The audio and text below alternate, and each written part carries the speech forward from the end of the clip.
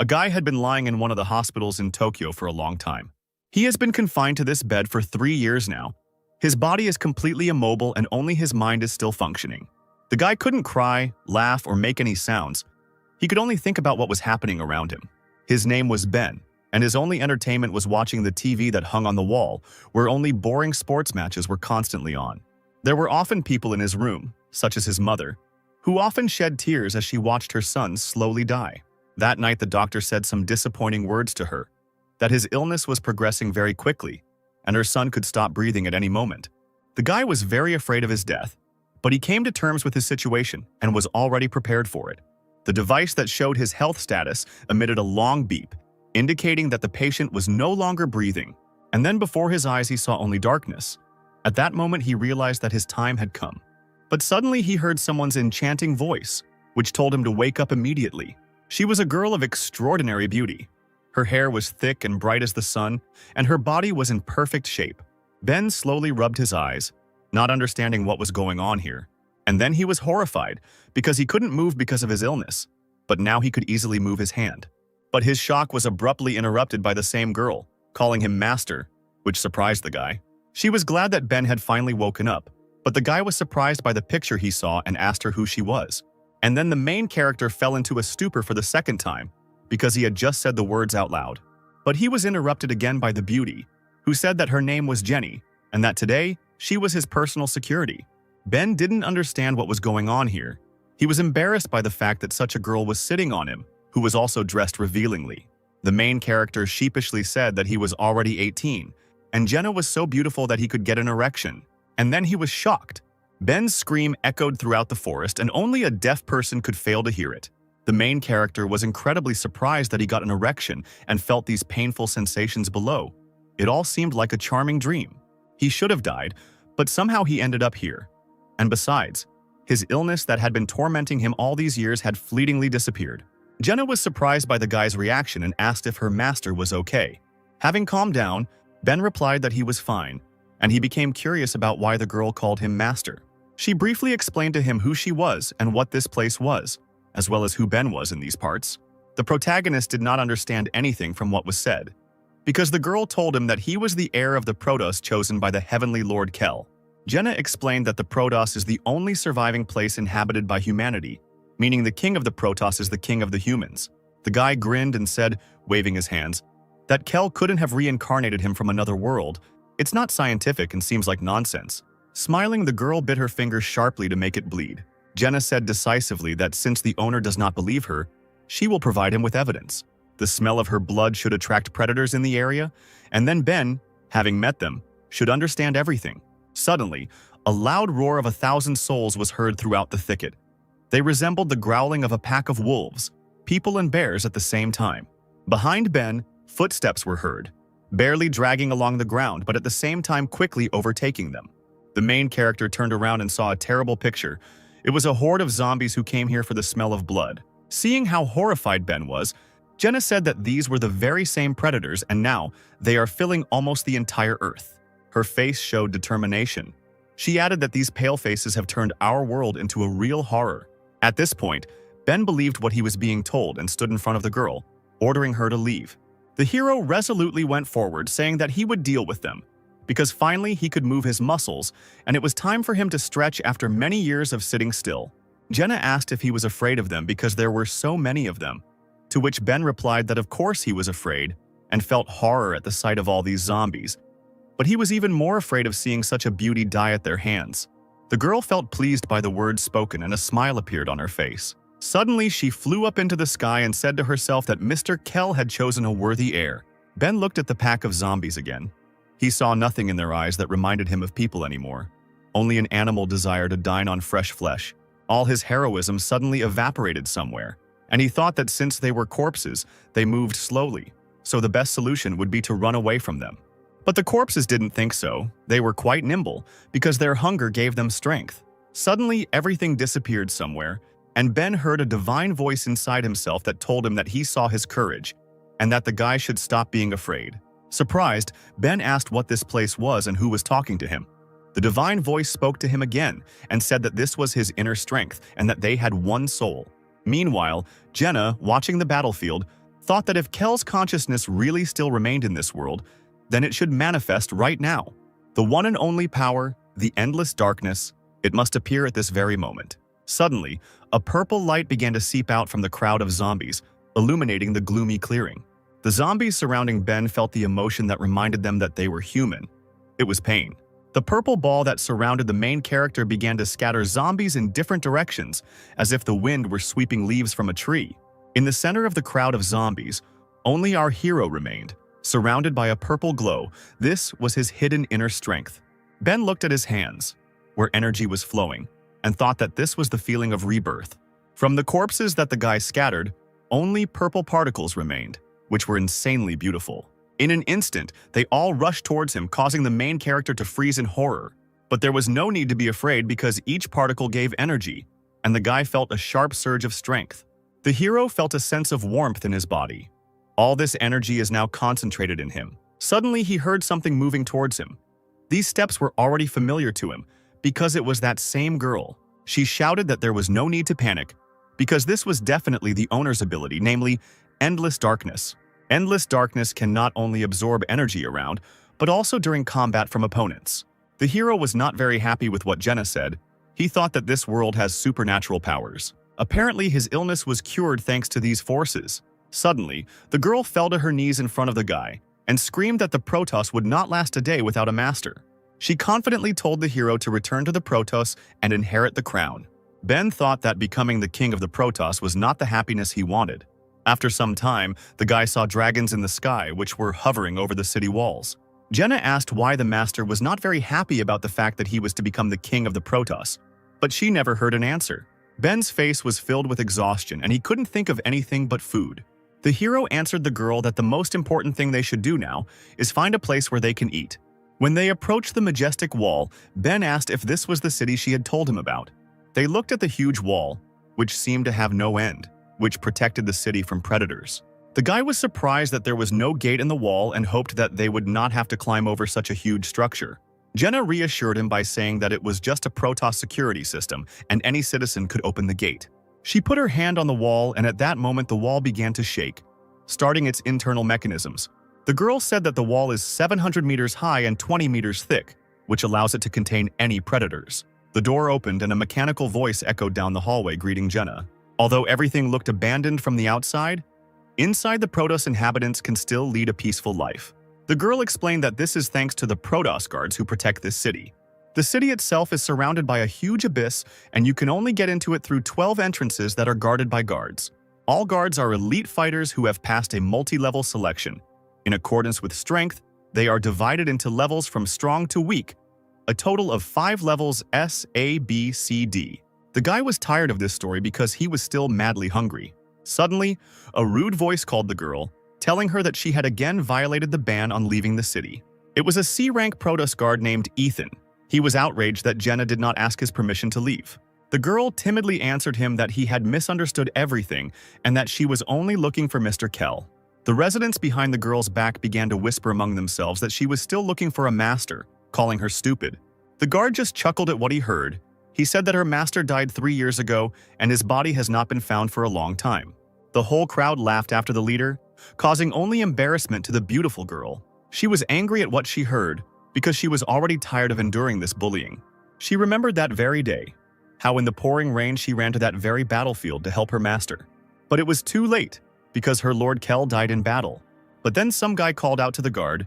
It was our hero, who advised Ethan to keep an eye on the gates. He boldly moved towards the crowd, wanting to protect the defenseless girl. Coming closer, Ben with a grin shamed the guard, saying that it was not nice for a crowd to offend such a nice girl.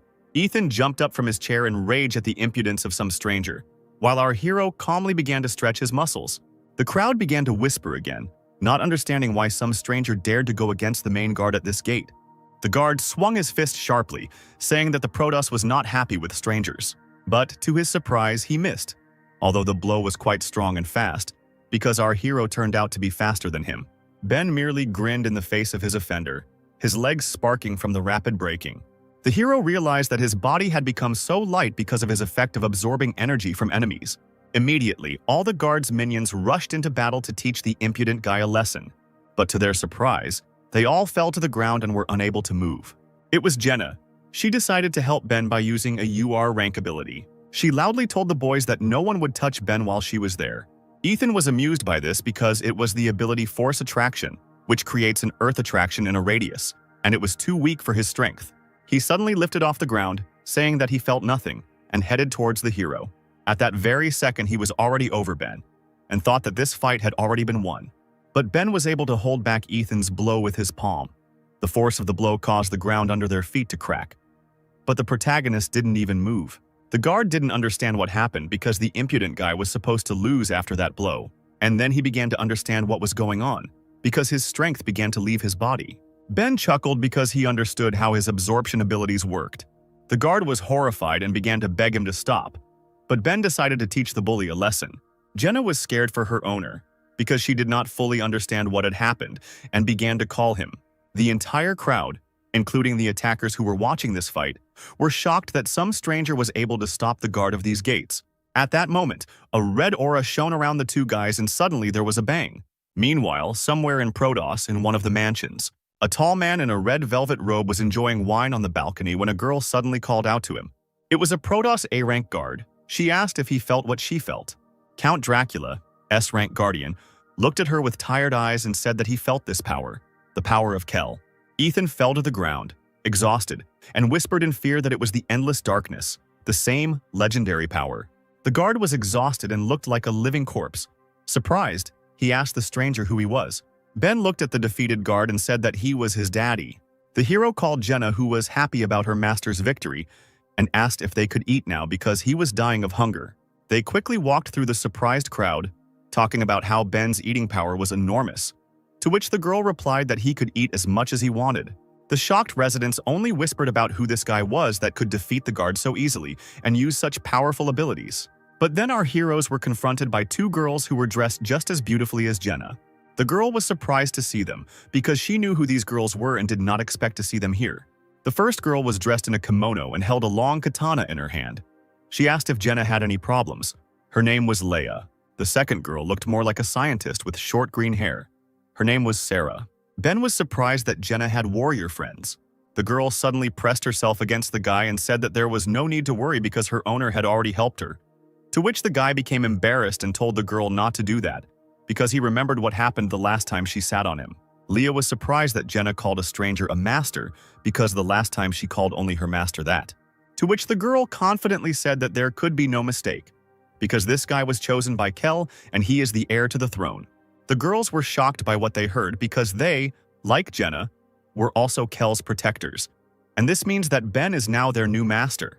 The hero was stunned because now in this world 2 more girls will follow him. After a long day, the newly formed team headed to Kell's residence. The girls finally fed Ben, and the plates of noodles were gone one after another. Leah and Sarah were amazed by the guy's appetite. They hadn't seen anyone so hungry in a long time.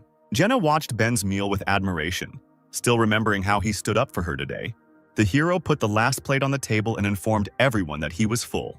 Ben's new protectors wondered how many years he hadn't eaten that he could eat so many plates of food, and Jenna asked if the guy liked her dishes. Suddenly, Leia stood up from the table.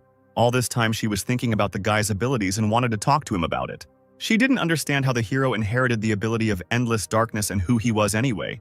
The girl told Ben that if he really was Kell's hope, there would be no mercy for him, and his life and training would be harsh. Sarah supported her friend and said that being the owner of these girls is not as easy as it seems at first glance.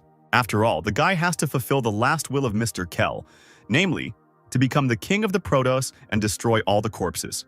Ben was outraged by yet another reminder that he had to become king, because he didn't want to be. After dinner, the hero went to his room, thinking about what the girls had in mind today and what destiny awaited him. In his room, he started training, because he had not felt what it was like to train for a long time due to his illness. After 100 push-ups, Ben thought about how everyone in this city was telling him that he should be the king of the Protos. After all, why should it be about him? Suddenly, he heard a familiar male voice behind him, calmly telling him that it directly concerned him. The guy turned to the stranger because he was sure that he was alone in this room. The picture he saw amazed him. He did not expect to see this man here. The stranger had long white hair and was dressed in gold-toned clothing similar to what nobles wear. It was the Protos king Kell, the same man everyone mentions when they see Ben. The king told the boy that he was not so stupid if he could recognize him. The hero was shocked by what he saw because Kell had died long ago and shouldn't be here. The stately man, smiling, answered the guy that this was true and his physical body had long been dead. But at the same time, his soul is alive and right now it is in Ben's body. The hero realized that in this case, it was not a physical body that was sitting in front of him, but only the ghost of that very king. Kell said that this is true, because now he is completely powerless and can only be in the form of a ghost, and also only the hero can see the king, because he is directly connected to him. Ben was outraged by what was said, because the man brazenly pulled him out of another world, and also placed his soul into the guy's body without asking. The hero approached the king and was filled with anger. He assumed that the ghost wanted to use his body for his own purposes. Kell's calmness was astonishing. He didn't even move. He reassured the guy by answering that he wasn't interested. The king then suddenly disappeared and appeared behind Ben, saying that he had not called him into the Protos for this. The guy saw that the man calmly settled down on his bed, and just as calmly he said that he had called him only to make one deal. The king explained that he gave the boy the strongest ability in this world, namely, endless darkness. He also allowed the hero to possess the endless wealth that Kell had, allowed to have the highest status in this world, and also that Ben would become the king of the Protoser. And after he becomes one, he will need to find those who staged a palace coup 3 years ago and killed Kell. After listening to the king's touching story for a long time, the hero replied that he didn't care and he wouldn't do it. The man didn't expect such an answer, but he reminded the guy that he was in such a position that he couldn't refuse. Ben decided to have a snack and took a banana from the table, assuming that since the king had summoned him to this world, he definitely had a method to subjugate the guy's will to himself. While he was peeling the banana, he asked Kell to tell him what trump card he had for subduing the hero. The king jumped out of bed and grinned, and replied that the guy was smarter than he thought. After all, the man put a seal in the hero's body, which can only be removed after fulfilling his condition. Ben was not pleased with what was said, and he asked again what kind of seal was installed in his body. Kell explained that this seal is quite tricky, and every time the hero has an attraction to a woman, he will feel unbearable pain. It is better to die than to live like this. And if the hero refuses, then his life will be like that of an unsuitable man. These words struck the guy to the depths of his soul. His body felt like it was pierced by 1,000 needles. He really didn't expect the Protos king to blackmail a pawn like that. Ben wondered why Kell chose him, because he was an ordinary guy, and the king could have chosen a more suitable candidate for revenge. He also suggested that apparently the man could only choose him and not anyone else. Kell was amazed at how the hero guessed everything, because due to an incurable disease, the hero's muscles completely atrophied, and he was like a blank sheet of paper. The guy was the best suited for the endless darkness. Ben continued his conversation. He said that he was very grateful for the man who gave him a second life. But he is a living person, not someone's toy for revenge. After listening to the guy, Kell, with a smirk on his face, said that at first he greatly underestimated the hero. Meanwhile, someone's silhouette was sitting on the roof of the house right above Ben's room. It was Leia, who was surprised that the main character was talking to himself in the room. After talking to the ghost, Ben went to bed. He assumed that it was not a fact that the seal really existed, because then he would wake up in pain every morning. Suddenly, the door to his room opened and an unfamiliar girl dressed in fishnet tights appeared on the threshold. She was wearing a rather revealing outfit consisting of a bright jacket, unbuttoned wide open, and a cheeky collar around her neck. Also part of her outfit was a large minigun that she held up to Ben's face. Feeling something was wrong, the guy opened his eyes to see what was going on. The picture he saw shocked him. In front of him stood an enraged girl who was ready to kill our hero at that very moment. Ben knew what a bad situation he was in, so he decided to try to talk before it was too late. He asked what the girl wanted to do with him right now.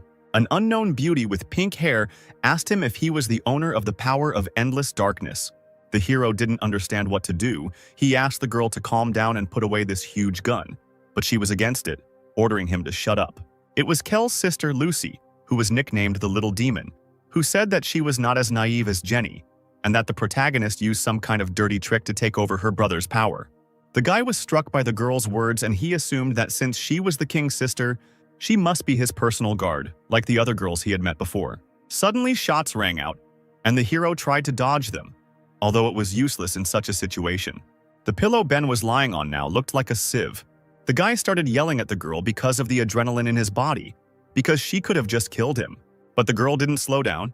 She demanded to tell her how he got her brother's power, otherwise Ben would end up like this pillow.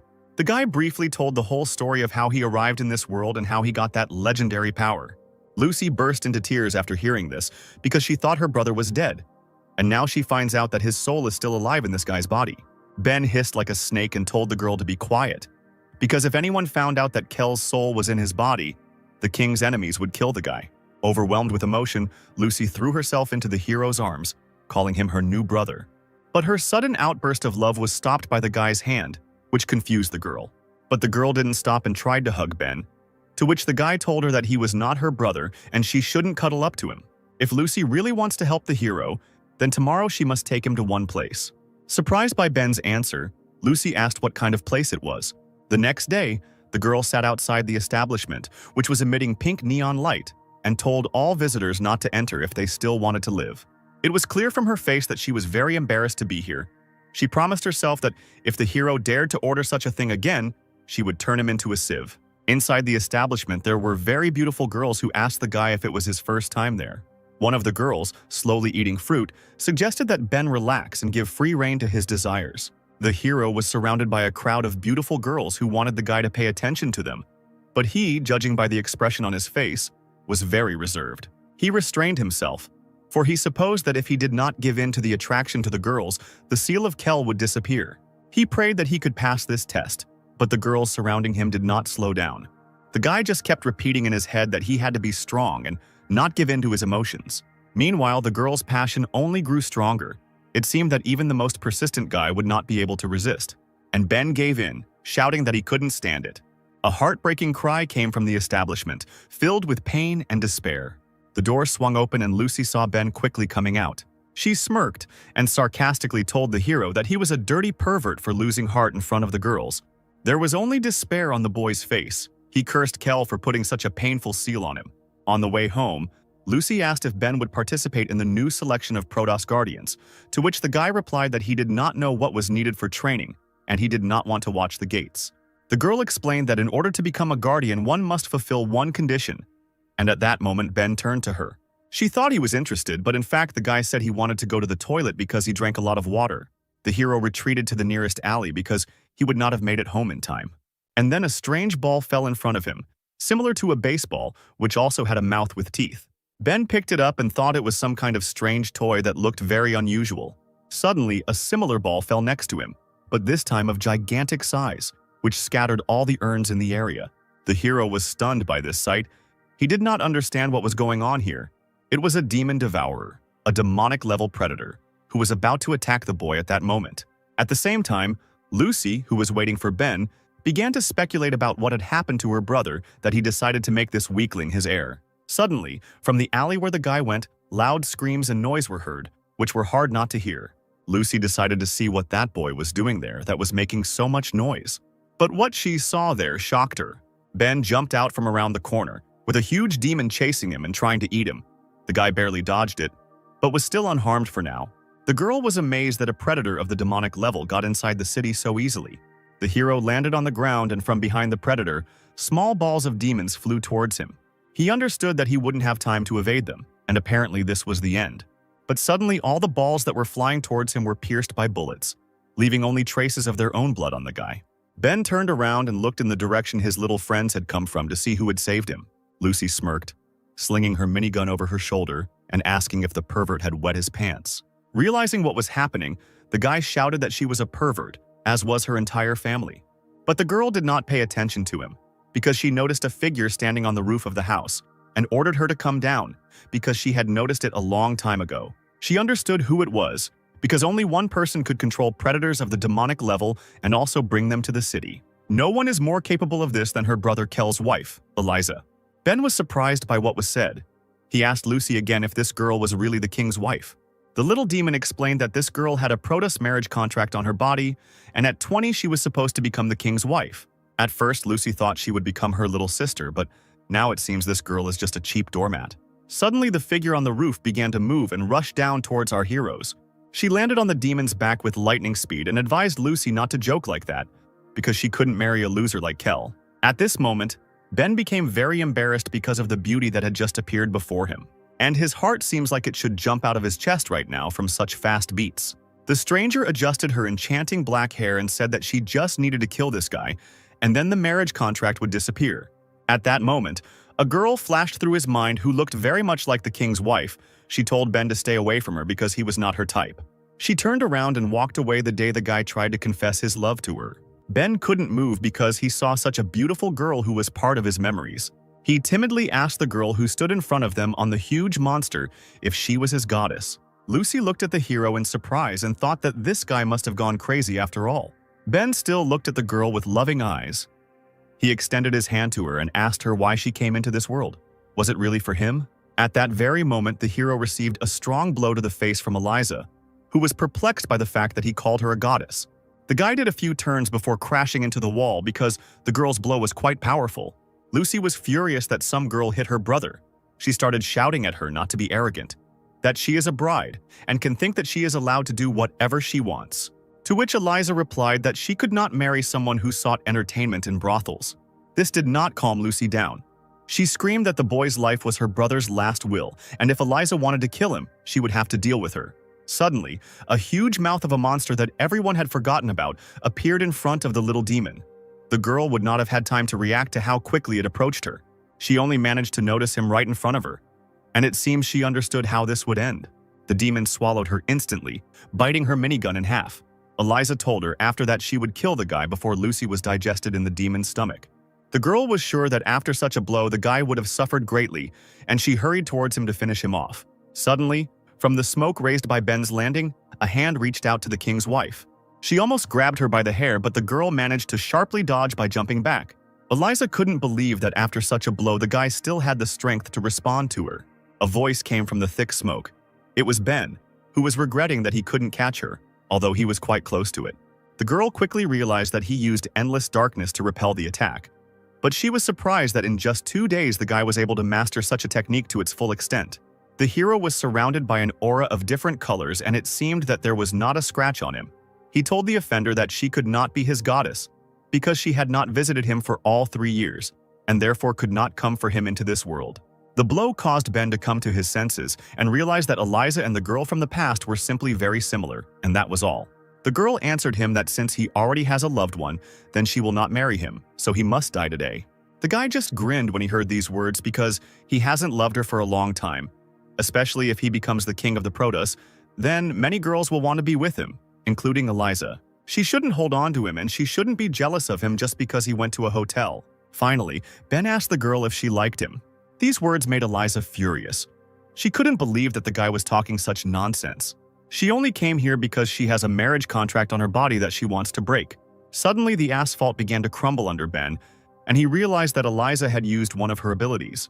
Hundreds of demons flew out from under the ground, instantly lifting him into the air and beating him from all sides. As they flew up, they turned around and came down to inflict maximum damage on the guy. The force of the blow caused a loud explosion, and the ground around shook. Eliza was sure that this time she managed to catch him. She told the hero that it was all over because her demons would not leave a single bone of him. The girl didn't want to kill him at all. The guy was just unlucky enough to get to this place and be her target. Suddenly, the smoke cleared and our hero exhaled calmly. The multicolored aura that protected him was still visible around him. Sitting at the bottom of the crater that was formed after the impact, Ben agreed that he was unlucky with the place he ended up in. Eliza was horrified. She couldn't believe that this time the legendary power protected the guy. She was also horrified by the fact that her demons now looked like withered corpses. While the girl was trying to understand what had happened, the hero was already heading towards her, saying that he was not actually going to become the king of the Protos. Everyone insists that he go a certain way, but no one asks him what he really wants. He had already died once, and this was the life Ben had decided to live for himself. The hero's words surprised Eliza, but at that moment some noise was heard next to her. Inside the demon that swallowed Lucy, a girl's voice was heard. He asked Eliza if she knew why the little demon was using a machine gun. All because the girl's power is too great, and if it is not controlled, then no one knows what can happen to the innocent. The two fighters were shocked by what they saw. Eliza thought that the compression force of this demon was 2 tons, and she could not open its mouth. Lucy appeared and shouted that this is the power of rank R. Changing her cells, her power becomes limitless. The girl flew out of the monster's mouth as if from a cannon and headed towards Eliza. If she hits with her blow, it will be fatal. The ground beneath the king's wife's feet was shattered into small pieces by the force of Lucy's blow. But Eliza still managed to dodge it. She quickly climbed up to the roof of the building, realizing that she had greatly underestimated these two. Ben was amazed at how short-tempered Lucy could be, although after what she did with the pillow, it was not surprising. Eliza knew that she wouldn't be able to defeat them at close range, so she decided to use one of her abilities since the two were standing so close to each other. Her eyes became like two blue moons and her face became extremely tense. Our heroes thought that this girl was running too fast, and they needed to come up with something to catch up with her. A huge blue ball appeared behind Eliza, which illuminated the entire area. This was the ability of the blue moon. Ben and Lucy realized that they could no longer move, and their minds felt like they no longer belonged to them. SSR Blue Moon. Rank power, just by looking into the eyes. Eliza can control weak predators, but if you use the light of the moon, then her power increases many times over, and she can control people for a short time. Suddenly, behind me, I heard the sound of a blade being pulled out of its sheath. Someone was quickly approaching. Eliza only managed to see the glow of the blade in front of her. She understood that she would not have time to dodge. The heroes felt themselves in their bodies again. They still couldn't understand what had happened to them. It was Leia. With her sweeping blow, she hit the girl and interrupted the use of the ability. Eliza was only able to spit out the blood that formed after the blow. It seemed that the fight was over at that moment. Leia calmly told the girl that if she wanted to kill Ben, she should ask her permission first. Due to the strong blow, Eliza lost consciousness and fell from the roof of the house. Ben didn't lose his composure, and at that very moment he hurried towards the falling girl. He caught her mid-flight, preventing her from dying from falling from the roof. The guy started shouting at Eliza to wake up. He didn't want her to die here. But the girl's mind had already become clouded, and it seemed she had stopped hearing what the hero was trying to tell her. A little later, our heroes went home, namely to the house of Mr. Kell. Eliza suddenly woke up. She didn't understand what was happening because she thought she had died on the roof. The girl looked around, trying to figure out where she was. There was no wound on her ample chest. Eliza was sure that Leia had pierced her with a sword, but there was not a scratch on her body. The girl tried to remember what happened at that moment and why the fight was lost. Before her eyes was a picture of Leia lightning fast drawing her katana, and it seemed Eliza saw a demon behind the girl's back. The king's ex-wife got out of bed to inspect the place. She thought that if Ben's protector was nearby, she would not be able to reach him. Suddenly, approaching the terrace, she saw that same guy who was sitting peacefully and talking to someone. Ben talked to Leia, asking her how she managed to find them. The protector reminded that it was her duty to provide security for the heir, and she should always know where the guy was because it wasn't only Eliza who was hunting for his head. Kell's killers are currently searching for Ben, and his every move is under threat. And there are two other heirs to consider. They are Count Dracula, who has great influence in the Protos, and Kell's older sister, Archangel Mary. These two are also not happy about the appearance of the hero. Right now, Ben is giving the impression of being weak, so anyone can try to kill him, and it was stupid to leave Eliza alive. Ben chuckled and replied that he couldn't just watch such a beautiful girl die. Eliza remembered how the guy heroically caught her in the air and helped the girl. She couldn't even think that he was capable of such a thing. The Blue Moon ability had no effect on Leia. She could easily kill Eliza, but the guy saved her. It touched the girl.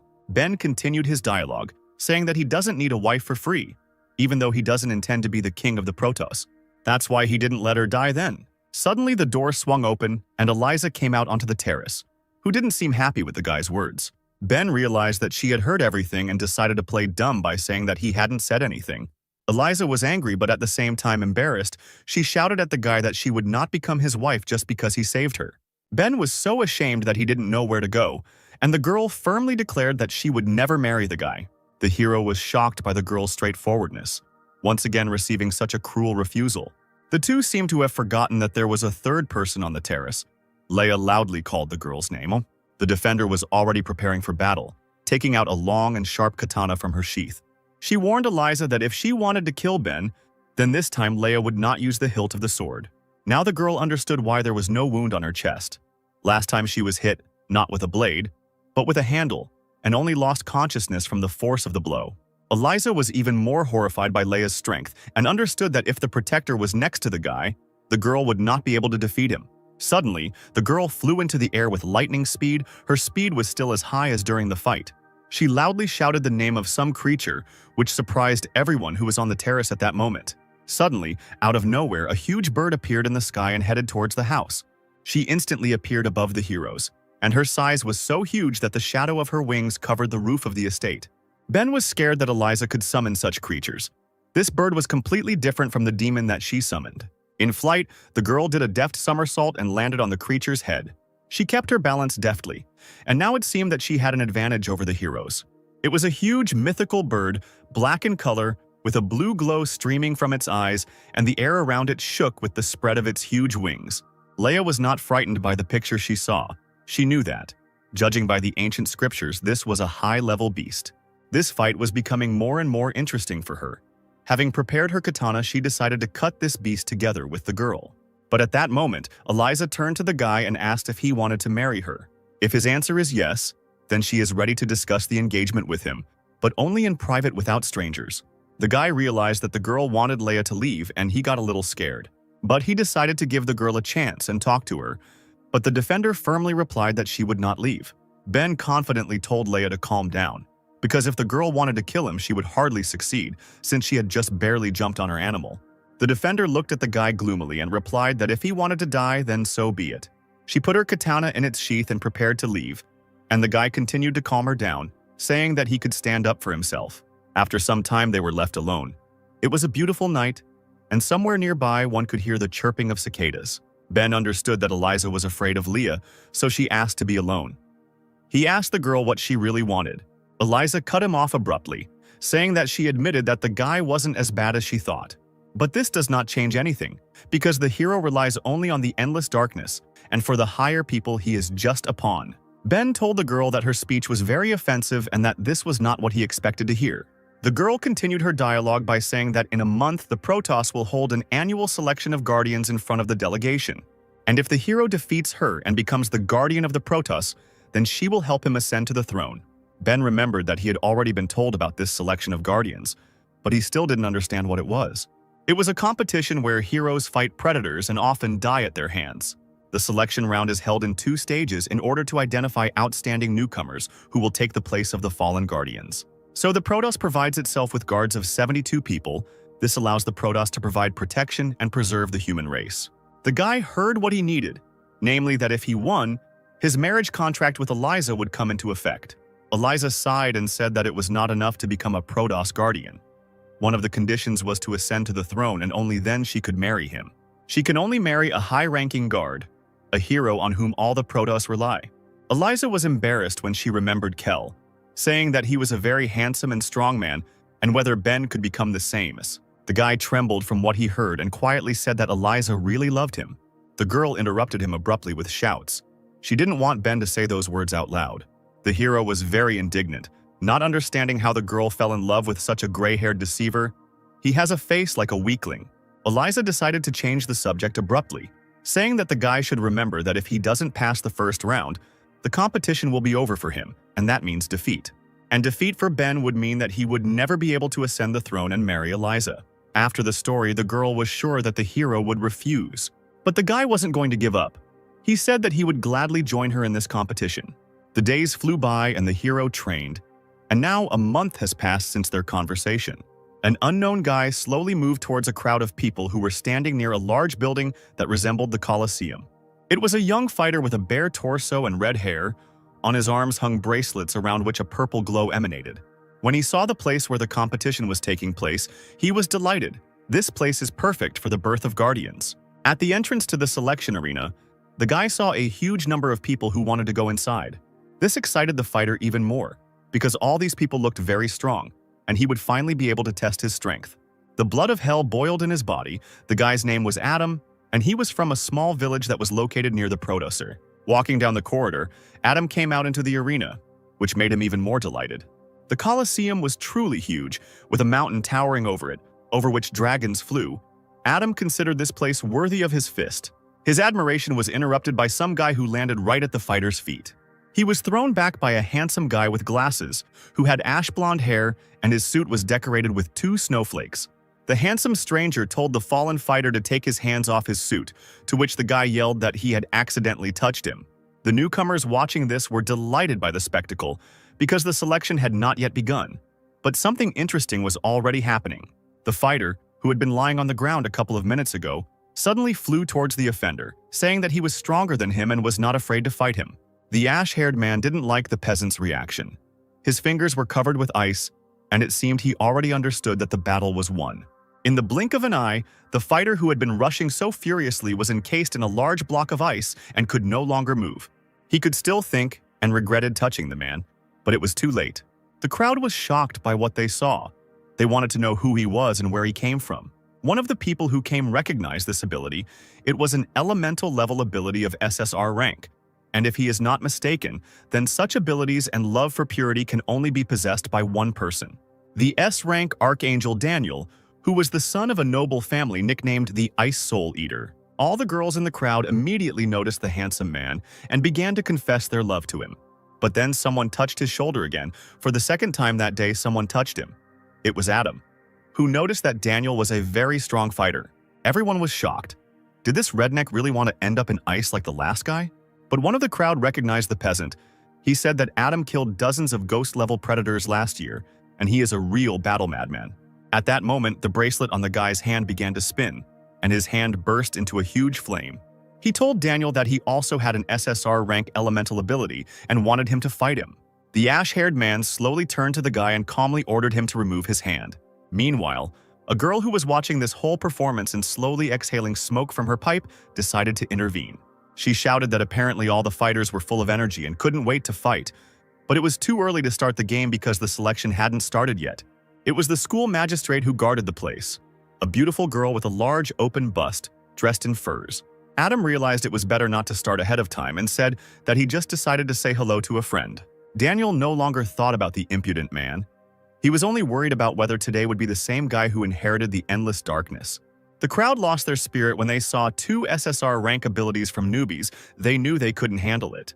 Night had fallen, and it was time to announce the start of the qualifying rounds. The director said it was time to begin. She was looking forward to the start of the competition.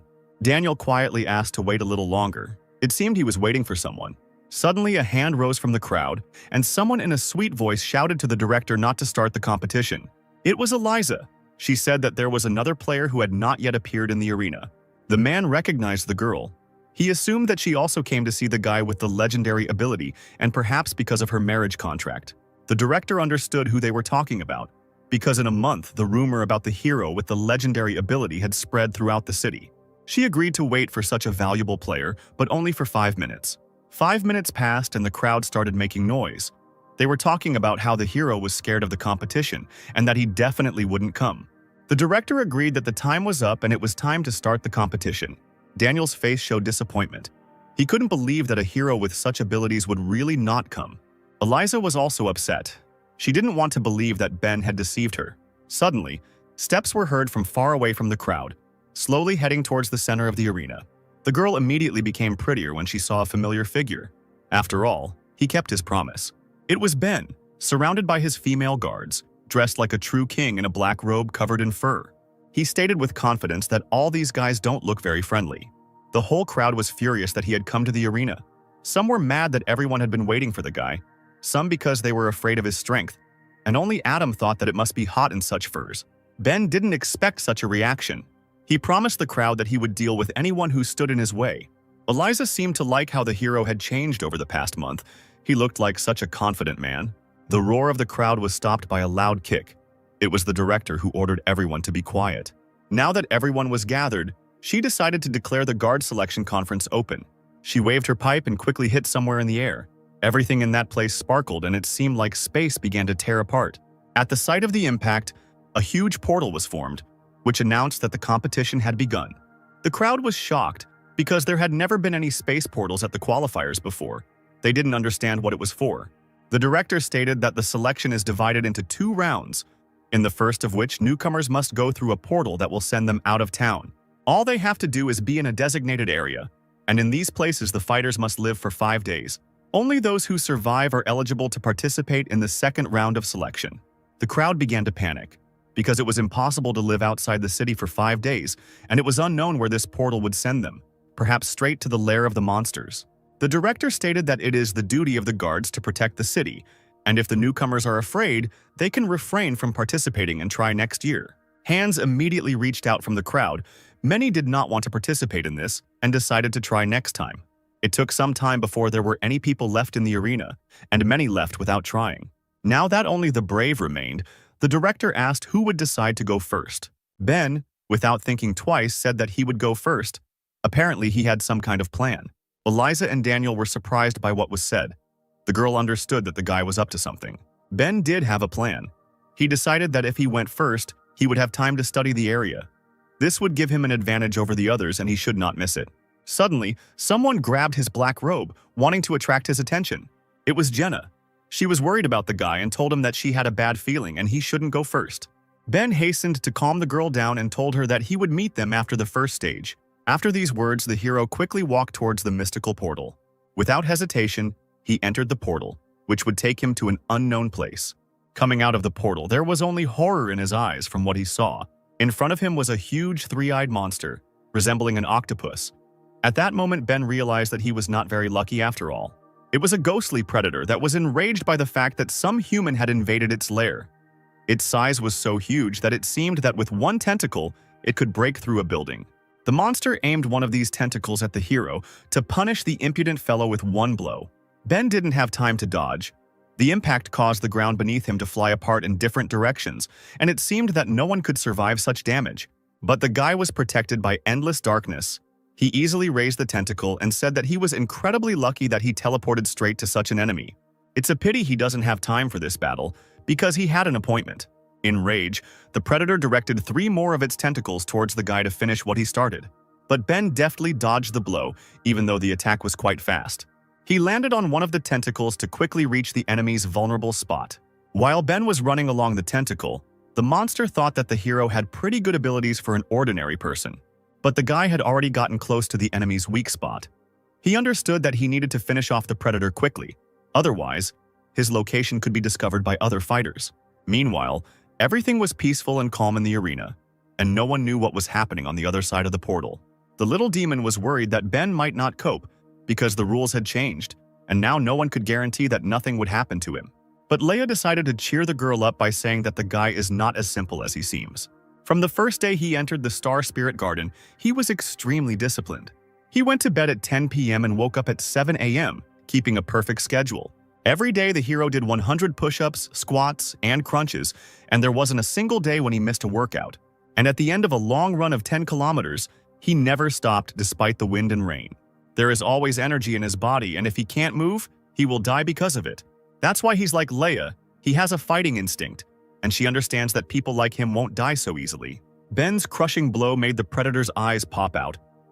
There's no way to defend against such a blow. Purple sparks began to penetrate the monster's entire body, causing colossal damage. Suddenly, purple energy began to emerge from the monster, which the boy had seen before when he fought against the corpses. He immediately realized that this was the energy that remained from the squid, and now he would absorb it. Suddenly, a corpse's hand emerged from the tentacle, which seemed impossible since the predator was defeated. Following the hand, a zombie appeared, gradually crawling out. When it came out halfway from his mouth and eyes, green smoke began to come out, which gradually scattered. This fog began to spread throughout the area. The hero was sure that he had defeated the squid, but now he did not understand what was happening. And then he thought that perhaps the predator was making a signal and attracting other monsters to itself. Suddenly, everything around sparkled and the air became cold as if winter had come. The predator's body was instantly covered in ice from start to finish. Now in front of Ben, there was only an ice block that looked like a large mountain. From what he saw, the guy froze in place and did not understand what had just happened. An unfamiliar figure spoke behind him, and the hero turned to see who was there. The figure said that the predator asked for help from his kind. It was Daniel. He explained that originally it was a humanoid predator, but when people eat too much, they become like this. Ben was outraged that the stranger not only spied on him, but also stole his trophy. Adjusting his glasses, the nobleman replied that if he hadn't helped the guy, he would now be surrounded by predators and the hero should be grateful to him. The guy didn't listen to Daniel to the end and turned around and said that he didn't have time to fight him because he needed to find the person with whom he had an appointment. Suddenly, the air became cold again and snowflakes appeared around the hero. The guy had already seen this attack a couple of minutes ago. Ben asked the stranger what he was going to do, covering himself in his aura of endless darkness. Daniel told the guy that the rules are that everyone has to live here for 5 days, which means that the rules allow participants to eliminate competitors. Ben turned to him and replied that it seemed that by the word competitor, he meant him specifically. Meanwhile, in the forest, one of the participants was running away from a crowd of predators. Something on his hand was making a sound like a watch alert as he approached an unknown blue wall. Suddenly, there was a loud explosion that tore the guy apart. The competition was over for him. A cooling corpse of a zombie was visible in the ground, having been defeated by someone. It was Jenna who dealt with the predators that attacked her. She wondered where her master had teleported to, because she had to find him. Suddenly, the watch on her hand began to make some kind of piercing sound. It was a locator that is given to the player upon entry, and if it makes a sound, it means it has turned on the warning system for the player. After all, there was only one rule of the game in the competition: to survive in your own area for 5 days. If you step outside the field, you will likely be eliminated from the competition. Jenna hurried to find her owner. She moved quickly along the branches like a cat. She also understood that she should not go beyond the boundaries of the field to which the portal sent her. Descending from the trees, she walked on foot. All this being observed by a mysterious figure in a cloak. It was an unknown guest who was glad to have found her. As Jenna moved through the forest, she began to suspect that something was wrong. She had the feeling that she was being followed all this time. She suddenly began to brake in order to turn around and see who was hiding in the treetops. Stopping, the girl shouted loudly for the stranger to come out. Looking into the darkness, she asked why the ghost continued to haunt her all this time. The guy was only glad that she finally noticed him. He had been craving a fight for a long time. An unknown figure descended from the tree with lightning speed and landed right in front of the girl. The stranger said that she was worthy of being Ben's bodyguard and asked when the girl noticed him. Jenna replied that she noticed him at the very beginning and asked what this guy wanted from her. The stranger threw off his cloak to reveal his true form. It was the electric god. Laughing, he said that someone wants Ben to die in this forest, so Jenna should take him to the hero. But the girl was determined. She had to ensure the safety of her master at any cost. At that very second, the villain sank into the ground due to the strong gravity that was pressing on him. Gravitational field, one of the girl's abilities. Every time she counted the numbers, the force of gravity in the radius increased. The guy's legs were already knee-deep in the ground. In this position, he would not have been able to use his abilities against the girl. But he was only amused by the protector's ability. When he began to sink into the ground, he realized that it was due to gravity. Meanwhile, on the other side of the forest, another battle seemed to be brewing. Daniel told Ben that just because the guy wasn't a threat to him right now, he wouldn't fight him. The hero didn't understand what was happening. He wanted to know what this ash-haired man wanted. The nobleman assured the boy that there was no need to be nervous because he had come here to tell the boy one thing. Approaching Ben, he asked him to stay alive in this forest by any means necessary. After this, Daniel headed forward into the thicket of the forest. The hero did not understand what he meant and asked again why the stranger was saying that. The nobleman turned around and explained that someone simply wanted the guy to die and not pass the first round. To which Ben replied that many people want him dead, but so far no one has managed to kill him. Daniel chuckled, because the guy still didn't understand what the nobleman had guessed as soon as he heard the rules of the competition. The purpose of the rules changed because of Ben. We need to make it easier to kill him, and anyone who can change the selection rules is definitely a very powerful person. As he left, he added that if a guy wants to be in the Star Spirit Garden, he must survive the first round. As he watched the stranger go, Ben wondered who it was and why he was helping him. But suddenly he felt a strange force that affected him. The hero had the feeling that he was moving against his will, and he turned in the direction he was being pulled.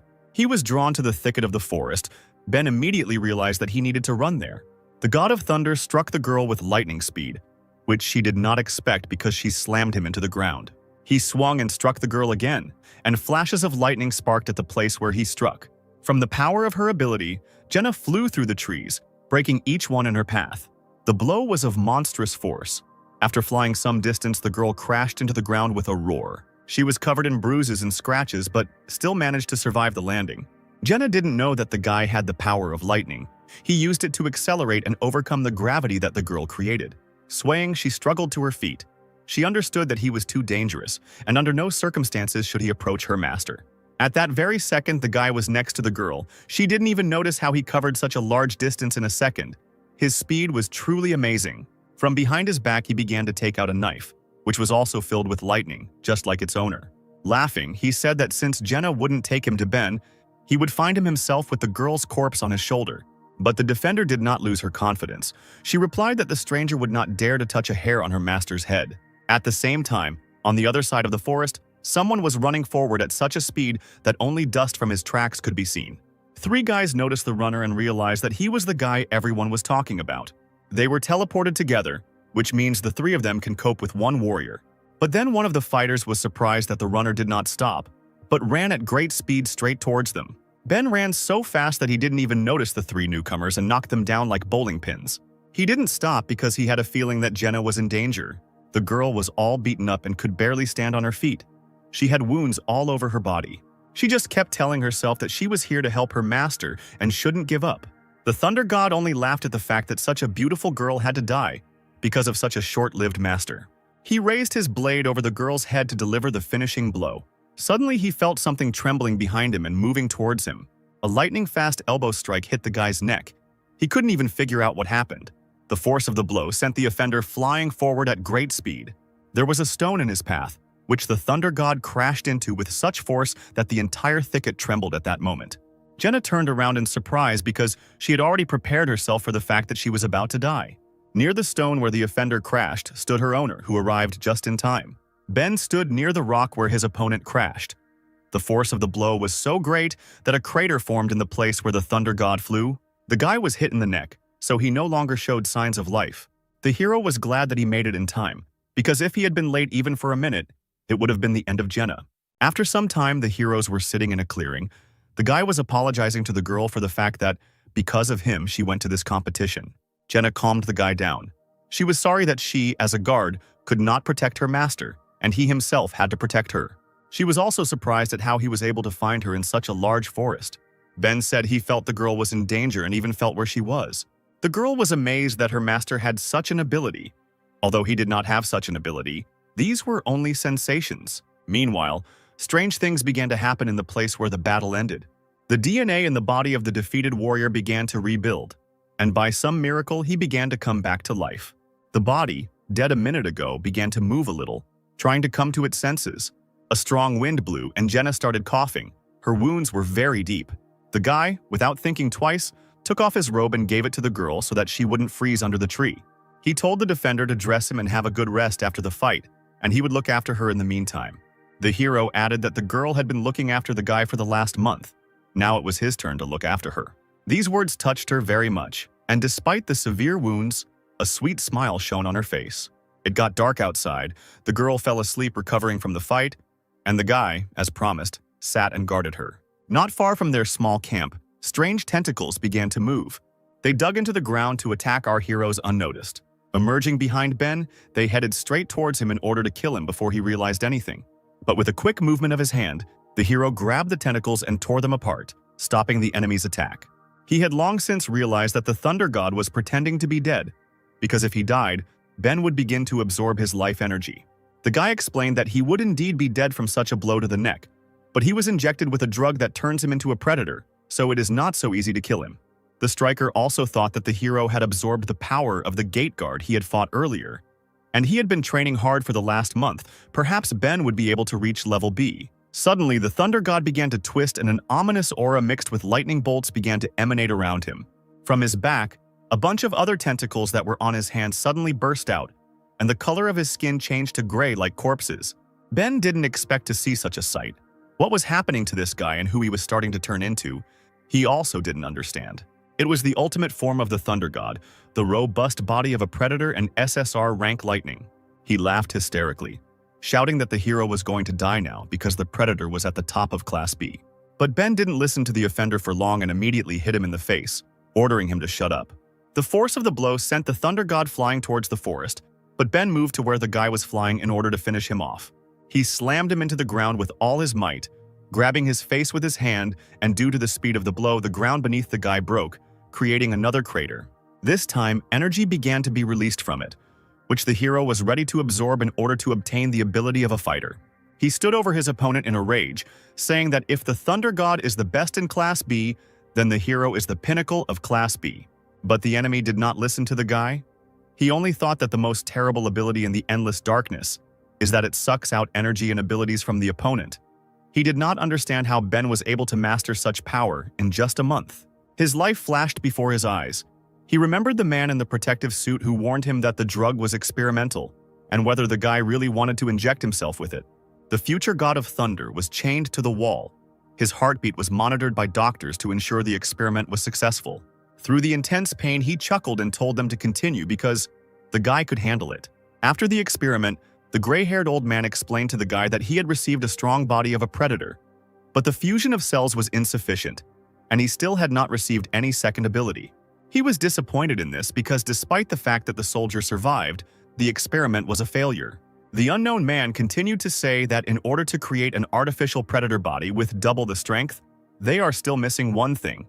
This is Ben's body, the crystal of dark infinity. Preparing for the blow and concentrating the energy in his hand, the hero asked the enemy how he managed to take on the form of a predator and remain sane. He also wanted to know who the guy's boss was and what their goal was. But the warrior, resigned to defeat, refused to tell Ben the truth. He only said that according to his calculations, the hero cannot be his opponent, and he is very curious why he is much stronger than expected. Ben simply replied that he simply had an extraordinary talent, and it seemed that the conversation was over. But suddenly the clouds thickened and rain began to fall from the sky, signaling that a thunderstorm was about to begin. The guy was surprised by this phenomenon. He realized that today God was on his side. Feeling a surge of strength, the predator asked Ben if he knew why lightning strikes during rain. But the hero did not listen to him. He was preparing to deliver the final blow by asking what the guy's last words would be. The sky was filled with the crackling of lightning. At that moment, the god of thunder attracted the natural elements to himself, directing his blow. Suspecting that something was about to happen, Jenna headed towards her master. She shouted to her master that it was dangerous and for him to leave. There was a roar, and a huge bolt of lightning struck from the sky, directed towards where Ben was standing. Lightning didn't hit him because something pushed him away and he fell to the ground unharmed. A crater formed in the place where the lightning struck. If the hero had been there, his endless darkness would not have saved him. The dust raised by the blow began to clear, and Ben began to come to his senses. At that moment, he realized what had happened and saw a terrible picture that horrified him. He saw Jenna in the place where lightning struck. The girl protected her master by throwing him back and taking the blow herself, unfortunately. After that, she showed no signs of life. The god of thunder was already heading towards the hero, saying that the girl had ruined his plan because she was ready to die for her master. Lightning gave him enough energy to recover. It seems even the heavens helped him in this battle. Ben became enraged. An aura of endless darkness began to surround him. He could not believe that Jenna gave her life for him. The hero jumped at lightning speed towards the offender, shouting that he would kill him. The thunder god wasn't afraid of the guy, but only directed his electric tentacles towards him to protect himself. The tentacles pierced Ben's body. Blood began to flow from all parts of the body, but the guy did not feel pain because he was intoxicated with rage. He was getting closer and closer to the enemy, and the tentacles were piercing more and more parts of his body. The predator thought the guy was crazy because he was still trying to hit him despite the tentacle attack. Ben reached his target and his punch, which he put all his strength into, flew straight into the face. With the force of the blow, the hero slammed the predator into the ground. At that moment, everything ended for him.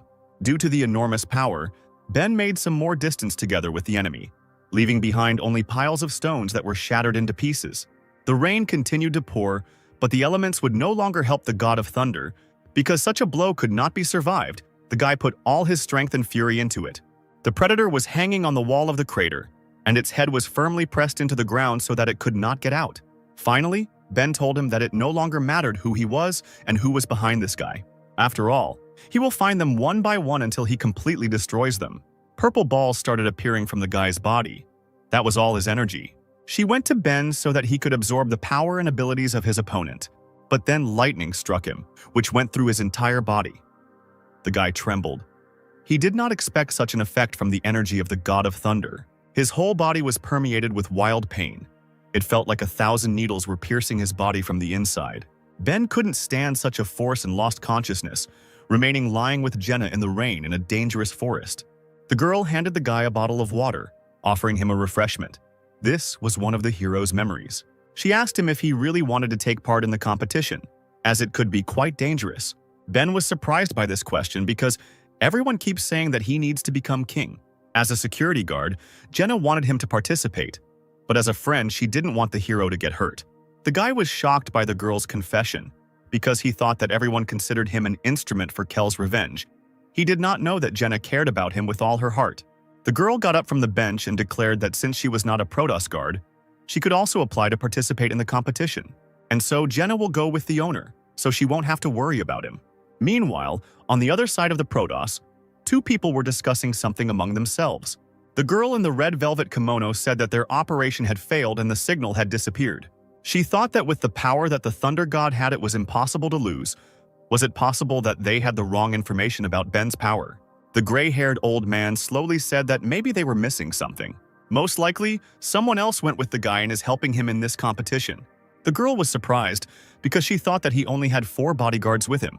The old man, angry at the failure, said that they shouldn't think about it now because there were 4 days left before the selection began, so the girl should go get the corpse of a predator who lost in battle. Suddenly, the figure of the girl found 2 heroes who were lying at the bottom of the crater without strength. It was Eliza. She understood that while the hero was unconscious, this was an excellent chance to kill him and terminate the marriage contract. She slowly approached the boy's wounded body. He still did not move and could not defend himself. Eliza prepared to attack to finish off the guy. But at that moment, for some reason, she began to hesitate. It seemed to her that the guy was blaming her for what she was trying to do now. The girl struck and blood flowed in all directions. She pierced the abdominal cavity and grabbed the heart with her hand, which she then tore out. But not from Ben's chest, but from the chest of a zombie that snuck up on her from behind. The smell of the hero's blood brought a crowd of the dead, who were eager to feast on fresh flesh. She turned to the guy and said that she was only helping him because he himself was not in a condition to fight. Eliza began to fight with monsters. She killed zombies one by one. They were not her rivals, so it was easy. After Eliza dealt with all the enemies, she said that it doesn't matter how many there are because they are too weak. But suddenly the ground shook under the girl's feet. It felt like an earthquake had started. A huge monster the size of a 5-story building emerged from underground. On his head, he had a helmet similar to a knight's, and steam was emitting from his mouth. Eliza was shocked by the size of the creature. She wondered who it was. It was a demon-level predator called the Arbiter, and he was furious that the girl dared to attack his minions. He quickly raised his hand above his head, sentencing the girl to death. The referee's hands fell on Eliza like a meteorite falling to the ground. Everything around shook from such a colossal force of impact. But the girl was quick. As always, she managed to dodge the attack. Jumping towards the tree, Eliza pushed off sharply from it to fly towards the referee. She was faster than the giant, so she was sure that he would not have time to dodge her attack.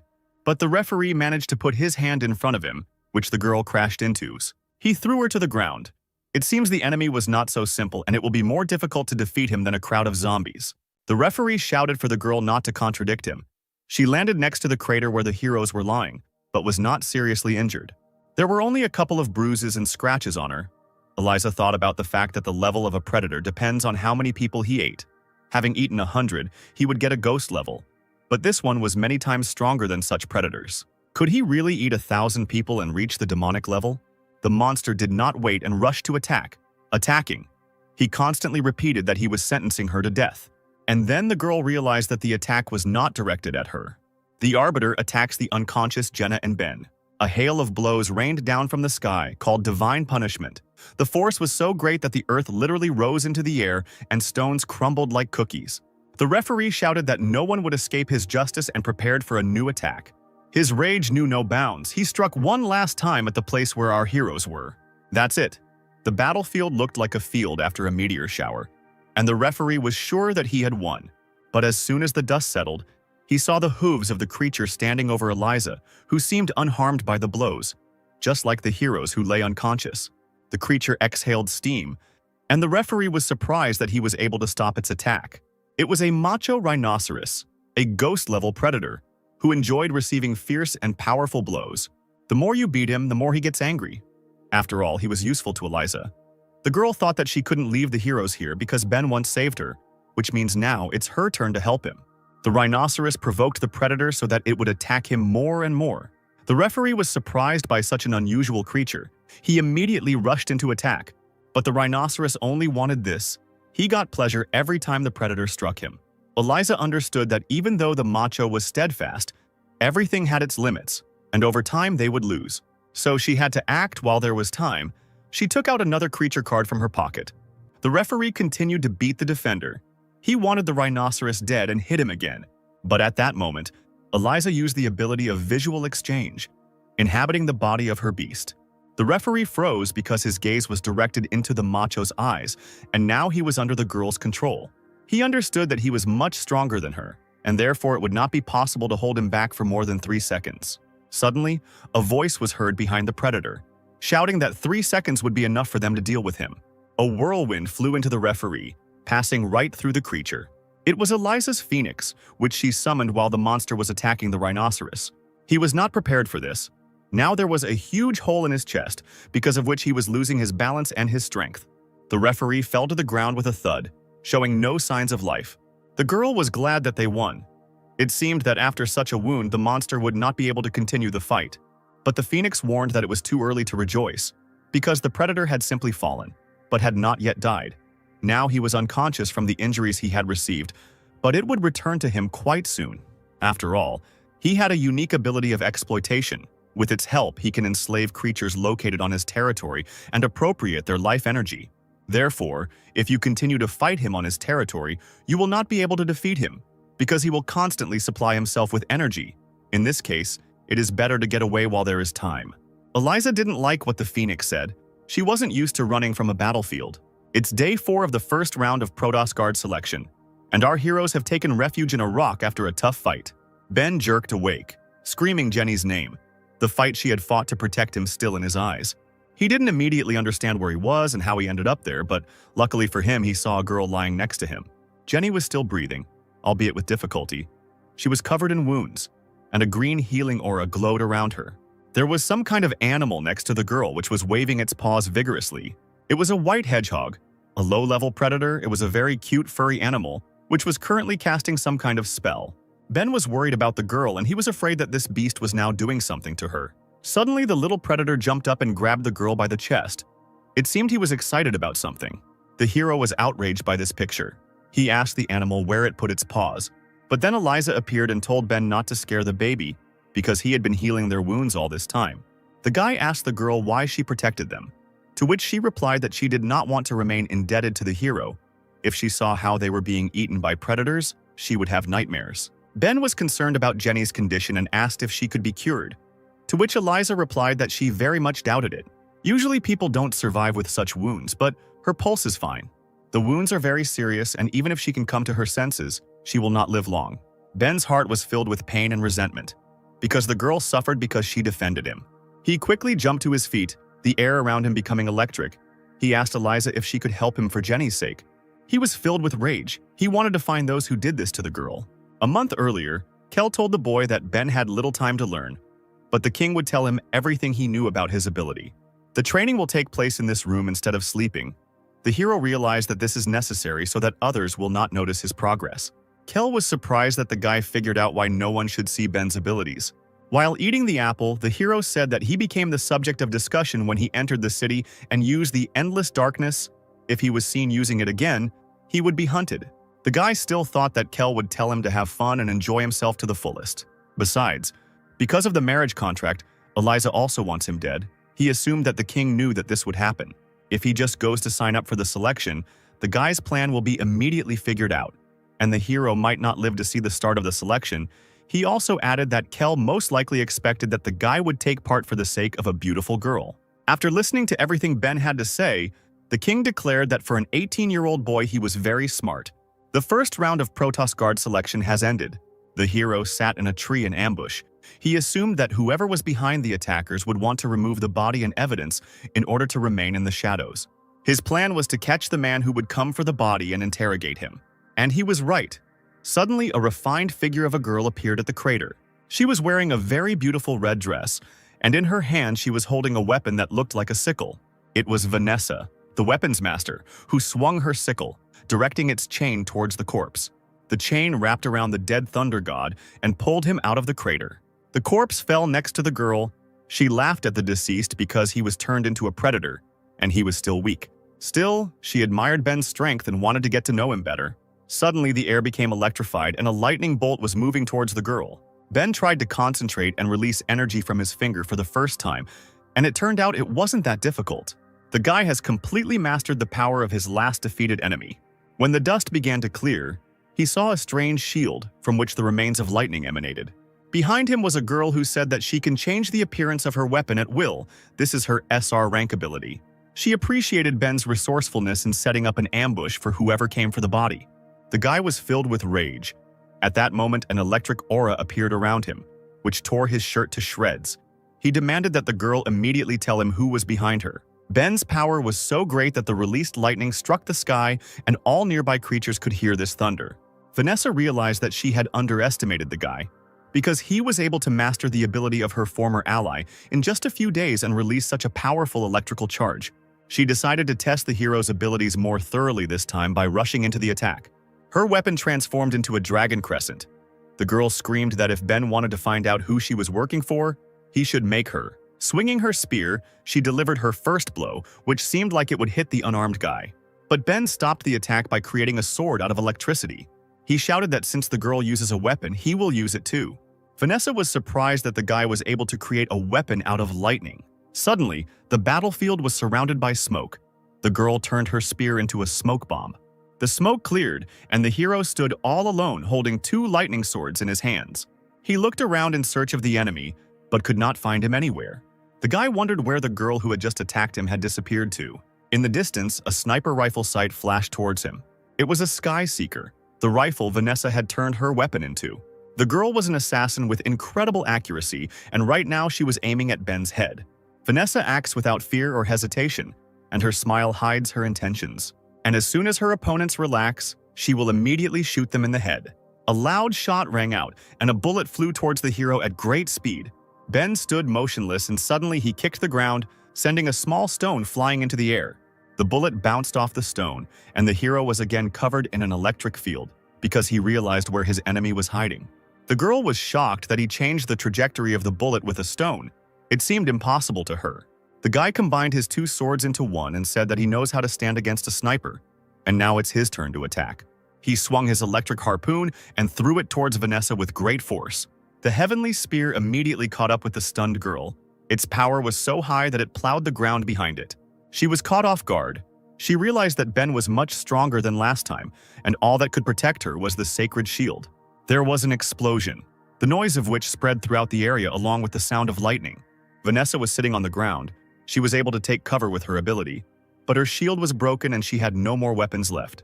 She trembled and experienced a new feeling that she had never experienced before. It was a feeling of humiliation. The girl thought that the guy was stronger than her, and at the same time Ben was slowly approaching his opponent. Suddenly he started to unbuckle his belt. Vanessa didn't expect that from the guy. She asked him what he was going to do right now. With a smirk on his face, the hero replied that since she didn't want to tell who she was working for, and death would be an easy way out for her, he would do something else. The girl trembled. Was Ben really going to do what she thought? He took off his belt and threw it on the ground, saying that they were alone here, and the girl was too charming. If he did something wrong, she would not be offended. Vanessa, embarrassed, began to crawl away from the guy, and he continued to talk about how his bodyguards say that he is the best of men, and the girls of the brothel can't get enough of him when he comes. Various vulgar thoughts flashed through the girl's head about what was about to happen. Vanessa thought that today she would be insulted not only by her defeat, but also disgraced. She was very embarrassed. The picture she presented did not please her. The girl screamed when Ben started to unbutton his pants. Out of desperation, she agreed to tell who she works for, just so the hero wouldn't come up. She works for a mysterious old man, the dean of the faculty of the Academy of Sciences, Mr. Herbert. The guy was surprised by the answer because the Protos throne shouldn't worry the old man, so why does he want to kill Ben? The embarrassed girl explained that it was not about the throne, but about the hero's abilities. It's all about the origin of the infinite darkness ability. The Guardians and Predators abilities originate from a meteorite that is stored in the Academy of Sciences. The dean used it to turn the guards into predators and create powerful warriors. But the experiment failed. They acquired the bodies of predators, but also adopted their bloodthirstiness, which means the effect of the transformation was unstable. Ben realized that one of them was sent to kill him. Now it is not surprising that he lost. The girl replied that the experiment was unsuccessful, not because of this, but because the power of the meteorite is imperfect and the guards were unable to obtain abilities. The hero assumed that since the dean was hunting him, it meant that Ben's ability could make the force perfect. Vanessa confirmed his guess. The dean found 2 cores in the meteorite, a core of light and a core of darkness. The ability of light is radiation, and the ability of darkness is absorption, and if they are combined, the meteorite will gain full power. The endless darkness that is in Ben is the core of darkness. With this core, Dean will be able to create an artificial predator with a strong ability. Ben asked what all this was for. The girl replied that it was to strengthen the Protos guard and counter the many predators outside the city. The guy didn't expect to hear such nonsense. He couldn't believe that the girl believed this lie. After listening to the story, Bene stood up and buttoned his pants. He said that he had a friend at the academy and he had to verify Vanessa's words. The girl was surprised that the hero simply left and did not intend to kill her, despite the fact that she was a witness. The hero noticed Vanessa's gaze and asked why she was against his leaving. Did she really expect that Ben would finish what he started? Vulgar thoughts flashed through her mind, and she replied sheepishly that she had not expected anything. Suddenly, a huge fist flew towards the guy, which Vanessa noticed, shouting at Ben to turn around. The guy turned around sharply and stopped the attack with one hand, as if he had been expecting it. It was the Arbiter who had regained his powers after the battle with Eliza. He was surprised that the guy repelled the attack so easily, but Ben reassured him by saying that it wasn't that the Arbiter was slow, but that the hero was too strong. A purple aura was concentrated around Ben, indicating that the guy had begun to use his ability to absorb the enemy's powers. The monster felt his strength leaving him. He hoped that his ability to restore energy would save him. But nothing could help him anymore. He began to dissolve into the air, and his helmet fell from his head, showing us the true face of the predator. Vanessa was surprised that the monster couldn't even hit the guy. Now she saw how the endless darkness worked. And not only the predator weakens, all the plants around began to emit purple energy and die at the same time. After using the ability, all that was left of the demonic-level predator was his helmet, and the plants in the area withered away. An entire section of the forest was depleted, and Ben had now become much stronger, which amazed the girl. The guy turned around and started to leave, saying goodbye that he couldn't waste time here, because the last day of the selections was about to end. Vanessa jumped up and stopped the guy, saying that she couldn't go back to the dean after telling about him, because he would kill her. Now she has nowhere to go, and she asked Ben to take her with him. The hero did not expect to hear this from his former enemy. Now he did not know what would be the right thing to do. At the same time, somewhere in Protos, two figures were discussing the qualifiers. The girl said that in the first round, out of 33 people, only 8 remained alive. Count Dracula was disappointed with the results he heard. He expected that more participants would be able to pass the test. The director was in a hurry to cheer up her master. She said that there was good news as well as bad news. 3 demon-level predators were destroyed in the competition area. The Count was interested in what was said and asked who these 3 fighters were who had achieved such success. The director replied that, according to the data, the first one to defeat the predator was the Ice Soul Eater Daniel. The second was the owner of the Hellfire ability, Adam. While the third was Ben, the owner of the ability of Endless Darkness, and also the most interesting contender in this competition. There was barely a smile on the Count's face. He was very interested in these people. The clock on the tower made a sound, signaling that the first stage of the qualifiers was over, and it was time to send the fighters back. A portal appeared in the forest where Ben and Vanessa were. The guy asked the girl again if she wanted to go with him, to which she responded with consent. A portal also appeared in the cave where Jenna lay unconscious. Eliza realized that time was up, and Ben never returned. In the lost places in front of the Ice Lord, a portal also appeared, and he walked slowly towards it. On the Swamp of the Dead, on a mountain of corpses, sat Adam, who was disappointed that time was up because he had not played enough yet. Suddenly, a strange figure with a tail appeared in front of him, which was covered with drawings resembling tattoos all over its body. Adam was glad to have a new opponent. He thought that he was very lucky to fight again before the portal closed. A voice sounded in the guy's head, saying that behind Adam there was a portal leading to the city. The firefighter was outraged by what was said. He did not understand what the predator wanted. The voice in his head got louder and asked the guy to let him through the portal. Suddenly, Adam's entire body was covered in wounds from which blood flowed in streams. There was an explosion, and the fighter was torn into hundreds of small pieces. Adam fell to his knees from the sight he saw. It was an illusion. He began to choke from the piercing cold and fear that engulfed his entire body. The fighter stood up abruptly, trying to figure out who was standing in front of him. At first, he thought it was a demonic-level predator, but then he realized that they grew larger depending on the number of people they ate, and this one was built like a human. Is this a spiritual-level predator? This level is obtained by those predators who have eaten 100 of their demonic-level relatives. This type is extremely rare. The hero was overcome with fear. He destroyed the bracelets that were on his hands. The guy understood that he should not be allowed into the portal under any circumstances, otherwise the consequences are hard to imagine. In the places where Adam had recently had bracelets, dragon tattoos appeared, which began to glow with a red flame. His hands caught fire and formed 2 fireballs, with which the guy rushed into the attack. The legendary predator assessed the strength of his opponent. He thought that such power was quite great for such a boy. Adam brought his hands together to launch one powerful attack. A wave of fire flew towards the predator. The stream of dragon flame was so powerful that only charred stumps remained of the trees along the way, and the water immediately boiled. All that was left of the forest was a huge burning crater, and the guy was sure that he had defeated the enemy. This was his most powerful ability, and no matter who he fought, this technique would turn anyone into ashes.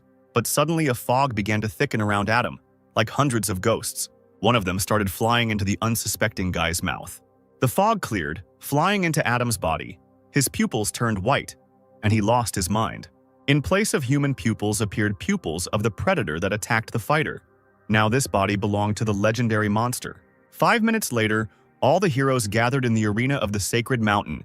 Adam was the last one to come out of the portal. He came out as if nothing had happened. A screen appeared in front of the fighters in the arena, showing Count Dracula. He congratulated everyone on passing the first round, but asked the participants not to rejoice too soon. After all, the second test will be much more difficult. The remaining 8 people will take part in an elimination competition, and only 2 of the participants will become Protos guards. All fighters will be given 1 month to rest, and when the time comes, the whole city will gather to watch the fight of the contenders. Ben thought that Jenny wouldn't have time to recover in a month, and Vanessa looked enviously at the girl who was hanging on the guy's neck. Count Dracula also added that the fighters had already been paired and wished everyone good luck. The participants were surprised that they would not draw lots, and the organizers themselves chose who they would fight against. Everyone went to the screen to see their opponents. Eliza saw that her opponent was Jenna. She was upset because winning over a wounded opponent would not do her any honor. But in the semifinals, she will be able to fight Ben. He seems to have become stronger, but the girl believed that he has no chance against her. She also thought that if she suddenly lost, she would have to marry him. She turned around to look at the guy who was standing there, looking stupid, picking his nose. Eliza turned away abruptly, saying that the hero was watching her, but Ben did not understand why she was angry with him. Daniel was also looking at the board. His opponent was Adam. Looking at the guy, he thought that he had a strong opponent. However, the fighter's energy was not the same as before. The predator in Adam's body turned around, sensing a strange aura that was coming from the far corner of the building. This scent was calling to him, and the source of this aura was far beyond the arena. Adam went outside. The monster inside him thought that he had been wandering for exactly 10 years. He traveled to every corner of the continent, but this aura was nowhere to be found. The only place where the predator has not been is Protos, a surviving city that he could not get into because of a huge wall and defenders. The predator felt that he was truly here, the source of the origin of his brothers and all abilities. Gift of Light, a meteorite that fell to Earth long ago and is now in the Academy of Sciences. If the monster can obtain it, then he will finally surpass the spiritual level. He will achieve perfection, and then the whole world will obey him. A scandal was brewing in the Protos Central Hospital after several days of qualifiers. The doctor said in a frightened voice that they had done everything they could, but Jenny's health was not improving, and there was nothing more the doctors could do. In front of him stood the enraged heroes, who asked if the doctor had done everything because they doubted it. Suddenly, Sarah appeared behind the robbers and saved the doctor by ordering the boys to calm down. She said there was one person who could help Jenna. The little demon immediately asked who he was. She wanted to bring him to the girl, but Sarah replied that it was impossible. Leia immediately clarified how strong this man was. They were already ready to move out. Lucy was disappointed that some doctor could be stronger than her. Sarah explained that this man is not a doctor, he is an S-rank guard, and also the strongest person in Protos at the moment. His mental power is perfect, and if he agrees to cure Jenny, she will surely be cured. It's just a pity that he retired many years ago and disappeared without a trace. They tried to find him, but to no avail. Vanessa interrupted the crowd's conversation by saying that this was a master of mind control. His age was 56 years old and his height was 188 centimeters. His ability is a very ordinary N rank, but he brought it to perfection and became a master. After Kell's death, he could have ruled the Protos, but he was never interested in power. He voluntarily gave up the right to rule the city, so the right to rule passed to Count Dracula, the next most powerful guardian. Now he lives on top of a snowy mountain far away from everyone. Sarah was surprised by this information. How could the girl know it? The little demon looked at Vanessa with distrust, because recently they were enemies. The girl replied that the dean has his own secret informants, so he knows everything about the guards. And now Vanessa is in Ben's squad, so there is no point in her lying. She also added that the guard has a strange character and it is unclear whether he will agree to save Jenny. Suddenly Ben spoke up. He said that he would find him and take the girl to the mountains. The guy promised that for her sake he would seize any opportunity to keep her alive.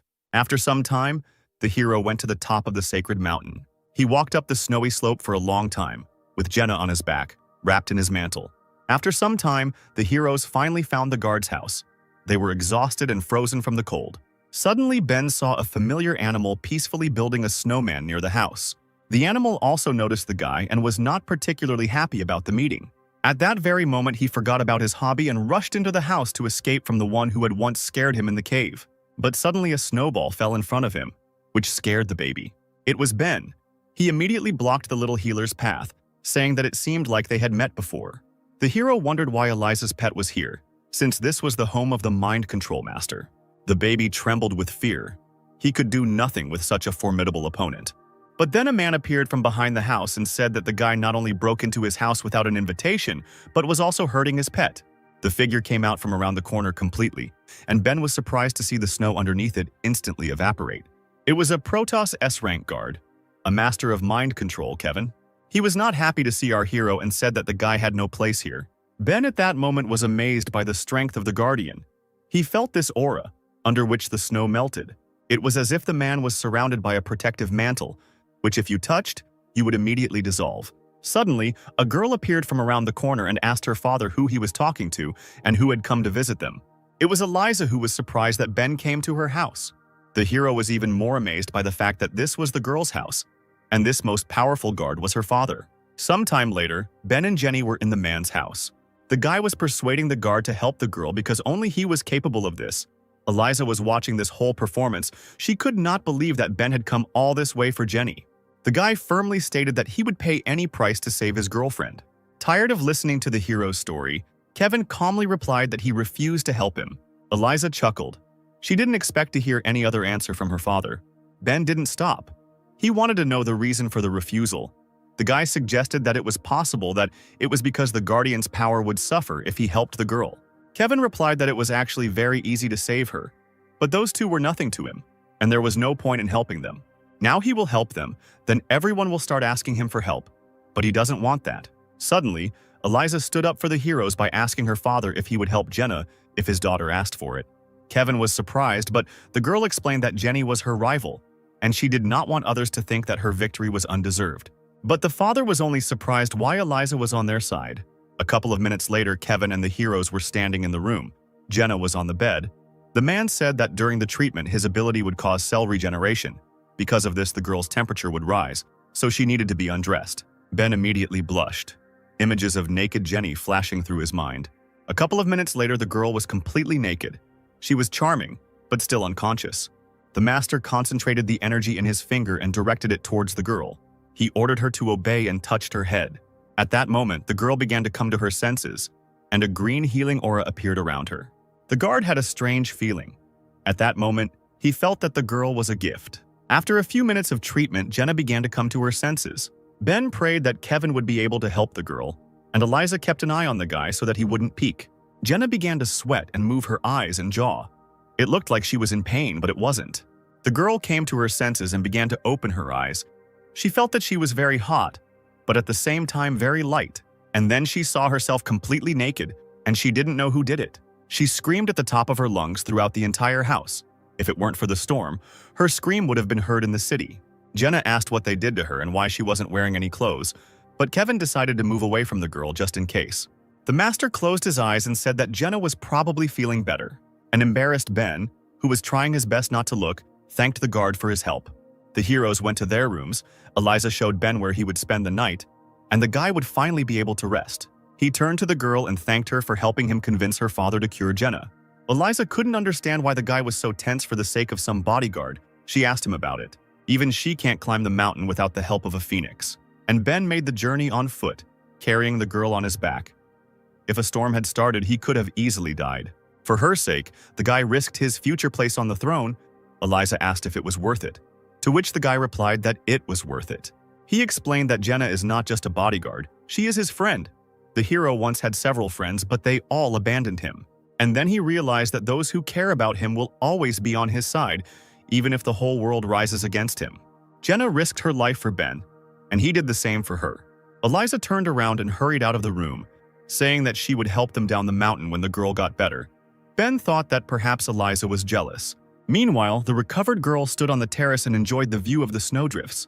She didn't expect that her master would do so much for her. The realization of this brought her joy.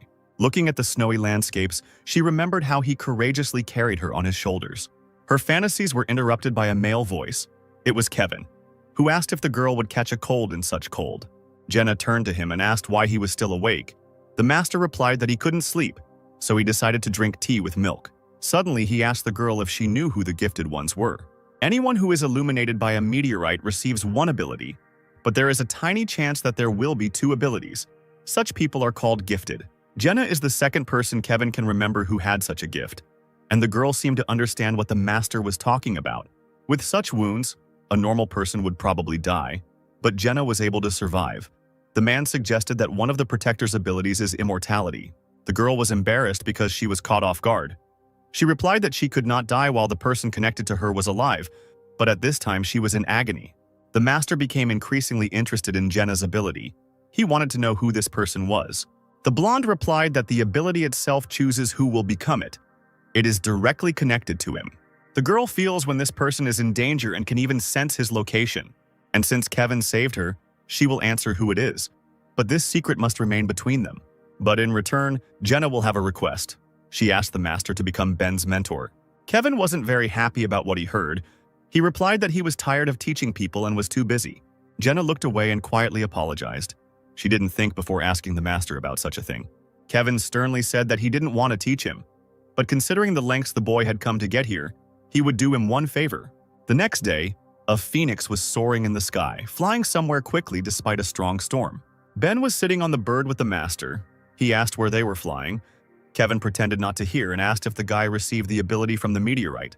In Protos, there are many people with abilities that are often similar to each other, based on rarity. They are divided into ranks. There are only 5 of them, namely N, R, SR, SSR, UR. Ben has 2 abilities, UR rank Endless Darkness and SSR rank Thunderclap, but they are not the guy's innate abilities. So today, the hero will gain his own ability. Ben realized that they were heading to the Academy of Sciences right now, and that would be a good time to find out more about the dean. After some time, the hero and Kevin flew to the doors of the Academy of Sciences, but then they were met by security, who ordered them to stop and say why they wanted to visit this place. The master sighed and said that he had not been in society for a long time, since people no longer recognized him. One of the guards shouted that if the 2 men didn't need anything, they should get out of here. The academy was not a place for casual walks. Suddenly, he took off from the ground and rushed into the air. The guard could not understand what happened to him. Their body did not obey, and the entire squad began to levitate in the air as if there was no gravity beneath them. Their minds were with them, but their bodies were not. One of the guards was surprised that the man did nothing to lift them into the air. He just looked at them and didn't move. Ben was also amazed by this skill, because Kevin did not use any skills but just stood there. But the guy understood what was going on. He felt the aura he saw when he first came to the master's house. The power of the mind seemed to fill the space alive. It is not surprising that the snow did not touch it. Suddenly, an old man appeared on the threshold, who recognized this unique aura, because it can only belong to one person. It was the dean, who was surprised to see Kevin here, because the man had not been interested in anything related to the city for a long time. The master replied to the old man that his friend had not yet awakened his ability, and he thought that the dean could help with this. Kevin looked at Ben and ordered him to say hello to the dean of the Academy of Sciences. The old man was surprised that the hero was a friend of the strongest guardian of the Protos. He wondered how he could find him if the master lived far away from everyone. The blind man knew that the boy had killed the thunder god and kidnapped Vanessa, and he surely knew that Dean was after him because of the core of darkness. He also noted that it would not be easy to deal with Ben if Kevin supported him. The hero came closer and said that he heard that there was a meteorite in the academy that could awaken abilities. He would like to see it. The dean coughed and firmly stated that he could not show it, because every use of the meteorite must be agreed upon with Count Dracula, and the gray-haired man had no personal right to dispose of it. And since Ben is a friend of Mr. Kevin, the old man could put in a good word with the Count. Endless darkness began to thicken around the guy. He decided to solve the problem in a bad way, since nothing worked out in a good way. But suddenly, a slight wind blew next to him, and he saw the master who was already standing near the dean. The old man was amazed by the man's speed and was afraid of what would happen next. Kevin looked at the dean with a dark look and ordered in a grave voice to let them through, because the old man would not contradict him. The dean's mind told him that it was better not to resist this man. The blind old man smiled sweetly and asked the guest to follow him. The trio walked along the long corridors of the academy. Ben already began to doubt that they were going in the right direction, but the dean reassured him by saying that even though he was blind, he knew the academy like the back of his hand. The hero thought about the fact that the security system here was impressive, because they had already passed 4 posts, and before each one the presence of the dean was required. If not for him, they would hardly have passed. Moreover, the closer they are to the meteorite, the more the endless darkness reacts to it. The old man stopped. The meteorite was behind this door. He asked the heroes to listen to his instructions when they went inside. The metal door slowly opened and the heroes entered the room where the legendary artifact was located. In appearance, it resembled an ordinary stone to which various cables were connected. It was the first time Kevin had seen a meteorite with his own eyes, so he asked the dean if it was really the same artifact. Ben calmly said that it looked like an ordinary stone that didn't represent anything special. The master turned to the boy and began to scold him for not listening to him when Kevin was talking about the meteorite. While the couple was arguing, the dean thought that before, light and darkness were whole and attracted each other. And when Ben came into close contact with the core of light, it could react. If the boy loses himself, the meteorite will merge with him. And when over time his strength is restored, the old man will be able to fulfill his dream and create an army of predators with abilities. And all this thanks to Kevin, who himself brought the core of darkness into the hands of the dean. His thoughts were interrupted by a fist that hit the guy right in the face. The master beat the bewildered Ben for flying in the clouds and not listening to his elders. After the moralizing, Kevin asked the dean to activate the meteorite. After some time, the cables under the meteorite became electrified, and the stone itself, due to electricity, began to emit a bright yellow light. Kevin was curious about what ability Ben would get, and the dean hoped that this ability would be N rank. The bright divine light blinded the hero. He increasingly ceased to see the source of light itself. After the meteor was disconnected from power, Kevin asked Ben if he felt any changes in his body. The guy replied that, except for the fact that his eyes hurt from the bright light, everything was the same as before, and he didn't feel any abilities. He turned to the old man, saying that apparently Dean did not want the hero to receive a new ability, and therefore led them to a fake meteorite. The blind man was stunned by the boy's impudence. He shouted that it was not his fault, and if Ben uses the meteorite once, it does not guarantee that he will receive new abilities. The guy still pretended to be a fool and said that he still didn't feel anything and apparently the stone was a fake. The old man was not as stupid as he seemed at first glance. It was not for nothing that he was the dean of the Academy of Sciences. He assumed that Ben probably got a rare ability, so he does not want to show it. The guy said that they were leaving. He suggested to the mentor to go to a nearby place where they make excellent tea with milk. These words pleasantly surprised the master. He replied that he only drinks tea with sugar. Ben also added that they would order coconut pudding. The old man was furious at the hero's impudence. He wanted to kill him right now, despite the fact that the guy was accompanied by the best guard. When the heroes turned their backs on the old man, he took out a hidden blade from his cane. The dean thought that Kevin wouldn't have time to react if he struck right now. He pulled out a sword from his cane and swung it to kill the unsuspecting boy. But suddenly he froze in place and could no longer move. Kevin asked the old man if he had forgotten what it was like to cross the master's path. Realizing that he had lost, the dean trembled with fear. He knew that the guard was very strong, but he did not think that it was so strong. Having apologized, the old man put his sword back into its sheath and decided not to detain the guests any longer. Ben was horrified by how much rage he saw in Kevin's eyes. He understood that if Dean had not retreated, he would be dead now. Kevin looks harmless, but he has a huge amount of power hidden inside him.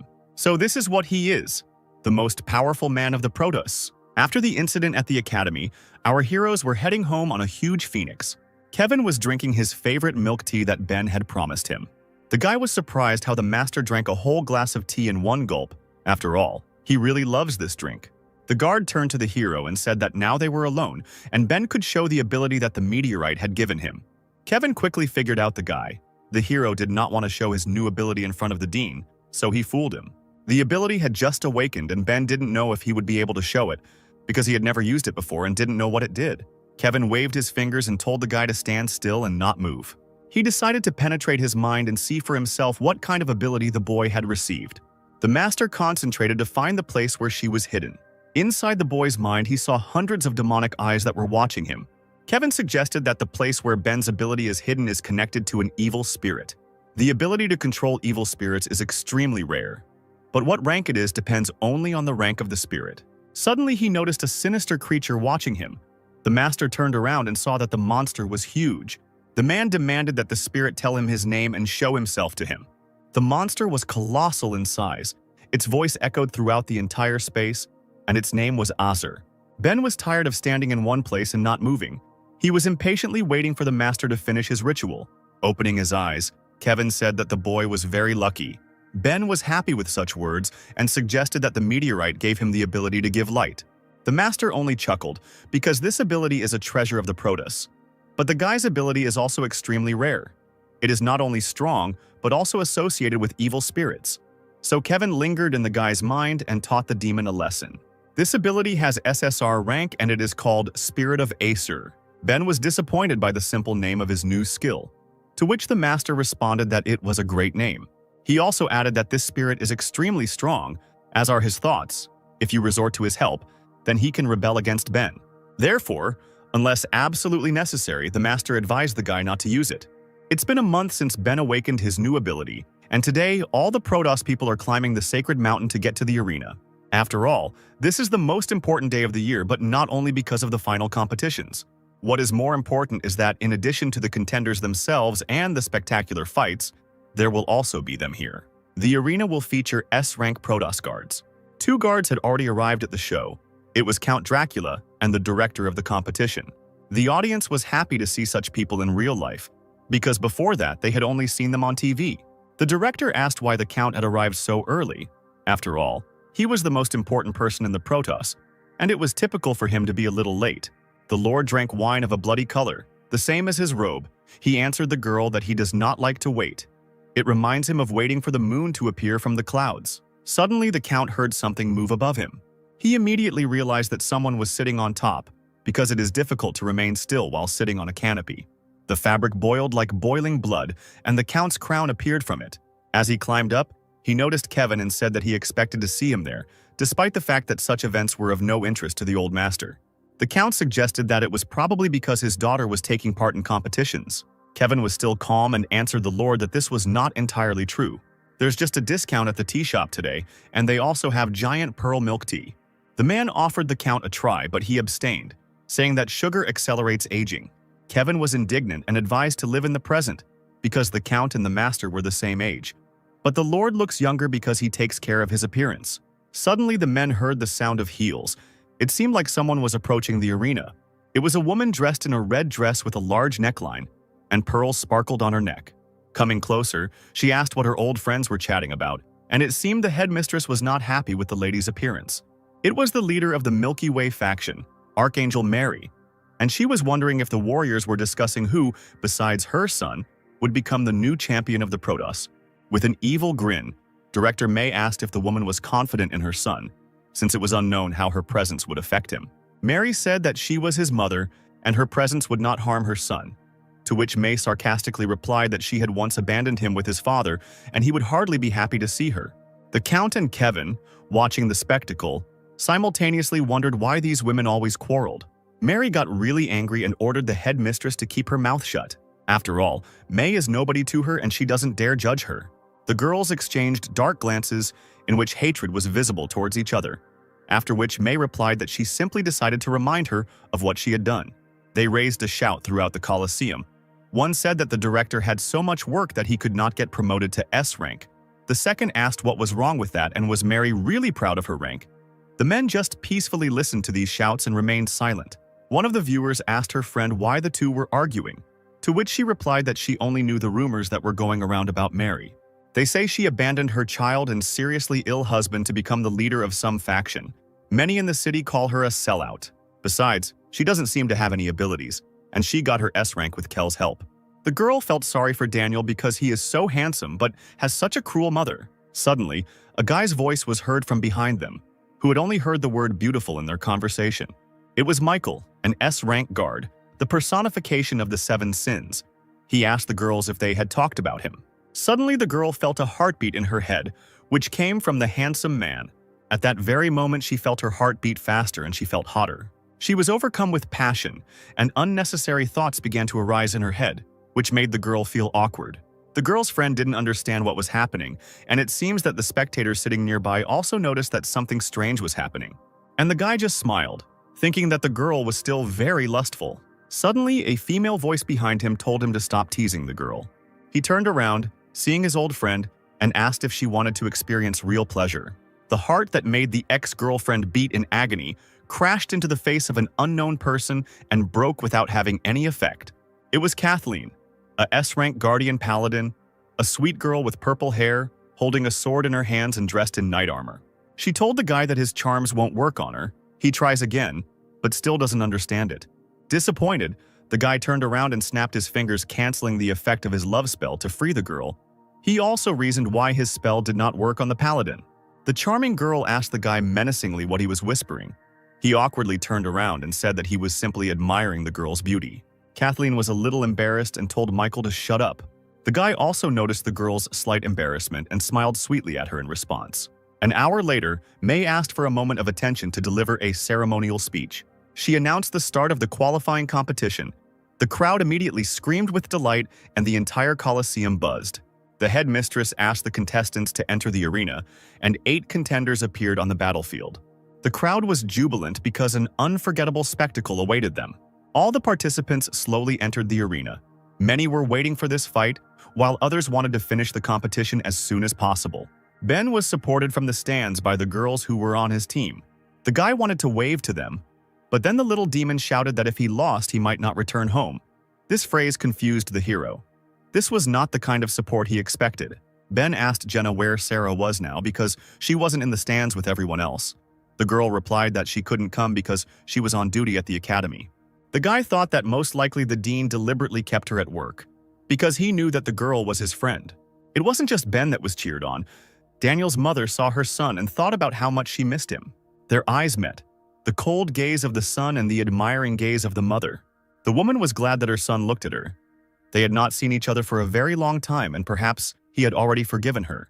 But Daniel turned away as if he hadn't seen anything, and his mother chanted from the stands that he would succeed because she loved him. May began to explain the rules to the participants. First, the opponent must either lose consciousness or be immobilized for 10 seconds. Second, he must admit defeat. If there is a threat to the life of a participant, the headmistress will interrupt the fight. Ben started yawning while listening to the rules. He asked if it was time to start the fight. He was tired of showing his abilities. Jenna was worried because the guy looked tired. Maybe he didn't get enough sleep. Kevin was also worried, but for a different reason. He assumed that the hero was tired because he did not listen to the master's advice. The headmistress announced the first battle between the owner of the technique Infinite Darkness and the Protos warrior James. The contenders entered the arena and prepared for battle. The gong sounded, announcing the start of the duel. A little boy in the stands asked his mother if the man in the cloak was strong, to which the woman replied that he was a frequent guest at the selections and that he was the strongest among ordinary people. The warrior in armor, warming up, said that he had been participating for exactly 5 years, and each time he had encountered a very strong newcomer as an opponent. He thought that this time he would be defeated by the new prodigy Daniel, but strangely enough the gods sent him Ben as a rival. The hero fell asleep on the go, and the warrior speaking to him declared that his ability would overcome the endless darkness. At that moment, Ben's eyes glowed purple, and he replied that he would not use infinite darkness this time. James was outraged by the guy's impudence and replied that he was not afraid of absorption. And besides, Ben had acquired the hero's ability quite recently. That's why he decided to start the attack first, shouting to the hero that he couldn't handle him because the warrior was already seasoned in battle. And suddenly, James disappeared. He moved so fast that he was invisible. Some viewers were amazed, while others had already seen this ability. It was called the Flying Dragon. The guy was running around Ben at such a speed that it was impossible to follow him with the naked eye. There are 2 ways to absorb energy with infinite darkness, either when the enemy is dead or unconscious, or when he needs to be caught. But James was so fast that it seemed impossible to catch him, so he was confident that victory would be his.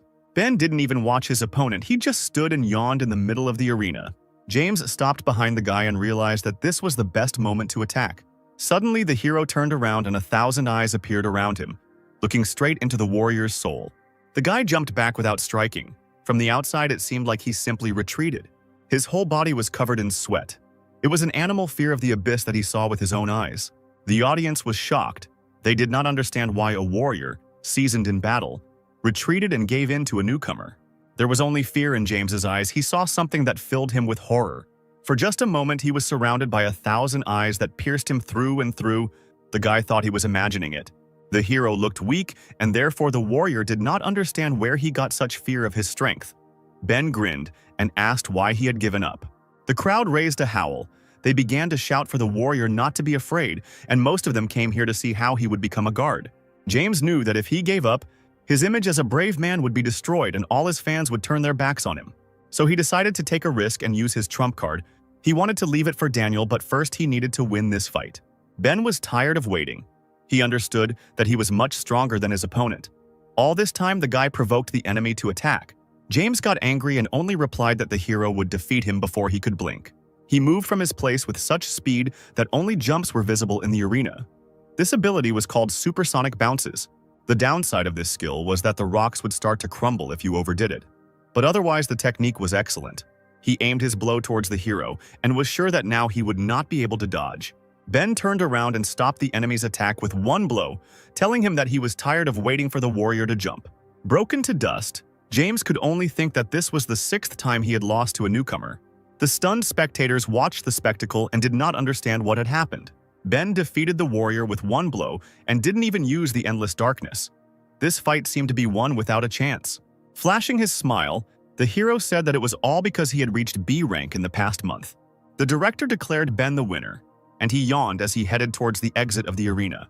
Kevin watched the guy and understood that although the hero did not show it, he was very depressed. This was an indicator that Acer would soon rebel. Still, the guy couldn't resist the temptation to show off his new ability. A few minutes later, the arena was empty. The little demon was reading the schedule of upcoming fights. The next fight was between Jenna and the owner's fiancée, Eliza. Two of the contenders were watching the beautiful girls from the stands and chatting among themselves.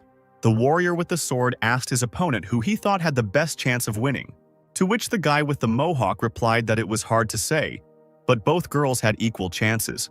Eliza told her opponent not to give her any breaks just because her father helped Jenna. The girl agreed and replied that now she would fight with full force. After all, she was the guard of the future king, but often did not give it her all. She looked at the stands, where Ben, with a smile on his face, supported the girl and wished her luck in the fight. Jenna reminded herself that the hero had always bravely rushed into battle when they were in danger, helped her when she was in trouble, protected her when she couldn't stand up for herself, and was the one who carried her to the top of the mountain when she needed help. That's why Jenna wants to prove to her master that she is worthy of being his bodyguard. Eliza smiled and asked the girl to show all her strength in order to find out who was stronger. The fight began, and the king's guard, without waiting for her opponent, raised her hand up. Suddenly, a huge piece of earth began to rise from the ground, which frightened Eliza. The spectators also did not expect to see such a spectacle. They looked in surprise at the stone slowly rising from the ground. The king's bride was stunned that Jenna could do such a thing. The girl lifted almost all the land from the arena square into the sky. Ben was worried about his guard, because lifting such a huge piece of earth was beyond her capabilities, and most likely she would not be able to handle it. Kevin calmly sipped his tea and thought about Jenna's powers. He understood that this was her maximum, and apparently she decided to end the fight with one blow so that Ben could see her victory. But he was confident that Eliza would be able to withstand such a blow. The bride also understood that the girl had put all her strength into this move, and even though the area of land was huge, she would have time to dodge. Jenna levitated in the air, controlling the earth, and at that moment she increased gravity 100 times. Eliza felt as if the whole building was pressing down on her. It didn't allow her to move anymore. She fell to the ground and realized that the girl had figured out her plan and had increased gravity so that she couldn't move and admitted defeat until the boulder fell. Suddenly, the block began to move. It was a meteorite strike. Under the force of gravity, the stone began to move towards the ground. At great speed, he flew straight at the head of Eliza, who was chained to the arena and could not move. The meteor fell to the ground with such a roar that it seemed the entire Colosseum would shatter into tiny pieces. The boulder broke into small pieces, and they flew at the spectators who were trying to protect themselves from this colossal blow. No one believed that the girl had survived after that. Ben looked at the sky and worried about Jenna, and Kevin at that moment worried about his daughter. The dust from the impact began to disperse, and all the spectators could not believe their eyes when they saw the silhouette of the king's bride. Eliza stood up and began to caress herself. She was charming and moaning. She repeated that strong and fierce blows were her favorite, and how pleasant it was for her now. Kevin realized that the girl had teamed up with the macho rhinoceros, and that during the union she had adopted both his strength characteristics and his manner of communication. Eliza continued to get worked up and begged Jenna to hit her again. All the guys in the stands liked this spectacle from the warrior. She not only stayed alive, but also provoked her opponent. Eliza regained her consciousness and noticed that she was unharmed. The girl did not expect to see such a stunning blow. She also didn't expect gravity to return to normal right before the impact. Otherwise, the rhino wouldn't have saved her. The girl thought that Jenna saw that the bride wasn't going to give up and allowed her to dodge. However, the king's guard froze in the air, unconscious. After such a blow, she had no more strength left, and so she could no longer hold herself in the air. The exhausted girl began to fall headfirst onto the arena. At that moment, she could not help herself. The audience was stunned. Her friends understood that if they didn't help her now, she could crash. Suddenly, Ben jumped from the stands to try to catch Jenna. Confident in his abilities, he promised that he would not let anyone harm the girl. He barely managed to catch her, telling her not to risk her life for some competition. Together, they landed near the crater left by the meteorite, and the crowd breathed a sigh of relief. The director stated that since Jenna could no longer fight, the outcome of the round was obvious. The girl's friends were upset that she trained for so long and was very close to winning, but still lost. May began to announce the winner, but at that moment Eliza interrupted her. To everyone's surprise, she raised her hand and said that she gave up, and Jenna won this round. She added that if the defender had not weakened gravity, the bride would not have coped and lost. Kevin smiled. He was proud of his daughter and what she did. Ben looked at Eliza and thought that she preferred losing to an easy win. Apparently, she was very proud. But suddenly at that moment, the hero felt that someone was pulling him by the collar. It was Jenna, who was completely exhausted, wondering if she had won. The hero smiled sweetly at the girl and replied that she had won, and he was very proud of her. Overjoyed, Jenna grabbed the guy and hugged him tightly. She thanked him for his support, and Ben was very embarrassed by what was happening. Eliza, watching the cute couple, trembled with envy. It seemed that this hurt her feelings. She got angry and screamed at the two of them to come over and control themselves.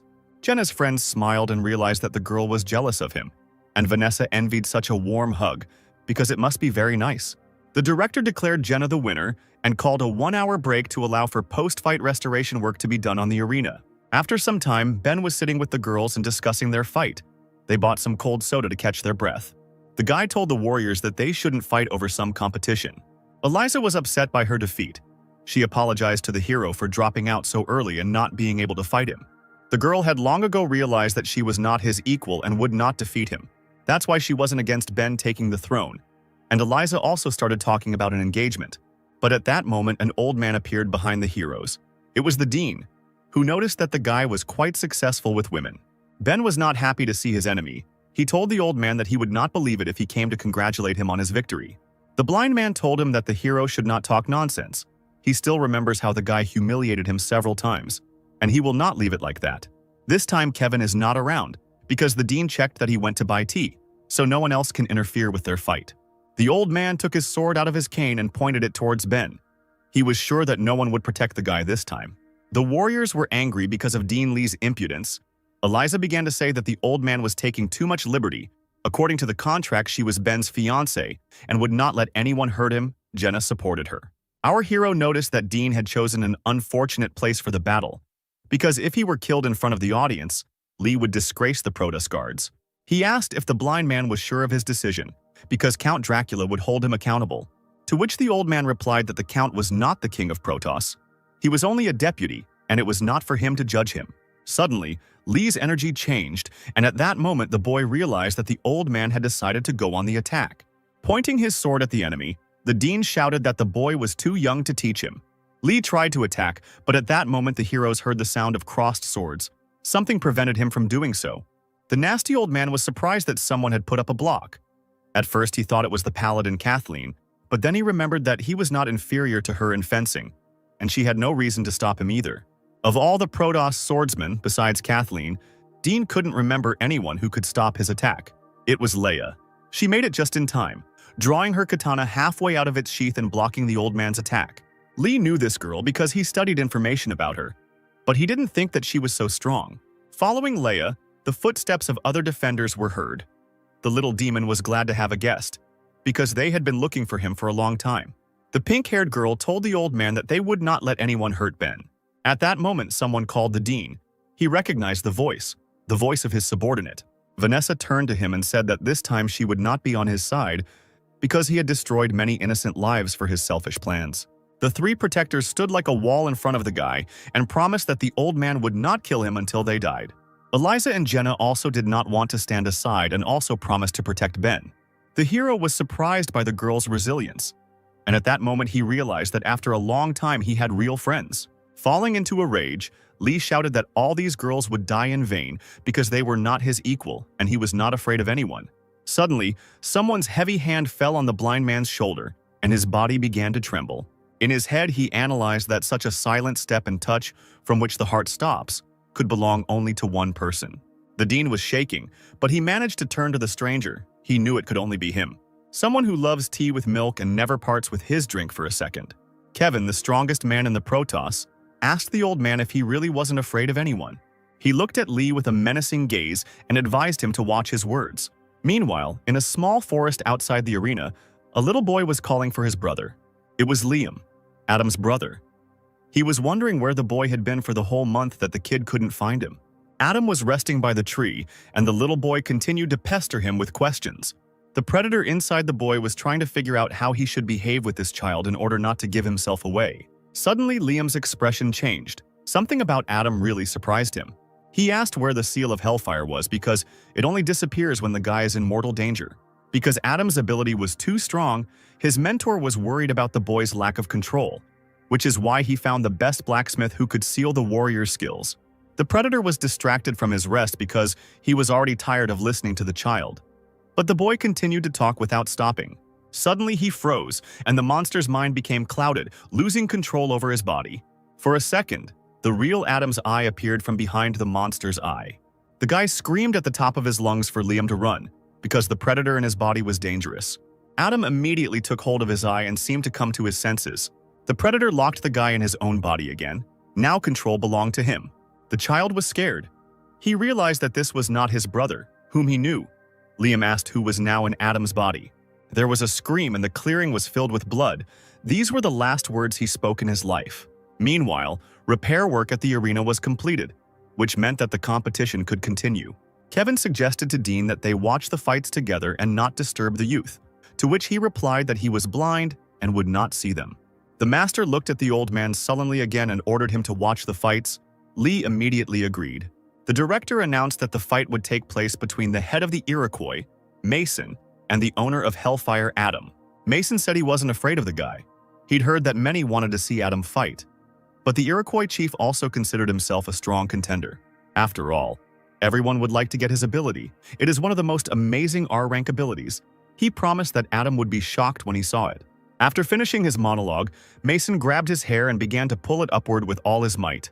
Suddenly, the mohawk was completely torn off his head, but the boy didn't seem to feel any pain. A new mohawk grew in place of the old one, and Mason also added that in addition to the fast hair growth, the mohawks were razor sharp, which is why he uses them as a weapon. Kevin was surprised and said that it was a pretty good ability, and asked the dean what he thought about it. The old man was not delighted. Mason shouted, announcing that the fight had begun, as he was about to use his deadly ability. A dry squall, at that very second hundreds of Iroquois, which looked like boomerangs, flew towards Adam. Suddenly the arena became hotter. The predator directed a barrage of fire towards the enemy. The Iroquois leader was covered in burns, and his unique ability burned away along with his victory. Adam looked at his enemy and calmly answered him that he was talking too much. Mason raised his hand and surrendered, his mohawk now looking like a scraggly bush. The spectators were shocked. This year the fights were very spectacular. Almost all of them ended with one blow. The director declared the winner of this competition to be the owner of the Hellfire, Adam. The next fight will be between the Soul Eater Daniel and the Wind Sword Wielder William. After the next fighters were announced, May glanced at the stands. She was surprised that Mary was nowhere to be found, even though her son was about to fight. With the sweetest smile, the woman suggested to her son to go for dinner after the competition, because they had not spent time together for so long, and, besides, she had already booked a table at a good establishment. Mary exhaled. She had been rehearsing her speech, which she didn't like. The woman knew that Daniel was entering the arena right now, and this was a good opportunity to talk to him. She was still worried that he was angry with her, but Mary didn't know that the guy was standing next to her behind the wall. He silently clutched a piece of paper in his hand, which he stared at intently, and the woman was still worried because her son was about to appear. All this time, Daniel looked at the photograph, which depicted him as a child sitting on his father's neck, and next to him was his smiling mother. Looking into the corridor, the guy decided to come up and just say hello, because it's not very difficult. Suddenly, someone slapped Mary on the bottom with all his might, and she jumped up in surprise. The woman blushed with excitement and embarrassment. She thought that her son did it. The stranger began to lecture Mary that she only thinks about the ungrateful child because he does not want to pay attention to her, and she does not need to spend so much time on him. It was the eldest son of the head of the Milky Way faction, Benjamin. The woman was furious at the guy's impudence and replied that he was still too young and had no right to talk to her like that. Mary turned to the impudent man and whispered like a snake that even though Benjamin's father was her boss, that didn't make her the guy's toy. The chief's son wasn't even scared, but simply slowly took a drag on his cigar. He exhaled smoke and said that in just a couple of years his old man would be dead and that the woman should be nicer to him if she didn't want to lose her job. Mary knew this was true. She turned around and told him he was a vile bastard. Suddenly, the corridor became colder and small snowflakes appeared in the air. The campaign manager's son was surprised that there was snow here, but Mary knew what was happening. Daniel appeared in the corridor, pointed his hand towards the impudent guy, and used the freezing hurricane ability. Benjamin recognized the fighter and began to threaten him to stop the attack. But before he could finish speaking, an icy stream of wind lifted him into the air and carried him towards the arena. There was an explosion, and a brazen fellow flew out of the entrance to the arena, landing right in the center of the Colosseum. He fell at the feet of Daniel's opponent, who was already waiting for his opponent. William didn't recognize the man at first, but then realized that he was the son of the faction that controls all energy sources in the Protos. Benjamin didn't look so insolent anymore. Now he looked like a pathetic coward who had been beaten up a bit. Daniel slowly walked towards the entrance to the arena, and at that moment Mary called him. Embarrassed, she told her son that she didn't expect him to stand up for her, which meant he loved his mother after all. The guy was silent for a moment and replied that it was not true. It was just Benjamin who was in his way. After these words, the guy continued on his way. He went out into the arena, where the spectators were already waiting for him. The crowd was shouting his name. The handsome man was the son of an S-rank guard and the nephew of the former king. Everyone was already waiting for his fight. The girls in the stands wanted to see him more than anyone else because they thought the guy was very handsome and many were in love with him. William thought that Daniel was popular with the ladies. He was strong and handsome, but he still irritated the swordsman, who had already figured out how to defeat his opponent. William raised his hand and told the judge that he had a complaint. The boy pointed at Benjamin and accused Daniel of beating up an innocent spectator, a behavior that violated the principles of the guards who protect their people. So he demanded that the judges disqualify Daniel for breaking the rules. The girls in the stands were furious. They considered the swordsman shameless because he decided to cheat instead of fighting honestly. William smirked.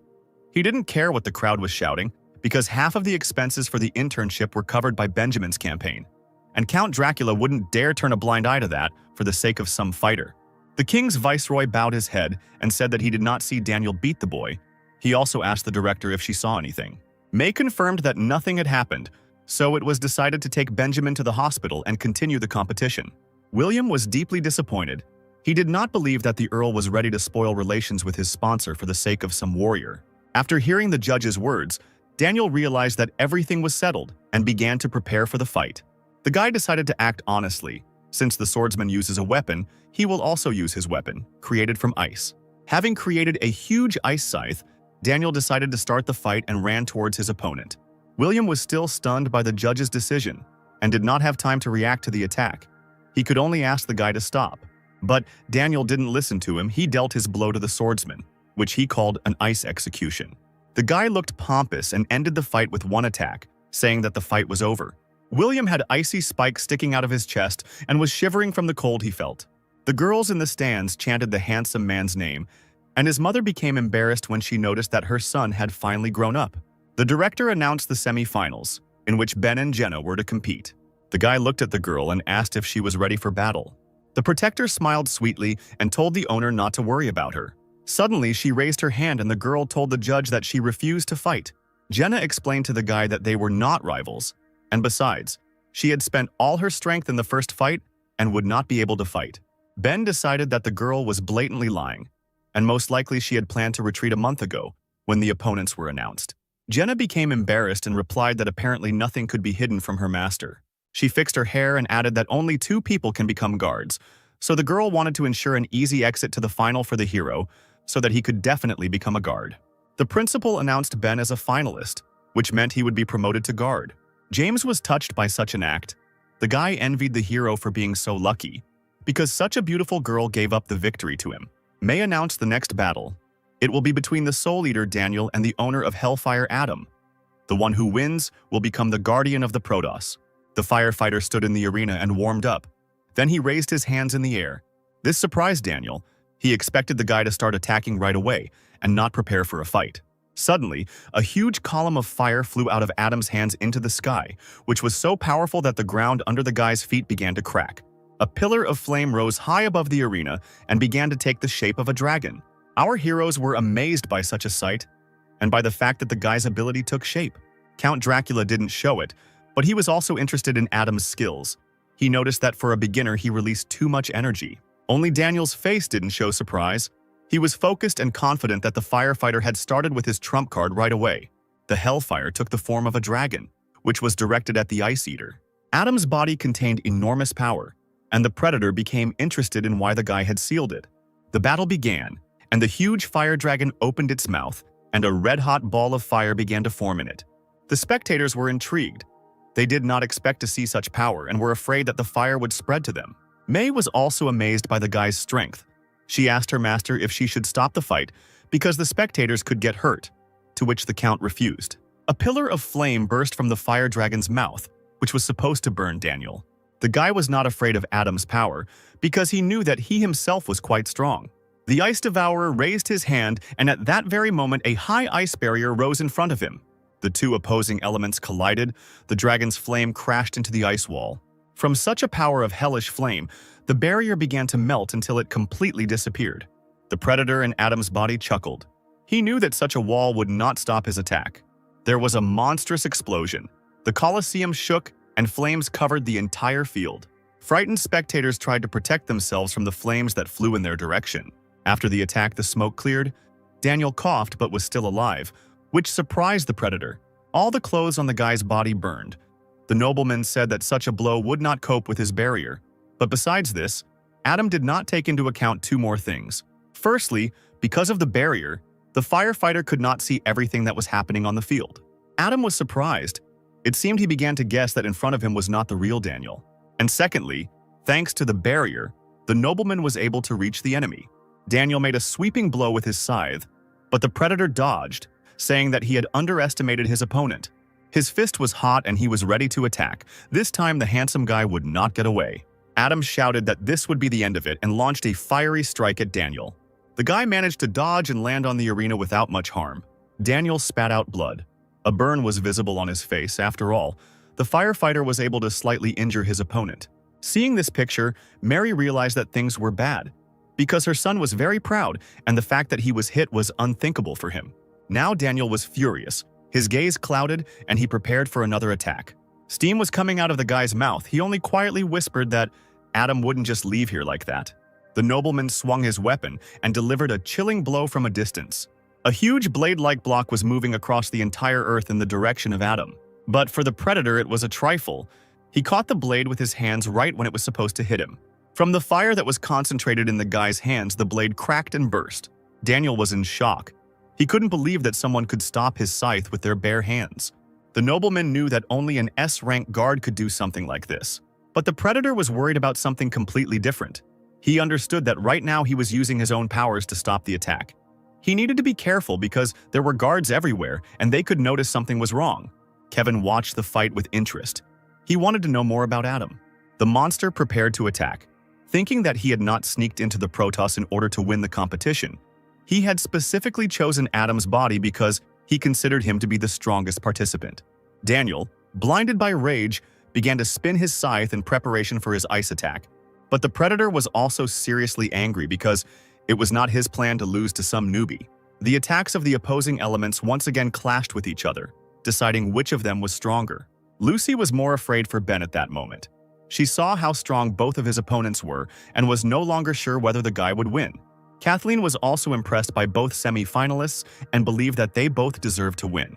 After the attack, both fighters were already exhausted. The predator did not expect such an outcome, but thought that it would be even better this way. After all, he won't be able to squeeze anything out of Adam's body anymore, and if he gives in, no one will suspect anything and the monster will be able to calmly go about his business.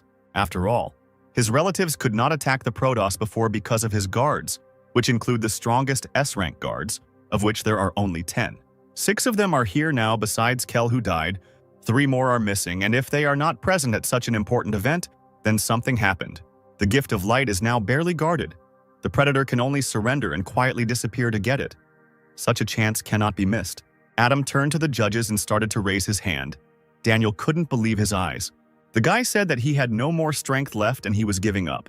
The words he heard shocked Daniel. He did not believe that after all the powerful attacks, Adam just gave up. The nobleman started yelling at the guy. He asked to show his trump card and did not believe that he could do nothing more. In response to this, the predator only grinned and said that since Daniel survived the last attack, Adam had no chance of winning. Something was wrong here, and the Ice Eater realized it, because a fighter obsessed with battles cannot just give up. The monster inside Adam thought about how people don't understand that there's no point in trying when it's obvious there's no chance. He turned around and walked towards the exit of the arena, telling Daniel that he got off easy, so he was lucky and should be happy about it. The nobleman was not satisfied with this arrangement. He thought about how suspiciously the guy was acting now, because in the first round he thought completely differently. His thoughts were interrupted by May, who announced the end of the fight. Daniel had won, which meant that he was now a guardian. The next fight will be the final one, in which 2 new guards, Ben and Daniel, will meet.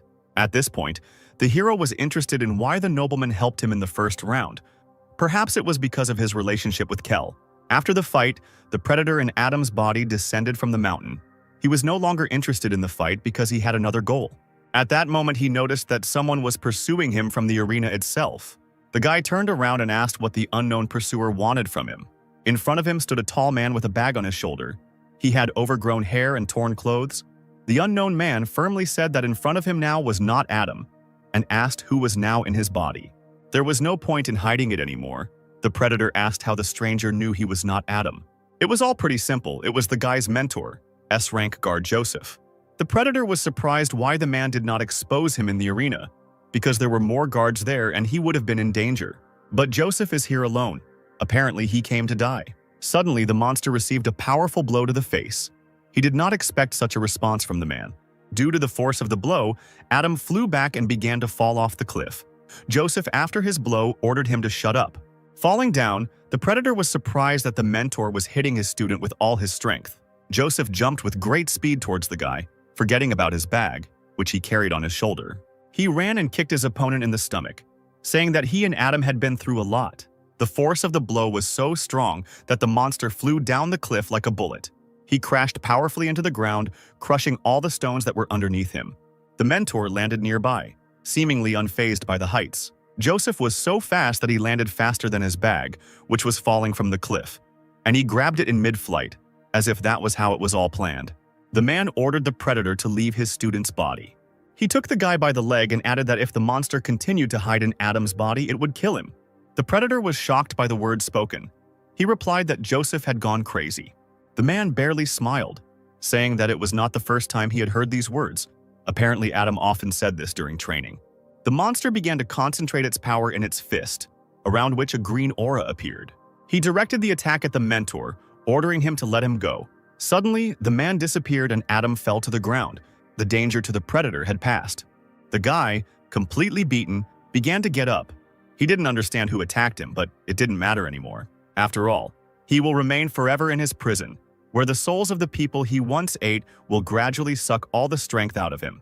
Rising to his feet, the monster thought it was time to hurry for the gift of light before the final competition came to an end. Meanwhile, the main fight was beginning in the arena. Daniel told Ben that he was already a guard, which meant he was one step closer to the throne. But it was too early to rejoice, because Kell was a teacher and a close person for the Ice Eater. That's why he wants to help him. But first, the hero must show what he is capable of himself. Ben understood why Daniel helped him in the first round. The nobleman simply wanted to make sure that the guy was suitable for Kell's place. So he decided to show all his power. A dark aura began to concentrate around Ben. Black lightning began to appear in the air and struck the sky with a roar. Daniel was shocked by what he saw. He didn't understand how the guy managed to make the lightning black. Ben released all his rage in the form of lightning. His power could be felt even in the air. The spectators were surprised by what they saw. They felt some kind of terrifying atmosphere that was building up in the arena. James felt that energy again, just like it had been in their fight, as if someone was watching him. Dean Lee realized that this energy was similar to Asura, so that's what kind of ability Ben had received. The old man asked Kevin if they had already summoned him. The master himself was surprised. He replied that they did not summon a demon, but he had no idea how the hero managed to use this power. Only one thing was clear: Ben was able to combine the energy of Asura and the ability of the Thunder God. The boy's eyes turned a frightening purple color, and he asked Daniel if he was disappointed now. To which the guy replied that the hero was indeed special, because in addition to the endless darkness, he himself had an ability. Ben was angry. A month ago, the nobleman considered him an unworthy opponent, but now everything is different, because in this competition he will not use the ability granted to him. The fight began, and the hero attacked first, jumping off the ground with such force that it cracked. Having approached the enemy, Ben shouted that this time he would use his ability. Horrified, Daniel used one of his abilities, ice patterns, which created a wall of ice around him. But she couldn't protect him. The ice around the guy began to crack, because it couldn't withstand such a strong blow. Ben struck with a blow called Spiritual Lightning. The force was so great that Daniel's barrier could not withstand it and burst. The guy flew away from his opponent and thought that Ben was not so strong in the first round. And besides, it was still unclear what effect his technique had, other than a feeling of strong anxiety. He noticed his cheek, from which blood was flowing. After all, the hero had managed to touch him. Suddenly, at the sight of his wound, Daniel felt a strange sensation as if he was being pulled inside. 1,000 eyes appeared around him. He did not understand what was happening because he was consumed by fear. Vanessa asked why Ben stopped, since now was a great time to attack. And Leia noticed that he wasn't the only one who stopped. Both opponents froze on the battlefield. Suddenly, Daniel heard a voice telling him that his feelings were under control, and there was no point in continuing the fight. Ben, who was of colossal size, appeared opposite him and advised the nobleman to surrender because he could not win. May suggested that causing fear and controlling the enemy's senses was Asura's ability, and the Earl confirmed her words. But she didn't understand why Ben didn't summon the demon, because usually spirits are used for summoning. The Count raised himself up so that he could see better and said that Asura was an unusual spirit. The hero would not have enough strength to tame him. Moreover, if he summoned him, Asura could rebel against his master. Instilling fear is a passive ability of the demon, so the risk is minimal. By combining it with lightning, he strengthened his attack. One small wound was enough to ensure his victory. The Count was impressed that the guy had achieved such a result with minimal effort. He also realized that Ben was far from stupid, even though he seemed that way. The hero was already tired of waiting. He did not understand what was the point of continuing to fight if the enemy could not move. Daniel asked why, having taken control of his body, Ben wouldn't take advantage and surrender for him. He also added that if the hero loses right now, it will only be because of his softness. Ben was surprised. He didn't understand how he could lose in such a situation. It seemed like the enemy had something planned. Suddenly, his legs became covered in ice, rendering him immobile. But not only his legs, but also the entire arena was covered in ice. It was the icing technique. Ben looked around and saw that he was surrounded by walls of ice. He exhaled and called Daniel stubborn, because the hero gave him a chance to just give up, and he makes everything more difficult. The guy didn't expect it to come to blows, but Daniel froze the entire arena just to immobilize him. The nobleman did not react to his words in any way, but simply stood there motionless. The hero remembered that Daniel could not hear anything, because he had taken control of his senses. Suddenly, the Ice Eater said that Ben was the first. Besides Kell, who could resist him, he recognized his talent. But the hero missed something. Ice. Daniel's sixth sense. The guy froze the arena to know Ben's location, not to immobilize him. Therefore, the hero needs to prepare himself, because the nobleman begins to attack again even without his senses. His hand shot into the sky and the ice began to accumulate into one object. This was Daniel's most deadly attack. The ice gathered together to form a sword. It was the ice sword Excalibur. Mary was worried because her son had already received the position of a guard, so why risk it and use this ability? Jenna was also worried, but for her owner, she was afraid that the guy would get hurt. The spectators were delighted to see the legendary sword. It was of enormous size, and its cold penetrated to the bones, lowering the temperature in the entire Colosseum. Ben was delighted with what he saw. He had underestimated Daniel, and it seemed like things were only getting more interesting. The ice around the hero's feet burst. Such an attack could not hold him back for long because he was still covered in black lightning. Ben declared that since the nobleman was fighting with full force, he would not give in either, and began to form a black ball in his hand. After some time, the ball increased in size and looked like a huge black clot of energy that was ready to explode. Without thinking twice, Ben launched the ball at his opponent to check which of them was stronger. Daniel also did not stand aside and pointed Excalibur at the hero. The spiritual realm and the legendary sword collided with each other. Both guys wanted to find out who was the strongest with this particular attack. But their powers were equal, which meant that both could suffer. Even Count Dracula and Kevin were surprised by what they saw. The sphere and the sword began to crack. Neither of them wanted to give in, and it was not clear which of the guys was stronger. There was an explosion, and it was unclear who had won. The spectators were amazed by such a powerful skill, but suddenly, something appeared in the sky. The purple energy began to gather into small balls, signifying that Ben was about to absorb the energy with the help of the infinite darkness. Meanwhile, outside the Protos arena, a girl with green hair watched the fight on the screen. It was Sarah, locked in the academy, greedily eating popcorn and thinking that if the guy wins, his rating will be very high. Suddenly, the girl felt a strong push that almost threw her off the chair. Because of the push, Sarah spilled popcorn on herself and was very unhappy about it. But what happened? The girl thought it was like an earthquake. Suddenly, behind the glass, she saw the killed guards and a guy with red hair who looked like one of the participants in the competition. Adam walked forward. Not noticing the enemies, he felt that his goal was very close. Suddenly, he stopped. The guy realized that the fragment was behind this door. Coming closer to the door, he swung his fist to knock it down. His strength was so great that the metal door shrank like a sheet of paper with one blow. The barrier was destroyed and the predator was in the room with the meteorite. Adam was happy that he had finally reached his most cherished dream. His goal is the gift of light. With its help, the predator will finally be able to surpass the spiritual level and become the crown of evolution.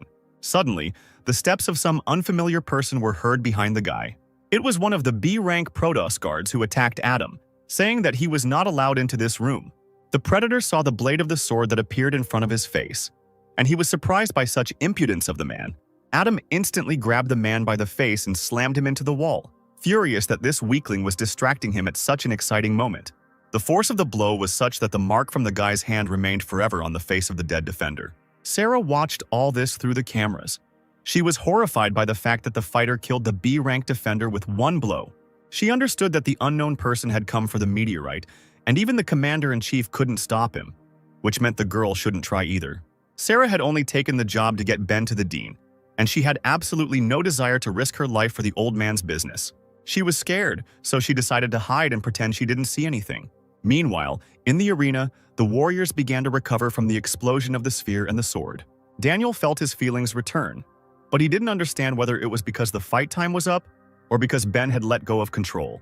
But then he saw a familiar aura in the sky, which he had seen before. He became angry and accused Ben of using the infinite darkness, even though he promised to fight without it. The hero was ashamed. He explained that this ability was passive, and he himself could barely restrain it. So as compensation, he returned Daniel's feelings to make things fair. Mary decided to leave the arena. She was angered by Ben's invincible power. The woman understood that after the destruction of the sword, her son no longer had a chance to win. She knew that the endless darkness does not obey the will of the owner and absorbs energy on its own. So the hero not only won the fight, but also became stronger, and Daniel weakened. At this point, she considered the fight over and left, because she did not want to see her son lose. Suddenly, the heroes heard some strange sound, which was like a rumble. It could be heard throughout the city. Count Dracula and Director May were shocked. They seemed to understand what had happened. The dean asked Kevin in a trembling voice where the sound came from. Kevin replied that it sounded like the sound was coming from the old man's academy. A huge pillar of light was coming out of the roof of the academy, and it seemed like right now everything was going according to the Predator's plan. He understood that the S-rank guards would arrive soon, but unfortunately, it would be too late. After all, what he was looking for was in his hands, the gift of light, the greatest treasure of the Protos, which the monster had been looking for 10 years. Without thinking twice, he began to absorb the seemingly small fragment, which contained enormous energy. Suddenly, someone's hands formed a strange sign, pointing straight at the shard. It was Sarah who used the grip on the gift of light and sealed it. At that very second, the small fragment dissolved into the air as if it had never been there. Adam did not understand where his gift went. At the very last moment, it disappeared. He became very angry and looked at the silhouette that stood at the entrance to the room. The guy was outraged that at such a moment the girl simply teleported the gift of light, and besides, he did not understand how she was able to survive because he killed everyone in his path. She replied that she did not want to interfere in something that was none of her business, but as a Protos, she could not stand idly by while the greatest treasure was being stolen and murdered. So Sarah decided to fight and not let the predator get him. The girl's words made him more and more angry. He asked again where she teleported the fragment. But Sarah brazenly replied to Adam that it was none of his business. Suddenly, tentacles flew out of the guy's hands. This was no longer Adam's ability, but the predator's own, which was called hellish chains. The girl was surprised by the attack, because the guy did not use such a technique at the competition. The tentacles grabbed the girl by all parts of her body. She realized that something was wrong with Adam's energy. It was not like human energy. A second later, she was completely at the mercy of the monster, which completely enveloped her body with its vile tentacles. The predator said that he gives the girl exactly 5 seconds, and if she does not tell where the core is, she will die of suffocation. Sarah replied that his threats would not change anything, because she understood what she was getting into. And besides, if the monster killed her, he would never know where the shard was. The girl placed a seal on the gift of light before teleporting it, the barrier blocking its connection with the outside world. And if a predator kills her, he can forget about searching for treasure. Adam himself noticed that he no longer felt the presence of the core, so he decided to torture the girl since he couldn't kill her. The grip of the tentacles tightened, twisting the girl's arms, legs, and neck. She screamed in pain but had no intention of giving up. Adam asked the girl again where she was hiding the shard, continuing to torture her. The girl just laughed in the monster's face, replying that he was somewhere he could never find. Leia was already running towards the academy because she knew that her friend was there now. She sped up her pace because she was worried about the girl, but at the same time she understood that everything would be fine since Sarah was on duty. Dean Lee also joined the chase, but he was worried not about the girl, but about his priceless treasure. Suddenly, Leia heard a strange squeak behind her. She turned her head to see what was there. Behind her flew hundreds of bats, Count Dracula's faithful companions. Leia saw that the king's viceroy himself and 2 S-rank guards also arrived to help. Apparently something serious happened. After these words, all the heroes rushed to the academy. A few minutes later, Leia landed at the entrance to the Science Academy, surrounded by the torn bodies of guards. She looked around the place preparing for battle, but Sarah's body was not there. Suddenly she heard Dean's cry. It seemed he had found the battle site. He was shaking and constantly repeating the same words about the gift of light, that it was his. Leia thought that the old man had gone crazy. But looking away from the old man, the girl saw someone else in the room besides the meteorite. It was Adam, lying unconscious and covered in his own blood. The old man continued to rave, and Leia quickly went down to the guy to interrogate him. She thought that the fighter would have problems because he quietly left after the fight to get here. But then the girl noticed a strange wound on the guy's body. It looked like he had done it himself, but Leia didn't understand why. She lifted Adam up and sat him down and asked him to do her one favor. If the guy is still alive, then let him let Leia know about it. After these words, she slapped Adam across the face with all her might. The fighter coughed, which meant he was still breathing, and the defender asked him where Sarah was now. An enraged old man appeared behind the girl, took out his sword and simply asked where his core was. He didn't know what he was doing in his madness, but Leia managed to block his blow with her katana. The girl said that everything has its time and let the old man wait until she finished interrogating the guy, and then they would talk. Lee was angry that this was the second time Leia had blocked his blow, and he also didn't understand how it was possible to put the discussion of the secretary's life and his gift of light on the same level. More figures appeared at the entrance to the room. It was the Count, who said that there was no need to fight because the surveillance cameras were broken.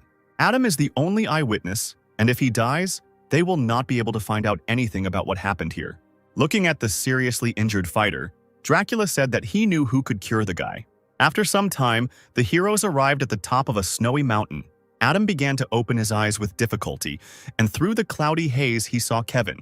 His face seemed familiar to the boy, but due to the injury he had difficulty thinking and understanding what was happening. Suddenly, the fighter jumped up and asked why he was there. The master replied that Adam was a worthy student of his teacher. With such wounds, an ordinary person would probably have died. But the guy survived. Apparently, life-threatening fights were nothing new to him. With difficulty moving, the warrior turned to get out of bed. He knew that he did not have time to lie around because the predator had sealed his teacher. But suddenly, his body was overcome by a wild pain, reminiscent of lightning, which passed from head to toe. Adam fell out of bed and blamed himself for the fact that it was his fault that he couldn't defeat this creature.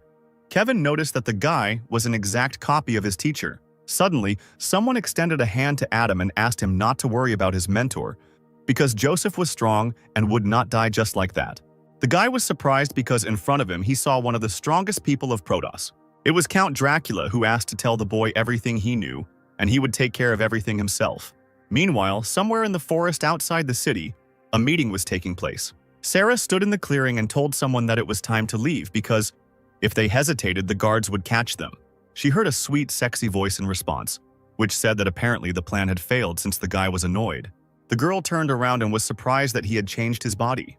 It was a spiritual level predator, the sorceress Jessica. She was interested in why the guy had moved into the girl, because he could have chosen her body.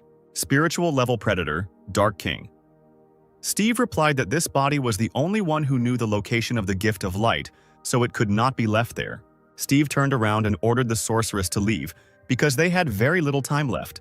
Suddenly, there was a rustling sound in the bushes. Someone called the monsters and asked him to wait. A hairy hand of a creature appeared from behind the tree, hurrying to meet them. It was a way-level ghost predator. The monster was worried that its allies had decided to abandon it, and it would then get lost and not find them. Meanwhile, in Kevin's hut, the heroes discussed the incident at the Academy of Sciences. Adam told Count Dracula everything about the ghost-level predator that can inhabit other bodies. The governor had not met such a thing for a long time. But unfortunately, he could not leave the city because the power was now in his hands. Therefore, he entrusted the task of rescuing Sarah to the paladin Kathleen and the S-rank guard Michael. The count ordered the girl to be returned safe and sound and the predator to be killed. The paladin jumped up and swore on her life that she would complete this task. Michael finished reading his book and said with a smirk on his face that he understood the assignment. Suddenly, the door to the room swung open and Ben appeared in the doorway. He responsibly declared that he was also joining the task.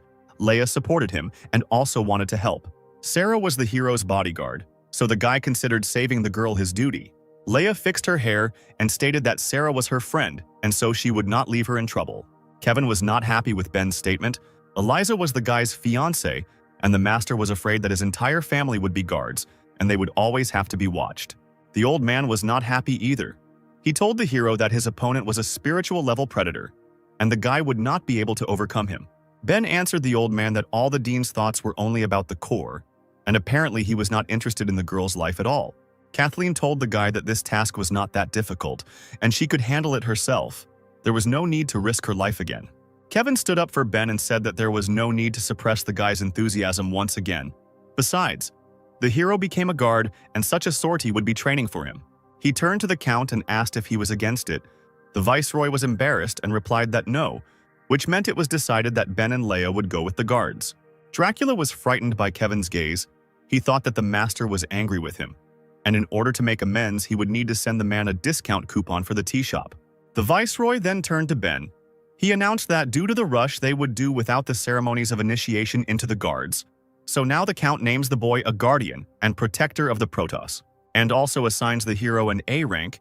He will be in the 7th squad. Adam reflected on the fact that he hadn't expected Ben to be able to defeat Daniel.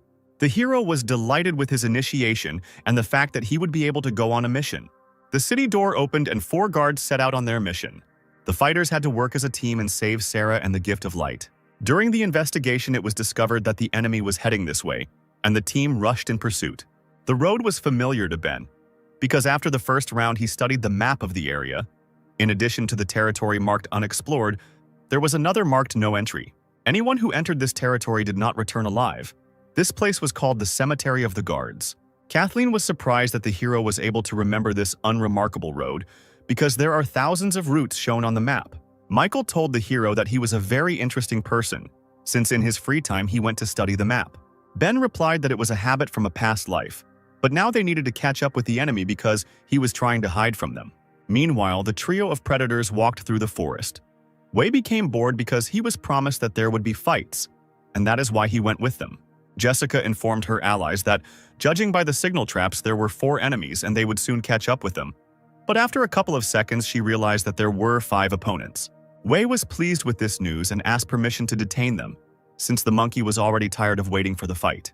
Steve turned around and replied that Jessica would take care of the enemies, all because the predator will have another, more important task for Wei. After some time, the monkey listened to his owner and he did not like the plan. Wei became angry when he heard the proposal and said that Steve was just using him. The Dark King replied that he needed to quickly find out information about the location of the Gift of Light, so the monkey would have to carry it so that he could concentrate his energy on the search. They walked forward. Steve told Wei that when they reached the guard's graveyard, they would be safe. Meanwhile, the pursuing heroes stopped because Ben noticed something. It was an ambush, and right now a huge boulder was flying towards the hero. Leia was already running to help the guy, saying that she would deal with the obstacle. The girl dealt 30 blows with her blade in a few seconds. The stone shattered into pieces and did not cause any damage to the heroes. Leia ordered the offender not to hide and to come out. Someone jumped from the tree and landed right in front of the girl. It was the charming Jessica, who just wanted to say hello to the guards. She raised her green eyes and declared that in order to pass, the guards must pay with their lives. The girls didn't like Jessica's impudence and said that she would pay with her life for interfering.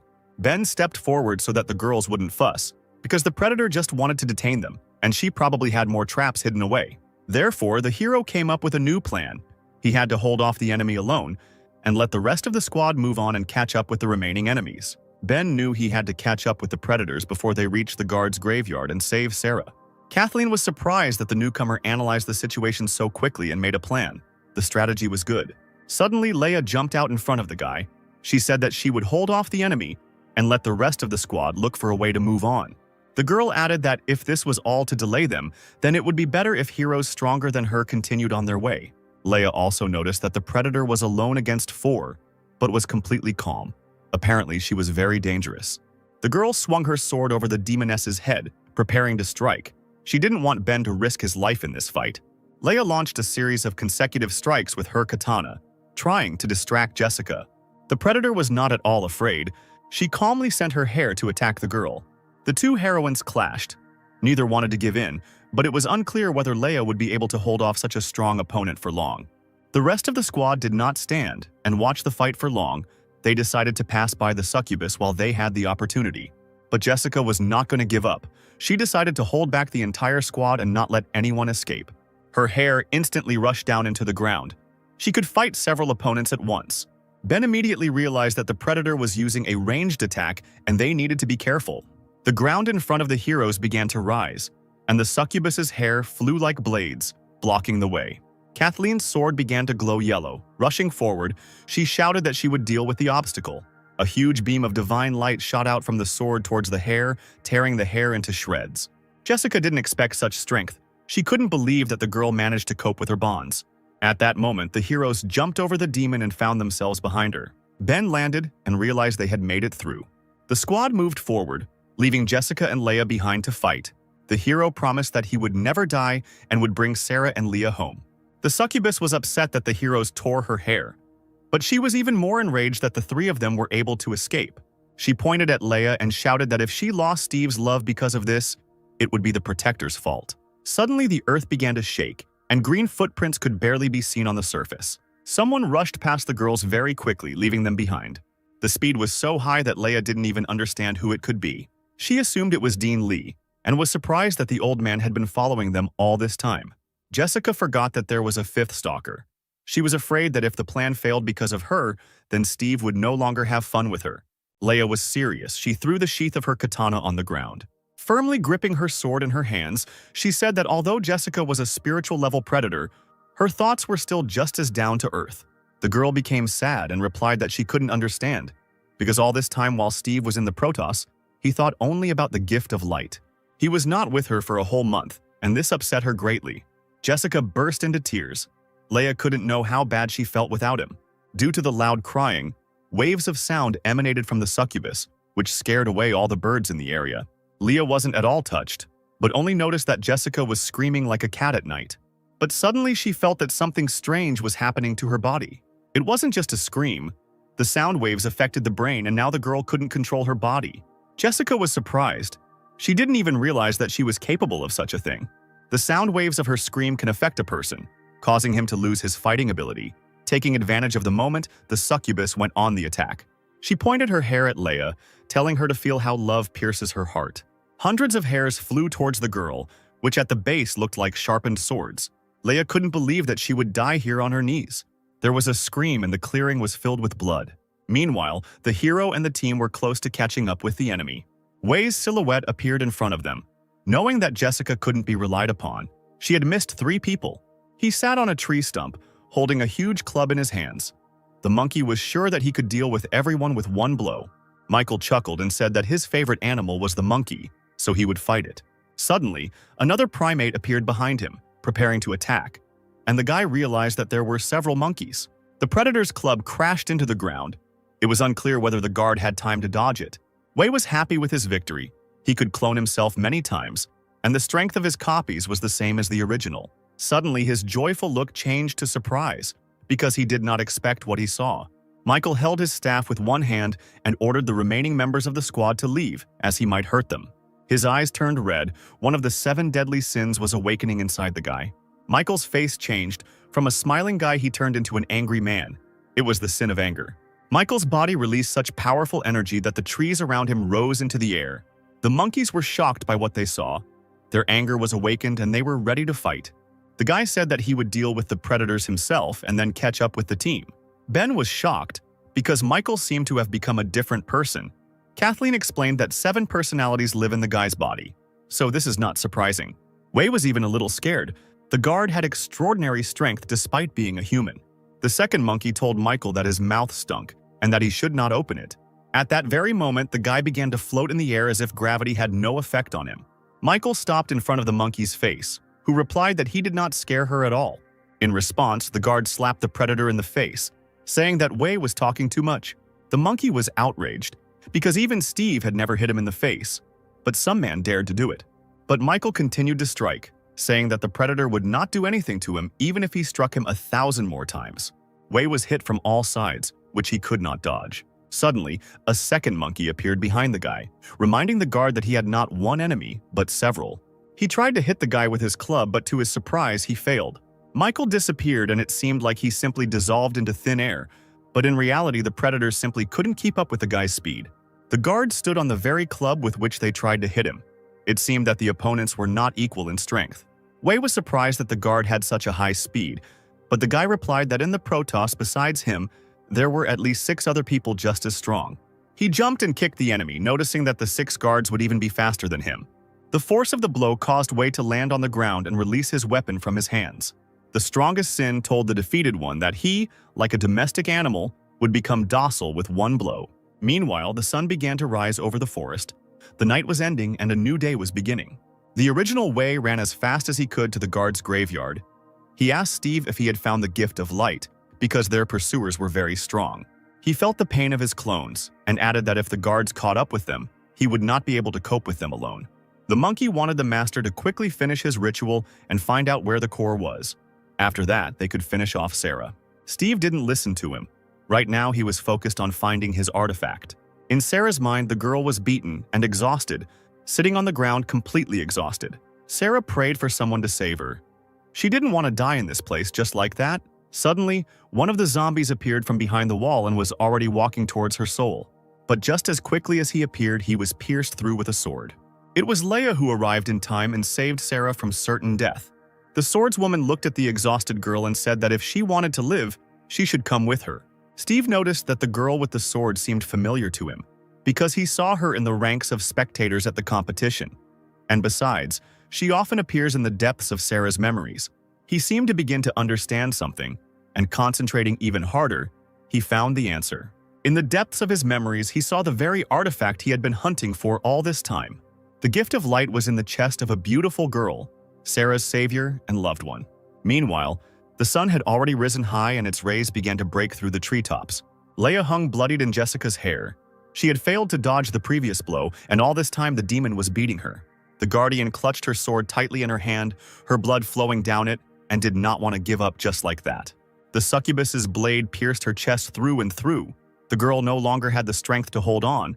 She asked her opponent if she wanted to finish her off. Jessica was amazed at how persistent the girl was, because even despite such critical injuries, she still continued to hold her sword in her hand. She answered the girl that it was not that her scream was irresistible, it was just that she was difficult to deal with because she was very strong. But she got tired of playing with her victim, so it was time to deal the final blow. Jessica directed her hair to deliver the final blow, saying she wanted to hear Leia scream in pain. At that moment, the guard resigned herself to her fate and mentally apologized to Sarah. She closed her eyes, preparing to accept her death. This time, she failed to save her friend. Suddenly, a bright yellow light illuminated the entire clearing. There was a powerful explosion that scattered all of Jessica's hair like little torn threads.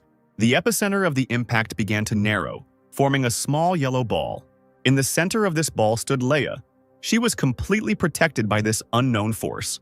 Jessica was surprised by the power of the skill. She was sure that the enemy was powerless. The succubus did not understand where the girl got such a strong ability from. The predator looked at Leia, who was surrounded by divine light. It instantly healed all her wounds, from which blood was coming out. All the power was concentrated in the guard's chest. It came from a small yellow fragment. Hidden within Leia was the gift of light, which now granted her new abilities and strength to defeat her rival. Jessica couldn't believe her eyes. She froze in surprise at the sight she saw. The succubus realized that all this time the gift of light was in Leia. The predator trembled as if she was afraid of what fate awaited her.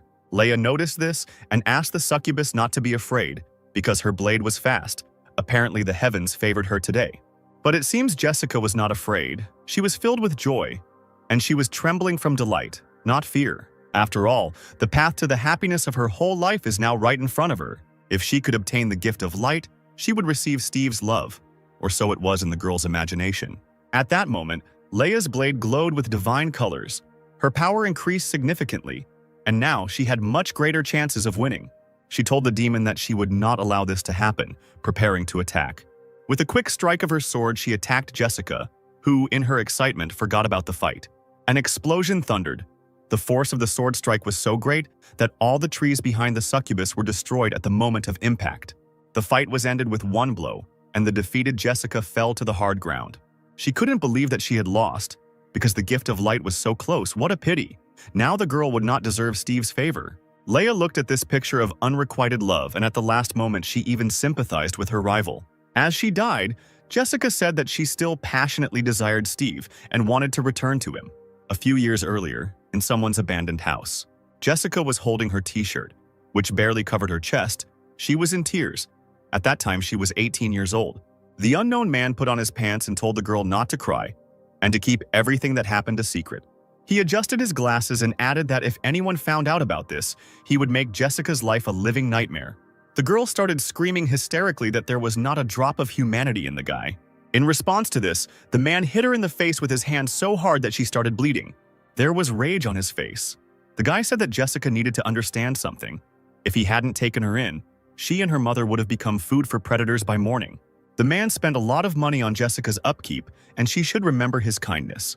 Therefore, the girl must pay off her debt with her body. It was raining outside. Loud peals of thunder were visible from the sky. At this time, it is good to stay at home and not go anywhere. But Jessica stood on the roof of a multi-story building in this weather.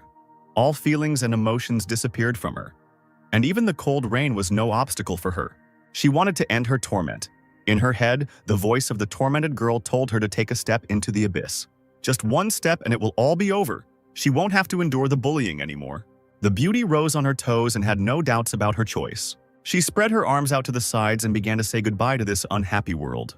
Jessica thought that if there was an afterlife, she hoped that at least she would be treated well there. Suddenly, just before the jump, someone spoke behind the girl. The unknown person said that death is not a way out.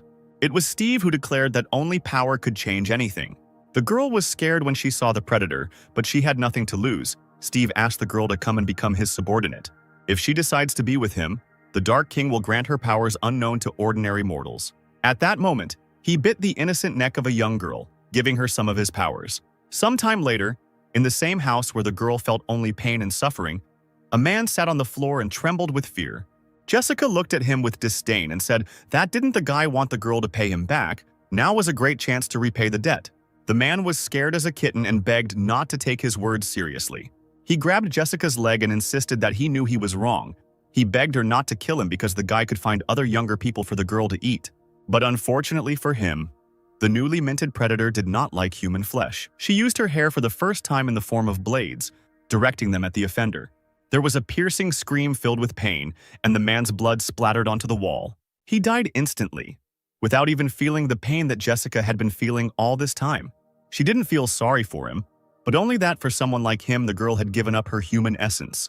Jessica staggered towards the exit, wondering if it was worth it. After finishing the fight, Leia turned around and decided to catch up with her friends. But suddenly the hair of her defeated rival began to wrap around her legs, trying to stop her. Leia turned around and was surprised that Jessica did not die after such a powerful blow, but simply sat in thought. The succubus turned to the swordsman. She said that she felt unwell, as if all her memories had been erased. So the girl asked Leia to help her. The Guardian did not expect to hear such words from a former enemy. Whether it was true or the demon lied to take revenge was unclear. Meanwhile, in another part of the forest, two predators continued their journey to shelter. Wei was curious about what kind of power the gift of light had, since Steve was so persistent in trying to get it. Exhaling, the predator replied that the monkey would not understand him until he himself reached the limit of his strength. Steve has gone through a lot to reach the peak of his spiritual level, and now he feels so lonely from the realization that there is nothing more to strive for.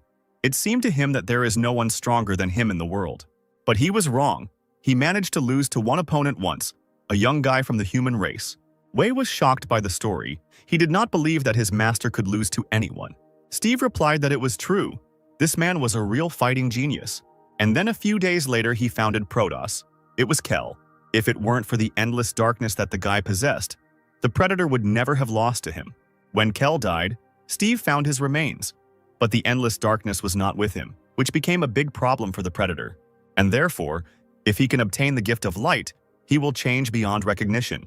With its help, Steve will be able to resist the power of infinite darkness, go beyond his capabilities, and finally overcome the spiritual level. Wei listened to this story and began to understand a little about his master's aspirations. If Steve can obtain the gift of light, he will become the strongest in the entire world.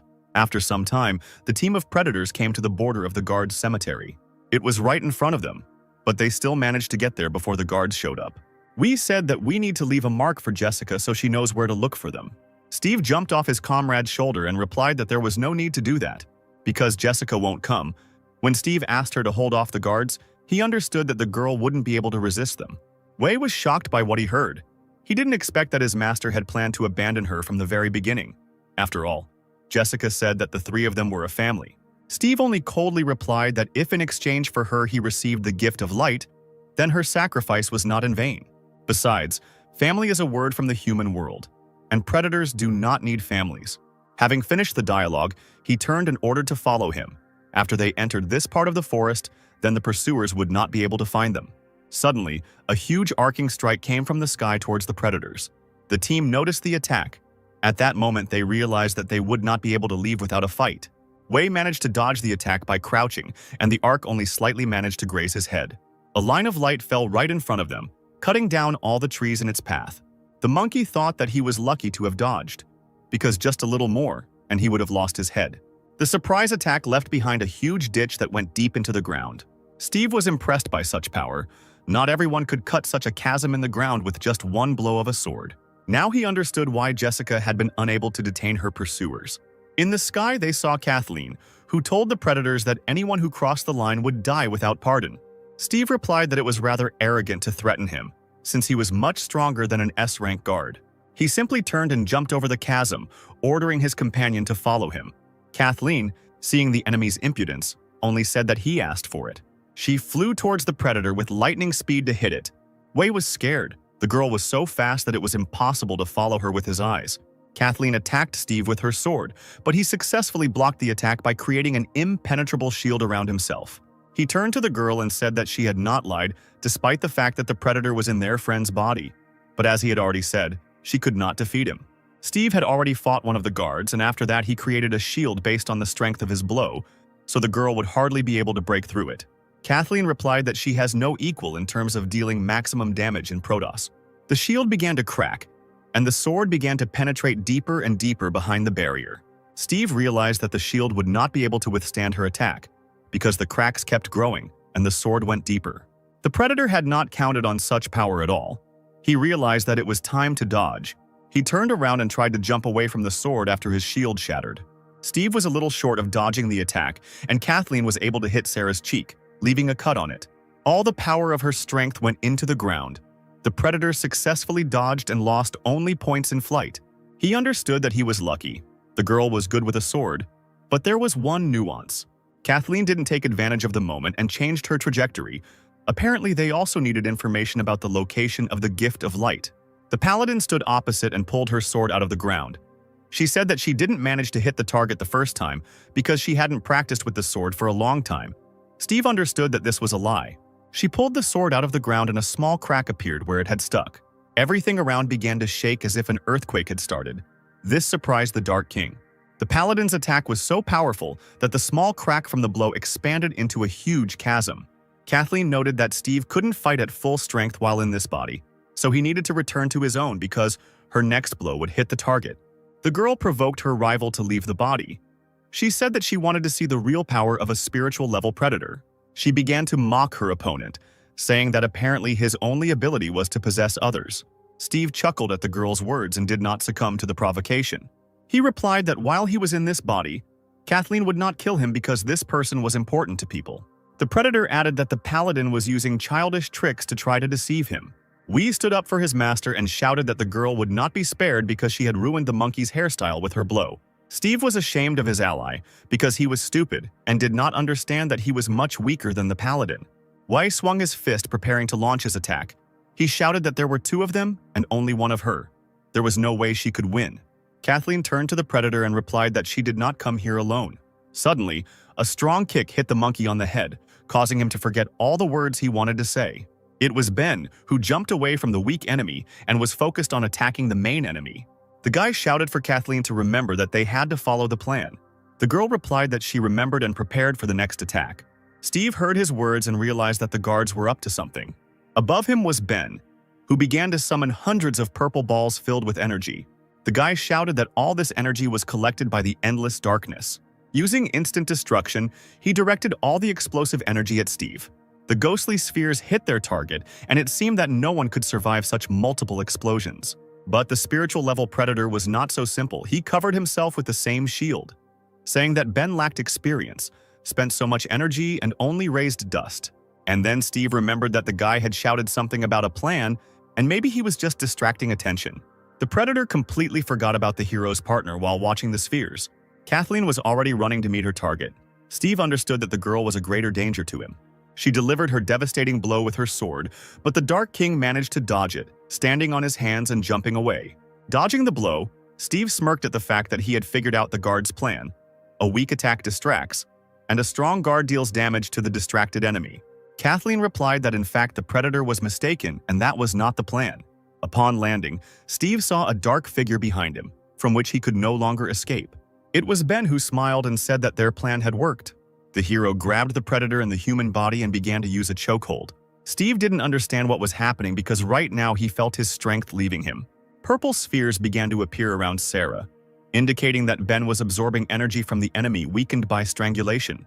The predator remembered this aura that he once fought, and he realized that Ben was the owner of endless darkness. The hero replied that the predator had guessed correctly, and when the guy absorbed all of Steve's power, he would leave Sarah's body.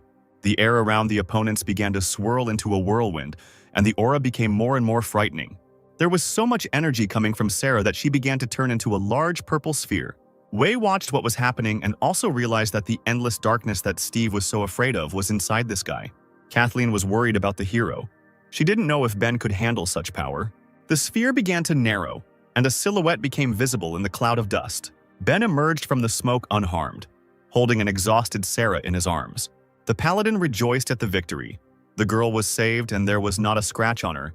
The hero had cleverly thought of everything and his plan had succeeded. Ben placed Sarah near a tree stump and created a shield around her that he stole from Steve so that nothing would threaten her. He knew the girl couldn't hear, but he told her to rest properly while the battle was going on. The guy added that he would wait until Sarah came to her senses and then they would all figure everything out together. Suddenly, laughter was heard from the cloud of smoke. The enemy was still undefeated, but now at least it was possible to fight him with full force. Steve laughed that he was very lucky because he not only found out the location of the gift of light, but now he could take away the endless darkness. The predator appeared in his true form. He said that the heavens favor him today. That is why he is having fun. The Dark King raised his hands to the sky as if calling out to God and shouted that he was the chosen one. Ben replied that he was celebrating too early because at least half of the predator's strength had been absorbed. Therefore, it is not a fact that the second half will be enough for Steve to take away the endless darkness. The predator replied that he does not lose to the same ability twice, and it does not matter how much power the hero managed to absorb. He turned to his ally and asked Wei to tell him what his master's true appearance was. The monkey smiled and replied that Steve was the lord of the underworld, and therefore, he could control the souls of the Shadow Realm. In fact, they did not come here to hide from persecution. The Guardian's graveyard is Steve's underworld prison, where many souls are enslaved and are the source of his replenishing power. This is why the Predator becomes invincible in this place. Kathleen noted that they had underestimated their enemy, but Ben was not intimidated by these words. He said that since this had happened, they had only one thing left to do: deal with the Predator and complete their mission. Meanwhile, somewhere in the depths of the guard's cemetery, Joseph walked slowly through the forest holding his bag on his shoulder. Passing by a tree, he touched it a little. The tree was instantly torn off like a small branch due to the terrifying aura of the mentor. But Joseph didn't seem to notice this. He walked forward, and in front of him lay a huge stone. But the power of his aura was so high that it cut right through the stone as it slowly walked forward. The man had made a huge hole in the rock and was approaching its exit. When he came out, the obstacle shattered into pieces. But Joseph didn't react to this either. Apparently, this was a usual thing for him. He was only worried about the place where he ended up. The man walked forward all night, but never came out anywhere. Suddenly, he saw hundreds of souls flying in some direction. Joseph was surprised by this because he had already dealt with them before. He thought and said that apparently the educational process had not been in vain for them, and now they had decided to help him get out. Thousands of spirits responded to Steve's call and headed towards him to feed him with energy. Ben was shocked by the number of spirits he saw. Apparently, the Predator killed a huge number of people. Kathleen knew that they couldn't be allowed to be consumed by the Dark King, or they wouldn't be able to win. But it was too late. Steve began to absorb all his souls in order to continue living with them together. The number of people he killed was so great that from the absorption he began to increase in size. The heroes couldn't stand and just watch, so they decided to launch an attack on their enemy. Wei stood in their way. He wanted to delay the team so that his master could perform the reincarnation. The paladin was not frightened by the monkey's menacing mood. She only replied that he had asked for it. Wei didn't expect her speed to be so great. Kathleen delivered a blow that killed the demon-level Predator in an instant. The monkey was too slow compared to the girl, so the fight was over for him. The heroes were heading towards Steve, and the Predator's former ally fell to the ground, swaying. But our heroes saw that it was already too late. The monkey managed to detain them, albeit briefly. The Dark King absorbed every soul, and from the amount of energy he became very fat. All these souls filled him, and Steve now looked like a huge ball hanging in the air. The ball grew larger and began to crack. The Predator felt the boundless power that filled him. Suddenly, it burst from the amount of souls it absorbed, and a blue cloud of smoke filled the clearing. Ben was shocked by what he saw. He did not expect that the Predator would simply blow itself up. Kathleen told the guy not to relax because the explosion was not fatal. Steve, a spiritual-level Predator in the guise of a soul devourer, appeared before them. He did not hesitate and immediately directed his attack towards our heroes. Ben managed to react and use the shield he had recently stolen. He commanded Kathleen to hide behind it. An explosion thundered. The force of the released energy was devastating and formed a blue sphere in the place where the team stood. The explosion left a huge crater, in the center of which was a shield sphere, one of Ben's abilities. The guy realized that if it weren't for the shield, there wouldn't be a trace left of them. With one wave of his hand, Steve released a huge amount of energy. Was that really his full power? The shield began to crack, and the hero noticed that his ability was at its limit, just a little more and he would not be able to withstand it. The guy told the paladin that he would have to dodge the next attack, but Kathleen thought that Ben had only recently become a guard, but had already rushed to protect her. You wouldn't say he was reliable, but at crucial moments he could be relied upon. Steve was floating in the air, disappointed that his attack didn't hit the heroes. The Dark King felt that this was not the limit of his capabilities, but only his 70%, but he did not understand why this happened. Suddenly, the Predator remembered Joseph, whom he had sealed in his prison. He assumed that most likely it was his doing. There was a noise behind Steve, the sound of trees breaking like thin twigs as someone approached. Joseph emerged from the dense forest and declared that he was tired of walking in the dark and that he had finally gotten out. Steve was surprised that the guard was able to survive. He asked the man if he was the same boar who attacked him recently. Joseph's face, as always, was emotionless. He simply asked the Predator who he was. Steve chuckled and said that the guard must have forgotten him too quickly, to which Joseph replied that he didn't understand what he was talking about since they had never met. The Dark King realized that the man was rather stupid and asked him directly what he had done with his spirit slaves. The guard replied that if he was asking about those spirits in the forest, Then he had taught them a lesson and prayed for their repose. Steve was angry. He didn't expect that by locking the guard in prison, he would lose so many souls that he had been collecting for years. In a fit of rage, he jumped into the air to attack the one who had ruined all his plans. The speed of the Dark King was great, and Joseph did not have time to dodge his attack. Steve struck his opponent in the face with his hand, causing him to fly to the side. The man fell to the ground, but he still held his mysterious bag in his hands. Apparently, there was something valuable in there for him. Steve said that even though he currently has 70% of his strength, it will be more than enough for the guards. Joseph rose to his feet as if nothing had happened. It was not the first time he had been hit by an enemy. The man told the predator that he had a rather weak blow, and if he had not rushed, he would have shown him what strength was. But alas, maybe they will fight another time, because now Joseph was in a hurry to become a Protos, to reveal the identity of the one who harmed his student. A team of heroes immediately arrived and said that there was no need to go to Protos for this, because the one the man needed was here. Ben pointed his finger at Steve and said that he not only used Adam's body but also fatally wounded him. Fortunately, Kevin managed to save the guy. Joseph thought about the words spoken to him and decided what to do next. He turned to Steve and asked if they had met outside the arena. The predator replied that they had, although the man did not immediately understand who he was. The Dark King chuckled, noting that it was no wonder that Joseph didn't understand anything, since his head was empty. After these words, a bag, which Joseph had not let go of all this time, immediately flew at Steve. The predator stopped him with his hand, and immediately his nose was struck by the foul smell that came from the bag. He asked the man what was lying there. Joseph delivered a powerful blow to Steve's stomach and replied that the bag contained his change of underwear. Then he hit the predator again, but this time with his foot in the face, and from the force of the blow, the Dark King flew into the air. As he flew, he thought about how a person could have such devastating blows. Joseph began to become covered in a crimson mist as he stood and concentrated to awaken his power. The guard screamed, releasing his energy. This was the way of the despot, the stance of the fighting spirit. The strength was so great that his rage could be seen in his pulsating muscles.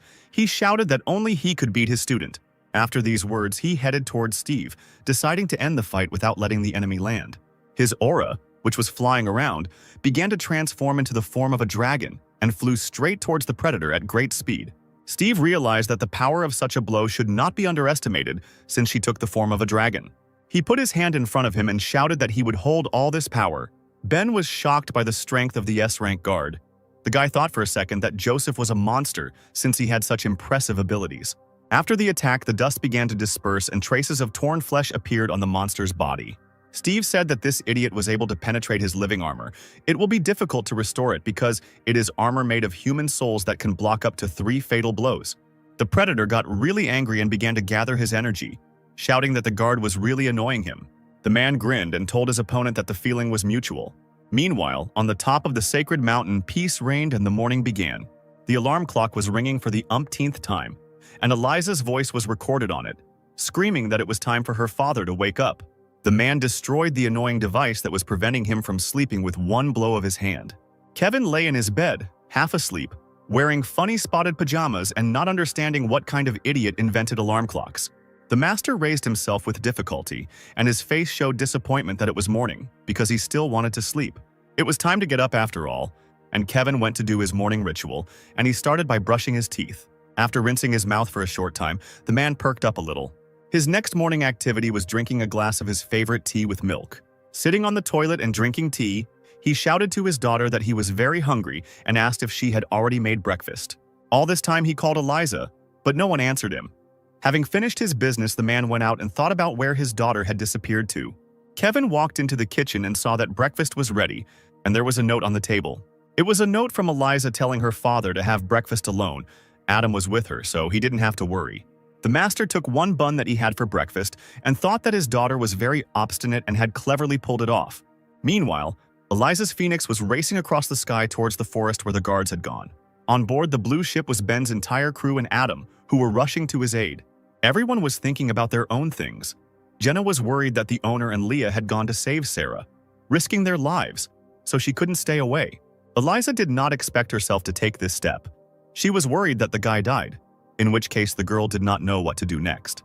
Lucy was angry that Ben went on a mission with Leia and didn't call her. It was unfair. Vanessa thought that Dean Lee had probably followed them, so the hero should be careful. Adam was embarrassed at the sight of beauties. He envied Ben because he was popular with girls. After some time, the newly formed support team arrived at the first place of the battle. Adam was shocked that all the trees were cut down. He asked his allies if Leia's power could do such a thing. Jenna replied that it most likely wasn't her, since it wasn't the guard's style.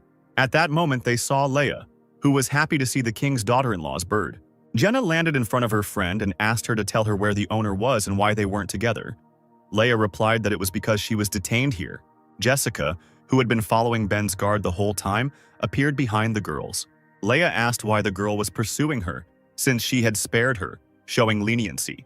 Jessica replied that she was no longer interested in fighting and that it was because of her that she became like this. So now Leia was responsible for the succubus. Jenna was wary because the girl looked like a predator, but she had a completely different aura. Leia replied that Jessica was actually a predator, but after she defeated her, she did not die and now follows her around. Apparently, it's all about the stone that is in the swordswoman's chest. Because of it, the succubus lost her memory.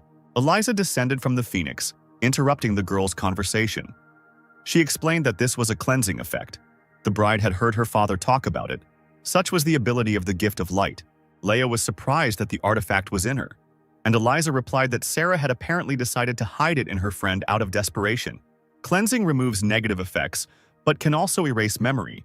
So now Jessica has gotten rid of the bloodthirstiness inherent in predators. It turns out that now the girl is not a purebred predator since she was previously a human. Now that she has gotten rid of her main disadvantage, it would be wrong to call her a predator. Eliza turned to the unfortunate girl and suddenly invited her to go with them. Meanwhile, a snowstorm began at the top of the sacred mountain. Kevin managed to overcome his morning sleep deprivation and slowly walked out of his house. He thought that he would have liked to retire a long time ago, but there was no peace in sight in his life. Meanwhile, the battle continued at the edge of the guard's cemetery. Joseph continued to attack his enemy, the high speed of the strike causing only crimson sparks to be visible in the sky. Sparks appeared at the moment when the man delivered his blow and the monster blocked it. Kathleen also did not stand aside and tried to hit the predator with her divine attack, but all was in vain. Ben stood in the clearing and watched. The guy thought that something didn't add up here because, at the beginning, the predator could barely resist Joseph. But now, Steve can calmly fend off attacks from two guards at the same time, which could become a problem. The hero turned towards the monkey, which Kathleen killed with one blow. Ben realized that he had to think of something and find a solution, otherwise they would lose the fight. Steve crossed his arms and pressed them to himself, gathering his soul energy for an attack. He used the cursed explosion and knocked back two fighters at once, whom he had previously been unable to dodge. Joseph landed on his feet, barely keeping his balance. The man noticed that the monster was getting stronger. The girl landed deftly on her hand and replied that she thought so too, and that it was the first time she had encountered something like this. Steve provoked his enemies by saying that the guards must be wondering why his power was increasing. The whole point is that there is a difference between the genders. He is a predator, and it is laid down by nature that people are not his equal. Suddenly, someone shouted that the monster was lying and that in fact it was not so. Ben realized what was going on. Steve had absorbed a huge number of souls, but it would take time before their energy was absorbed. If you have already learned the part, then the longer the battle goes on, the more the monster will change. Steve told the guy that he was not stupid and he was interested in how he was able to guess about the predator's ability. Ben replied that he guessed because he himself had a demonic ability. Suddenly, two copies of the guy appeared behind Steve, preparing to strike. The monster released its energy with one wave of its hand and destroyed two Bens. He asked the guy if Wei's cloning technique was that same demonic ability. After these words, the monster directed his beam of souls at the hero standing in the clearing. The beam pierced Ben's stomach, burning through all his organs from the inside. The two S-rank guards were shocked by what they saw. They didn't expect the hero to die such a death. Steve pulled the guy towards him and said that he was supposed to absorb Wei's soul, and since the hero was in such a hurry to die, he could help him with this. But the seemingly half-dead Ben raised his head and told the monster that why did he think it was the original. The copy of the hero disappeared into thin air, stunning his enemy. Steve turned around, but it was too late. He knew the guy had fooled him. Ben was already behind the monster, and at that moment he used his ability to grab. Everything around dissolved, and Steve found himself in an impenetrable abyss filled with thousands of eyes. He was furious because he didn't understand why he couldn't move, and why there were eyes looking at him everywhere that made him afraid. The guards also saw this abyss of fear. Joseph thought it was a mirage, but Kathleen replied that it was not. She explained that these are the eyes of Asura. They say he is able to immobilize the enemy with fear, The girl did not even imagine that Ben possesses such power. The guy told the monster that he had never used this power, but Steve forced him to resort to it, because if he was not killed, others would suffer. He gathered all the demonic energy and commanded his power to appear. Suddenly, his clothes began to tear into shreds, and a purple aura appeared from behind his back, taking shape. These were the 6 arms of Asura, which were much larger in size than Ben himself. Steve couldn't believe his instincts. Suddenly, the thirst to kill the hero became stronger than that of predators. It was impossible for a person. An imperceptible weariness appeared in Ben's eyes, and he ordered the predator to get out of the dungeon. At that moment, one of Asura's hands struck the face of the monster, which could not move. Ben slammed his opponent into the ground, pushing him out of the abyss of fear. Steve felt hellish pain, but at the same time he understood that he was no longer under control and could move. The blow was so strong that it removed another layer of spiritual armor. Now the monster could only die once. He was furious that a pathetic man could do this to him. Steve screamed that he would finish Ben off, but in response to this, a punch flew at him, which finished off the enemy. Ben shouted that it was not over yet and that Steve would do better to take care of himself. A barrage of blows fell upon the monster, which continued to beat it until exhaustion. The predator tried to block the attack, but Asura's strength was much greater than his. Under the barrage of blows, souls began to fly out of Steve's body, fleeing. Kathleen was surprised that the souls of the dead fighters were leaving the monster. They were much more afraid of Asura than the Dark King. After the attack, the monster rose to its feet, with a huge number of wounds and abrasions on it. But they all immediately disappeared, because the hero also destroyed the last layer of the spiritual shield. Ben shouted that they needed to attack immediately, because now the monster could be defeated. Joseph, without thinking twice, gathered his strength for a final attack. It was clear to him even without words that he needed to help the hero. The man used a tiger volley, and a huge saber-toothed tiger made of energy rushed towards Steve. Kathleen also did not stand aside. She said that right now the Dark King Steve will pay for what he did. The girl instantly rushed towards the enemy and cut through his body, leaving behind only the monster's blood. 2 guards attacked simultaneously, leaving no chance for the monster to win. Kathleen exhaled and announced that the verdict had been passed and the fight was over.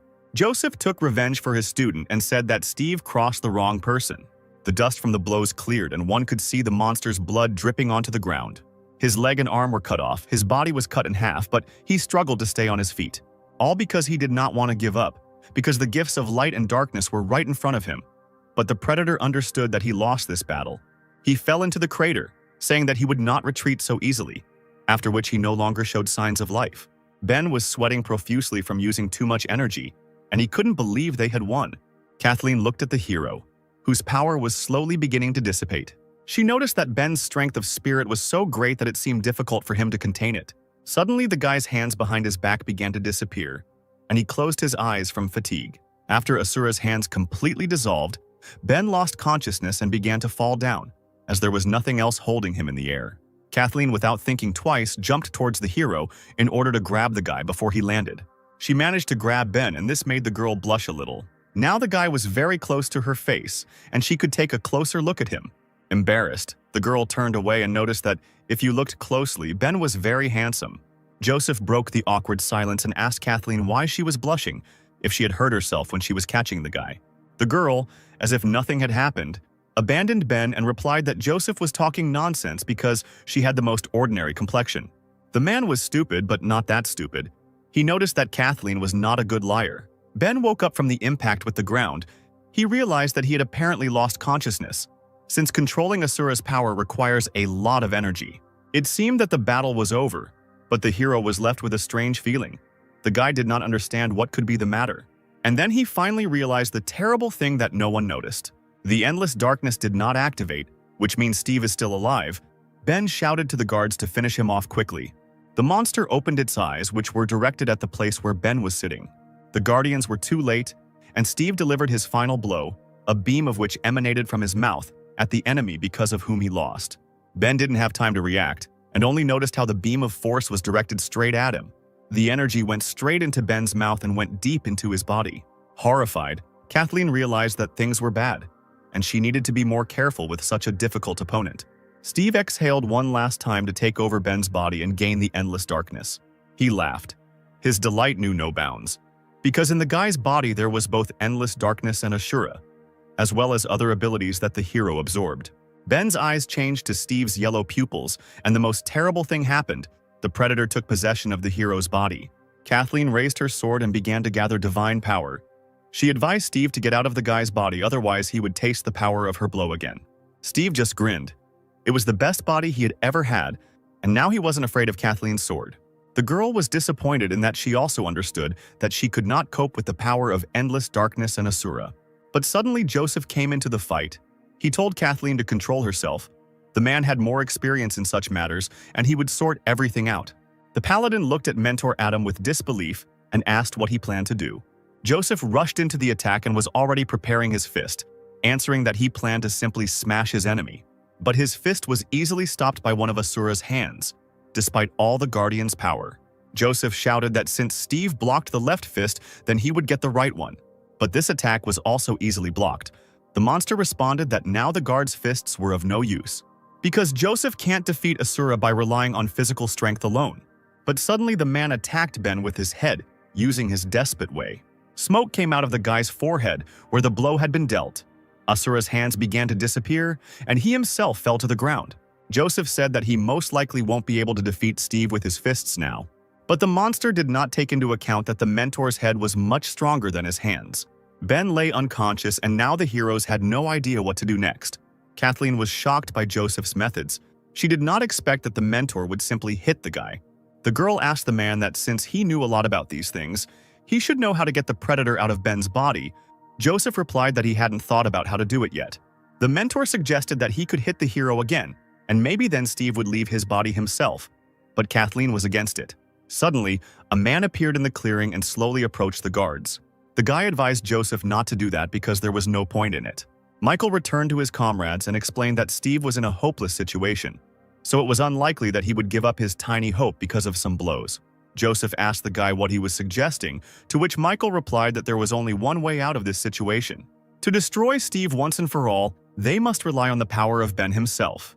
The hero and the predator were inside Ben's mind. Steve was surprised that he, the Great Dark King, was defeated by a bunch of guards. However, if the monster can defeat the guy in this place, it will get his body forever. Ben chuckled. He wasn't afraid of his opponent at all and replied that all Steve knew how to do was talk. The guy struck the predator in the face. There were no abilities here, just a normal solution to a dispute with fists. While attacking his enemy, the hero shouted that he would recapture his body and drive Steve out. Having received the blow, the monster fell on his hands, but was immediately able to push off to counterattack. He swung his leg, attacking the guy, and shouted that the hero's milk was still wet on his lips. Ben should have been a couple thousand years older before showing off in front of a predator. The guards stood in the clearing and looked at the motionless body of the guy. Kathleen said that Ben had already shown his trump cards and proved that he was quite extraordinary. Without him, the team would not have completed this task so easily. But the girl was worried that now the hero would have to deal with a spiritual-level predator, and the guards could not help him in any way. Michael smiled in his usual manner and replied that they had to find out who was spiritually stronger, and the team could only wait for him to wake up. Joseph asked the question that was in the air, what if Steve wins? What should they do then? Michael replied that then it would be clear that Ben's soul was completely enslaved, and they will have to fulfill their duty as guards, namely, kill the monster. There was a struggle going on inside Ben.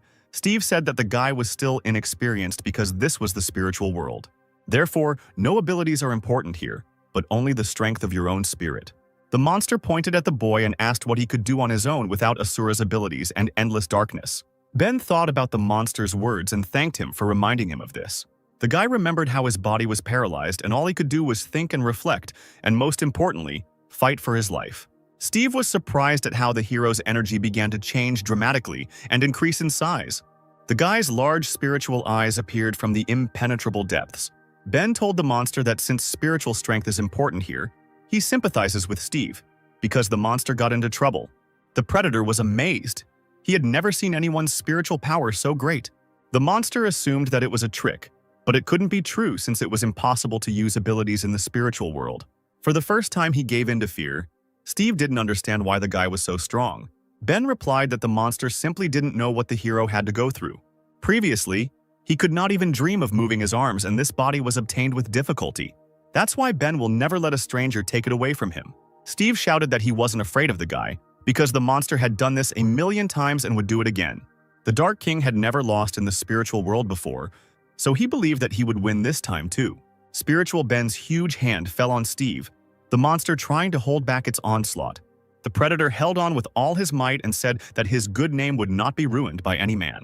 But Ben was serious. He told the Dark King not to get cocky. Suddenly, Steve felt a strong pressure on his body that he found difficult to bear. His spirit began to crumble, and the monster realized that he could not cope with such power. Ben in the real world rose into the air, and a purple aura began to appear around him. Joseph was surprised that the guy was floating in the air, but Michael seemed to know what was going on. The guard explained that the hero's levitation is a confrontation between the guy and the predator, and now the battle is in full swing, which means that the team will soon find out who will wake up. Suddenly, another man appeared in the clearing, moving towards Ben at high speed. It was Dean Lee who pointed his sword at the guy and replied that he didn't care who woke up, because Steve had killed his subordinates and Ben was always in the way. The old man thought that now he had an excellent chance to finish them both off with one blow. The guards were surprised by Lee's appearance in this place. They did not understand what he was going to do. The Dean struck and blood was shed. At that moment, on the other side of the forest, Jenna felt her pulse quicken. The girl became worried and assumed that something was probably happening to her owner. Scarlet blood from the old man's blow flowed onto the dead ground. But it was not Ben's blood, but Kathleen's, who caught the Dean's sword with her own hand. The girl saved the guy and said that after they left Protos, she had a feeling that someone was following them. The paladin did not expect that the old man would decide to appear right now. Her face was stern and she asked Lee why he needed to kill the guy. The old man thought that Kathleen had risked herself to save the hero. Apparently not only Kevin was capable of fighting back against the Dean, Lee had the feeling that Ben was somehow bewitched since everyone was helping him. He shouted that the guards call themselves S-rank, but they still believe that the boy is capable of defeating Steve. Instead of letting the predator get endless darkness, it would be better to finish him off while there is still a chance. The old man continued to insist that the team kill the guy and complete their task, and Kathleen's hand squeezed the sword tighter and tighter from these words. The Dean's blade couldn't withstand the pressure and broke under the paladin's strong grip. Her hand was bleeding profusely, but she was furious at the old man's words, and she replied that Lee was wrong and that Ben would not lose. After the guy wakes up, the Dean shouldn't touch him with a finger, otherwise he'll have problems. Meanwhile, the battle in the spirit world was coming to an end, and the clothes on Ben's body began to dissolve into thin air. The guy thanked the girl for her words, and Kathleen, hearing this, was surprised and blushed. The girl realized that it was Ben's voice and began to turn to look at him. He was still able to defeat Steve, but then she saw a charming picture in front of her. In front of her stood Ben, who was completely naked torso. He looked like a strong man from fairy tales. The guy turned around and asked what condition the girl's hand was in. At that moment in her eyes, he was the most handsome young man. Kathleen became very embarrassed and replied that it hurt a little, but in her head she did not understand what was happening and why she involuntarily said what she thought. Ben bandaged the girl's hand with the remains of his clothes, showing concern. The hero said that it was a small bandage, but it would do for the time being. The girl replied that he shouldn't worry so much because she was a paladin and could take care of herself. Joseph and Michael watched the cute couple. Hero told Kathleen that if she doesn't like it, then let her take it off. She refused. Michael was amazed that his ability did not affect the paladin. But Ben succeeded. The man saw the girl so embarrassed for the first time. Joseph said that he was already preparing to bury the hero. But it's cool that he managed to win because the mentor didn't believe in it. The Dean thought that the guy had no chance of winning and it was just luck. Ben turned to the old man and asked why he wouldn't leave him alone, because Lee kept insisting that Steve had to be killed. But in fact, it turned out that he wasn't the one who was bothering him. The hero offered the guard to settle old scores once and for all since he had come. Suddenly, the Dean stepped back. He himself did not understand why he wanted to retreat from his will and was afraid of the guy's aura. The old man assumed that it was all because Ben had managed to absorb Steve's energy. The hero continued to provoke the Dean, asking why he was hesitating, since he so wanted to kill the guy. Lee found a compelling excuse. He said that an S-rank guard cannot fight people just like that, because it is already a duel, and at least 10 witnesses are needed so that Count Dracula does not hold him accountable. At that moment, Jenna landed on the battlefield and said that the old man killed people for his experiments, and now he wants to kill Ben. Does the Dean really think that he can avoid responsibility? The hero's entire team was assembled. They decided to act as witnesses because together with the 3 guards there were exactly 10 of them. Ben was surprised that all his friends came to his aid. The old man was disappointed that the hero's assistants appeared at that moment. This thwarted his plan to avoid the fight. Adam noticed his mentor among the guards. He thought that he was dead, to which Joseph replied that no one could kill him. He threw his bag to the student and replied that he could carry his laundry since he had come here. The smell from the bag was still just as disgusting.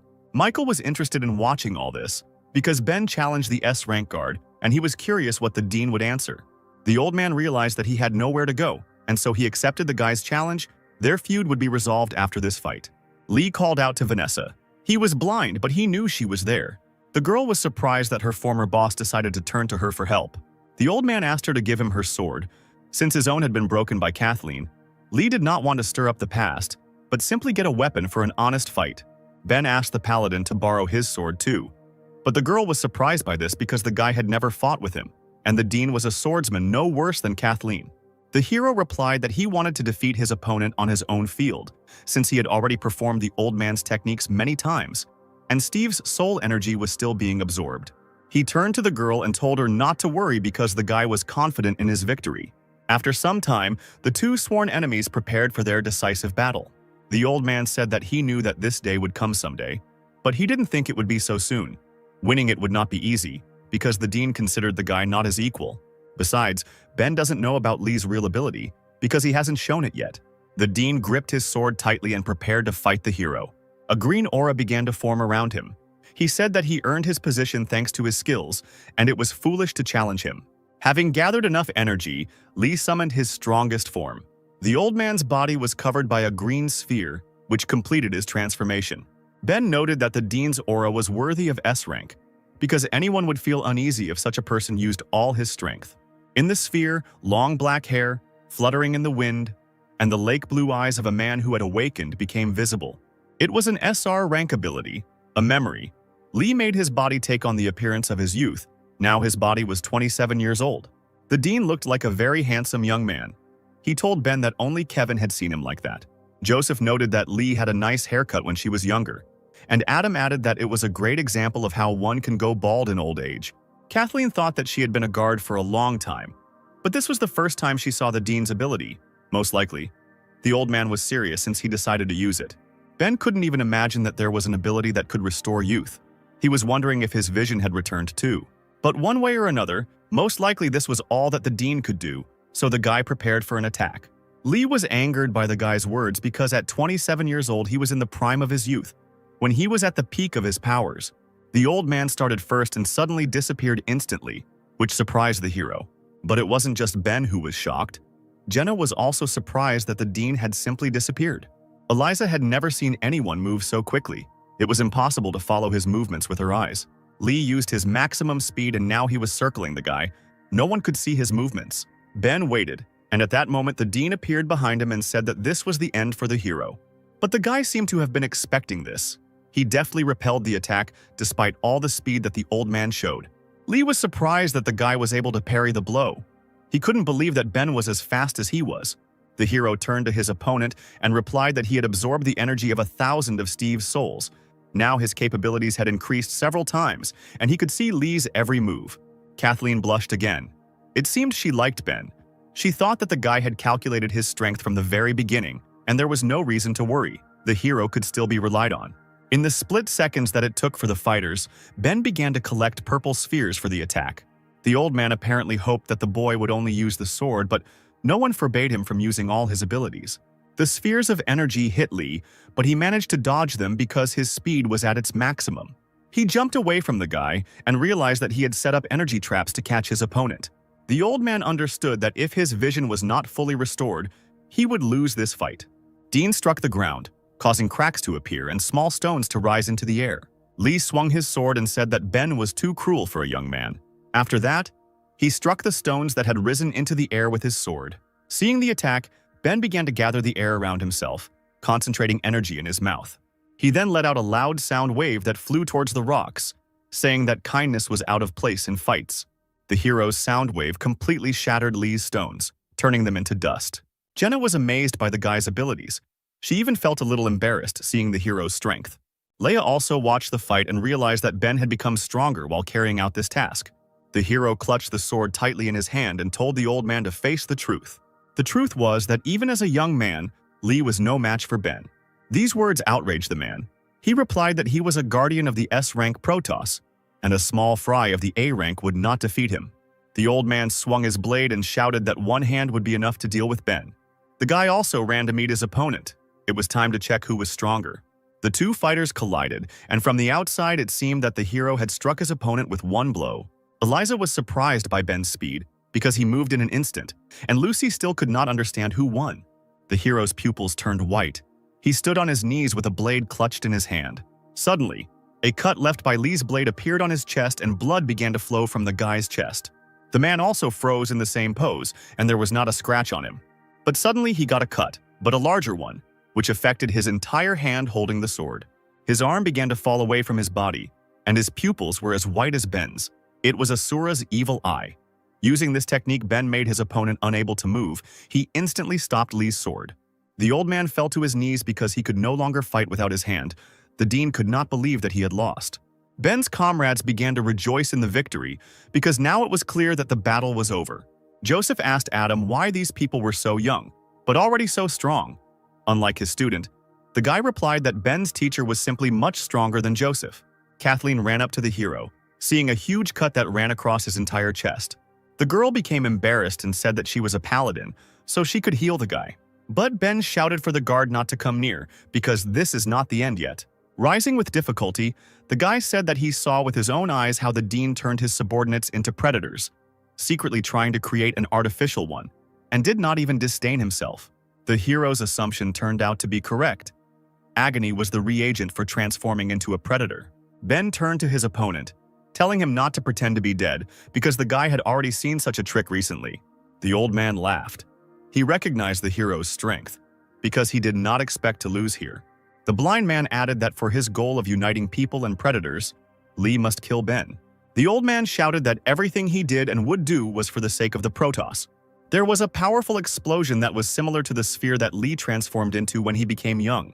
Ben was shocked by such power, and he also smelled a very strong smell of blood. Jenna was familiar with this feeling. It was the same as when she fought with the Thunder God, but the dean's energy was much stronger. Vanessa folded her hands and prayed that the old man would give in and not be so stubborn. When the sphere dissipated, something huge appeared before the heroes, not resembling the former guard. Kathleen noticed that this ability was not from the human world. It turns out that the old man really was secretly experimenting on himself. Before them appeared an artificial predator, a huge creature that was covered in eyes, and its hair was like threads and went deep into the ground. Eliza was horrified by what she saw. She could not believe that this creature was Dean Lee. Adam was also shocked by what he saw. This creature looked even more frightening than a spiritual-level predator. Jessica, although a former predator, still found the creature disgusting. The monster opened its mouth and slowly began to repeat Ben's name. Then it said that it wanted the guy dead, and the eyes on its body looked at the hero. Seeing the monster before them, the guards stated that they had originally assumed that this fight would be between two. But when they saw Lee in such a form, they could no longer remain indifferent. Joseph said that the dean was a Protos guardian, but he himself had fallen to the very bottom. The mentor added that if the old man did not stop, he would not coddle him. The monster looked like a silent statue, which seemed not to hear the heroes, but only continued to repeat Ben's name. Joseph was infuriated by the monster's offensive behavior since he did not pay attention to the guard.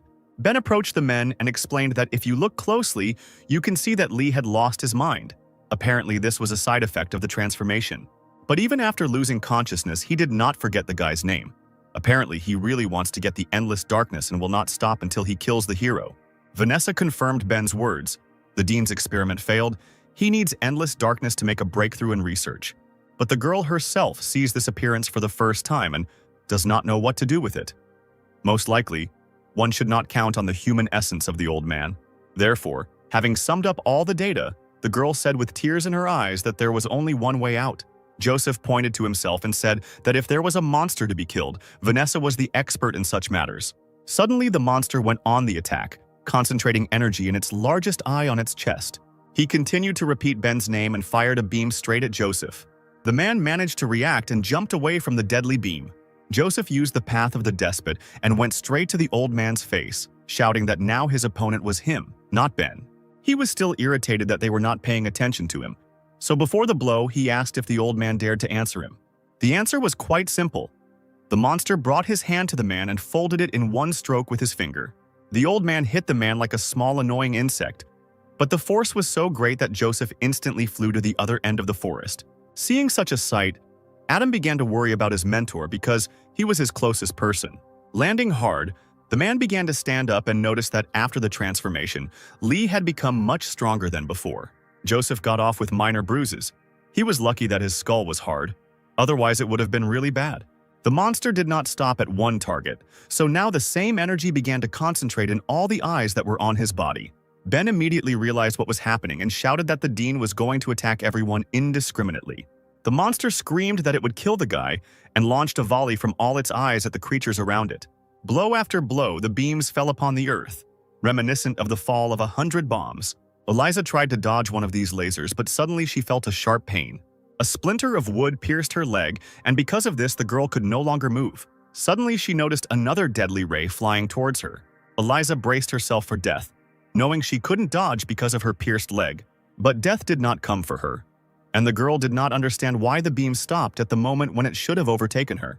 Opening her eyes, she saw something she didn't expect at all.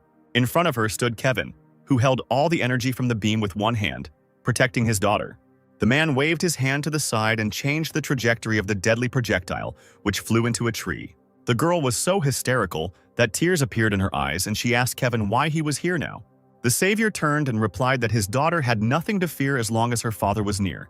Dean Lee, in the form of a monster, continued his volley of eyes and shouted that he would kill everyone now. The shells were flying at all the team members and everyone dodged as best they could, but each time it became more and more difficult. Someone called out to Dean Lee in a loud voice, causing him to stop attacking and tremble. His eyes turned to the little man who had come to the aid of our heroes. Kevin asked the old man why he needed all this. Did the Dean really want to be sighted and have a luxurious hairdo down to the ground? Because when one thing disappears, another always appears. The mentor's face was stern, and he added that it was very difficult for him to see his old friend through this appearance. Lee slowly turned his head and continued to tremble as if he was afraid of Kevin's words. Kathleen also noticed this fear. Lee was so scared as if he was about to lose consciousness. The girl was interested in what was so scary about this Kevin. Ben suggested that it was a simple instinct for self-preservation and that the reaction was unconscious. Kevin continued to lecture. He said that he was already retired and did not expect that his peace would be disturbed by Lee. The man grabbed the tree with one hand, and the trunk began to crack from the force of his grip. At that very second, the tree completely tore apart, leaving behind only a stump. Kevin held a whole tree in one hand and said that the old man had hurt his daughter and that was unforgivable. That's why he asked not to judge him, because the dean himself asked for it. Michael had heard that Kevin was the strongest of all the guards and this was the first time he saw him in action. The guy considered it a great success. The master pushed off the ground and instantly found himself in front of a huge monster. In one hand he held a tree, and the other hand was, as always, in his pocket. At this moment, he was preparing to go on the attack. Kevin said that Lee gets this blow for wounding Eliza and hitting the monster on the head with a tree. Unexpectedly, from such a force of impact, the monster's head instantly crashed into the ground. Due to such power, the ground around the landing of the head began to crack, and huge vibrations emanated throughout the forest. Joseph was amazed by the master's strength, because with just one blow he slammed the old man into the ground. Michael couldn't believe his eyes. The guy considered the strength of these two guards to be incomparable. Eliza looked at her father and smiled. The girl was proud that Kevin stood up for her. Suddenly, a blue shield formed around the girl, which scared her at first. There was no need to be afraid. It was Ben's protective barrier. The guy decided to protect the whole team. He also asked Kathleen to heal Eliza's wounds. Paladin looked at the large cut on Ben's body, which made it difficult for the boy to stand on his feet, and thought that he needed help more than others. Suddenly, the monster rose from its knees after the blow and began to concert energy in its eyes. It furiously longed to kill everyone who was here. At that very moment, the tree that Kevin was holding flew into his main and largest eye on his chest. The man was floating in the air after the throw. He asked his friend if the old man had regained his sanity, but apparently this was not the case. Kevin looked sternly at the monster and said that now he would help Lee learn from his mistakes. The master went on the attack. His blows and movements were so fast that outwardly, it seemed as if a huge whirlwind was swirling around the monster. Michael was an S-rank guard and had high speed himself, but even he couldn't keep up with Kevin's attacks. Within a couple of seconds, the monster felt terrible pain and screamed, every eye on his body bleeding from the blows. Leia was amazed. The master was able to destroy each eye of the monster at once. It was truly amazing. Ben hadn't seen Kevin's strength before. He was amazed that the man managed it in an instant. That's why he was called the strongest guard. The master landed gently on the ground and said that he and the dean were colleagues, so the man did not want to kill him. The monster was on his knees, bleeding, and Kevin turned around and told the old man not to do that again. But the exhausted monster did not want to give up. He said that everyone who is here will die. A green ball of energy began to form above his head, growing in size. When the power reached its maximum, Lee shot all that energy at Kevin. The sphere was approaching Kevin, who was peacefully walking forward, and it seemed that in a couple more seconds the strongest guard would die. Eliza shouted at her father to dodge the attack. The girl seriously panicked. Suddenly, at the very last moment, the master turned around and spat his straw, which he had been holding in his mouth all this time, towards the ball. The massive attack stopped and looked like a ball that had a needle stuck into it and was about to burst. The guards were shocked that Kevin was able to stop the dean's dying blow with just one straw. Ben noticed more. He saw that Kevin had not only stopped the attack, the master also struck back, the energy-filled straw cutting through the enemy charge and heading towards the monster. At that moment, the being that had once been the dean realized that he had no way to evade it. The straw pierced Lee's head. The blow was so powerful that only the lower part of his huge skull remained. Kevin sighed with disappointment and said that if the old man had not taken the wrong path, he would have made a good guard. But alas, the master had to stop his old friend, who thirsted for forbidden power. Kevin thought that if he hadn't done this, the dean would have become like those 5 guards. Having finished thinking about the fight, the master saw in front of him a team that he could protect. Joseph, Michael, and Adam stood in front of him, dumbfounded, and the master asked what these 3 were doing there. The heroes saw the guard's strength and after that did not want to contradict him. So Joseph timidly replied that they were not doing anything. Kevin calmly turned around and replied that since there were no more problems here, he needed to leave because he had one more important matter. Eliza was outraged that her father would just leave the girl here. She asked what important matter awaited the master. Kevin turned around and replied that Ethan had half-price milk tea today, so he didn't want to have to make a difficult choice between his favorite drink and his daughter. Flying off to get his tea, he shouted for Ben to take care of Eliza. The guy was frightened by the power of the Great Guard, so he agreed with fear in his eyes. After some time, Kathleen began to treat Eliza's leg, at which point the bride noticed something strange in the sky. Energy began to emerge from the body of the dead dean, so much of it that it seemed as if purple snow was falling. Kathleen said that Lee had lived a long life and this energy contains all his knowledge. If Ben absorbs it, he will surely become much stronger. One of the spheres landed on the hero's hand, but he blew it away, not wanting to accept this gift. Kathleen jumped up and was surprised that the guy just took and dispelled her. The girl asked why he did it.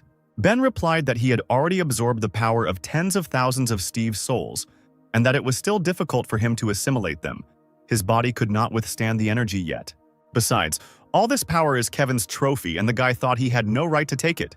A little more than a month has passed since our hero's first mission. He was in his estate. The sun was already rising outside the window. It was 6 in the morning. Someone woke Ben up. The guy rubbed his eyes and asked who dared to interrupt his light sleep. Opening his eyes, he saw a gorgeous picture. In front of him was Jessica's lush breasts. The girl was sitting on the guy, and wild passion was visible in her eyes.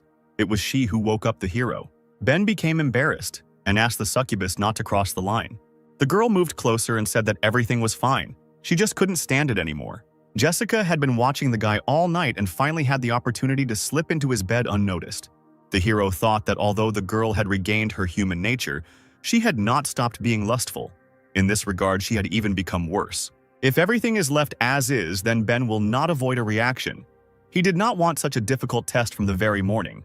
The guy didn't know what to do, and suddenly the girl took the initiative into her own hands. She put her hands on Ben's chest and said that the hero had a very pumped-up body, and this scar gives him masculinity. She turned completely red. The succubus began to fantasize all sorts of things, because the bodies of human men were more beautiful than those of predators. Ben jumped up from the unexpected gestures of attention and told the girl that she had gotten too carried away, and that she should be a little more restrained. Suddenly, the bedroom window swung open and a strong wind blew, blowing cherry blossom leaves into the room.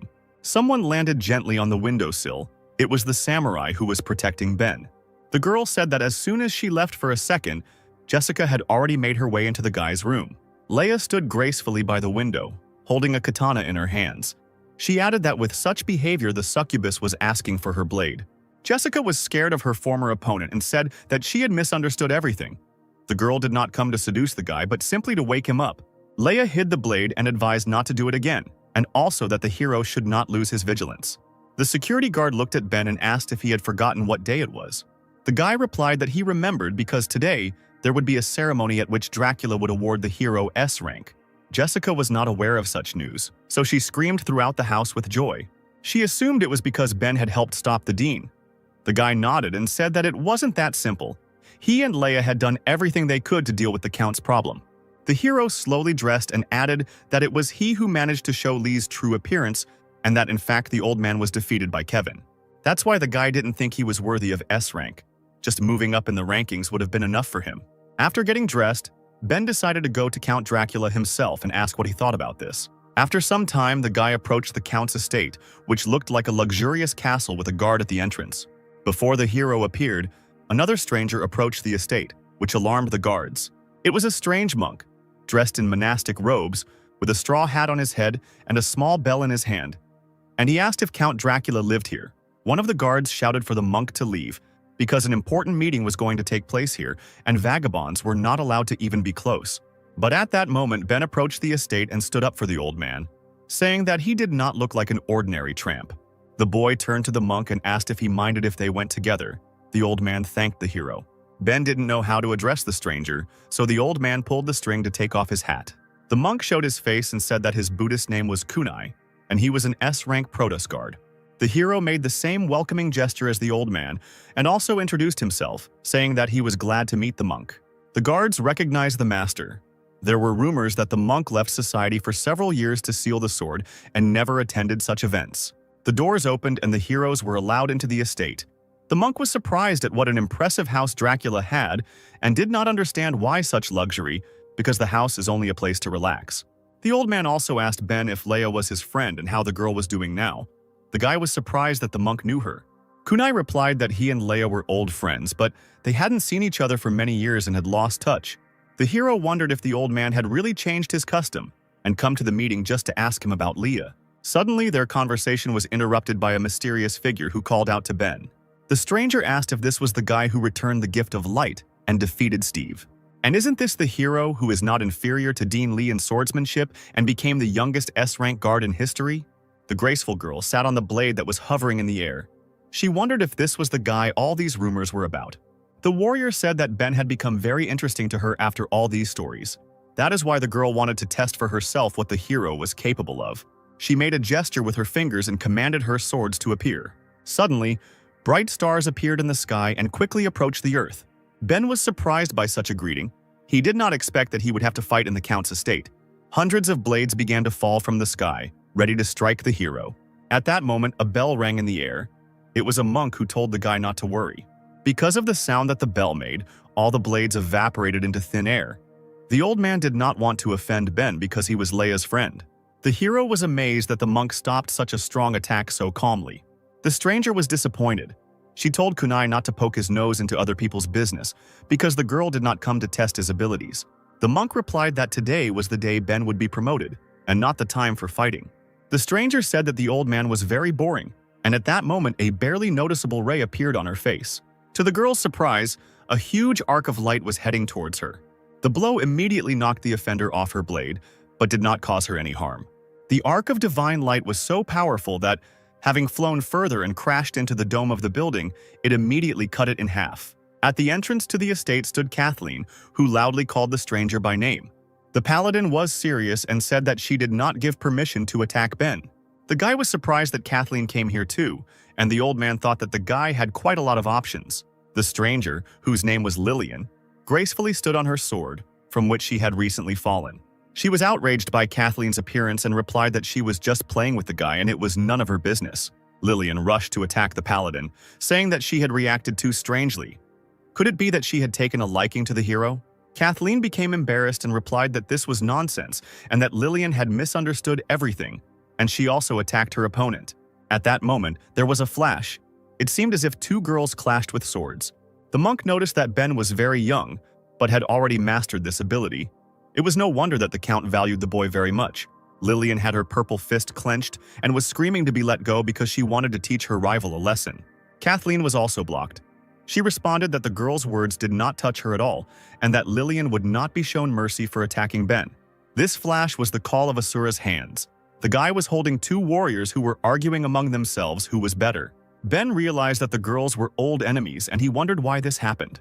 The monk explained that the thing was that the Protos was not their home. The two were from two warring countries. The boy turned to the old man and was surprised that there were other countries. He believed that Protos was the only place where people lived. The monk began his story. Once upon a time there were many states on their continent, but due to the attacks of predators, many of them fell into decline and ceased to exist. There are a few small states left. The Protos supports them financially and also protects them. In return, their best warriors become Protos guards. Paladin Kathleen was the strongest warrior of the country of knights. This country was like a city from the Middle Ages with castles and paladins in armor. Fencer Lillian came from a mysterious eastern country where swordswomen live, and she is also the head of the local swordsman school. A figure in a red robe emerged from the estate and watched as the girls argued with each other. It was Count Dracula along with Michael and Joseph. He stated that he had not gathered everyone here to watch them fight. But the warriors continued to quarrel, and this began to irritate the Count.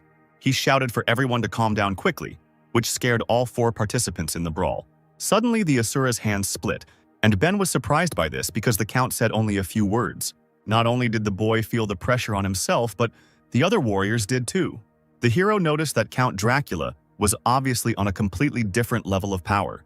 Perhaps he was as strong as Kevin. Suddenly, a helicopter appeared in the sky and approached the estate. The helicopter landed in front of everyone gathered, and Ben thought that it was most likely Daniel's mother. Mary exited the transport with great effect. She noticed that everyone had already gathered, but she didn't understand why, since only Ben would be promoted. The woman cast a cold glance at the guy. Clearly, she was not happy to see him. Ben was a little scared and assumed that the woman was staring so intently because the hero had defeated her son in a duel. The meeting began, and Count Dracula announced that since everyone was gathered, the discussion could begin. Ben whispered to Kathleen not to be angry, because he only grabbed her because the situation was getting tense, and the guy didn't want the fight to get out of control. The girl was embarrassed. She thought that Ben was already gossiping with her, which meant their relationship had reached a new level. It was too fast for the beauty.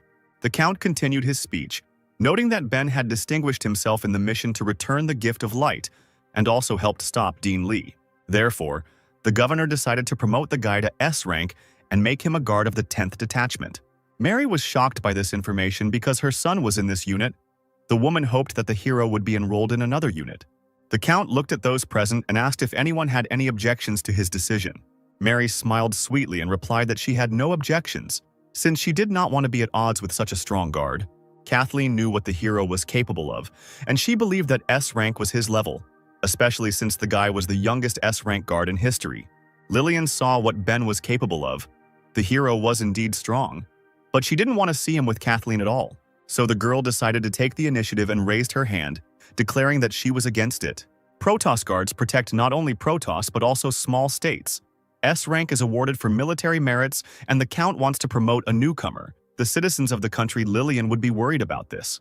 Dracula explained that the guy's abilities were confirmed by Kathleen and Joseph, so there was no need to worry, but Lillian was against it because the inhabitants of her country had not seen what he was capable of. The Count thought and asked what he would have to do to convince Lillian to recognize his rank. The warrior replied that in order to see his abilities, the viceroy must allow Ben to go with her to her country. If the hero defeats the students of her fencing school, then Lillian will certainly acknowledge his strength. Ben was shocked by these words. The guy was not ready to see so many girls in one place. Kathleen was not happy with this statement either. She said that Lillian came up with this on purpose because the students are the main force in the country of women, and even the paladin cannot do anything against them. The worried hero turned to the Count asking him to reject this offer, since it would be somehow dishonest for one guy to be in such a country. Dracula declared that since Lillian doubted, Ben would have to go with her to the realm of women and defeat the warriors there in order to demonstrate the strength of the Protos Guard. Kathleen was shocked by the governor's decision. The girl considered the situation terrible. Lillian was glad that her plan had worked. She said that when the guy arrived, he would understand that he had a high opinion of himself. The Count stated that the question of raising the hero was a done deal, but there was still something that needed to be discussed. The second question was more serious, and that is why the governor invited all the guards to come. He asked them to follow him. Ben was surprised that his promotion was not the main reason for the meeting. The guy was interested in what everyone was gathered for. After some time, all the guards entered the palace and saw a bloody man lying on the floor. Ben asked who the corpse was. Lillian replied that it was an A-rank guard from the second squad. He was far from a weak opponent, but he was just stabbed to death. The girl was interested in how it happened. Judging by the wounds, the killer was an expert with a weapon, but it was unclear who it could have been. The Count replied that Lillian would immediately understand everything if she touched his wound. The girl did not immediately understand what the catch was, but decided to believe the words of the governor and touch the wound of the corpse. Suddenly, she was overcome with fear at the bloodlust she felt. Lillian quickly crawled away from the corpse and realized that it was the bloodthirsty king who did it. The Count said that without any doubt it was he. The governor thought that he had been dead for a long time and did not expect to meet him again. Ben asked Dracula who this bloodthirsty king was. It was probably because of him that everyone was gathered here. Even Lillian turned pale with fear. Apparently, this was not an ordinary person. The swordswoman rose to her feet and said that the bloodthirsty king was not one person, but 5. But even individually, they are extremely dangerous. Even from the corpse, one could see how skillfully he was killed. In addition, he was once a guard, but he was put on the wanted list for killing a comrade. Kunai, who stood to the side, added that moreover, the Bloody King was once his student. He was one of the S-rank guards in the 5th squad, and one of the 5 bloodthirsty kings. The king sat on the border of the Kingdom of Women. One of the cloaked figures approached him and asked if he had killed that guard. The masked man replied that he had been in his way and therefore deserved death. The figure replied that the king had overdone it, since killing the guard would attract unnecessary attention. The mysterious man said he did not return to follow the stranger's plan. He came back only to reclaim what was once his. The king returned for the demonic sword, which was now in a room covered in seals. After the meeting, the heroes began to disperse, and Kunai asked Ben to stay because he wanted to ask him for something. The heroes stopped, and the boy asked the monk how he could help him. The old man folded his hands together as if he were about to pray, and asked Ben to tell Leia that the monk had opened a small temple in his hometown. If the girl is not busy, the old man invites her to come there and talk. Ben bowed before the monk and said that he would definitely convey his words to Leia. Their conversation was interrupted by Lillian, who called Ben. She reminded the guy that after he talked, he should definitely come back to her and not forget what he had to do. Lillian will wait at this place and hope that the hero does not try to escape. Kathleen tensed up from the warrior's excessive interest in Ben. The guy replied that he would win and would not run away from her students. The hero conveyed the monk's words to Leah, and an hour later he was already heading with Lillian towards the country of women. The couple flew on the warrior's sword. Lillian began to talk about her country. She said that their country owes its origin to the ability of the SSR rank. This ability is very unique and can be taught to others. But for some reason, only women are related to these others, so after a long time, only they remained in their country. The girl also added that, of course, she had met men in Protos, but this was the first time she was returning with one of them, so she asked Ben to be more kind to her. But the guy sat there and seemed not to hear what Lillian was saying and did not pay attention to her words. The girl was amazed that the hero did not react in any way, because she was the first beauty of her country, and the guy could not help but pay attention to her. Ben was thinking about the monk at that moment. He noticed how the master spoke respectfully about Leia, and the guy was wondering what he wanted to talk about with the girl. Most likely it was connected with the past, and did it mean that the old man wanted to talk about his student? But suddenly the hero's thoughts were interrupted by something soft that touched his back. Lillian's ample breasts pressed against the guy's back, and he couldn't understand what kind of pleasant sensation he was experiencing. Ben was embarrassed and couldn't believe that the girl was pressing herself against him. Lillian hugged the guy and said that he was very brave to ignore her words once. Thinking about his own, she wondered if he was thinking about Kathleen at that time. The girl asked what Ben saw in the paladin, since the head of the school of fencing considered herself much more beautiful. The hero was very excited. He could not believe that Lillian was flirting with him, which meant that most likely her students were the same. Ben tried to free himself from the embrace, but the girl continued to ask who was prettier, Kathleen or she. In all this confusion, Lillian lost control of where she was flying and the couple headed straight into the river. The girl lost control and the couple fell into the water with a crash. Ben emerged from the water and was glad that he had learned to swim in elementary school. But then he saw a picture that made him forget about the fall and the cold water. In front of him were mountains and houses of different sizes. The hero realized that he had entered the land of women. The girls on the shore began to whisper. They did not understand who it was, a predator or a person. One of them assumed that it was a girl, but for some reason she had no breasts. Ben saw a very pleasant landscape. In front of him was a crowd of beautiful girls with long legs and lush breasts. So this is what the country of women looks like. The guy was glad of his arrival. Suddenly a sword flew out of the water.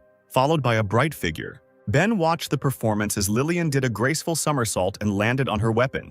The girls on the shore immediately recognized their leader, who had returned from a long journey. 2 students bowed in greeting to Lillian. They were her closest subordinates. The head of the fencing school said that there was no need for so many honors. Ben noticed that Lillian was behaving completely differently. There was no trace of her previous coquetry. Perhaps it was because of the presence of the students. The woman pointed to the hero and told her subordinates to bring her the guy who fell into the water. He would be interrogated that evening. The girls standing on the shore obeyed their mistress's order without question. They turned towards the hero, assuming that he was the guy who fell into the water. Suddenly, they were stunned that the person in the water was a guy. They had never seen men before. All the students were shocked that the head brought a guy to their country. The girls began to look at Ben as if he were an animal in a zoo. One of them was surprised that guys are people without breasts. Some girls liked the hero. They didn't understand why a pleasant shiver ran through their bodies when they saw him. It turns out that guys are very wonderful creatures. The girl with blue hair said that men were rare in their area. It was a pity that they would have to capture him. But before that, they needed to take him to the town square so that everyone could see. The women's excitement was interrupted by the head of the department, who ordered her subordinates not to be taken in by Ben's beauty. Even though they flew here on the same sword, once they found themselves in a foreign country, the guy began to pester Lillian. The hero was outraged by what was said. He shouted that everything was the other way around, and the girl was lying. But the crowd believed their mentor more. The girls wanted to grab the guy and make him a eunuch, because all men are debauchers. Ben was outraged at how easy it was to deceive these people.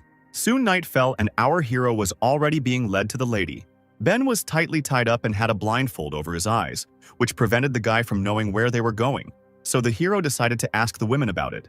The girl in pink said that the headmaster forbade talking to him. Her friend confirmed that all men are dangerous and they are not yet strong enough to contact them. After a couple of minutes, they stopped and told Ben to wait there. Lillian would pick him up herself. After the guards left, the hero immediately freed himself from the rope. The guy suspected that Lillian knew that this would not stop him. Apparently, in fact, she did not intend anything bad. Ben took off the bandage and thought about the fact that the leader had put a lot of effort into bringing the guy here. But he didn't understand why. Suddenly, the hero heard some sounds next to him. This sound was like splashing water. The guy decided to sneak up unnoticed and check what was happening nearby. Having approached a small lake, Ben hid behind a rock so that no one would notice him. The hero began to turn around a little to see what was the source of the noise. Lillian, who was completely naked, was washing herself in the water. The girl stretched and asked if Ben had looked at her body enough yet. The guy quickly hid and did not understand how the head of the school was able to notice him. The girl only grinned sweetly. Ben became very agitated and said that he had unintentionally peeped and that he felt awkward about it. The guy apologized, who knew that Lillian would wash here. The girl began to swim towards the rock where Ben was hiding. She said that she might not be as innocent as Kathleen, but much more feminine. Therefore, since Ben saw her naked body, he will now be held responsible. The guy stood behind the stone and was silent. The girl wondered why he didn't say anything about her proposal. She was a little upset and asked why the hero didn't want to take responsibility for her. Was he really one of those who enjoys himself and immediately leaves? Ben thought for a long time and replied that he did not understand what kind of responsibility Lillian was talking about. The girl suddenly jumped out of the water and declared that she would not force the guy to marry her. The hero was surprised, and he asked what she wanted from him then. Lillian became embarrassed and replied that she wanted the guy to spend the night with her, and in the future she would not reproach him for it. The hero became agitated and replied that he seemed to guess that the girl's words were a trick. Lillian had gone to great lengths to bring Ben here, and she didn't want him to talk to her students, but she was really just thinking about herself. The girl thought everything through well, but it is unlikely that spending the night together is her true desire. Ben started to come out from behind the rock to talk to Lillian and started talking about geckos. But he was immediately stunned when he saw a completely naked girl in front of him and forgot what he wanted to say. He looked away and asked her to get dressed first and then finish speaking. Suddenly, the beauty grabbed the stupid guy by the collar and pulled him towards her. Lillian took the initiative and kissed Ben to show the seriousness of her intentions. The hero froze in pleasure for a second. It was his first kiss, and he couldn't believe that this was happening to him. After a while, Lillian asked the guy what he wanted to say about the geckos, to which he replied that he had already forgotten. The girl smirked and asked why the guy had a strange expression on his face. She assumed that the hero was very worried. Ben barely contained himself and replied that he was fine. Lillian noticed that the guy was too nervous over a trifle. Apparently, progress was slow between him and Kathleen. Suddenly, a yellow disc flew into the sky at great speed, distracting the cute couple. The disc exploded, and a large fiery sign appeared in the sky. The hero asked what it meant. Lillian screamed that it was a signal for help. Probably predators attacked, so she urgently needed to go help. Suddenly, Ben's hand appeared in front of her, blocking her way. It was unexpected, so Lillian asked the guy why he blocked her path. Ben replied that the girl couldn't go fight like that. First, she needed to get dressed, and for now, the hero would help the others. Panic reigned in the city. Girls ran away as fast as they could because predators had attacked the country and broken down the gates. One of the girls got very tired while running and asked her friends to wait for her. While running, she did not notice a stone that was lying on the road and tripped over it. A dark figure of a predator appeared behind her, and the girl understood that she would not be able to escape from him. It was a boar, a predator of the demonic level. He said that his information was correct, and in this country there really are only women. The girl trembled and crawled away from the monster a little. She begged the predator to spare her. The boar bent over the beauty. The frightened girl asked what he wanted from her.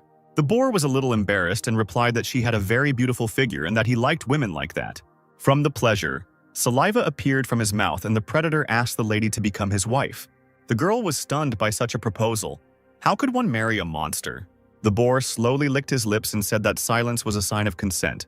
So it was time for them to go to the newlyweds' room. Suddenly, a purple beam of light pierced his long tongue. The boar did not follow what happened. He did not understand what exactly flew at him from above. The demonic-level predator looked at his tongue and saw a huge hole in it that had been made by the beam. At that moment, he instantly felt all the pain and screamed throughout the area. Ben landed in front of him, and the guy wondered if boars were getting married these days too. The hero raised his head and looked at the predator with a stern gaze. The guy said that such a beautiful girl could not agree to marry such a monster. The boar was outraged by such impudence, and Ben told the girl not to be afraid because he would deal with the offender.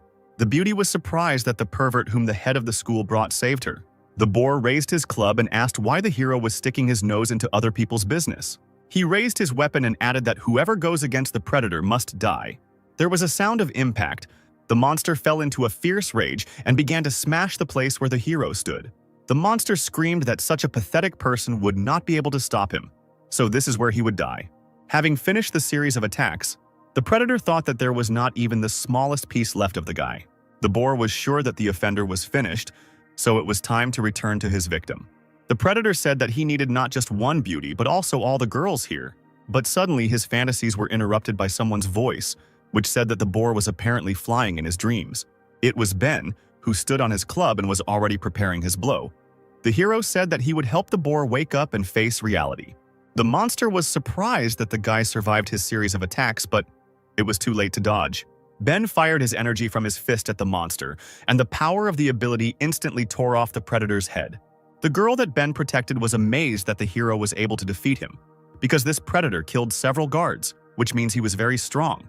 The failed husband fell to the ground with a bang and could no longer bother anyone. Ben asked the girl if she was okay, to which she replied that she was slightly hurt, but nothing serious. The beauty smiled sweetly and noticed that the hero did not look like the one Lillian described him as. She was interested in who he was. The guy turned to the girl and replied that his name was Ben, and he was the new Protos guard. The shocked girl was very happy to see the hero, because he was the same Ben who defeated Dean Lee. She didn't think that she would be able to meet this guy, and even more so that he would save her. The girl considered herself very lucky. Ben didn't expect such a reaction. He was surprised that someone here knew him. After some time, the hero asked the girl if she knew how many predators had attacked the country. The beauty replied that there were at least 100 and that they also had their own leader. Skeletons appeared in front of the couple, dressed in torn rags that resembled the clothes that people once wore.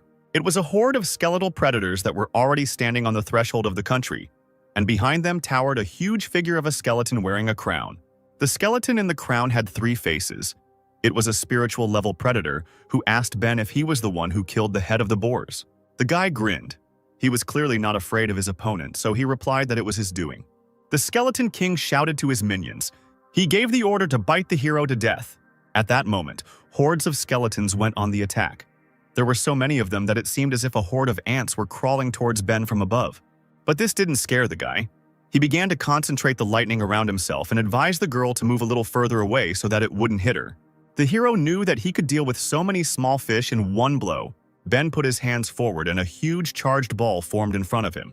The king continued to give orders. He told his servants to go ahead and not to be afraid of anything, even if they died. But at that moment, even he realized that the growing danger was too high, so he gave the order to evade. There was an explosion. Ben released the wrath of Asura from the sphere. A huge electrical wave destroyed the entire enemy army. The force of the attack was too great. It hit many buildings but still dealt with the opponents. The hero realized that he had overdone it a little and hoped that the head of the fencing school would not force him to pay compensation for the losses. The girl standing next to him was shocked by what she saw and replied that she highly doubted that Ben would get away with it. Meanwhile, not far from the city, a mysterious figure in a cloak stood on a hill. An unknown man noticed the energy that emanated from the skeletons and said that apparently the information was correct and the endless darkness was here. Behind him stood a beautiful girl who looked like an Amazon. She asked her boss what she should do. The charming girl asked if her boss wanted her to grab the guy and bring him. The mysterious man refused. He believed it was too early to interfere. The violet-eyed girl wondered why her master was so calm. Since the endless darkness was so close, she assumed it was because Lillian was nearby. The man replied that she should not be underestimated. Even though she was only 18 years old, she was the head of the fencing school and the entire country of women. Not everyone could achieve such heights. In fencing, the girl is not inferior to the level of the two strongest Protos guards, and maybe even surpasses them in some places. Moreover, the stranger had never met anyone braver and more assertive than Lillian in his entire life. Meanwhile, a horde of goblins was approaching another entrance to the country of women. They did not want to give up all the spoils to the boars and skeletons. One of the main monsters said that his comrades should be more gentle with the girls because no one needs mutilated bodies. But as soon as he stood on the entrance step, one of Lillian's swords fell in front of him. The girl landed right next to her blade and began to look around. All she saw around her were bloody and mutilated students who had fallen victim to the predator's attack. The picture she saw seriously angered Lillian, who was already ready to show her enemies what she was capable of. The enraged girl shouted that if the monsters wanted to enter her country, they should first try to defeat her. She stood before a huge horde of monsters and swore that she would personally cut down each of them. At these words, the crowd of monsters laughed. They could not believe that such a fragile girl would kill them. One of the ghost-level predators said that this time there were several tens of thousands of them here, and she would not be able to defeat such a number of monsters.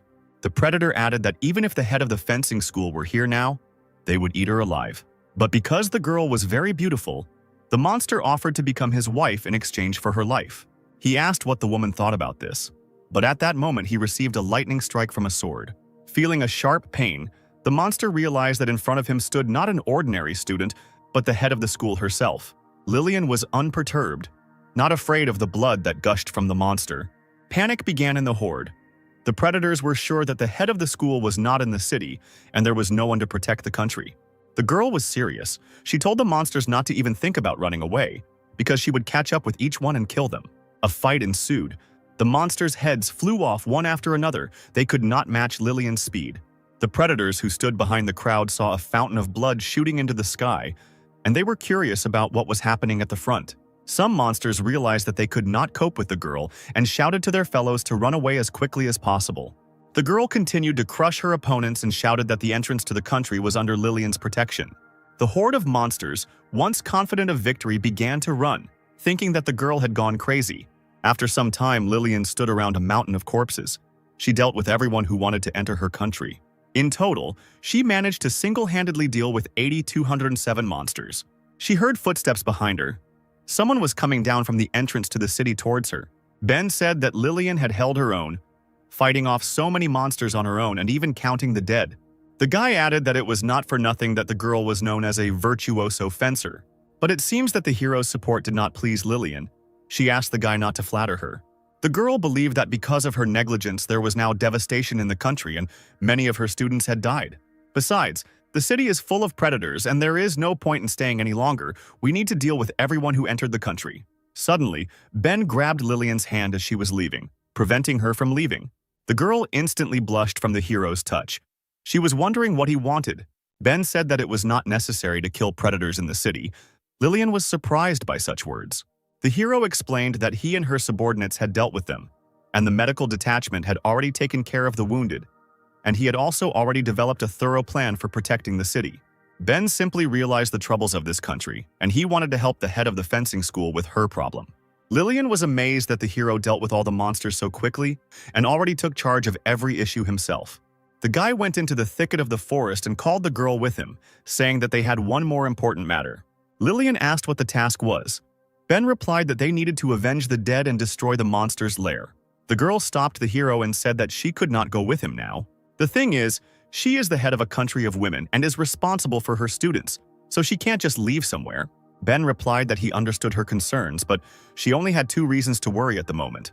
The first reason was that if the predators attacked now and she left, then who would protect the city? The second reason was the terrain, so the girl was not sure that she would be able to find the predators' shelter. Lillian was amazed. Everything really was, as Ben said. She thought that the guy could read minds.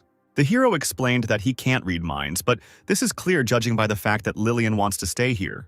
But wealth and honor are achieved through risk. Lillian did not understand these words. She had never heard anyone say that.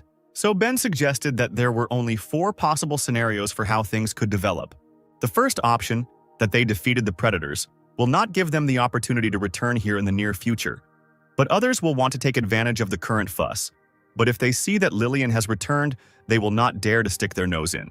The second option, judging by the outcome of the battle, both sides suffered losses, so the enemy will think that they stayed here to recuperate, and the team will meanwhile get to their lair and suddenly attack. The third option is that Ben can specifically release one of them to follow him, so the heroes will find out where the predators live. The fourth option, predators are herd creatures. They need to feed on people or weaker relatives to become stronger. Therefore, it is rare to meet them in large numbers. They must have some common reason to unite. Having described all the possible scenarios, the hero said that the choice was up to Lillian. Will the head of the country close her eyes and follow the call of her heart? Because she probably wants to take personal revenge on the culprit of what happened. After listening to Ben's story, Lillian said that he was right and she had underestimated the guy. Therefore, it was decided to go into the thicket of the forest, find the lair of the predators and kill each of them. After some time, not far from the country of women, a conversation was heard in a small cave. One of the predators trembled before the leader and reported that during the inspection he saw the head of the fencing sect with his own eyes. The monster followed her, and she went to the Protos, but who could have known that the girl would return so soon? The scavenging predator fell to his knees and begged his mistress to have mercy on him. Sharp feathers flew from the dark, impenetrable cave towards the monster. The feathers pierced the predator's chest like daggers and pinned him to the wall. Footsteps were heard from the cave, and soon the outline of a slender figure with wings could be seen. The figure of the bird girl slowly approached the scavenger, and the falling light increasingly began to show the charming appearance of its owner. She was very unhappy that, due to the fault of the intelligence officer, several tens of thousands of her subordinates were killed overnight. It was the spiritual-level predator, the eagle Susan, who said that the scavenger not only escaped, but also dared to ask her for mercy. She leaned towards her subordinate and added that even if he died 1,000 times in a row, it would not make things any easier for her. The eagle swung its razor-sharp claws, attacking the defenseless predator. The blow left large marks on the cave wall and instantly killed the scavenger. The girl thought about the strength of the head of the fencing school. She decided that she should remember the name Lillian. At that moment, a strange noise was heard. A dent began to form on the wall of the cave. Something was approaching the predator. The wall collapsed and Ben jumped out of it, finding the leader of the attacking monsters. The hero was delighted with the find, and the eagle was surprised that she saw a man while in the land of women. The predator asked the guy who he was and how he managed to find her lair in such a remote place. Ben chuckled and advised the girl to relax, since he was just showing the way. At that very second, a blade flew at the predator at great speed, and the hero added that the one who wanted to talk to her was behind him. The predator saw a huge sword before her eyes. At that moment, she understood that the battle was about to begin. The girl covered herself with her wings, and the force of the blow threw her back. The predator crashed into the wall, and the swords bounced back to their owner, but did not injure the enemy. The dust from the falling stones cleared, and the eagle noticed that if it weren't for her wings, she would have died now.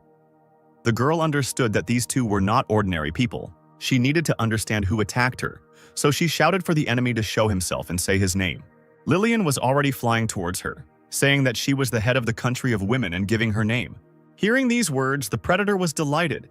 She shouted that she was just planning to deal with her, and it was very good that she decided to appear herself. Lillian looked at the offender with a stern look and replied that she would sort this out. The head of the country attacked the eagle with a longitudinal beam, but it managed to dodge the blow. The force of the blow was so powerful that it flew further along the trajectory and cut off the nearest rocks. Seeing this picture, Susan realized that she could not cope with such power. So she took to the sky, realizing that the best way out now would be to retreat. Lillian looked at her opponent and said that the girl would not run away so easily. Her wings would not be able to carry her too far. As she flew away, the eagle understood that Lillian was quite strong and that she definitely couldn't win on the ground. But in the sky, she had a chance. The predator knew that no one flies as fast as she does, and if the girl follows her, she will lose in an air battle. But if she still fails to catch up with Susan, she will safely reach help. It was necessary to gain time because that talisman would very soon recreate a new army of predators for her. Then, her brothers and sisters will attack the country of women again, and this time they will win. And when the time comes, Susan will pass on the inhabitants of this country to her friends for use. And their exceptional ability, which is not passed on to men, will become hers. Suddenly, something in the chest area spoke, and the girl felt that someone was holding on to her. Ben held on to the predator, and his face was pressed against her chest. Susan blushed slightly from what she saw. The guy asked her to fly slower, otherwise he wouldn't be able to hold on. Susan was in shock. She didn't understand when the hero managed to grab her because she didn't even feel anything. And the guy replied that he was here from the very beginning. But seeing how the eagle was giggling stupidly to herself, he did not dare to disturb her. The girl screamed at Ben to let her go or she would kill him. The hero looked at the lush chest to which he was pressed and said that he could not unclench his hands because the ground was very far away. Besides, Susan is like a super-fast air taxi. If he lets her go, she will immediately disappear. Whether she would be able to kill Ben remained to be seen. And at that moment, the girl felt that something was wrong. She began to feel strange, as if all the strength was leaving her body. The girl began to tremble and moan, asking the guy to let her go. The two enemies fell like stones to the ground, and Susan added that if he did not let her go, she would not be able to resist any longer. There was a loud crash as they hit the ground, and the eagle and Ben landed somewhere in the thicket of the forest not far from Lillian. Some time passed, and the head was able to find the guy along with the predator. Susan was unconscious and sitting under a tree, and she was tied up with rope in a rather interesting way. Ben smirked and said that now the enemy would not be able to escape from them. Lillian was a little embarrassed, but still said that she had been alive for quite a long time. But she had never seen anyone tied up like that. She wondered where the guy learned to do that. Ben was taken aback by the awkward question and replied that he had seen it on TV and that it didn't matter anyway. The guy noticed that this bird had a spiritual level. Its strength was like Jessica's, which meant it was unlikely to be able to organize such a large army of predators. Apparently, the girl was someone's puppet, so it was necessary to find out who was behind her. The hero confidently said that torture was his trump card, so he would do it. Lillian doubted his words. Ben began to wake up the eagle by hitting her on her cute face. The girl did not wake up, and the guy continued to wake her up, saying that he had not absorbed all the power, so Susan should not pretend to be dead. Little by little, the eagle began to come to her senses and slowly opened her eyes. But suddenly she looked at her chest, and this picture shocked her. The girl saw that she was tied up in a rather unusual way and could not move at all. An outraged Susan began to shout at Ben, asking what he was going to do with her. The guy smiled coquettishly and said that he hadn't done anything yet. He just needed to tell who ordered Susan to attack the country of women. And then the hero promised not to touch her. The eagle calmed down a little but was embarrassed that she was in such a position. She replied that she would not say anything because it would do her no good. Suddenly, Ben slammed his hand against the tree next to Susan and said that the girl already knew about his ability. As soon as he touches a woman, her strength suddenly begins to leave her, and so on until she becomes obedient. Hearing these words, Lillian was horrified. She did not know if the endless darkness had such an effect, and wondered if the guy had tried it on her. Ben leaned over Susan and said that it didn't matter whether she wanted to talk or not because he could loosen her tongue. Embarrassed, the girl looked at the guy and tears began to flow from her eyes. All sorts of vulgar scenes of Ben torturing her came into her head. She thought that this was exactly the way the guy would get information. Putting aside her fantasies, Susan shook her head. She thought that they shouldn't do anything like that because they were from different families. Ben was already leaning over the girl and his expression was both sinister and lustful. The guy said that it was time to start the torture. Susan got scared and screamed that she didn't want this pervert to come near her. The eagle quickly gave in and shouted that she would tell everything, but the hero should not touch her. After some time, the predator told about the talisman and the mysterious people in cloaks. Ben was surprised by the story. He did not understand what kind of talisman the girl was talking about. Susan said that the morning talisman was given to her by a man in dark robes, whose face she could not see, and did not know who he really was. But the talisman does work. It requires blood to activate, after which it will summon predators of a level lower than the creator. Ben speculated that the black-robed figure had caused Susan to attack the land of women. The girl replied that this was not so. She believed the words of another predator and voluntarily went against the country of women. Ben thought that this predator was most likely a demon of the mountain pass, and that guy in black wouldn't have just given the eagle a talisman. She was simply used, and she didn't even know it. The hero told Susan that he did not notice any talisman in her home, so where is it now? The girl was a little embarrassed and replied that he was with her. But since she was tied up, let Ben look for it himself. The guy didn't understand where exactly the talisman was. Most likely it was some kind of trick. Susan shouted that she was tied up, so there couldn't be any tricks. The girl said everything she knew, and whether to believe it or not was the hero's business. Lillian said that if the talisman really was with her, it could only be in one place. Ben became worried and asked the head of the fencing school where this item could be. Lillian looked at Susan's chest and said that it might be in the girl's safest place. The warrior walked up to the eagle and extended her hand to her lush chest. Susan began to feel embarrassed about the search for the talisman. She said that the item was a little further away and wanted the search to end quickly. Lillian found a mourning talisman, and Ben was surprised that the item was very small and looked like a fake. Susan explained that it was real. It was small now, but if you dripped blood, the talisman would grow and release its power. Lillian hid the talisman in her safe place, and Ben said that the talisman was their only clue. Even though Susan was used, it was she who harmed the country. So until they figure out how the talisman works, the girl will be in the land of women, in prison, where torture awaits her. Lillian asked Ben to wait. The guy asked what the girl wanted to add.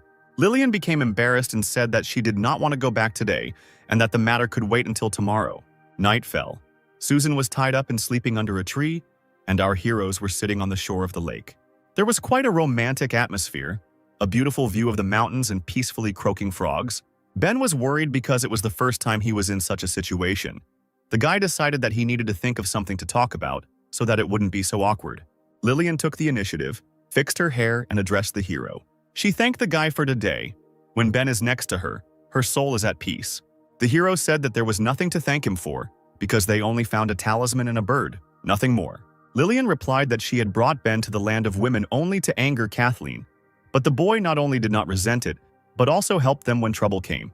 The previous master of the school handed over her post to Lillian when she was 18 years old. And in addition to this, the girl's fragile shoulders were given the responsibility of defending her country. As neighboring countries perished one after another, Lillian still stubbornly tried to keep her city alive. But over the past few years, the burden had become too much for her. Ben listened to the story and thought that the girl had to go through something that other people could hardly even imagine, because becoming the head of an entire country at 18, and even in difficult times, is very difficult. Lillian stretched and happily declared that even though it had been a busy day, for the first time she felt very light. The girl lay down on the green grass and asked Ben if he knew why she felt so light today. The thing is that for the first time in her life, she met a guy she could rely on. Ben became worried and told the girl to repeat her words because he had not heard them. Lillian sat down, looked at the hero, and repeated that she had met a guy she could rely on. Ben pretended not to understand what she was talking about. The hero asked again if she was talking about him. Lillian got down on all fours and said that it was a stupid question because he was the only one nearby. The girl added that this was her first time spending the night away from home, so she asked the guy to be more kind to her. Ben was shocked and responded that the leader was behaving inappropriately and that events were moving too fast.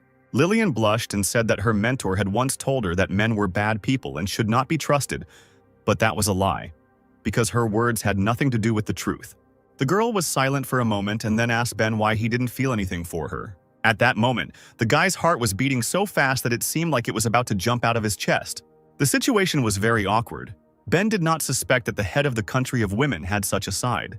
The hero looked at Lillian's large breasts and didn't know what to do. The guy thought that if, seeing such forms, no feelings arise, then can one even consider oneself a man? Ben swallowed with excitement and thought about Kell's seal. The guy didn't know if he could overcome it. But the hero's patience ran out. He could no longer restrain himself at the sight of such a beautiful girl nearby. At that very moment, he was struck by a hellish pain that swept through his entire body. Ben fell to the ground and began to sway from side to side, holding on to his most important place on his body. Seeing this situation, Lillian said that it turns out that the guy, when he thinks about something vulgar, his body is pierced by pain that makes him want to die. The girl assumed that the hero was affected by the seal of the lizard's technique. Ben was surprised by what he heard and asked Lillian how she knew about his symptoms because such things are not talked about left and right. It was all quite simple. The lizard technique was developed in the land of women by Lillian's mentor. She was as strong as Dracula, and in her youth she was an extraordinary beauty. However, one day a certain Casanova deceived her feelings and left her alone. To settle the score, she not only blinded him, but also invented the lizard sealing technique. Ben remembered the only blind person he knew and assumed it could only be him. Lillian confirmed that it was Dean Lee. He relied on his natural beauty and deceived the teacher. So all the residents of the country of women hate him. Now Ben understood why the girl he saved had sparkling eyes when she saw the hero. It was because he killed Dean Lee. Lillian added that according to the tradition of their country, every girl who reaches 20 years of age must leave home and find herself a groom.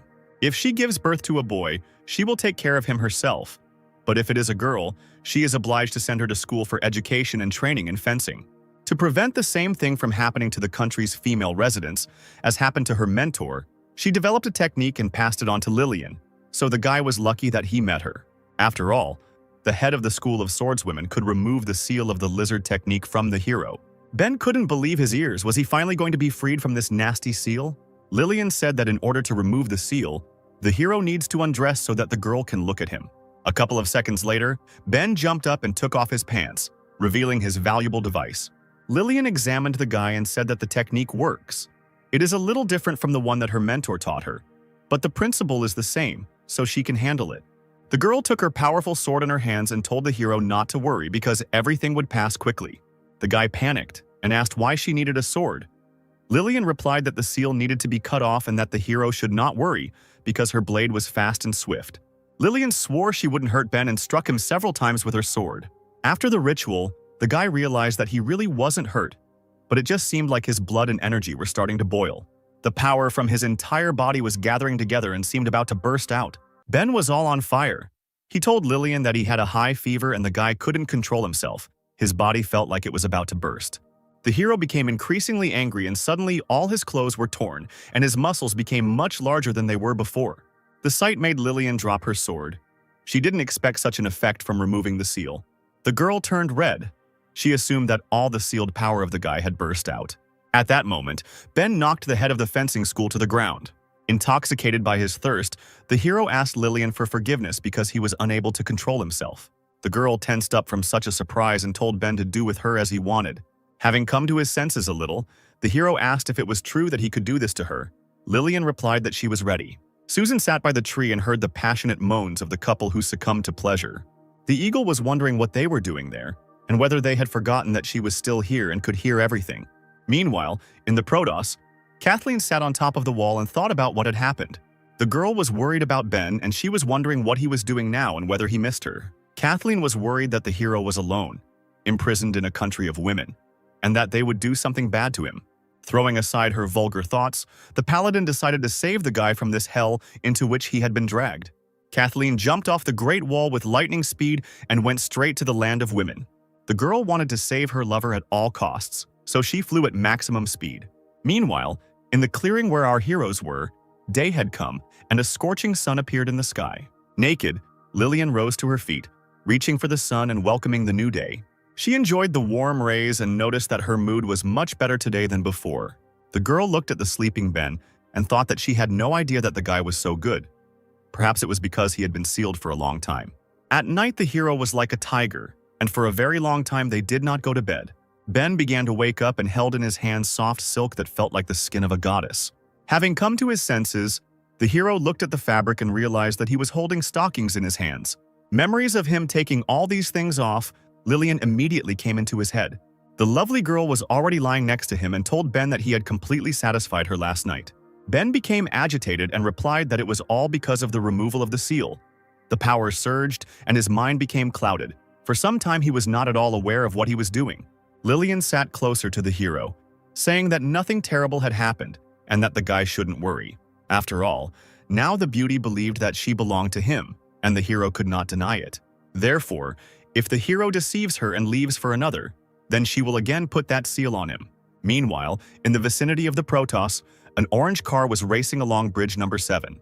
Behind the sports car sat Jenna, who was driving Leia somewhere. To avoid getting bored on the road, Jenna decided to talk to Leia. She asked how long the girl had known Kunai, because she had never heard the warrior talk about him. Leia wasn't particularly happy with where she was headed and replied that the monk had once been a servant in her family. Jenna was struck by what was said, because the old man was an S-rank guard. It turns out that Leia was from a rich family, but the girl replied that this was an old story and he was not yet a monk then.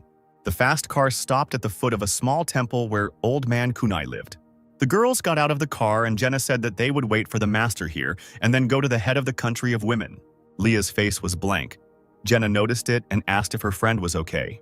The girl noticed that the warrior was somehow sad, despite the fact that they had come to her native land.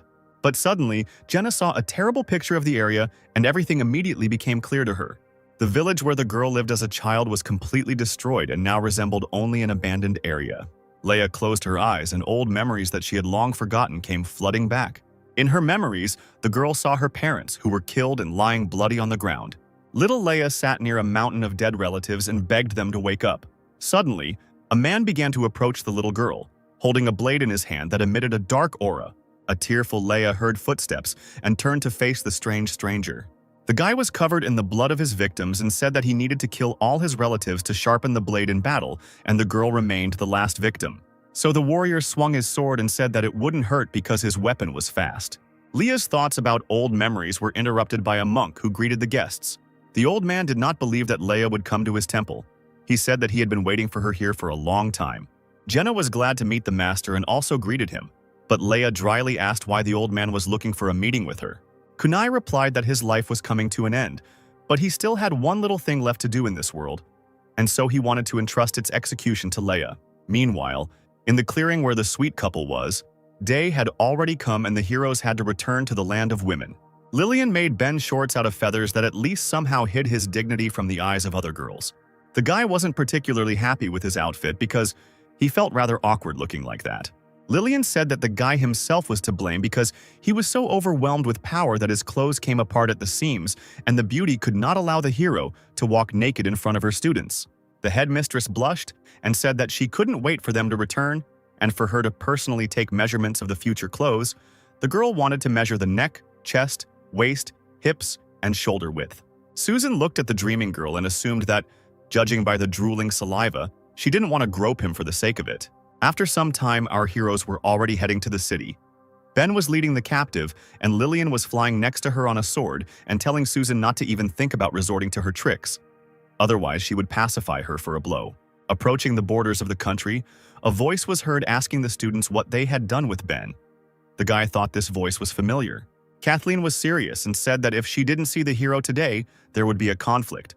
The students replied that he had left with the head and was not in town. Suddenly, a male voice called out to Kathleen, causing her to immediately become embarrassed. The girl turned completely red and realized that it was Ben. It was his voice. The beauty turned around to make sure it was the hero, and then she saw a pleasant sight. The girl saw beautiful, strong muscles that were like those of the guys from her imagination, and beads of sweat were running down the hero's expressive abs. Ben stood as if nothing had happened and asked why Kathleen had come. Was she really looking for him here? Kathleen didn't hear him. She was boiling with love more and more and thought that she was dreaming all this. After all, she saw Ben's naked body, and at that moment her nose started bleeding. The paladin trembled and fell to the ground, covering her face with her hands. The hero became worried when he saw the blood and thought that the girl was wounded. Lillian smirked, thinking that the pursuit of her man had led Kathleen all the way to the doors of her house. After all, the paladin was very persistent. An hour later, our heroes moved to the house of the head of the fencing school. Kathleen woke up in bed and thought about how embarrassed she was that she had passed out in front of Ben. The guy was sitting next to her and noticed that the girl had woken up, which immediately made her blush. Ben held the soup in his hand and said that Kathleen had lost a lot of blood and had fainted, so the guy had made her a soup of dates and lotus seeds, which was good for anemia. The hero sat closer and offered to eat before the soup got cold. The girl noticed that Ben was a very caring guy. The hero held out a spoonful of soup to feed the girl, who thought that if they were together, she would be very happy. The guy didn't understand where so much blood came from because he examined the paladin, but couldn't find any wounds. Kathleen became worried and said that it was all because of the dry water. She was suffering from excess internal heat. That's why her nose started bleeding. It's normal. Because Kathleen got excited, the blanket fell off her, exposing her ample breasts in front of Ben. The guy instantly turned red and told the girl that her blanket had fallen off. Kathleen said it was okay that it fell and looked down at herself. At that moment, she was shocked by the picture she saw, and only now did she understand what had happened. After all, the girl was completely naked, and her lover saw her lovely figure. Kathleen screamed so loudly that the whole house heard her screams. The girl did not understand where her clothes were and why she was naked now. Ben replied that all her clothes were stained with blood, but fortunately it was washed off. Kathleen covered herself with a blanket and asked the hero if he did something to her after seeing her naked body. Ben turned away and replied that he had simply cooked her soup and had no other intentions. It seemed that these words disappointed the beauty. Deep down, she still wanted the guy to do something with her. Lillian came into the room and told Kathleen not to make up anything. After all, she personally asked the maid to take her clothes to the wash, so the girl may not be inspired once again. Lillian threw her clothes on the bed and told Kathleen to get dressed quickly, to which the girl asked why she was so kind to her if they were enemies. The head replied that she was not as petty as the girl thought, because she was her guest, and therefore Lillian would not offend Kathleen. Besides, there are problems in her country now, and they have already attracted the attention of others, so most likely the heroes will need the paladin's help. A couple of minutes later, our heroes were already walking down the corridor. Lillian needed to give instructions to her students, but she would rather be alone with Ben now. Suddenly, someone's gentle hand pulled Ben by his clothes. The guy turned around and asked Kathleen what the girl wanted. The sweet beauty asked if Lillian had caused him any trouble, since he had already proven to them everything they needed. Ben blushed and thought that Lillian was right when she told him why she actually brought him here. Kathleen even came to him, and the guy realized that she really liked him and did not want to upset the girl. The hero smiled and replied that he had already figured out how to settle everything here, so Kathleen need not worry. A jealous Lillian turned to the cute couple and asked what they were both whispering about. Kathleen stated that she asked Ben if the warrior was using her powers as leader to make his life as a guard more difficult. Lillian replied that she would never do that because she loved him dearly. Kathleen was indignant and asked what kind of expression Lillian had when she thought about Ben. Was she really up to something? Lillian got angry and said that she was thinking about what she wanted to think about and that Kathleen should mind her own business. Ben put his hand to his face, disappointed that the girls hadn't lived in harmony for even 5 minutes. After some time, our heroes left the house where Lillian's students were already waiting for them. The girls noticed that Ben was here too. Yesterday, he helped them a lot. Besides, the hero defeated Dean Lee, and it was unclear why the head called him dissolute, because he looked like a very good young man. Many girls liked the guy. They thought he was very handsome and strong and wanted to be closer to him. Lillian interrupted the whispering by commanding everyone to be silent and listen to her. The leader said that not long ago they were attacked by a huge number of predators. Victory was theirs, but there were many wounded, so they cannot relax. The girls must unite and protect their country because it is small, but the students must not allow others to push them around. If they are attacked, they must destroy the enemies. The students raised their hands and shouted that they would defeat all the offenders and that they would never return to their country again. Ben noted that Lillian was worthy of being called the head of the country because in just a moment she raised the fighting spirit of her subordinates. One of the students approached the hero and asked the guy to pay attention to her. The girl asked embarrassedly if Ben remembered that he had saved her yesterday. It was the daughter of the elder of the fencing sect, Alex. Suddenly, the woman who lit the cigarette advised the girl not to get close to the guy, and besides, the stranger wanted to discuss something important with the head. Lillian turned to the woman and asked if she had found any leads on the case the chief had assigned her. The stranger slowly exhaled the smoke from her cigarette and replied that she had found everything she needed. It was the elder of the fencing sect, Betty, who said that the morning talisman was connected to the legendary Grandmaster Harry, who had committed suicide.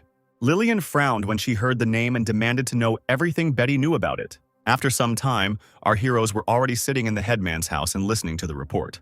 Betty said that the previous chapter had already fought with him, so she knew something about the man. He had mastered the most complex ancient Western techniques. His strong point was the creation of magical artifacts, which are now commonly called talismans. He possessed an extremely vile SSR rank ability that allowed him to take away people's abilities and then place them into a talisman item. To make the talisman special, he looked for unusual abilities, and as a result, every country declared him wanted. Harry was not only a talented wizard, but also a collector of talents. The better the ability, the more interesting it was to him. Lillian understood what the elder was getting at, and assumed that based on what he had said, they could only have attacked because of one person. A disappointed Ben pointed to himself and realized that everyone was referring to his abilities. Betty replied that it was because of the hero that the predators attacked, and it was he who brought trouble to their country. Yesterday's attack could have been a joke, so Ben needs to leave the country quickly, otherwise they will be in even more danger. Kathleen was indignant and asked what was the point of dragging the guy here then, and now driving him away. Betty calmly replied that she was telling it like it is. Dying for one guy is a bad trade for the country. Lillian sternly asked the elder if she thought the chief was a coward who would cling to her life. This is not even taking into account the fact that Ben protected them from predators yesterday, and besides, he is her man. It doesn't matter who the master is. Even if God himself comes, no one will lay a finger on the hero. Kathleen supported Lillian and said that she was also ready to swear on her life to protect Ben. Alex also did not stand aside and said that Ben is their benefactor and her mother is wrong. The guy needs to be protected and they cannot turn away from him. But suddenly the two girls fully understood the words that Lillian had said. Kathleen turned to the chief and asked when Ben had become her man. Lillian chuckled and remembered that the paladin didn't yet know what had happened.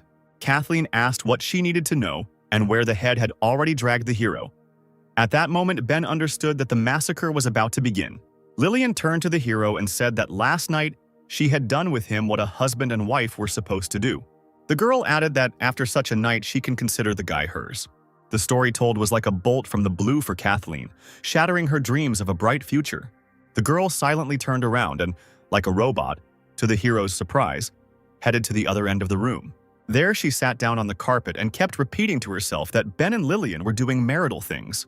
Alex followed her to the other end of the room, and she also had plans to get closer to the hero. She sat down next to Kathleen and said that she shouldn't have come here, and that it would have been better if the king of the boars had eaten her yesterday.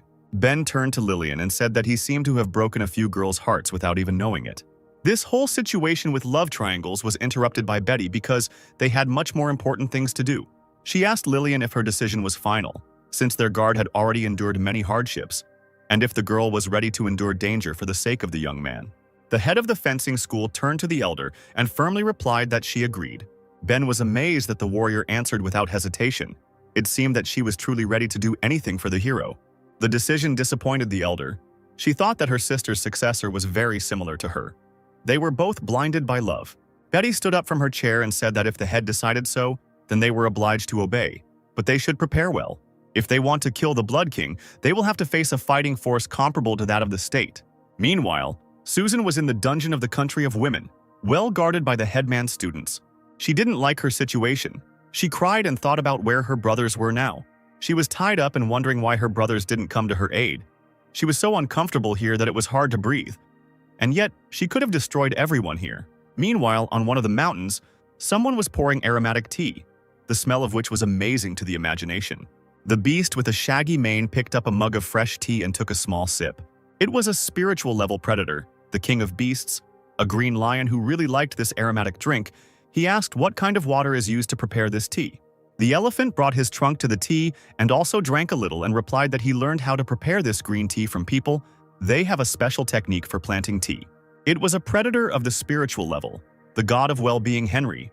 The elephant said that if the king liked the drink, then he would order his subordinates to plant their entire mountain with tea. Then they would be able to drink as much as they wanted. The lion suggested that their sister would like this tea, to which the elephant replied that the girl was very young and had a strong character. She said a few words and ran away from the mountain. After drinking some more tea, the green lion declared that he had raised the eagle poorly and that it would be better for him to go look for her. At that moment, someone kicked the guard who was guarding the entrance to the mountain where the animals lived. The weak predator fell right at the feet of the king of beasts and could not move. Suddenly he blushed and said that he really liked the blow and he didn't think that such a thing was possible.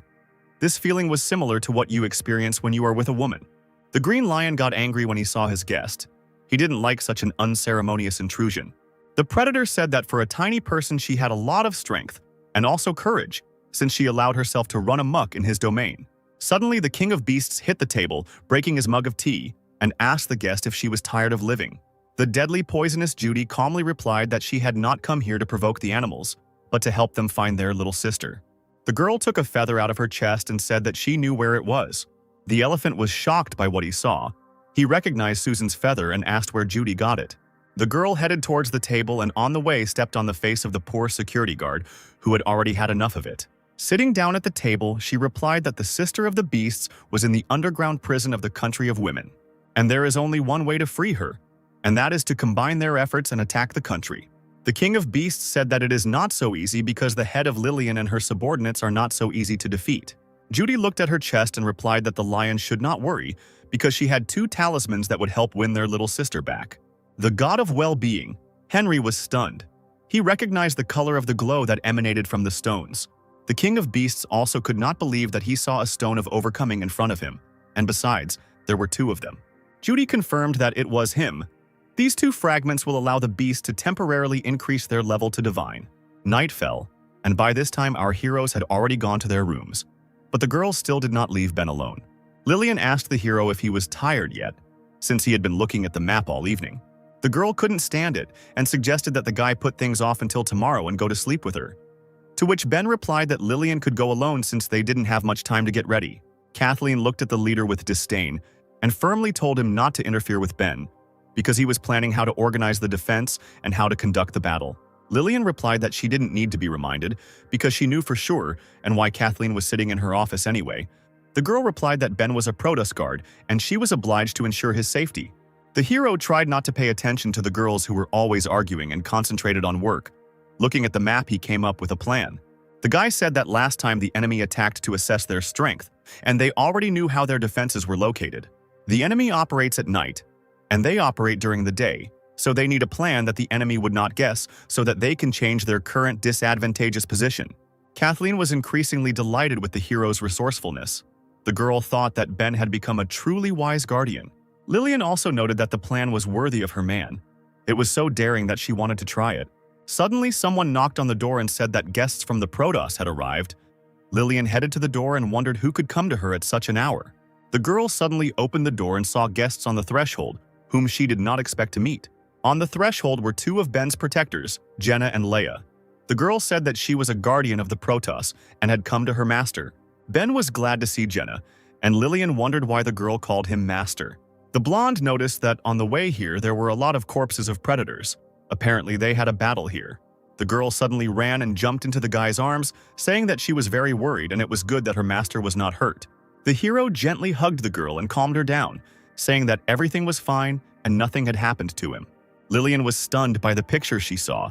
She could not accept the fact that her boyfriend was hugging some girl. The jealous head sharply asked who these people were and why Ben was hugging one of them.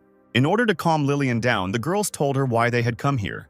The leader said that she had heard somewhere the excuse that they had come to protect Ben.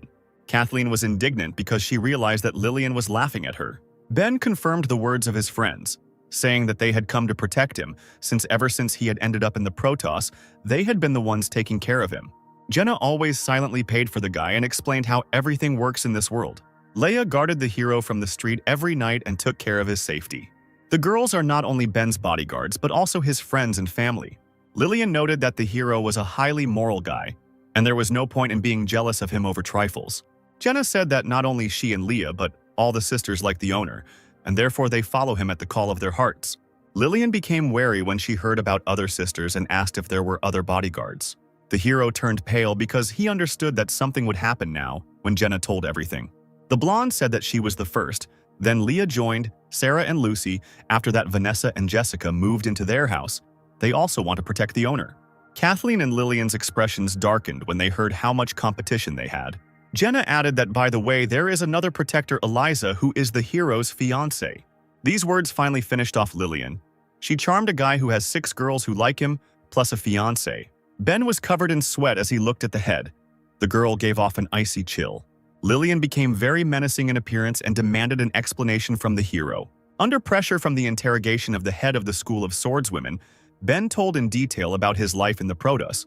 She did not stop being jealous, but understood the situation, realizing that not everything depended on him. The hero breathed a sigh of relief because finally his battle on the love front was over. As Ben left the house, he felt like Leia had changed in her behavior. The guy turned to the girl and asked if she was hiding anything from him. Jenna became wary, and Leia thought about the hero's words and did not know what to answer. The girl glanced at her sword, which emitted a dark aura. The warrior didn't show it and said that she was fine. There was no need to worry about her. It would be better for the heroes to think about how to kill the bloody king. The answer surprised the hero, because he clearly felt that Leia was under enormous pressure. Apparently, it seemed so to him. Meanwhile, Kathleen was sitting by the lake nearby, watching the frogs croaking peacefully. She took one of them in her hands and asked the frog why she lacked determination. The girl thought that if she had taken the initiative earlier, she and Ben would be together now. Suddenly, something rustled in the woods behind Kathleen and headed in her direction. The girl turned around sharply to see what was watching her. Judy stood in front of her, not expecting to see anyone there. The poisonous girl recognized the paladin. She was wondering what she was doing in the country of women. She did not expect to meet such a difficult opponent here. Kathleen stood up and realized that this was not a resident of the country. She asked the girl who she was and why she was walking around here in the middle of the night. Judy realized that the paladin had no idea who she was, and therefore she had a chance to get away. The predator said that she was just passing by and that the girl should not pay attention to her. Judy turned around to leave and said she wouldn't bother Kathleen, but the girl asked her to stop. The paladin took out her sword and said that the stranger smelled like a high-level predator, which was extremely suspicious. Considering that she appeared close to the country, Kathleen assumed that the girl was a minion of the Blood King. Judy turned around and replied that the paladin wasn't as stupid as they said, since she had thought of it. The girl with violet eyes stopped and offered to fight since the paladin understood who she was. Kathleen didn't need any persuasion. The girl rushed to attack her opponent first. She delivered 2 blows with her blade which formed 2 divine arcs. Kathleen's blow swept across the ground, the force of the blow creating 2 deep trenches resembling a cross. Judy managed to jump away from the attack in time and did not receive any damage. The girl said that the fame of Kathleen's abilities was deserved, but one should not attack strangers thoughtlessly. After this, the poisonous Judy began to be covered with strange patterns similar to red tattoos. The patterns matched the girl's mouth, and after that she released a poisonous mist from her mouth. A pink mist began to fill the clearing. The paladin was right in the center of this skill. Kathleen covered her nose with her hand and realized that it was poison. The girl guessed that the enemy's ability was poisoning. Judy said that holding her breath wouldn't help because her obscenity poison doesn't spread through the respiratory tract. This poison enters the body even through the tiniest pores and spreads instantly. The point is that only the girl's lover can neutralize it. The predator's words surprised Kathleen because it was not a simple poison and it seemed she began to understand how it worked. It turns out that in order to neutralize the poison, the girl needs to get closer to Ben. Kathleen was shocked that someone came up with such a vile poison. Paladin decided that she needed to get out because strange pictures were already starting to creep into her head. Judy said that she wouldn't be able to leave. The more Kathleen resisted, the faster the poison spreads. So she needed to quickly figure out where to find her lover. Otherwise, she would die if she didn't manage to do it overnight. Kathleen fell to her knees, her mind filled with vulgar thoughts, but the paladin knew she couldn't sit and wait for her death. So the girl decided to do something because she had little time left. After these words, she immediately left the battlefield heading to the land of women. Judy was surprised that Kathleen simply ran away and did not continue fighting. She thought that Kathleen was a very innocent girl and assumed that she went to her beloved to neutralize the poison. Meanwhile, Lillian's house smelled of delicious noodles that were on the table. Jenna prepared this dinner and called her master to come and taste the delicious food. But suddenly, she heard the sound of water running from a shower nearby. The blonde assumed that the hero was there now, washing himself after a hard day. She walked into the room and saw Ben in the shower, taking a shower. Jenna was embarrassed because the glass in the bathroom was slightly translucent and she could slightly see the hero's body. The girl sat down next to her dinner and decided to wait for the guy here until the owner came out. Meanwhile, Lillian was walking along the terrace and thinking that she had lost her temper a little and that jealousy was not typical of her, even though there were a lot of girls around Ben. But they had not made any progress. The girl believed that there was only room for her in the guy's heart, and that she needed to turn up the heat tonight so that he would finally become hers. Lillian walked quickly into Ben's room and the door swung open. Before he could even walk through the door, the leader suggested that the hero sleep together today. But to her surprise, she saw only Jenna, who sheepishly replied that the owner was currently in the shower. Lillian was indignant and asked what she was doing in the guy's room late at night, to which the blonde replied that she had simply brought him something to eat. Suddenly, the girl's argument was interrupted by a crash that made the entire house shake. Lillian thought it was an earthquake, and Jenna assumed it was the Blood King visiting. A crater formed near the head's house, which was watched by Leia, who was guarding her master. That earthquake was Kathleen, who fell to her knees trying to get up. The paladin had little time, and she only wanted to spend a little time with Ben so that the poison would wear off. The girl headed to the hero's room. Leia watched this spectacle and thought that the guy already had 3 girls in the room, and it was unlikely that he would be able to handle all 3 of them at the same time. Meanwhile, it was quiet outside the city. Judy slowly went about her business. She didn't care that Kathleen had managed to escape because her level of poisoning should have been enough to make her contagious. Judy hoped that the girl would spread the poison throughout the country, thereby providing great assistance to the predator. Ben finished washing himself and picked up a brush to brush his teeth. A shower really helps to clear his thoughts. But the hero needed to continue developing a plan. The hero left the bathroom and thought only about how to make sure that no one could invade the country of women. But what he saw before him drove all thoughts of war out of his head. There were 3 hot girls in his room who were behaving very strangely and flirtatiously. Lillian said that she had been very petty and that she needed the guy to punish her immediately. Jenna added that it was very cold outside and her owner was hungry, so she needed to feed him enough. The guy dropped the brush from his hands at the sight he saw. He was shocked and didn't know what to do next. Ben asked what was going on here if Lillian was testing him. Suddenly, Kathleen ran to the hero, who was very happy to see him. The girl pounced on the guy and passionately kissed him on the lips. He never expected such an outcome. Ben was amazed that such an innocent girl would just go and kiss him. Kathleen pushed the hero onto the bed, and the guy thought that this shouldn't happen. The girl he knows wouldn't do this. The hero noticed that Kathleen's vision was clouded. He assumed that someone was controlling her mind. The girl could no longer think about anything. She only wanted Ben to save her. She said that she was able to gather up her courage and come to him. There was little time. The hero had to do it to her right now. Her mind was completely clouded, and the paladin said that she could no longer control herself. At that moment, Ben realized that some kind of poison was affecting the girl. Suddenly, his head was turned by a tender leg in stockings. Lillian asked him to pay attention to her too, and not just to Kathleen because she needed his love too. A third girl with large breasts fell onto the bed next to her and didn't want to lag behind her friends. Jenna told the hero that she came to him for the first time. She hoped that the guy would not drive her away. Watching the girl's lust, Ben realized that the poison could be transmitted, and if it was picked up in the country, the consequences would be terrifying to imagine. The hero confidently stood on the blood and said that this disease needs to be dealt with right now. To the girl's surprise, he did not use the method they wanted. Ben folded his hands to call the technique. The hero began to concentrate his power, and endless darkness appeared around him. The ability began to suck the poison out of the girls' bodies, gradually returning their minds. Ben knew that this way he would be able to neutralize the poison and prevent its spread. All that would remain was to deal with its side effects. Even though the guy really wanted to, he couldn't allow himself to do this to those whose minds had become clouded. Suddenly, he felt the full effects of the poison on his skin. The hero's nose started bleeding and his muscles became tense, and the side effects left him unable to stand on his feet. The guy managed to realize that this was an unusual aphrodisiac, and if he resisted its effect, it would only get worse. Ben lost consciousness, and all the girls were able to come to their senses and began to try to wake up the hero. Lillian began to worry about the guy. She did not want to become a young widow. Jenna didn't understand what happened to Ben, but it seemed that the hero was starting to come to his senses a little. Kathleen explained that it was all because of the poison that the guy had absorbed in order to save them.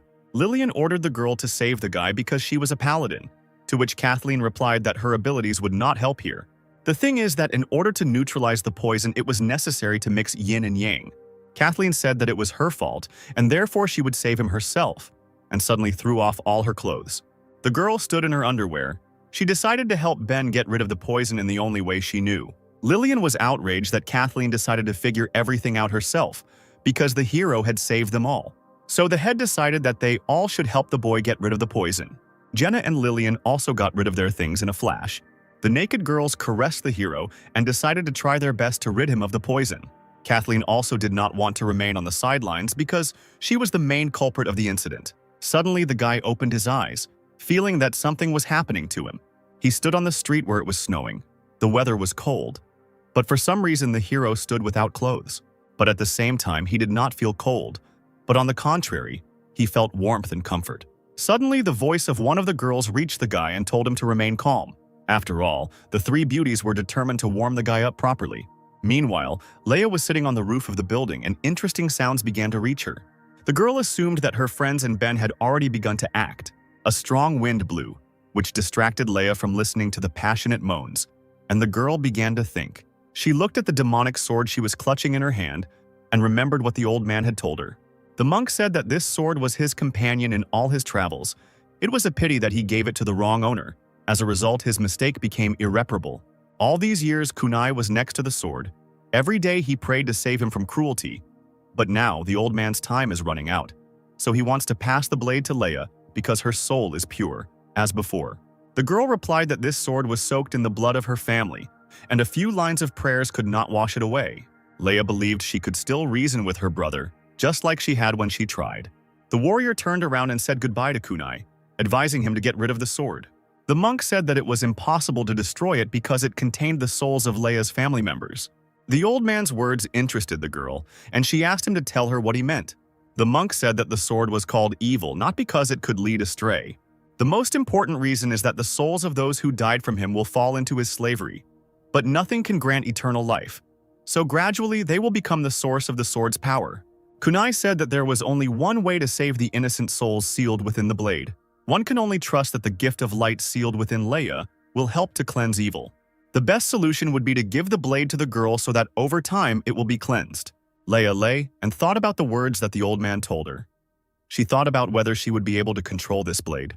Meanwhile, an unexpected guest visited the master's temple. The tattooed guy with the blade behind his back took his mask with his hand to show his face.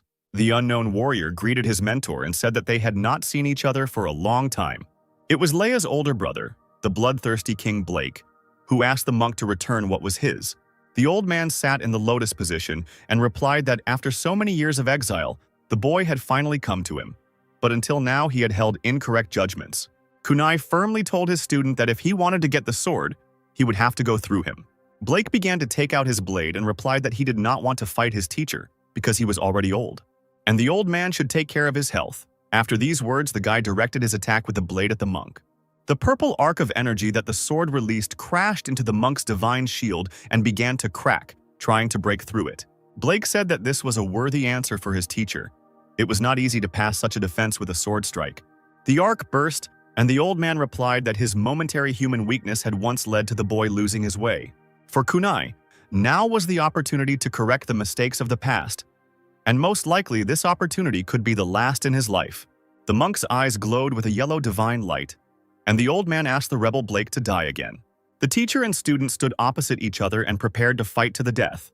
Blake noticed that this was the first time he had seen such a power of vision in his mentor. Apparently, the old man was determined to kill him. Kunai replied that since the rebel had come and found him, there was no other outcome for him. The old man began to concentrate his internal energy and said that this time his hand would not tremble. The monk waved his hand towards the rebel, from which a sign of power flew out. Blake wasn't afraid of the attack because he knew what his master was capable of, so he put his hand forward to hold it back. A huge golden figure crashed into the guy, but he was able to hold back the force of the attack. Blake didn't really try hard and told his teacher that he was weaker than last time. The monk's eyes grew brighter, and he replied that the boy was too arrogant and should not be like that. The golden figure doubled in size, and the pressure on Blake became much stronger. The guy's face changed. He realized that this was an arhat of Buddha. Apparently, the old man still had something to surprise the rebel with. The monk's attack began to press harder on the guy, and from such force he began to move back, and the cracking of bones was heard in his hand. At that moment, Blake couldn't withstand the pressure and fell off the mountainside. While the guy was falling into the water, he thought that his arm was broken, but it was good that it was his left arm, which meant he could still control the blade. The monk did not want to let Blake go. He followed him and said that his student had deviated from the fighting style he had previously followed. The old man hung in the air and said that true martial arts do not depend on the sharpness of the blade. All the power of martial arts was contained only in the heart. A huge amount of energy was concentrated around the monk, which he released. Kunai added that only when the guy realizes these words will he be able to worthily bear the title of warrior. After this, the old man sent hundreds of Buddha signs to attack the place where the fighter landed. The mentor understood that Blake wanted to use his water technique, so Kunai decided to evaporate all the water around. Golden figures fell into the lake and evaporated the place where they landed. After some time, all the water in the lake evaporated, and the old man watched his opponent from the air. Bloodied Blake lay at the bottom of the lake. The guy noted that the technique of the SSR rank teacher was extraordinary. It took him a huge amount of energy to evaporate all the water in the area. Although Blake lacked some of the teacher's instructions, he still managed to absorb some amount of water. So he raised his sword and released a huge blast of water at Kunai. The old man protected himself with his ability and said that today was the day Blake died, so he didn't even have to try to win. The Blood King was disappointed that even this attack could not touch his teacher. The kunai slowly landed on the bottom of the lake and walked towards Blake. The monk said that it was time to finish what he had started. He advised the student to die and become part of the land of his homeland. This was the last good deed that he could do for his teacher. Kunai said that the boy had harmed 206 people and 7 Protos guards in his life. His crimes could not be forgiven, and in the name of the Protos representative, the old man sentenced him to trial. Before the sentence was passed, the monk asked if the rebel had any last words before he died. Blake smiled at how pompous the monk seemed when he gave his speech. The student asked his teacher if it was not he who made him so cruel. Blake pointed to the village and asked the old man to take a closer look at it. The rebel said that he could not do it alone. If it weren't for the old man's words, he would have lived like any other person. He would have had the opportunity to inherit his father's business and also fulfill his duties as a brother. But unfortunately, everything went wrong when Kunai handed him the demonic sword. Blake asked the old man if it was fair that he alone was blamed for the destruction of the village. The old man sighed in disappointment and said that he was wrong when he assumed that the boy would be able to resist him. It was his fault. And to pay for his mistake, the monk decided to commit suicide after the death of his disciple. Blake chuckled. The boy laughed at the fact that the monk was confident in his victory. A hole appeared in the ground behind Kunai, and something was moving towards the old man. Blake said that the monk's self-confidence would be his undoing and attacked him from behind with his sword.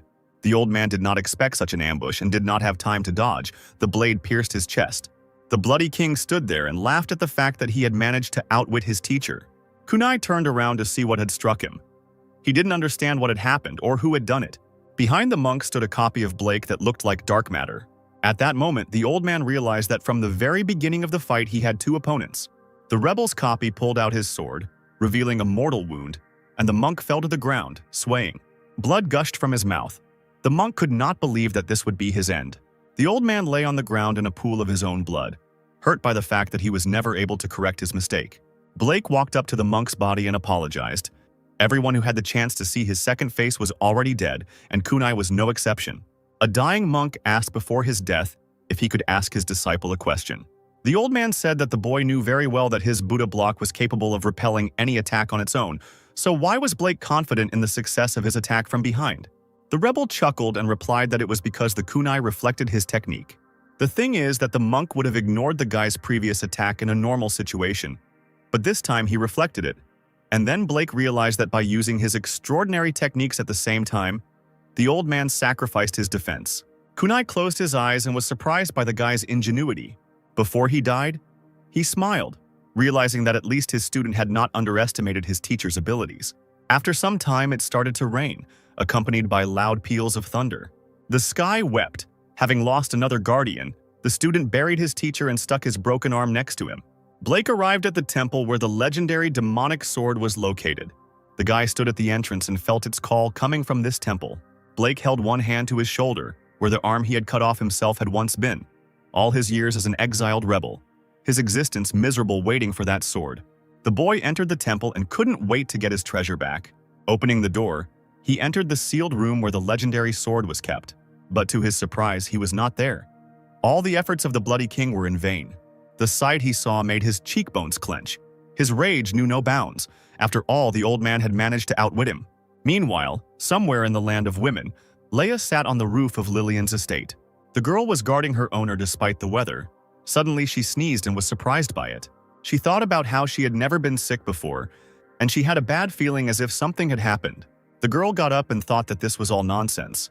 A new day was dawning and her watch was over. She decided to go take a warm bath. Meanwhile, warm water began to gurgle in Ben's room. The guy woke up and decided to wash up after a hot night and the side effect of the technology. Ben stood and thought that last night, it seems, he did something bad, and the guy was wondering what the girls would do when they woke up. The hero raised his head to look in the mirror and was surprised. A red trail similar to the one Kathleen had brought yesterday came out of his mouth, and his body began to become covered in pink patterns. It seemed that the poison was activated by the ability because Ben had absorbed it, meaning that the ability was now in his collection. The hero smiled because he had received an interesting skill and thought that every cloud has a silver lining. When he fell into the Protos, he constantly relied on the power that was consumed by the endless darkness. Only thanks to this, he was able to stand on par with other S-rank guards. But Ben clearly felt that after Dean Lee, the absorbed energy did not have the usual effect on him. It was similar to the mechanics of the game, where to raise an already high level, you need several times more experience. If the hero wants to overcome the barrier, he must start with his own abilities. If he can master them all perfectly, then his power will become limitless. While the guy was thinking about his powers, he came out of the bath and was surprised by what he saw. He saw a naked Jenna, who was covering herself with a blanket. The girl said that it seemed that the poison did not have a bad effect on him. Lillian was also sitting nearby and noticed that the three of them had done a good job. Kathleen also did not stand aside.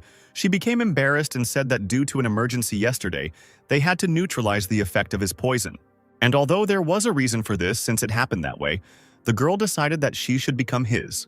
Ben blushed when he heard these words and replied that they could all become his girlfriends at the same time if they wanted. Lillian didn't like the hero's plan and called him an animal. The guy asked the chief if there was a spacious training ground where no one usually went. Lillian was surprised by such a sudden question and asked why he needed such a place. Saliva began to flow from her mouth, and she thought that Ben was still poisoned and wanted to go round with her again. The hero said that everything was fine with him, he just wanted to find a secluded place for his practices. Although there was little time left, even a little training could increase his chances of winning. Lillian smiled and replied that he was worthy of being her man. Because the guy was still so reliable, the head decided that they would all have to try. A week passed, and a chilling aura wafted from the western sea island. The Grand Master of an isolated island sat in his abandoned castle.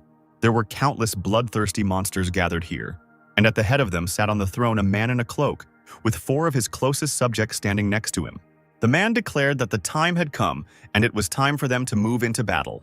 The stranger in the cloak extended his hand and concentrated the sinister energy into it. Behind the horde of predators, a portal began to appear that led to the land of women.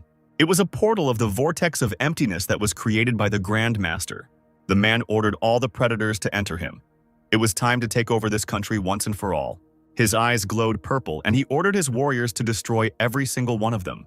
The master's words invigorated the hearts of the monsters who were preparing to attack. A horde of predators began to enter the portal, behind which an impregnable country awaited them.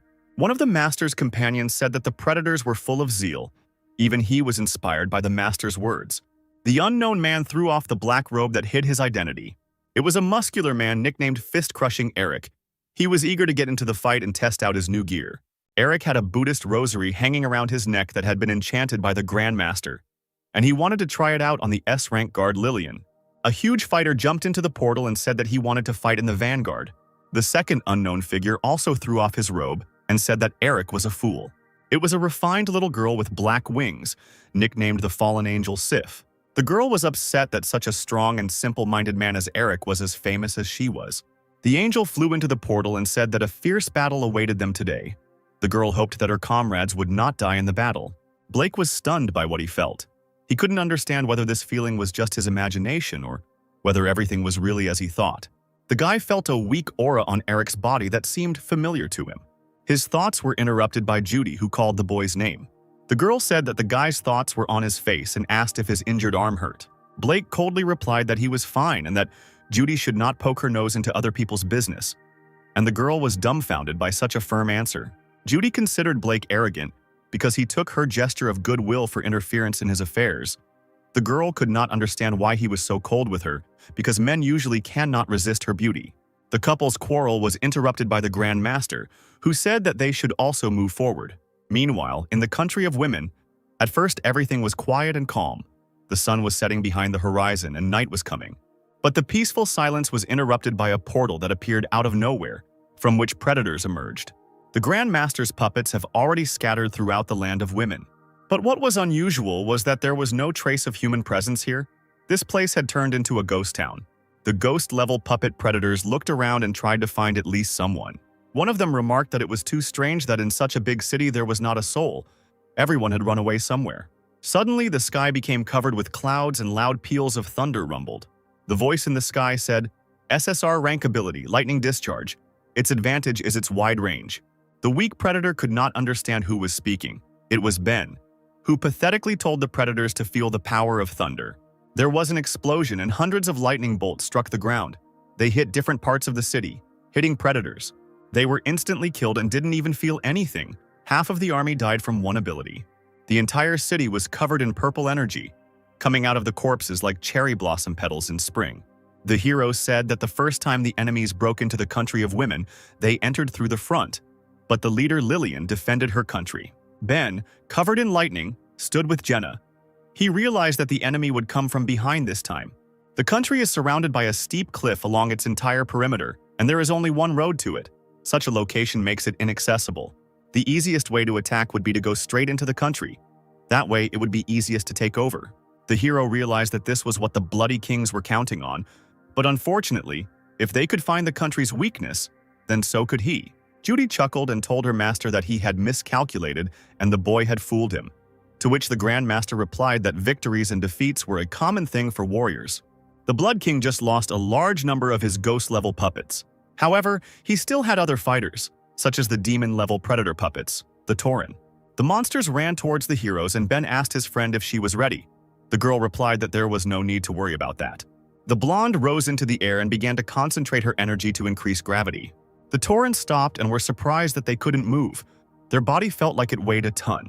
Ben summoned 2 lightning swords and said that he trained every day under the pressure of this technique and now he does not feel it. No matter how many demon-level predators appeared, they were no threat to the guy.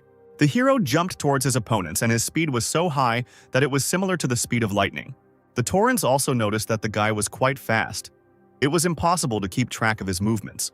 Ben instantly appeared above one of the predators and swung his sword to strike.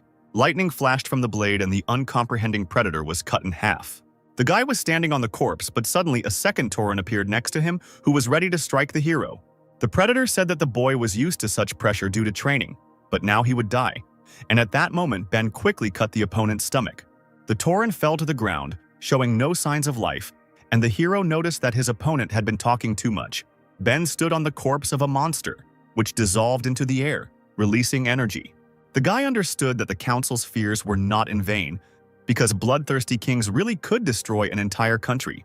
They have a ton of demon-level predators under their control, and their fighting power is comparable to that of an entire country. If they had not evacuated civilians, the consequences would be scary to imagine. Ben continued his battle and jumped on his next opponent, the giant demon-level centipedes. There were a lot of them, but it was not a problem for the hero. He swung his blades to attack in the air. The guy decided to use the electrical surge to hit more opponents than just attacking them with punches. The hero's lightning passed through the monsters, cutting each one into 2 parts. Thanks to the endless darkness, he could feed on energy while in battle. The longer he fought, the stronger he became. The number of predators did not matter. They were just food. Jenna was happy for her master. She saw the fruits of his training. The guy became much stronger. Ben sat on a mountain of corpses. All the predators that came out of the portal were destroyed by one person. However, despite the fact that the hero absorbed their energy, he was tired and could hardly catch his breath. He understood that although he had absorbed a lot of energy, it seemed that it was not enough to make a breakthrough. Moreover, the hero was physically exhausted. Ben remembered that the ability to control the earth was a useful thing. That predator could feed on the life force of the flora and fauna around him to continuously supply himself with strength. Therefore, the hero decided to also use the SR rank ability, Exploitation, because he once absorbed it too. His plan worked and the guy's strength began to return. Even the wounds began to heal. Looking around, the hero saw no more enemies, which meant they had dealt with the consumables. Ben is joined by Kathleen and Leia. And now, it's time to deal with the bloodthirsty kings. 5 dangerous enemies stood at the portal, and hundreds of swords were pointed at them. It was a squad of heavenly swords riders. Lillian said that they can restore it home, but she only has 1 man. The leader turned to her enemies and said that today this place would become their cemetery. The Grand Master told his allies that they were surrounded and completely defeated, a first for the bloodthirsty kings. Eric replied that it was even more interesting this way. That guy had been a vessel of endless darkness for a long time, and he was tired of holding back. The thug decided to finish off Ben first, and then find the head of the fencing school. The mysterious cloaked figure forbade him to touch the hero. Eric was surprised and asked why he shouldn't do this, since he was their target. The Grand Master slowly began to lower his hood and said that their target was the endless darkness. But its energy was not enough. It needed to be charged. His face opened. It was Grandmaster Lloyd. He replied that the guy's ability now would not be able to awaken the level of the progenitor. Ben stood and looked at one of the 5 bloodthirsty kings, and for some reason froze in place. The hero went deep into himself because a voice inside him said that this man was the same person. He remembered his face. Ben turned around and noticed that he hadn't heard that voice for a long time. It was familiar to him. It was Kell's voice. Kell said that although he couldn't remember the specific situation, he hadn't forgotten his face. It was the face of the very man who had killed the former king of the Protos, Kell. Ben realized that his enemy was Lloyd. The guy remembered their agreement to help take revenge. Kell said that the master was very different from the hero's previous enemies. He was an extremely dangerous man, and even at the peak of his abilities, the king was no match for him. And unfortunately, Ben was far from his peak. so in his current state, his chances of winning were 0. The boy was shocked to hear such words, but he knew that if one could not win, there was another way to do it. They need to join forces to win. This battle is not for his sake alone, but for the sake of preserving the entire country of women. Moreover, this time the hero will not fight alone but together with his defenders. Kathleen was heading towards the enemy and thought that she already belonged to Ben, so she was ready to give her life protecting him. Leia was interested in another enemy, her brother. The girl decided that today would be his last. Lillian began to concentrate her ability and commanded her swords to attack. Suddenly, out of nowhere, stars appeared in the sky and seemed to be falling to the ground. Lillian sat on her hovering blade as hundreds of swords flew towards the Blood Kings behind her. It seemed that such a number of swords could not be reflected, but suddenly the sound of blades hitting the wall was heard. All the swords that Lillian aimed fell to the ground without hitting their opponent. The leader was disappointed. The kings used an unexpected technique that was similar to her friend's ability. A protective sphere of wings formed around the Blood Kings, repelling the attack. These were the black wings of a fallen angel, which were as strong as steel. Eric said that since he can't touch the bearer of endless darkness, then he will deal with Lillian. Lloyd replied that he can do with her whatever he wants. The brute prepared for the attack and said that everyone in the sky was his prey, and that the rest should not interfere in this fight. The man jumped into the sky at great speed, trying to get closer to the enemy. Eric clearly saw the target in front of him. He shouted to the leader that it was time for her to taste his fist. Suddenly, a strange object flew past him, which he couldn't immediately notice, which is why he let it get so close. Eric assumed it was a secret weapon and replied that he was only here for the chapter, he realized it wasn't, and that he didn't care about the girl across from him. It was a cigarette that someone threw at him at great speed. By the standards of the Protos guards, unexpectedly for the king, level S rank. The cigarette butt exploded, so he wanted Betty to call the leader because threw him away from the head. Worthy of fighting. Eric fell to the ground. The elder sighed in disappointment, leaving a trail. She thought that the man had a lot of muscles, but dust from the fall was emptied, and the big guy was slammed into the rock with such force that he left a small crater. On the other side of the city, he was furious. A battle was taking place. The man did not understand how one cigarette butt resembling tentacles rushed to attack. He wondered who dared to attack her leg and suddenly repelled the enemy's attack. Someone slowly began to approach the offender, and Eric asked if it was her doing. To protect her beloved. The elder of the country of women smoked a cigarette figure and replied that any rabble was not worthy of fighting with their leader. The girl exhaled smoke from her cigarette, that Kathleen was said that she would be quite enough for him, and wondered who had been lucky enough to neutralize the poison. Paladin immediately blushed and replied that information about her personal life was none of her business. The girl with violet eyes smiled and said that in the whole country there was only one man. It was Ben, and there was no one else to help. Judy added that only the one whom Kathleen loved with all her heart could neutralize the poison. She suggested that the paladin had long been in love with him, and the girl did not expect that she would help bring them together. Judy lightly touched her chest and asked Kathleen if she enjoyed tasting the forbidden fruit. Paladin was already burning with shame and asked him not to say nasty things to her and to think before speaking. In her imagination, she hugged Ben tightly and thanked him for his help, and the guy replied that he would give his life for the girl. From such warm words, the girl passionately kissed her beloved on the lips. Ben reciprocated the feelings, and Kathleen thought that from now on, she would be his personal paladin. No matter what happens to the hero, she will always be able to heal his wounds, both physical and mental. Kathleen shook her head and said that it was a disgrace to imagine such a thing. She couldn't concentrate on the enemy while her head was full of nonsense. Meanwhile, in another part of the field, the battle was already in full swing. Two warriors crossed their swords. In battle, Leia faced her older brother Blake, a battle that was destined for them. Blake told his sister that they hadn't seen each other for a long time and that the girl had grown a lot. Leia hadn't seen her brother for a long time either, so she was curious about what happened to his left hand. Blake seemed to have already forgotten that he had lost his arm, so he didn't immediately understand what the girl meant. But then, the Bloody King replied that he had demonstrated to his teacher what he had learned from him. Hearing these words, Leia was stunned.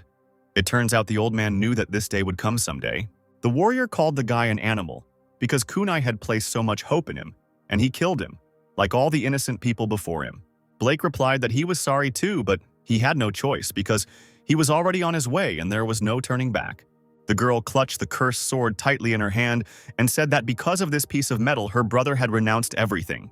She got into a fighting stance and said that just today, she would use it to take her own brother's life. A battle was also raging in the sky, and Lillian and her students looked at the fallen angel flying towards them. The girls mentally compared the most important virtues of women. Lillian's breasts were full and large, while Sif's were rather small. The leader sarcastically told the girl that apparently she had problems with physical development. Perhaps she hadn't eaten enough. A stunned Sif replied that large breasts were no reason for great self-importance. Ben also had his own enemy. The guy stood on a mountain of corpses and waited for the strongest enemy to start the attack. The guy understood that the four bloodthirsty kings had already found their opponents and only he was inactive. His target was Ben, but the mysterious man did nothing. Lloyd just stood and waited. The guy began to get irritated by his opponent's calmness. Suddenly, the man opened his mouth and sound waves began to come out. From a great distance, the words of the Grandmaster reached Ben. He told the boy not to worry because he would only have one opponent. Ben was horrified that Lloyd understood his train of thought and responded to him at such a distance. The guy assumed that the master could read them. Elder Betty once told about Lloyd's abilities. He got a disgusting SSR rank ability theft. He is able to take away a person's ability and instill it into an object, thereby creating a magical talisman. It's no wonder Kell was so wary of him, because Lloyd just needs to collect more talismans. In theory, he could have countless abilities. The Grand Master had already demonstrated a couple of impressive abilities, the first being teleportation over vast distances. The second ability, but no less terrible, is the control of a huge number of predators. The man demonstrated the third ability now, the transmission of voices over long distances and the possibility of reading thoughts. The scariest thing was that Ben didn't know what other abilities Lloyd had. Little was known about him in principle. He's a rather difficult opponent. Suddenly, the whole earth began to shake. The hero thought that an earthquake had started, and perhaps this was one of the abilities of the Bloody King. But this earthquake turned out to be the destruction of a rock, just where all the civilians were located, who had taken refuge from the invasion. Ben assumed that this was where the enemy Lloyd had told him about was. A huge elephant's foot appeared from behind the mountain and walked slowly, destroying everything around it. It was a huge white elephant, as tall as a whole mountain, on which sat the king of beasts. The elephant smelled the scent of young girls and wanted to find them as quickly as possible. The Green Lion suggested that not only their girls were hidden here, but also the country's female inhabitants. The frightened girls saw a huge monster, from which a strong, overwhelming aura emanated. They understood that all their warriors were on the front lines, and they themselves could not defeat these monsters. But suddenly, a fragile girl stood up to their defense, telling the residents not to be afraid of predators. After all, the leader ordered her to protect them, and no matter who her enemy is, she will not retreat. The brave girl swore to protect all the women of her country until her last breath. The huge white elephant praised the ardor of the young protector, saying that she was a worthy follower of her teacher. However, if she longs for death, the divine beast will gladly help her with this. The white elephant blew towards the girl, and from the force of the blow, trees were torn out of the ground by their roots, and all the earth in the area rose into the air. The Green Lion said that his brother had gone a bit overboard and that he should be more careful, because he might hurt their ladies. The elephant replied that he had spent a lot of energy to destroy the mountain and was not yet used to his new strength. However, when the dust cleared, the warrior was still alive, although badly injured. The girl repeated that as long as she remained alive, the predators would not harm her people. The country's women cried because the girl was sacrificing herself for them. She was worthy of being called the leader's bodyguard. The white elephant did not expect the warrior to master his signature move, so he attacked again. The elephant reared up and used his trunk as a weapon to swat the girl like a fly. The bodyguard understood that things were bad and that she needed to use all her strength to survive the blow, but she was unable to even raise her hand. The girl closed her eyes, preparing for death. She understood that she could not die without completing the leader's task. There was a roar that could be heard throughout the entire edge of the forest, and the elephant struck the place where the girl was with his trunk. The beast was confident of victory because no one could physically survive such a blow. The Green Lion praised his fellow lion and said that he was cool. It was not for nothing that he called him his brother. The girl stood in the same pose and thought that she had already died. However, the sensations were strange. For some reason, the bodyguard did not feel pain before her death. Suddenly, she heard the guy's voice thanking her for her help. Ben held the predator's trunk with his swords and said that only thanks to the girl's will and efforts, her people were saved. Now, the beauty doesn't have to worry about anything, because the hero will deal with the monster from now on. She was a little embarrassed by the guy's heroism and thanked him for saving her. The residents recognized Lillian's boyfriend. The girls breathed a sigh of relief upon learning that he had come to their rescue. Ben addressed his opponent by calling them animals. The guy said that if the monsters wanted to fight, then he wouldn't mind joining them. After these words, he struck the predator's trunk. The elephant screamed from the wounds he had received and suddenly raised his trunk, forgetting that his brother was sitting on his head. Due to the elephant's clumsiness, the Green Lion fell and landed on the ground. The King of Beasts knew that his relative's trunk was as hard as metal. However, the boy cut through it without any effort. It was probably all due to the sharpness of the blades. Suddenly, he saw a strange picture in front of him, which made the king of beasts a little embarrassed. There was a bird hanging on the tree, tied up and trying to move violently. The lion saw a familiar silhouette, but could not make out who was there. Looking closer, he realized that his little sister was hanging on the tree, begging the lion to save her. But there was a gag in her mouth that prevented her from saying anything. The animals were brothers in spirit, not blood, so they could understand each other without words. Susan said that the guy standing in the clearing kidnapped her from the cave and tore her away from her relatives. He tied her up and left her here, stealing her inner energy day after day. The girl suffered so much from his abuse that even living was painful for her. She begged her brother to save her and relieve her from this torment. In her fellow humans' imaginations, Ben was beating Susan with a whip while she was tied up, telling her to scream louder because it gave him pleasure. The animals were angry that this lecher dared to insult their dearly beloved sister. Ben was surprised when the animals called her sister. But then he realized that the monster's goal was not to capture the country's inhabitants, but to save this vulgar girl. Hearing the hero call his sister, the enraged green lion roared at maximum volume, calling his comrades into battle. The eyes of the elephant and the bird turned red, and in an instant they felt a surge of strength mixed with rage. Susan broke all the ropes that were binding her and spat the gag out of her mouth. The bodyguard was surprised that the eagle's powers had been restored, because Ben took away her energy every day, leaving only what was necessary to maintain life. Susan asked Ben if he expected her to suddenly become empowered and free from her confinement, and he suggested that the lion's roar had helped her recover. The eagle replied that it was not only about recovery. His roar raised the morale of his allies, increasing their fighting power in a short period of time. Ben chuckled, noting that it looked like a doping or buff from the game, not a bad skill for a support hero. Susan stated that she and the lion were superior in spiritual level, and no matter where the hero came from, he had no chance against them. The eagle became embarrassed and told the guy to prepare for death. She would return to him twice the pain that he caused her. After these words, the girl rushed to attack Ben, saying that the hero would now feel all her anger. She struck the guy in the stomach with lightning speed. The speed gained from the lion's roar was so high that the hero didn't even have time to react. Ben skidded across the ground and crashed into a rock with a loud thud, stopping him. The plowed earth raised dust, in which the guy stood and coughed. The eagle was surprised that the hero had no reaction to her attack. Susan went into a frenzy and screamed that as long as she was mad, the guy had no chance of winning. The dust began to clear and Ben appeared in it. He was protected by his blue barrier, which he stole from Steve. The guy smiled and said that the girl was quite fast, but her attack power was weak, and the hero was even faster. Ben gathered dark energy in his hand and sent it towards Susan. The black comet instantly caught up with the girl. She noticed that the guy also had high speed. However, her speed was also on par and Susan easily dodged the deadly projectile. The comet fell next to the eagle, and a loud explosion occurred due to the force of the blow that was put into this attack. Susan was stunned by the power she saw. She noticed that the hero's damage was very high and not inferior to Lillian's attacks. Ben's ability to absorb energy was not as simple as it seemed to her at first glance. While she was pondering the guy's skills, he disappeared. The girl was surprised that she didn't even have time to notice the hero. Meanwhile, Ben was already standing behind Susan and reaching his hands towards her lush breasts. The guy grabbed the girl by a piquant place and began to absorb energy. From such impudence, Susan immediately blushed.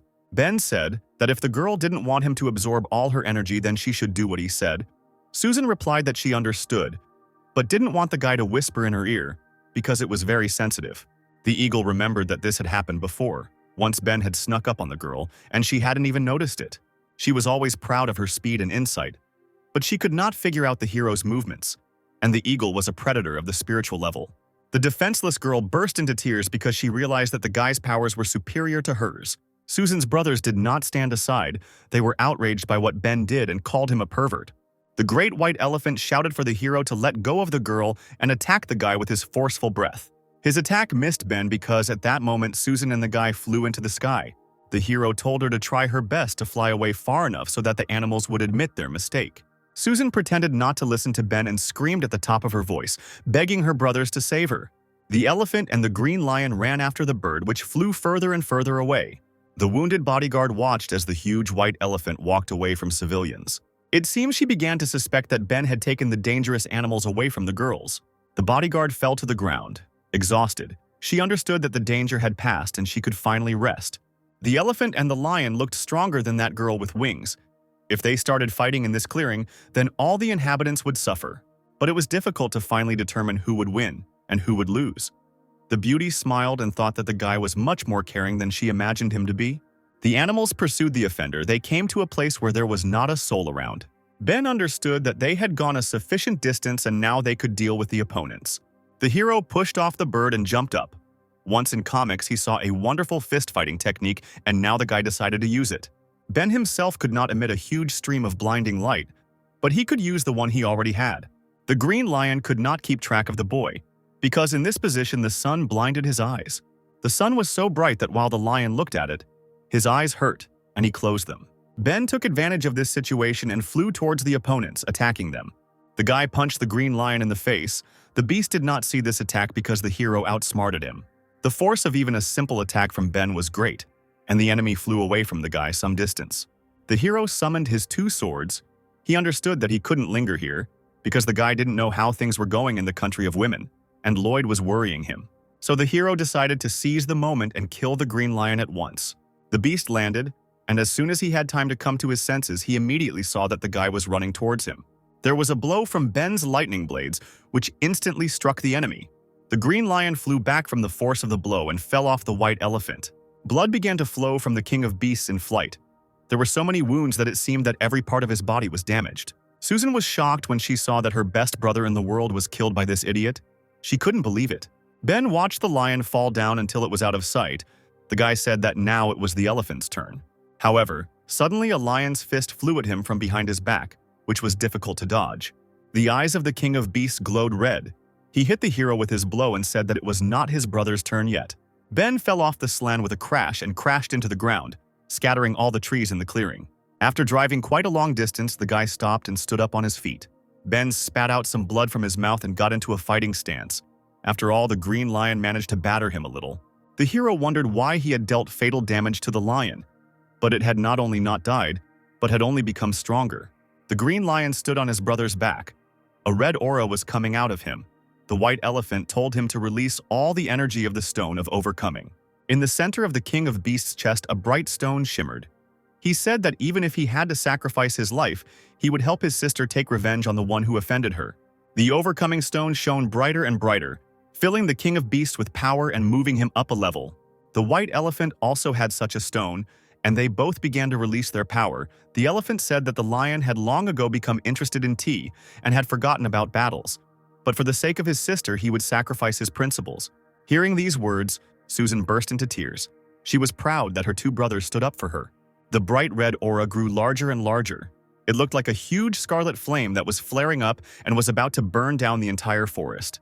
The hero noticed that the power of the stone was so great that the forest began to shake from such power. The last time Ben had such a similar feeling was during the battle with Dean Lee. The green lion charged all his power and was ready to attack. He addressed his opponent, calling him a debaucher. The king of beasts told Ben that he assumed that the hero had never encountered a predator that had surpassed the spiritual level. So today the green lion would teach him a lesson in good manners. Suddenly, the beast felt a piercing pain that went through his entire body. His strength was running out. He fell to his knees and blood poured from his mouth. The lion realized that Lloyd had deceived them and there was something wrong with his stone. Ben and Susan were stunned by such an unexpected outcome. Right now the hero had lost his opponent, and the sister of the beasts, her protectors.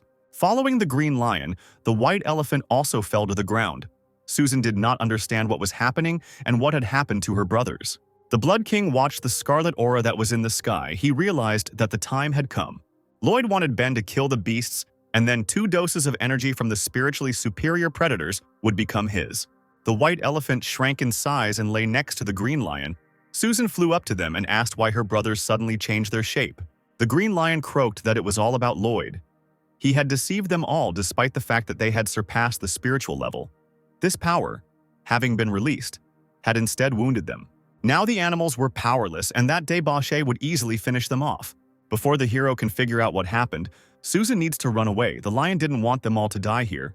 The white elephant supported his brother. He told the eagle to listen to her brother and save herself. The animals wanted the girl to live her life for the 3 of them. Susan watched her brothers die and tears came to her eyes.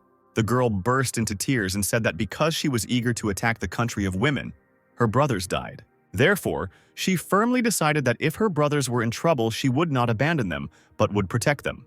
The hero had already come close, and the eagle noticed him behind her back. He was terrible in the eyes of the animals, a real monster who would bloodthirstily cut them in half right now. The eagle was frightened by the boy's stern look. She assumed that Ben realized that her brothers had lost their powers. The girl sat on the ground and began to beg the hero to let her brothers go, because they only wanted to save her. They were not interested in the country of women. Susan was embarrassed and said that if the guy did not harm them, then she would agree to any demands. The Green Lion told his sister not to agree to anything, because Ben was a lecher and had vile thoughts. In Brother Lion's imagination, Susan was sitting in an indecent position in a maid's costume, preparing to pay off her debt to Ben. The guy asked the eagle if she really agreed to any demands, and she firmly replied that she would do whatever he wanted, as long as the animals stayed alive. Suddenly, the hero said that he wanted the beast to unite with him against Master Lloyd. If Ben understood correctly, then the lion and the elephant lost their shape precisely because of him. The guy realized that he gave them the opportunity to transform to help him absorb their energy, so he did not attack, waiting for him to become stronger, or rather, not he, but his endless darkness. Susan would have agreed to this demand, but she said that her brothers were seriously wounded and would not be able to help in the fight. Ben snapped his fingers and said that it was okay, because he had prepared for this battle in advance. A blue mist began to appear above his head, and Susan was surprised by the appearance of this colorful energy. The blue mist transformed into the form of a beautiful girl who asked if her new master had called her. It was the spirit healer from the energy of thousands of souls, the sacred light of Lena. Ben explained that Lena is one of the spirits he freed from Steve. While the spirit is attached to the physical shell, it is able to use abilities. After these words, the guy ordered the spirit to enter him. Susan could not understand where the hero got so many abilities from. The guy looked at his former opponents, then at the spirit. He ordered his subordinate to heal the animals. The beautiful spirit immediately submitted to its new master. While Ben was healing his new allies, the battle continued in the land of women. Judy chased Kathleen, who escaped from her by jumping through trees. The poisonous lady laughed at the fact that the invincible paladin suddenly started to run away. She was wondering what the girl was so afraid of. She assumed that it was because she made her remember shameful things. The sweetest paladin closed her eyes and tried not to think, because every time she saw Judy, her mind became clouded and her thoughts began to get confused. She understood that in such a state there was no point in her fighting. She needed to get rid of the obsessive thoughts. While she was thinking about the battle, she didn't notice where she had run to, and she was surprised by what she saw. Kathleen ran to a small lake and flew straight into it. The paladin realized that the water would help her come to her senses. The girl dove into the water at full speed. She sank deeper and deeper, trying to hide from the enemy. Kathleen didn't think about anything. She didn't even understand how to fight. So now she was just drowning, trying to get rid of Judy's poison. Suddenly, she opened her eyes and realized that the water had helped. The vulgar thoughts began to recede. The girl began to stay near the surface of the water, but she realized that the water was a temporary measure, and it was necessary to come up with a way to resist the poison outside of it. Otherwise, the paladin would not win. Kathleen saw the bubbles rising to the surface of the water, and at that moment she came up with an idea of how she could win. Her thoughts were interrupted by Judy's barbed whip, breaking the surface of the water and heading towards Kathleen. The girl was surprised when she saw that her sweet, tender neck was wrapped around her like a rope. The noose tightened and the spikes pierced Kathleen's neck. The tighter the whip tightened, the more damage the spikes did. Judy stood on the shore, and as if she was fishing for Kathleen, she shouted that she would get the paladin even in the water, and that she would not be able to hide from her. The girl pulled out Kathleen, whose neck was bleeding and she couldn't breathe. The paladin fell to the ground and the whip let go of her. The girl immediately coughed up blood, greedily swallowing air. Judy approached the wounded girl and asked why she wanted to stand up against the bloodthirsty king for Ben. Was this guy really worth it? The poisonous lady mocked her and advised Kathleen not to let herself be deceived by a man, calling her a fool who fell in love for the first time. The girl was breathing hard and began to heal her neck. At that moment, her gaze became stern, and she answered Judy not to speak badly of him. Judy said that Kathleen couldn't even save herself, and she was thinking about Ben. There was poison everywhere here, so the paladin couldn't even hope to gather her strength. The poisonous Blood King swung his whip and said that Kathleen would now die a miserable death. The spiked whip crashed into the cute girl, dealing her another blow. But suddenly, Kathleen was not hurt. She caught the enemy's weapon with her hand, and her hand began to bleed from the sharp spikes. She looked menacingly at Judy and asked what made her think she couldn't win. The Poison King was surprised that the girl was able to stop her attack, because usually her poison does not react like that. She imagined Kathleen sitting there embarrassed and saying she was soaking wet and looking for someone to help her take off all her clothes and help her dry off. Paladin stood up and held the whip tightly. Judy couldn't believe that the girl had somehow managed to cope with the poison. Kathleen pulled sharply on the enemy's weapon, pulling the offender towards her. The paladin had enough strength in his hands. Judy flew straight towards the girl and did not understand what she was doing. Kathleen caught her enemy by kicking him. The girl said that Judy would answer for the words she said about Ben. The Poison King flew to the other end of the lake, jumping across the water like a small pebble. Fierce Kathleen said she was fighting for love, before whose face her opponent could not resist. Judy lay on the ground and moved with difficulty. She felt as if all her bones were broken. After all, the glory of the paladin was well-deserved. But it seems the Poisonous King began to guess how the girl managed to resist the poison. The thing is that her whole body is shining. She probably covered herself completely with an energy shell, isolating herself from the poison. The girl realized that if she could break it, she could win. Suddenly, she looked at her chest and noticed that she was completely wet because of Kathleen. At that moment, she noticed that from the other end of the river, a golden figure jumped into the sky. Kathleen crossed the entire lake in a split second and flew towards Judy, attacking her. She asked what this pervert was staring at. Judy was amazed by the paladin's speed. The girl did not give the king even a second to rest. Kathleen closed her eyes and gathered all her strength into one blow. She told her enemy that now she would feel all the pain on her own skin. The paladin delivered a stunning blow with her sharp blade to the ground where Judy stood. The force of the blow was colossal. In an instant, half of the rock was cut, but the Poisonous King managed to jump away. She fell from the cliff and was stunned by such power. The girl understood that if Kathleen had hit her, there would not have been a piece left of her. Paladin wasn't going to stop. She screamed that now Judy would experience what it was like to be buried alive. The poisonous lady didn't even have time to rest. She was surprised that the attacks were carried out too quickly. The girl had not yet landed, but a huge piece of rock was already flying towards her, which Kathleen cut into many pieces. A huge number of stones fell on Judy. She understood that she would not have time to dodge them in flight. Judy fell to the ground, followed by rocks that fell behind her, burying her alive. However, they did not harm the girl. She broke free from the rubble and shouted that Kathleen was annoying her. The indignant girl wanted the paladin to kill her quickly. Kathleen landed next to him with lightning speed. The girl was not going to stop and wanted to win. She heard Judy say something to her, but it was hard to hear at this altitude, so she asked her to repeat it. Judy became flustered and replied that she hadn't said anything. The paladin must have misheard. Suddenly, the bloody king began to tremble. She was surprised by this and did not understand why she was overcome with fear at the sight of Kathleen. The girl couldn't believe that there was another person besides Lloyd that she feared. Not long ago, Judy had driven her to despair, and now here was a woman who had every strength to fight.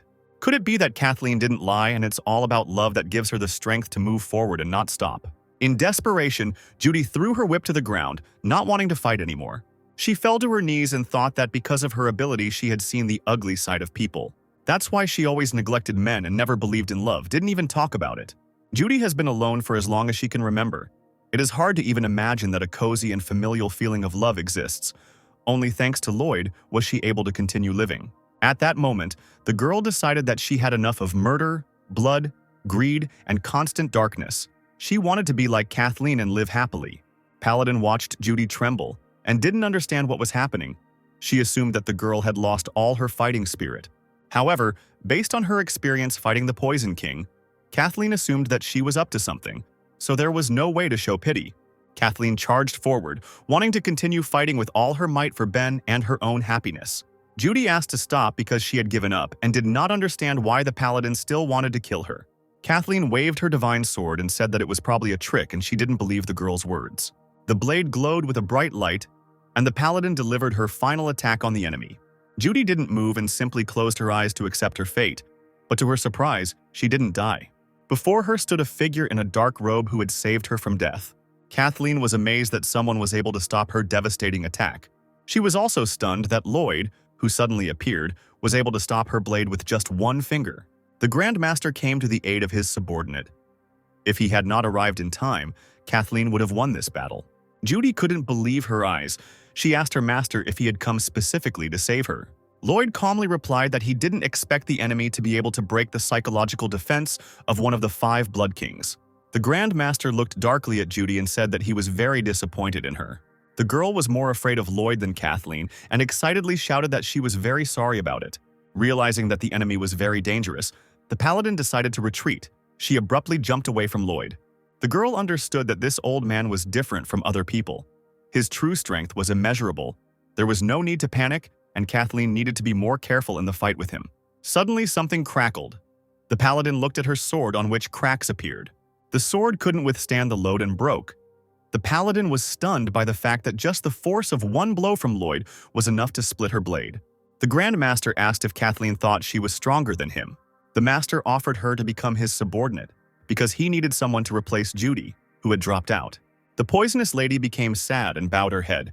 She again realized that she had simply been used and abandoned.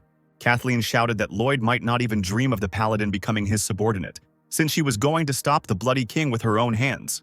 The black robe shifted slightly towards the enemy.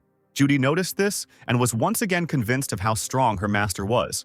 Grandmaster Lloyd closed in on the enemy in a split second and grabbed Kathleen by the neck, lifting her into the air. His strength was colossal. The defenseless girl could not even move from the pain she felt. The Dark Blood King replied that he was very sorry because that was not the answer he wanted to hear. Meanwhile, on the other side of the forest, another battle was in full swing between the girl and one of the Blood Kings. Betty ran away from Eric while smoking her cigarette. The fighter was furious that the girl was constantly running and not fighting with him. The elder turned around and told the enemy that he was a fool and that he should better look around. Eric stopped and saw hundreds of sparks around him. He didn't understand where they came from and assumed that they were attacking from Betty's cigarette butt. At that moment, he realized that the elder had outwitted him. She was not running away, but setting a trap. There was a powerful explosion that shook the entire area. Every spark left by the girl exploded. Instantly, the entire forest was engulfed in flames. Now the battlefield was engulfed in flames and did not allow any opportunity to retreat. Betty sat on a tree and said that this is an SSR rank ability, detonation. At her will, even one spark can create an explosion with the power of a grenade. Since Eric was the king of heaven, she wanted him to taste more explosives and turn into ashes. The girl thought she had won, but suddenly she heard a male voice appear in the center of the raging flames. Eric said that such sneaky methods might work on small fish, but they wouldn't work on a real man like him. Betty only set fire to his clothes. The thing is that the ability of his rosary is to neutralize magic around him. The ability is called Golden Arhat. The rosary blocks all damage inflicted on Eric. Betty was dumbfounded because she knew that this was the ability of the Kunai Master. And Lloyd's ability, Dispersal, was only released if the enemy was dead, which meant that the Great Monk had also been overtaken by the Blood Kings. While the girl was realizing what had happened to the S-rank guard, Eric was already approaching to attack her. The guy struck his blow, but Betty managed to react and jump away from him in time without taking damage. She smiled, for she knew that she was still fast enough to dodge the king's attack. But suddenly, to Betty's surprise, her clothes were torn and a sharp pain pierced her body. She fell to the ground with a thud, and blood poured from her mouth. The elder felt that all the organs in the area of her stomach were torn, but she did not understand why this happened because she definitely dodged the blow. She was horrified by the sight of the man and assumed that Eric possessed more than just what Lloyd had given him. The Bloody King continued to beat the girl. She could not dodge his blows and became more and more helpless. The girl was lying on the ground without strength. All her organs were damaged. Eric said that she was too weak. Betty began to lose consciousness. The man was disappointed in the elder's powers because he had only just begun to have fun. He walked up to the girl and kicked her in the stomach, telling her to wake up if she was still alive because he wanted to play with her longer. The girl could not move and could only cough up the blood that came out of her nose and mouth. Through the unbearable pain, she whispered that it was all about the gloves, that they were strengthening his attack. Eric smirked. He said that the elder of the country of women still understood something. She was right. His gloves were also enchanted by Lloyd. From all the damage he received, the guy could make an air blast, so the more damage he received, the stronger his attack became. This is one of the abilities of his explosive fist. The Blood King said that since Betty was on the edge, it would be boring to play with her any longer, so he decided to finish her off with one blow.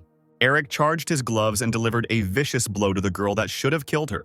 However, just before he could strike, his fist stopped, and hundreds of dark eyes appeared around him.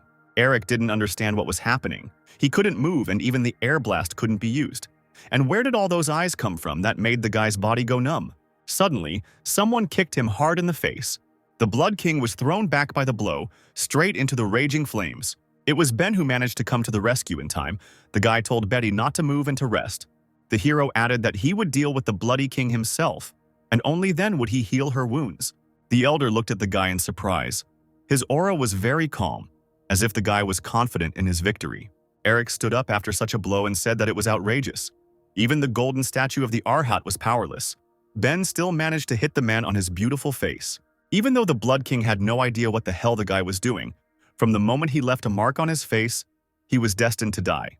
Suddenly, to Eric's surprise, a white elephant, a green lion, and an eagle emerged from the flames and joined Ben. The Bloody King was indignant. He asked why they were with the hero and not on their side. Susan screamed that the Blood Kings dared to plot against her older brother. So the three of them went over to the light side, and now Ben is their older brother. Eric chuckled. He said that this meant that they now had 3 traitors. Apparently, Uncle Eric would have to take good care of them. Ben asked Brother Lion to strengthen him with his furious roar. The King of Beasts replied that he understood the order. A loud roar of the beast rolled through the thicket of the forest, filling all his comrades with strength. Ben's eyes turned red, and he felt the buff of the lion's roar. The blood throughout his body was simply boiling, and the thirst for battle increased incredibly. Now that the guy is in this state, the one who will die today is Eric.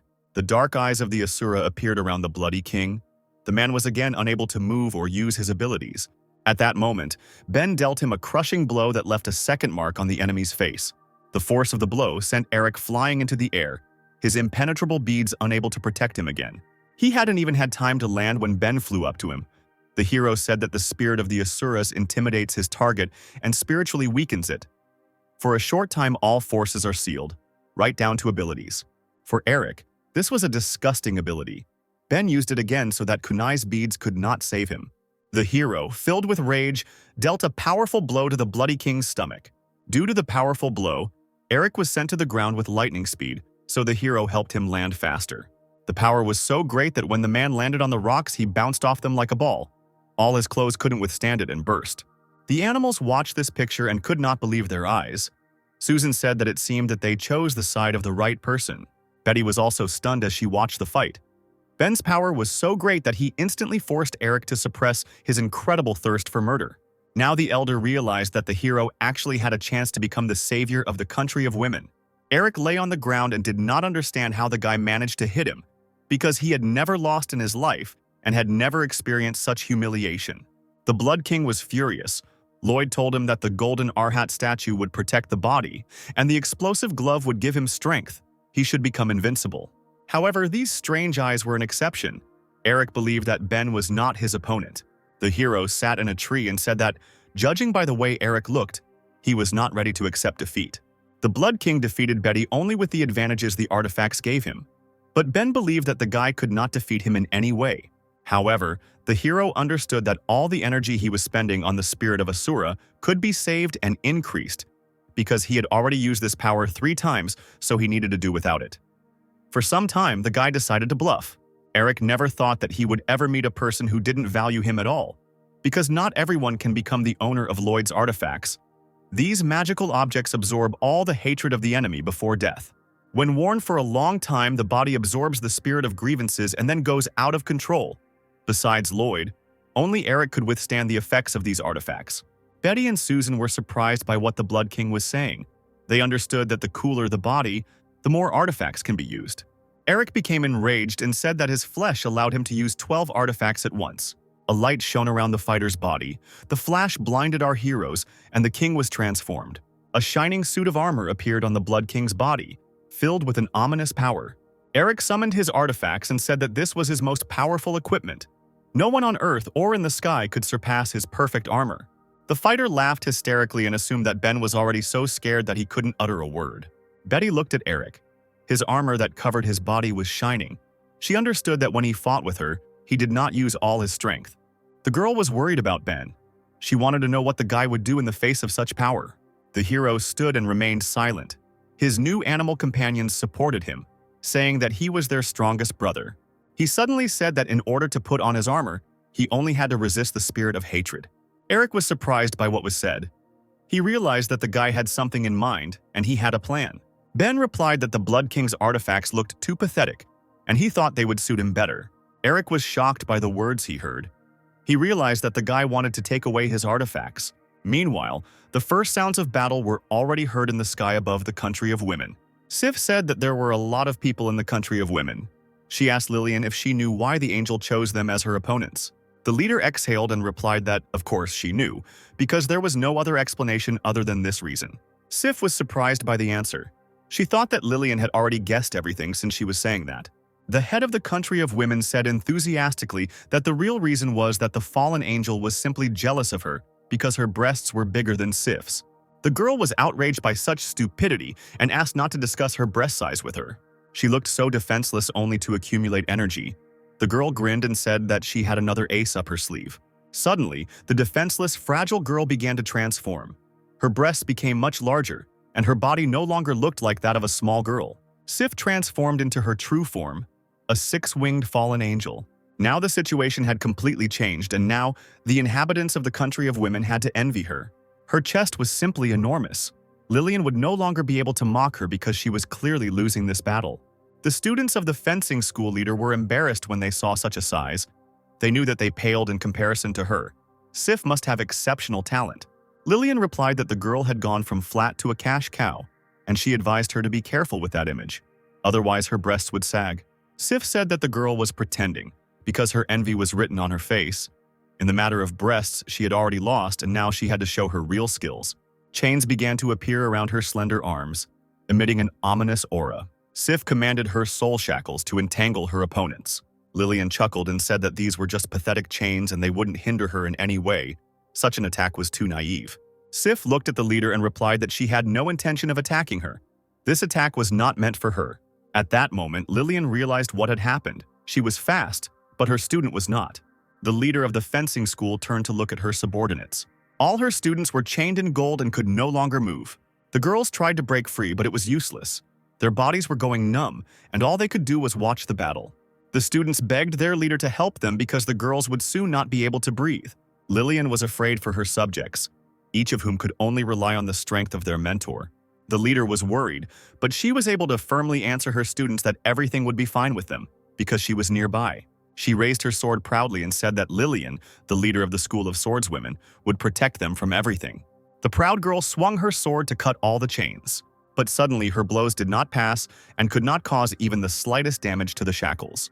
Lillian didn't expect this. She didn't understand what was happening and why she couldn't cut the chains. Sif laughed. She told the girl not to waste her strength in vain, because these chains are made of metal tempered in hell. There is no person who could cut them. People who are bound by the chains of the soul will be quietly attacked by the inhabitants of hell. Their will gradually be suppressed. The girls screamed in pain. Sif added that in just a few minutes all the students would meet death in horror. Watching Lillian's dear followers die one by one, she won't be able to fight. Nothing drives people to despair like that. Lillian was saddened. She told the cash cow not to get too excited too quickly. Ever since she became a master swordsman, there was nothing she couldn't cut through. The girl gathered all her power into the blade and swung it with lightning speed. To Sif's surprise, all the chains broke, despite their demonic strength. The girls were glad that they were no longer trapped and did not see monsters from hell. Sif looked at this spectacle and did not understand how this was possible, because no one could ever completely free themselves from the chains of the soul. But this girl took and cut all her chains. She asked Lillian how she managed to break the chains of hell, no matter how strong she was. In the end, her capabilities were not superior to humans. Lillian was outraged at being called an extraordinary person and advised Sif to open her eyes. After all, right now the battle will unfold in front of the fallen angel. Lillian stood proudly and prepared to attack. Several divine blades appeared behind her. Sif realized that, master of fencing, these were not just big words. Lillian was really very strong. The fallen angel thought that the shining power over the leader was the height of perfection. However, she still couldn't be scared by this. She was Mr. Lloyd's best warrior and couldn't lose in this fight. So the girl decided to attack first. She sent dozens of her hellish chains towards Lillian. The chains almost flew towards the leader, but she calmly commanded her ghostly sword to protect her. Once again, all the chains broke and did not manage to catch up with Sif's rival. The fallen angel was surprised that Lillian didn't even move, but simply used her power to repel the attack. Suddenly, the girl disappeared along with her swords. Sif realized that Lillian was about to attack, however. It was too late. She was on top, right above the fallen angel's head. Lillian said that the girl's large breasts seemed to be keeping her from moving. After these words, the graceful leader struck the fallen angel with her blade. The girl instantly rushed to the ground and landed with a crash in the forest. Sif lay on the ground and tried to catch her breath. For her, this attack was terrible, and she could not allow herself to be exposed like that again. The girl tried to get up and was shocked that she, a fallen angel, was thrown to the ground by some man. If she didn't kill Lillian, she would no longer be able to look the master in the eyes. While Sif was thinking about her place in society, the leader of the country of women was already preparing to attack her. Lillian pointed at the fallen angel and commanded her swords to rain down stars upon her.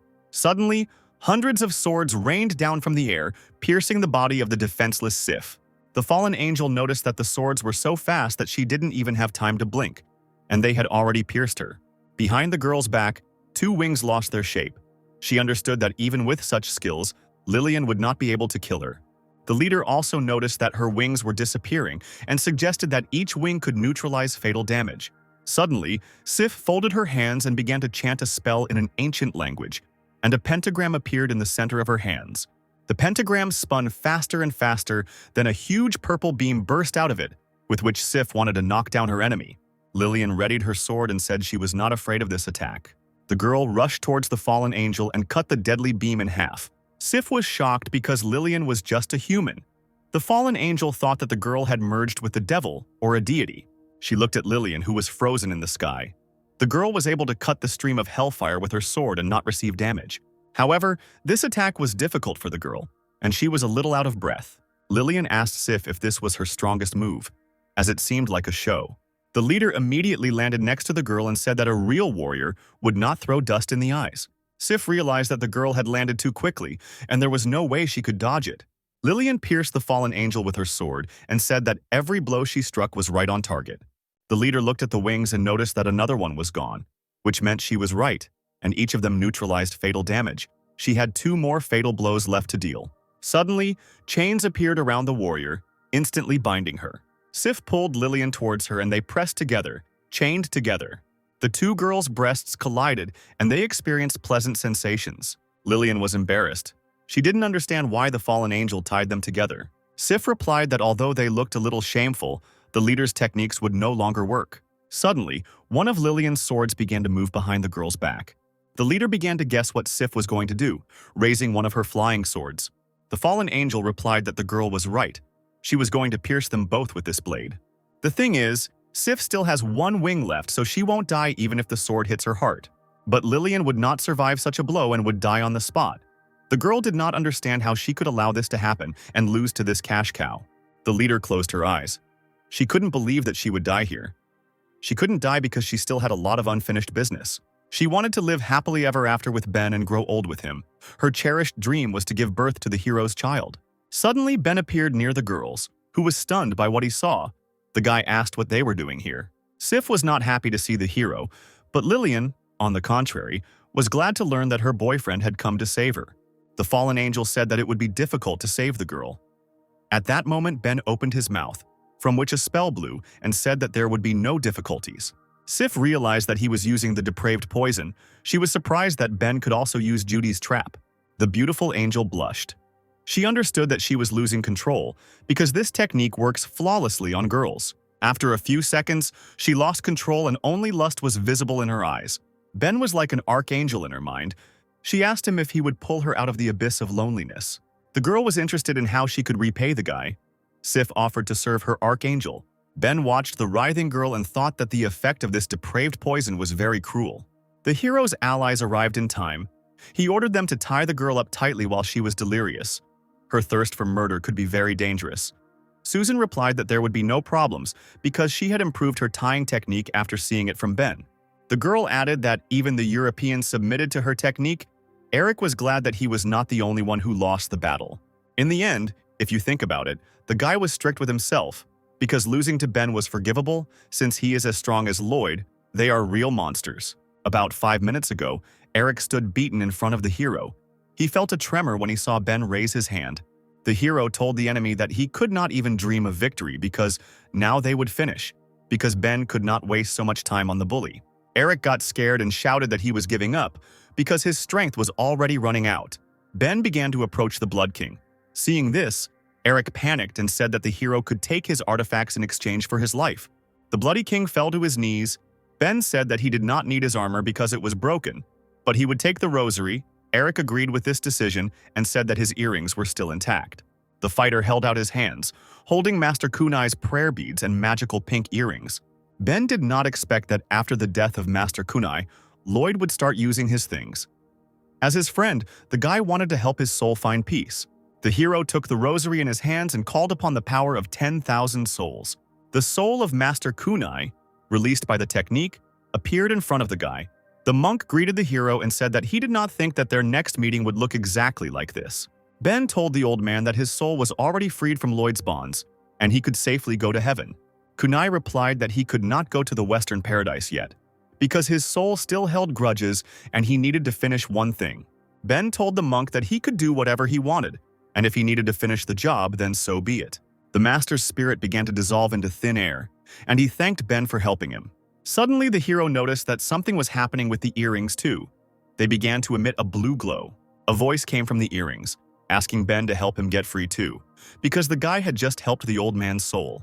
The accessory contained the soul of a sweet girl, Joanna, who asked the guy to also free her and let her go. She told the hero that he is the owner of the power of 10,000 souls and controls all the souls that are not included in the cycle of reincarnation. The hero only needs to say the word, and the girl will gain freedom. Ben asked her if she was a sorceress, although the guy is not one of those who like to force women, but he cannot let her go yet. The hero needs Joanna's strength. He asked her to help him in the war with Lloyd. Hearing this name, the girl was surprised. She was struck by the guy's calmness. Joanna assumed that the hero did not know who the master really was. However, judging by Ben's determined eyes, he was confident in his abilities and his words were not empty words. The beauty smiled and said that she understood. Lloyd, this is the man who imprisoned her in pink earrings, so she will help the hero. Joanna made him more resistant to the forces of darkness. The hero will be able to suppress most of the magical damage he receives. The girl also knew many forbidden spells that can be used in battle. The earrings glittered on Ben's ears. The guy said that Joanna was very strong and he hoped that she would take care of him. Eric was shocked. He was content with only reducing damage, and the hero, thanks to the control of the dead, Joanna opened up all her techniques. Meanwhile, on the other side of the battlefield, another battle was in full swing. Blake commanded water and said that his family's previous techniques were lost. Even his father could not defeat the guy, and Leia especially could not. The Bloody King said that in an age when everyone has their own talent, there is only one path for her, the untalented one, and that is death. Leia sat bloodied on the shore. She shouted for the guy to shut up, because he had no right to defame the name of the head of her clan. Blake replied that the sword the girl was holding was just a waste of resources. So the guy decided to destroy Leia and began to collect water in his sword to attack. Streams of water headed towards the girl. Leia knew that this was a comprehensive attack. Apparently, the guy decided to destroy her since he used this skill. Suddenly, a golden aura appeared around the warrior and someone told her not to be afraid because he would protect her. The spirit of Kunai appeared in front of the girl, who came here to continue his fight and correct the mistake. Streams of water hit the place where Leia stood, but underneath them a golden aura shone. It was a dome that Kunai created. The girl couldn't believe her eyes. She asked the old man why he was still alive, because Blake killed him. The monk replied that it was all about Ben. He gave the poor old man a chance at redemption, so the master would help Leia defend herself from Blake's attacks. The girl only needed to attack. She replied that she would rely on the master. Blake also noticed a familiar soul. He said that the monk died, but still wanted to stop him. The guy had already lost his hand in the fight with him. The Bloody King would not run away in the face of the blade. Blake looked at the master and said that he was a coward and it was not his fault. Kunai didn't listen to the student. He told Leia that she didn't need to suppress the power of the demonic sword. She needed to release it, otherwise they had no chance of winning. The old man looked at the core that glowed in the girl's chest and added that she did not need to be afraid, because the light was merciful to her. This core, which the girl once obtained, will help to cleanse herself from the magic of the demonic sword. Leia decided to take a risk. It might take her a little time, so she trusted in Kunai's protection. The old man spread his arms wide and told the girl not to worry. He would not allow her to have problems. A golden barrier appeared around Leia, protecting her as she tried to control the power of the demonic blade. Blake was already losing his patience. He directed another attack towards the barrier. The water streams hit Kunai's impenetrable shield. However, the golden barrier protected him. Blake kept trying to break through the protection, but his attempts were unsuccessful. The master asked the student if he had forgotten the power of the teacher's protective techniques. Blake's water could not harm him in any way. The Bloody King flew towards the barrier and said that the old man relaxed in vain, because the golden statuette protects too. Therefore, its power should weaken. Kunai knew the boy was right. He was surprised that the bloody king was able to guess his weakness. Blake raised his sword and cut the spirit of his old teacher in half. Along with the spirit, the dome of kunai was also cut. The guy said that in fact the monk could no longer withstand the full force of his attack. However, Blake looked at Leia and realized that he was already late. The old man had managed to delay him. There was a demonic aura concentrated around the girl. The guy guessed that she wanted to seize the power of the blade. The blade turned scarlet, reminiscent of blood, and at that moment, it awakened. Leia opened her eyes, her pupils dark with red outlines. She said that she saw in front of her the one who must die. Blake was furious. He shouted that the blade belonged to him and no one would dare take it away. Suddenly, his hand was grabbed by Leia. She was much faster than before. Blake couldn't move. He asked the blade why it was doing this, because the sword chose him, not Leia. The guy waited for this sword for more than 10 years. Blake did not believe that the blade did not remember him. Suddenly, Leia went crazy and struck the guy. Blood mixed with demonic black power flowed from his body. Before his death, Blake was stunned. He did not believe that everything would end this way. The boy fell to the ground, right into a pool of his own blood, coughing and dying in front of his sister. The blade that possessed the girl said that it only thirsted for blood and did not care who its owner was. Suddenly, Blake's second personality began to appear behind the girl and said that the sword would be his alone. The dark figure said that only he could awaken the sword and no one had the right to take it away. After these words, the king tried to attack the girl. However, Leia cut off the head of Blake's second entity with one swift blow of her sword. The bloody king did not believe that this was possible. This was not the outcome of the battle he expected. Deciding that the fight was over, Leia wondered who to kill next. She tried to leave, but suddenly the dying Blake grabbed her leg. The guy said that obviously the blade chose him. After all that, he couldn't just leave Blake here to die. The cruel demon in Leia's body turned around and with one blow thrust the sword into the boy's body. This time Blake died for good, and the demon was glad that the guy had finally calmed down. Leia said she hates people who say the same thing over and over again. Suddenly the girl felt a strange energy next to her. The warrior stood up and realized that there was a strong aura hidden behind the mountain. She should go there and kill everyone there. Meanwhile, a new battle was unfolding behind the mountain. Ben came to Lloyd, followed by a drugged Sif and Eric, both tied up. The hero was glad that the Grand Master had finally entered the battle. Lloyd said that the guy exceeded his expectations because he was able to capture two of the Master's subordinates.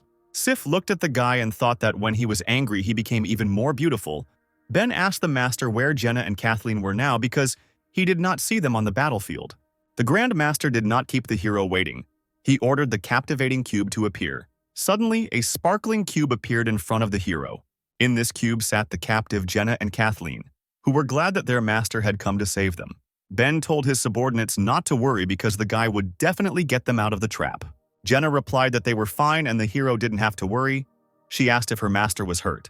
Kathleen was also more worried about the guy than about herself because Lloyd was very strong. Ben said that he understands this, but no matter how strong the enemy is, he will not allow anything to happen to his girls. The hero turned to the master and offered him an exchange. The guy wanted to exchange Eric and Sif for Jenna and Kathleen. Ben added that it was a fair exchange. 2 people in exchange for 2 of the hero's friends. Sif was glad that in this form she could still help the Archangel and be useful to him. The Grand Master replied that he would gladly accept this offer, but the exchange would not be for those 2.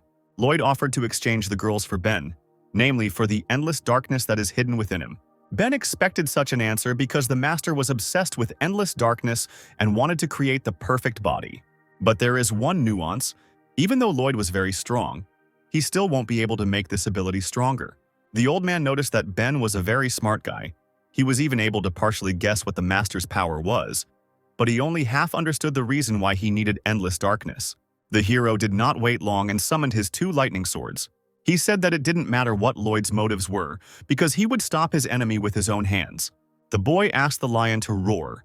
At that moment, 4 figures jumped out of the forest thicket and joined the battle. The 2 figures were Susan and the Green Lion, and they wanted to get back at Lloyd for daring to play on their brotherly feelings. The other participants were Lillian and Betty. The leader said that the Grand Master would answer for hurting her sister and her boyfriend.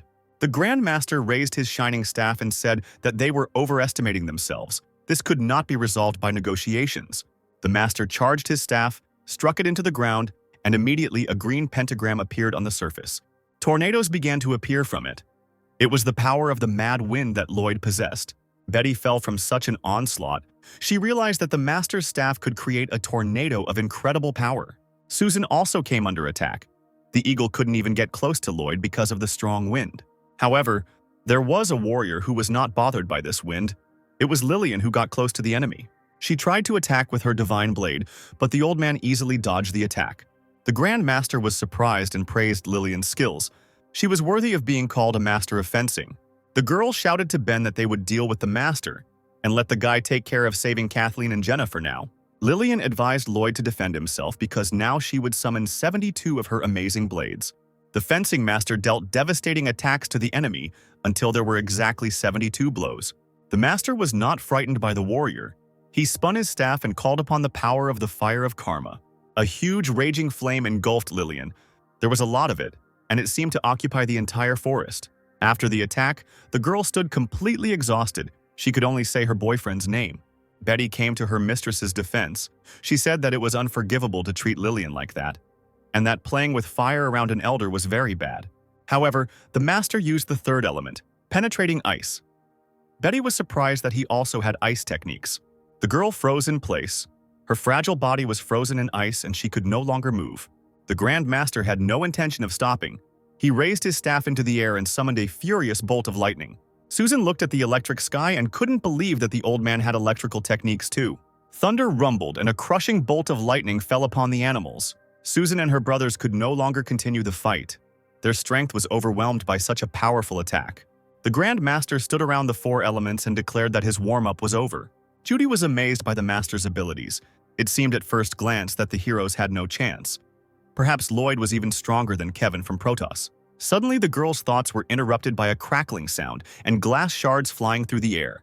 She turned around to see what was happening and couldn't believe her eyes. The captivating cube. The highest level restraining technique was destroyed. Ben just went and broke it. The guy stood and hugged his girlfriends, who were very happy with such hugs. Kathleen was embarrassed because their breasts were glued together. And there were still people here. The girl was burning with shame. Jenna noticed that her master was not the same as before. Now he was more reliable. Lloyd explained that the guy couldn't break the cube. He just absorbed it with his endless darkness. However, this was the Grandmaster's plan. He was glad that the boy fell into a trap. Lloyd put a lot of magic into the cube. Ben couldn't handle it, so he solved the problem in his own way when he realized that he couldn't destroy the magic cube. His endless darkness has already accumulated at the solar plexus. It is all that is in his body. Such people were only fit to be led around by the nose, and the Grand Master was glad that the endless darkness would finally return to him. Ben froze in midair and looked around. It seemed like he wasn't even listening to what the Grand Master was saying. The heroes surveyed the battlefield.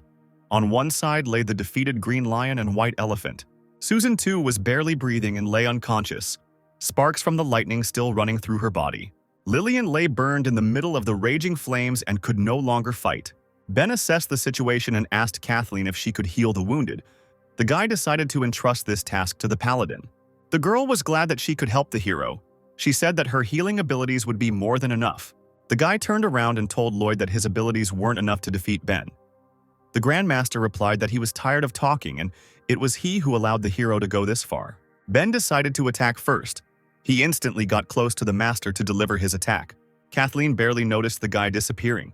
She knew she was nowhere near his level, as he was very fast compared to her. The main battle was starting. Ben stood opposite Lloyd and their eyes met. The boy asked the old man if he had enough strength to defeat him. The hero did not think that the great master would succeed. Lloyd chuckled and said that the guy was getting cocky before his time, and he would be very surprised when the fight started. Ben attacked first, using an explosion to damage a nearby enemy, but Lloyd jumped back in time. Joanna's soul in the hero's body recited a list of forbidden rose techniques. One of her techniques was the pink dance. A pink pentagram appeared under Ben, which summoned spheres. Lloyd said that he was not afraid of the rose's techniques, because the eggs do not teach the chicken. He stretched out his hand in order to absorb the attack of the spheres. The pink comets struck the Grand Master's pentagram, but were unable to pass beyond it. Ben gave orders to the girls. He told Jenna to reduce his gravity for maximum speed, and Kathleen was to heal her comrades when the opportunity arose. Gravity began to decrease, and the stones under Ben's feet rose into the air. The guy started running towards the Grand Master. The speed was maximum. When he ran, all the stones on the surface flew up from such speed. The hero instantly got close to the enemy. Even Lloyd was surprised by such speed. Ben said that magicians are not very good in close combat. A purple fist, larger than the master himself, flew into Lloyd's face. The old man instantly fell to the ground from the colossal force of the blow that Ben had. The guy's silhouette was hidden behind clouds of dust. He said that the Grand Master overestimated his capabilities. After all, the guy had 2 more trump cards unknown to Lloyd besides the spirit of Asura. Judy was amazed that the hero was able to slam her master into the wall. She couldn't believe her eyes, because this had never happened before. Suddenly, the girl felt a chill run down her spine. Next to her stood Kathleen and Jenna, who were not very happy to see her and were watching the poisonous king closely. Jenna was embarrassed and said that the girls were going to heal the wounded, then they better let her go, because she understands everything and will not interfere.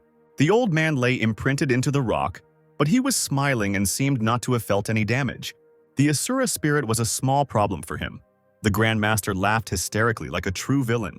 He instantly jumped away from the rock and headed towards the hero. Although he was a magician, he also had impressive abilities. The Grand Master quickly caught up with the hero. He hit the guy in the stomach with his staff, and at that moment magical explosions flashed through the guy's body. The master explained that about 100 magical explosions had thundered in Bene's body, and the hero was doomed. However, his magic earrings activated a special power. The guy's immunity to magic damage was increased by 50%. The hero was bleeding but could still fight. He told his opponent that he was doomed. One of Asura's hands grabbed the Grand Master's head, and the old man immediately felt a stunning pain. The hero ran towards the cliff holding Lloyd by the head to inflict maximum damage.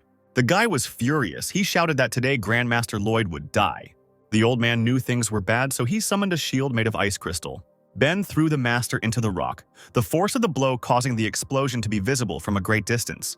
The rocks in the cliff were crushed while the hero beat the old man with his purple energy and the hands of Asura. The Grand Master was covered in blood. The damage was colossal, and any other enemy would not have withstood it and died. Sif watched the fight and was amazed at the incredible power of the Archangel. All that was left was to kill the strange man, and the girl would be free. Ben stopped attacking. The Blood King's robe was torn and blood was visible all over his body. The hero froze in the air and prepared the sphere for the final attack. He said that the master lost, because he created a man who should not have existed, so the old man's next stop is death. Suddenly, the Blood King opened his eyes and fired a beam at the boy, shouting that he was still alive. Ben was preparing to bring down the purple star, but suddenly his body was pierced by pain from the beam that passed through the hero. Suddenly, Jenna felt a sharp pain in her fragile body. She had a bad feeling. Her heart was constricting and felt like it was about to jump out. The girl realized that something might have happened to the gentleman and looked in his direction. At that moment, Ben's attacks began to dissolve into thin air. The distraught old man said that the hero turned his own weapon against him and even mocked him. Pink earrings can only neutralize half of the magic damage. However, if you concentrate and hit twice as hard, then absorbing half the force will no longer help. The girls in love wanted to kill Lloyd for something he did to Ben. The warriors tried to attack the Grandmaster, but were immediately frozen in ice. A battered Lloyd said there had been some trouble, but it was all over. With Ben hanging in the air with no signs of life, Lloyd decided it was time to strip the boy of his abilities. An ominous green aura appeared around the old man as he used his ultimate ability, skill extraction. The dark green aura moved towards Ben's heart, which seemed to be already dead. The Grandmaster's forces tried to take away the endless darkness that the boy had. However, immediately the dark aura bounced off the stone in the hero's heart. Lloyd was surprised that his ability didn't work even though the guy showed no signs of life. The Grandmaster was angry that he was about to kill the boy, but he still couldn't take away his power. Lloyd whipped Ben's corpse again in an attempt to extract power, but to no avail. The Grandmaster realized that it was useless, so there was only one way out. The hero was dead, but not quite. The old man did not understand what was happening, so he decided to save the guy's body, and then go back and carefully study what the reason was. The master placed Ben in a ghost cube. However, suddenly someone was approaching him. It was Leia, who was preparing to attack. The girl said that the master was the same strong man that she felt. The warrior wanted Lloyd to fight her. Leia laughed hysterically. She wanted to hack the Grand Master to death. Lloyd grinned. He was doubly lucky today because there was a second stone in the girl's body that was interesting to him. The Blood King summoned many green pentagrams, activating his battle magic. Green spheres flew from the pentagrams towards Leia. This ability was called the Destroying Array. The demon inside the girl was happy to see such power. He was very interested to see her might.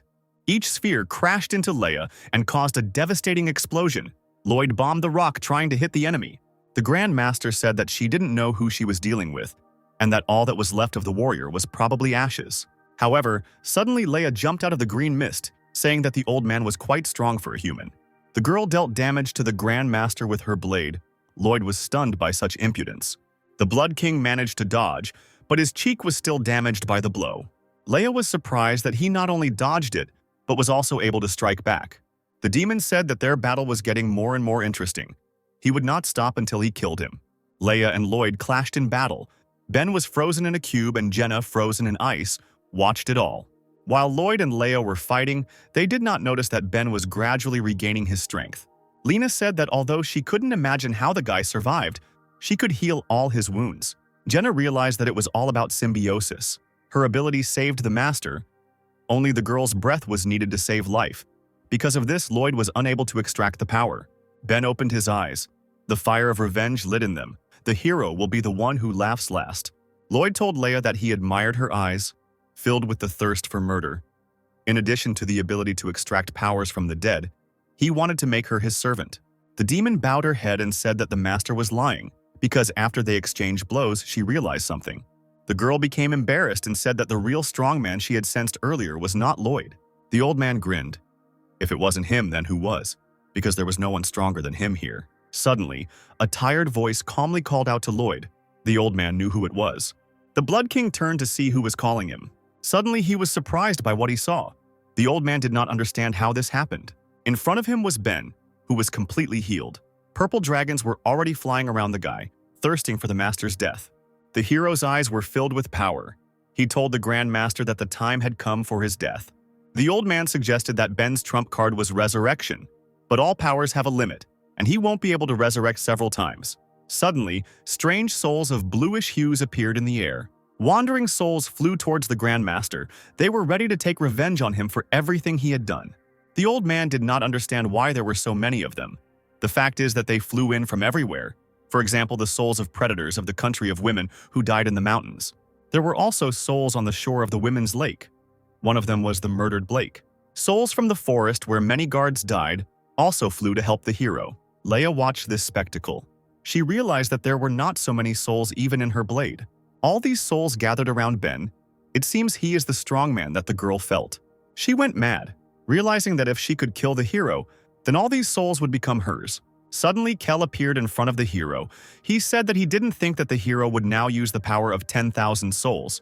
To be honest, the former king was also a wandering soul. Under the influence of the power of 10,000 souls, he clearly heard Ben's orders. Kell apologized to the guy for underestimating him. All this time, the former king was sleeping in the hero's body and recovering his strength. So now he wanted to help Ben avenge his death.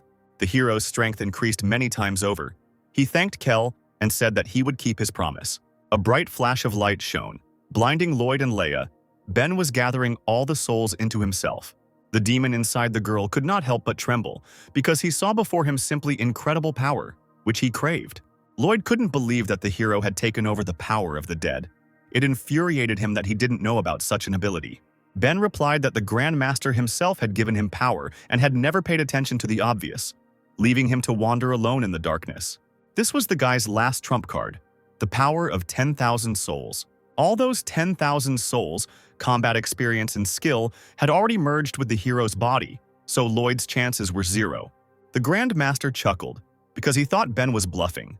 Having summoned a few stupid souls, he was unlikely to become much stronger. Suddenly, a bright, iridescent sphere flew towards the old man. The sphere touched the Grand Master and exploded, causing him massive damage. Ben, who shot the enemy, said that he did not hear the words of the stupid old man. Suddenly, there was an explosion, as if something had broken the sound barrier. The hero instantly rushed towards his enemy, flying past Leia. The demon inside the girl was a little scared when he saw such speed. He understood that he was no match for the guy. Ben's rage was off the charts. He wanted to take revenge on the bloody king for all the atrocities he had committed. The beaten king stood up and shouted that the hero was just a puppy and could not laugh at the Grand Master. Lloyd raised his staff and commanded a giant ice dragon to appear before him. Instantly, a huge dragon appeared from the ice pentagram and rushed towards the rapidly approaching Ben. The hero was not afraid at all. He said that anyone who stood in his way would die. The dragon flew quickly towards the guy in order to hit him. Lloyd laughed hysterically. He shouted that he had summoning techniques too. The giant ice dragon was his strongest summoned animal.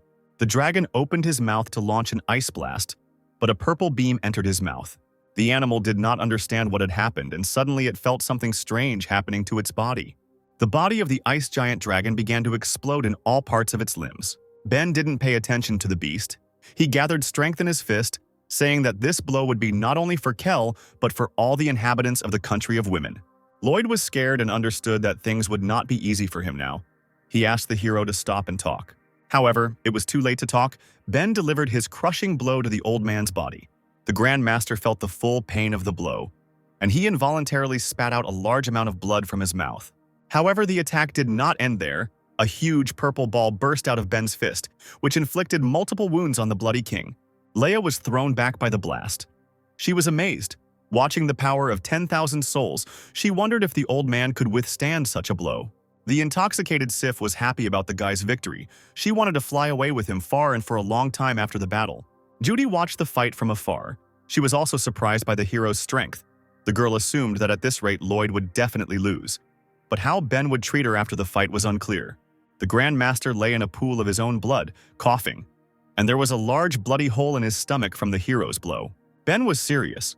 He was no longer playing with the opponent and asked what his last words would be before he died. The beaten old man croaked that the guy was celebrating too soon, because he still had an ace up his sleeve. Suddenly, the crown on his head began to shine and strange red rays began to shoot out in all directions. Leia, who was nearby, did not understand what was happening and what kind of light was blinding her eyes. Suddenly, her mind was clouded by the rays that Lloyd was emitting. The old man went wild with madness and said that he had won because his ray of reason controlled people with evil thoughts.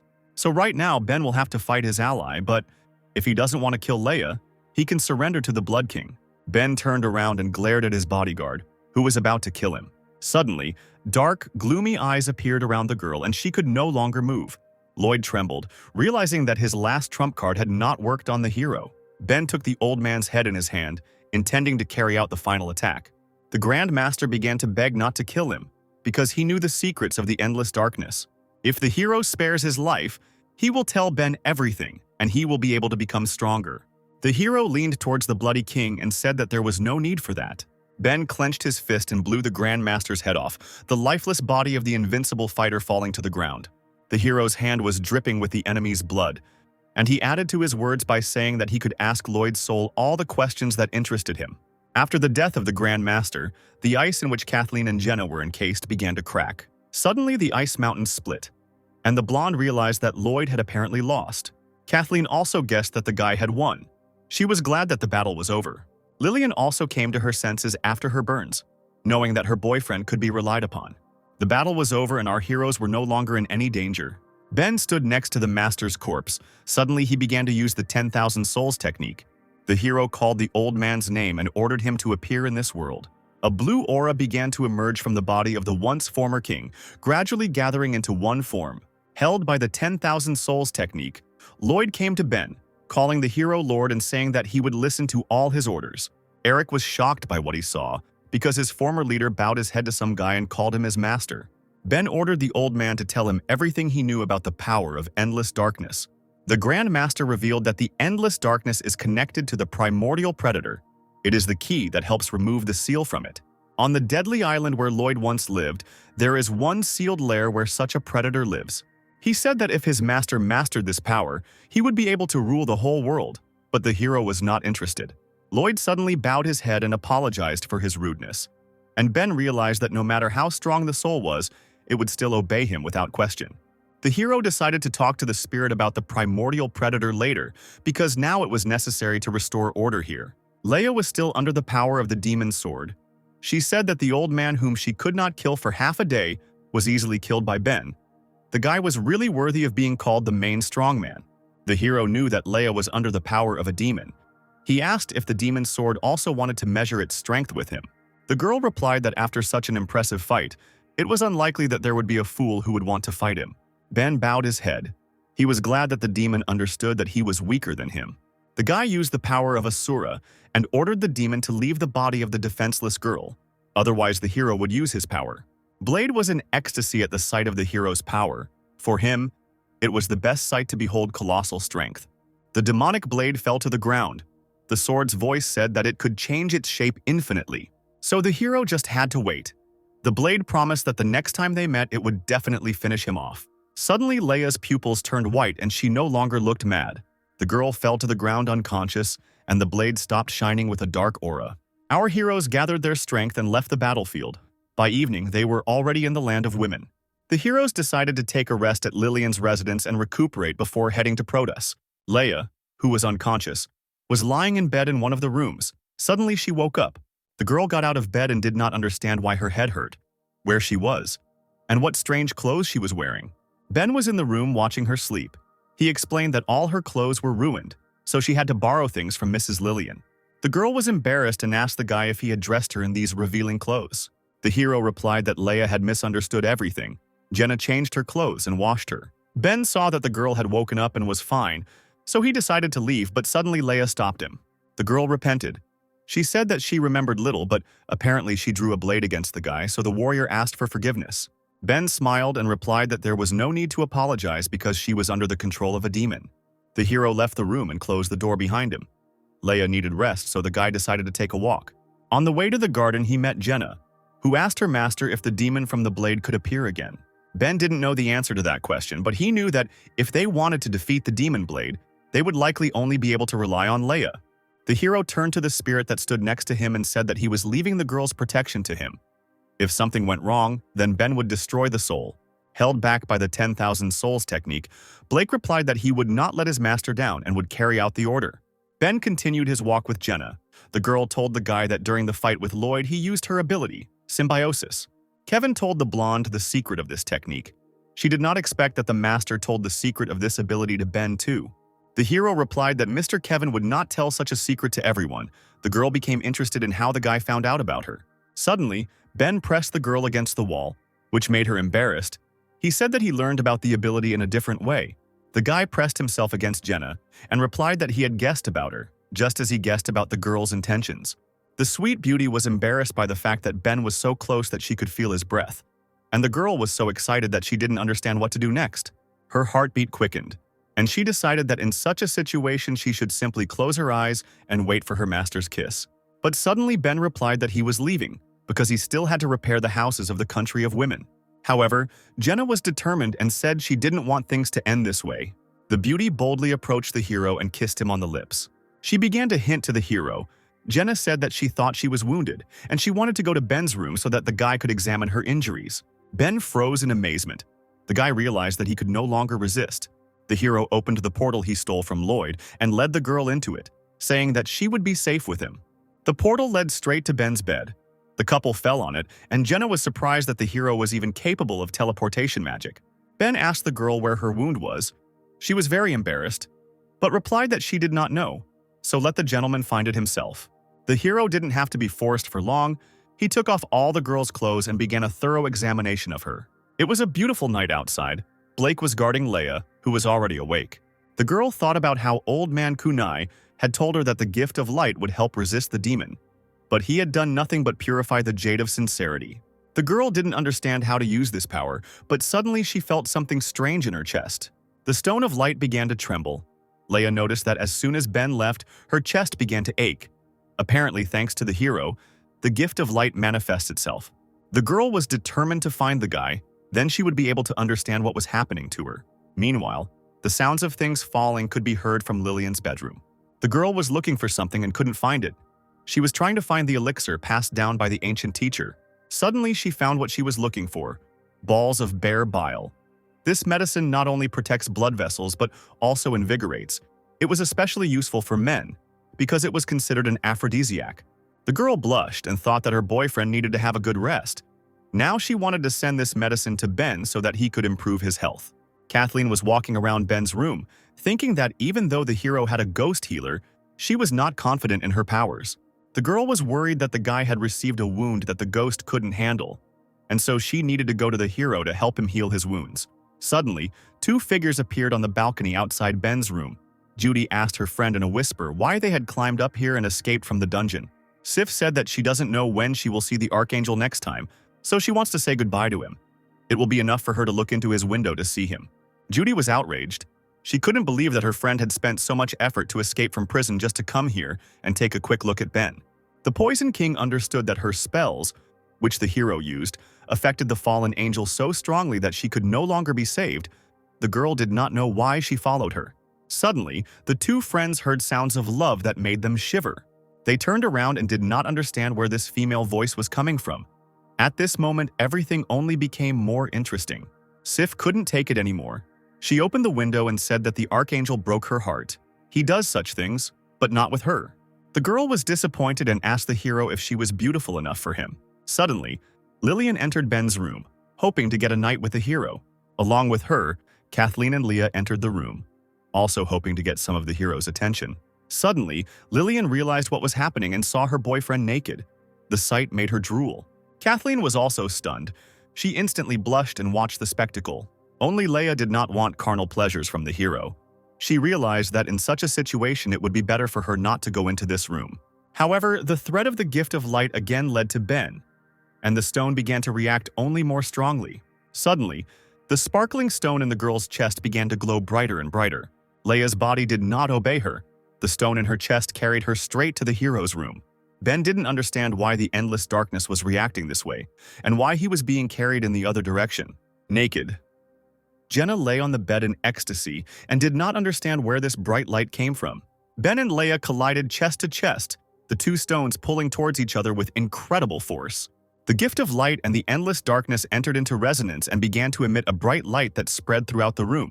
Ben became embarrassed and said that Leah had bumped into him with her balls. The girl was not happy with this pose either. She asked the guy not to say what was already obvious. Sif was shocked. She said that it was mean to cut in line. The girl forbade Leah to be rude to her archangel. Lillian said that Leah had not been taught etiquette. Kathleen supported her friend and said that of the three of them, she was the last in line. Everyone seems to have forgotten about Jenna, who thought she should be first in line. From Ben's room came passionate moans mixed with bright rays of light that emanated from Ben and Leah's stones. Lloyd's soul sat nearby and heard these sounds. He realized that his master's genius was not only manifested in battles, the guy was cool in everything. The old man knew that if light and darkness could unite in his body, he would become the strongest man in the world. The hero tried to cope with the girls all night. Morning came in the land of women, and the roosters had already begun to wake up the inhabitants. Ben also woke up after a hard battle. He stretched and declared that he had slept very well. The guy understood that he had spent too much energy on the battle with Lloyd. He felt that his body was overstrained.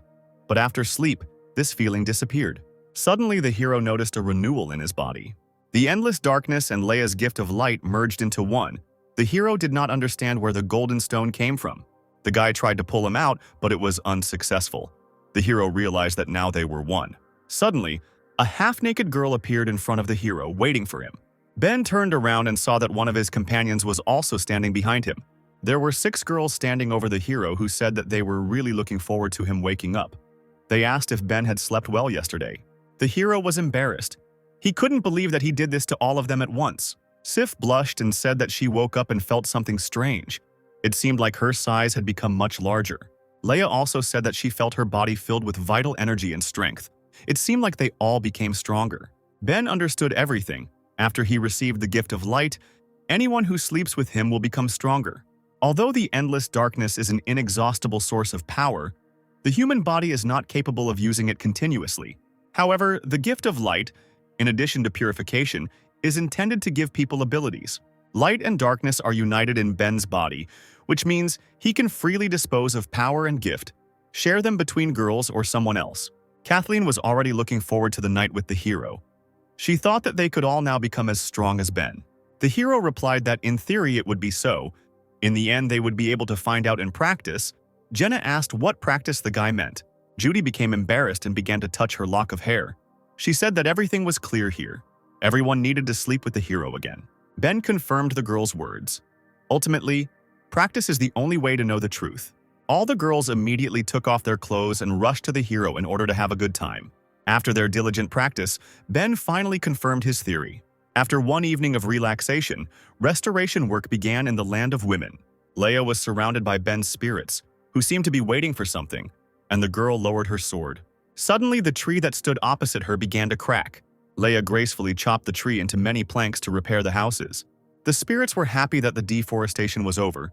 The girl noticed that the speed of the sword had increased. Apparently, this is the power that Ben gave her. Jenna also helped with the repairs. She lifted the tree into the air and together with the spirits carried it to the master. A legion of trolls carried the tree. Jenna watched them to make sure no one shied away. They brought harm to the country of women, so now it's time to repay their debt. The animals also helped. The white elephant said that he would never have thought that they could build. He noted that he was born for this. With so many souls and former enemies now working in the city, it seemed like there would be no more problems. Ben, Lillian, and Kathleen sat on the roof of the house and watched the spirits. The girls were worried that the souls might rebel, to which Ben replied that they were too weak. Kathleen asked how the spirits fight then. Ben replied that they only have two options. The first is to rely on him by sharing with him experience and strength, as in the battle with Lloyd. The second option was quite simple. You just had to give them their own bodies. However, giving the spirits bodies was not an easy task in reality. The reason is that there are no people who are willing to happily give their body to a spirit that is in no way connected to them. Lillian told the guy not to worry, because she could help him find the bodies. There is such a thing as engineering. The girl asked if the hero had heard anything about it. Ben asked if Lillian meant the instant doll creation technique and if she knew how to use it. Lillian replied that her mentor had mastered engineering technology, but because she had devoted herself entirely to fencing, she had ignored his engineering training. However, this rare book was always with her. Kathleen was surprised that the space in her chest was also suitable for storing books. Lillian gave the book to Ben. If he can use it to master engineering, he will definitely build dolls for those spirits. The hero was very happy with the gift because it was a real treasure. After several months of hard work, the work of rebuilding the country of women was completed. Eric, although freed from the ropes, was deprived of half of his powers by Ben. And for his crimes, he will guard the gates to the land of women for 30 years. As for the rest of the country's female inhabitants, they have almost recovered from the battle with Lloyd. Of course, their lives have changed a little too. Today, Lillian and Ben will report on the execution of the order. The girls gathered at the gates of Lillian's house to get a better look at Ben, who had rarely appeared in public since his victory over Lloyd. Meanwhile, in the chambers of the leader of the country of women, Ben was talking to someone. The ghost of the past king admired his doll body. It was simply perfect. Even his clothes seemed to be from his past life. Kell asked Ben if he was sure about his decision to give the doll body to the king. The hero replied that this body was created specifically for the master, so from now on he can be free. The shackles of the 10,000 souls technique were removed from Kell, which even surprised the master. He realized that he was now free, and the dispersal of technology felt like the beginning of a new life. Kell asked the hero why he needed all this, because he could still be useful. Even as a ghost, the king could strengthen his techniques. Moreover, now he had a new body. The spirit of the former king did not believe that Ben, like him, wanted to give up such power. The guy replied that it was not a refusal. If Kell had not brought him into this world, the hero would now be confined to a hospital bed. It was the king who gave him freedom. Therefore, to thank the master, Ben also decided to grant him freedom. Kell thought that in fact the hero had been freed from all obligations much earlier, because the king had saved him during the battle with Lloyd, and the guy owed him nothing. It is not that easy to create such a human body. The hero must have tried very hard. Kell had no doubt in his choice, using the light core and the dark core and the 10,000 souls technique, and also together with Kathleen and Lillian, these high-ranking magnanimous assistants. Only Ben can become the new king of the Protos, and even the whole world. The hero asked the master what he planned to do when he left, and he replied that he hadn't thought about it yet. Ben said that he would be returning to the Protos throne room today. He wondered if the master wanted to join him. Kell exhaled calmly and replied that he would not go to the Protos because he had already died and did not want to return there anymore. So the king simply thanked the boy for giving him freedom. Since Kell was starting to live again, he decided to become a monk. The master said that he would go and enjoy this world well. Meanwhile, on the top of the sacred mountain, Eliza thought about the hero. She looked into the distance and thought that a lot of time had already passed, and Ben still had not returned. His task should have already ended. The girl was worried that the guy liked it in the country of women and didn't want to return. Eliza said that she was giving the hero one more day. If he didn't come back, she would be furious. Kevin overheard his daughter's conversation.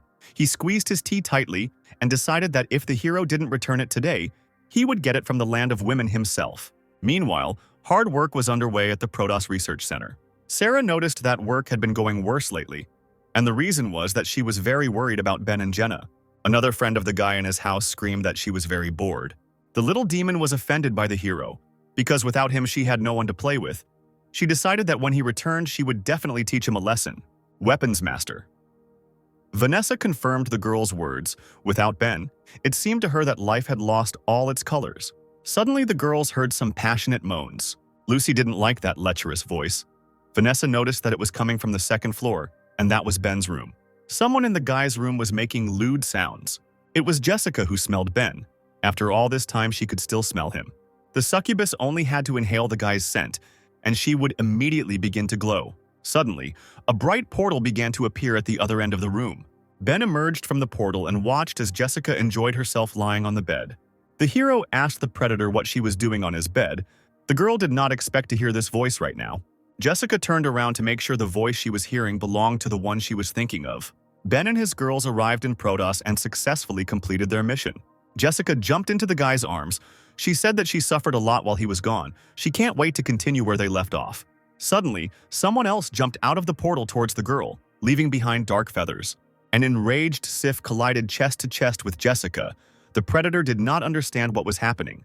The fallen angel screamed that Jessica was a slut, and she would not let her take her god away. The succubus was not happy to see this lady. She told her that just because she grew breasts, it does not mean that she's allowed to do anything. Judy was worried that Sif had just arrived in Protos and had already managed to quarrel with a family member. The girl wanted to figure out how to reconcile them. The Poison King decided to use her trump card and began to cover herself in pink patterns. The girl commanded her depraved poison to activate and spread it throughout the room. Jessica didn't understand what was happening to her. It felt like she had been hit by a weak electric shock. Vanessa came into Ben's room and asked Jessica if she was doing something strange in the hero's room again. She walked into the room filled with Judy's poison and was surprised. The feeling was strange. Her body seemed to be paralyzed. She felt this for the first time and asked Ben to help her. Jessica also asked the hero to help her because she also needed to be saved. Ben slapped himself in the face when he saw this picture again. He didn't want to play with girls to death. The hero worked all night to neutralize the poison. After diligent efforts, the girls were finally freed from the spell and united with their new family members. Ben sent Dracula a detailed report on what was happening in the land of women. The three vouched for Sif and Judy and spared their lives. That day, two major pieces of news were announced on Protos land. Unfortunately, Master Kunai died in battle with Lloyd. Leia found the old man's grave and came to say goodbye to him. The girl brought a beautiful bouquet of flowers and said that the monk's will had not been forgotten so he could sleep peacefully. She left flowers on the hand of her late brother, whom she defeated in battle. The news reported a large-scale battle. All of Master Lloyd's subordinates who wanted to kill the king were defeated in the land of women. Thanks to the endless darkness, Ben became a celebrity in the Protos overnight. The girl watched the news where they praised the hero. She realized that the guy had risen from rags to riches. Mary, Daniel's mother, drank wine and could not believe that even Grand Master Lloyd had fallen at the hands of a hero. It seemed like the girl was unhappy that Ben had gotten even worse than her younger brother Kell. Joseph sat on a pile of garbage and read the news. He couldn't believe that someone killed the 5 Blood Kings. Adam said that whoever was able to defeat them was truly great. He was sure that it was Kevin's student or someone even cooler. Joseph looked up and replied that the guy was wrong. It was Ben who graduated with his student. Adam was shocked by the news he heard. He realized that he was very far behind his rival in development. Meanwhile, videos of the hero fighting the 5 kings were being shown all over Protos. Passers-by began to pay attention to Ben. The whole city already knew the hero by sight. The guy was walking accompanied by Eliza, and the girls passing by began to say that the hero had become prettier and was not at all like the one who had been at the selection meeting. The crowd also began to whisper when they saw the girl nearby. They were wondering why they were walking together, because it looked like a date. The girl felt awkward feeling so many eyes on her. She just asked Ben to go out with her for milk tea, although they were just the two of them, so it was actually a date. The hero looked at Eliza and said that she blushed. He asked if she was hot now. The girl immediately became worried and replied that she was just hot and that she was not at all red. Suddenly, a fast sports car drove up to the two heroes and stopped next to them. A girl in red heels and with ample breasts got out of the car. It was Director May who asked if Ben remembered her. The hero recognized the headmistress and asked what she wanted from him. The girl apologized for interrupting their date. The thing is, one person wanted to see the guy and he needed to follow the director. After some time, our heroes arrived at Count Dracula's residence. The Count apologized for distracting the hero, to which he replied that nothing terrible had happened. But Eliza was disappointed that her date had been interrupted. The king's viceroy said that he would not waste time. The position of Master Kunai was now vacant, and he had thought about it for a long time. The count believed that Ben was the best candidate to pass on the title of S-rank 4th-tier guardian to him. Eliza couldn't believe her ears. No one in the history of the Protos had ever become a guardian from number 10 to number 4. Ben replied that he had little experience and therefore could not take this place. Kathleen or Lillian would be better suited. The count replied that for a bodyguard, it is not experience that is important, but real strength. The potential of the endless darkness was clear to him. During the last meeting, he noticed that the hero was stronger than the 2 girls he spoke of. Ben only needs to pass 1 test, and then he will be able to rightfully take the place of number 4. The count said that although he knew the boy was strong, he didn't know how far Ben had gotten, so Dracula wanted to see it with his own eyes. Ben did not understand the governor's words. He assumed that Count Dracula wanted to fight him. The master immediately began to cough and said that, of course, he did not want to fight because he had more delicate methods. He turned around and invited someone to come out to them. A beautiful girl appeared from the palace door, ready to carry out her master's orders. It was the king's bodyguard, the shaman Claire. She did not expect that her task would be Ben himself.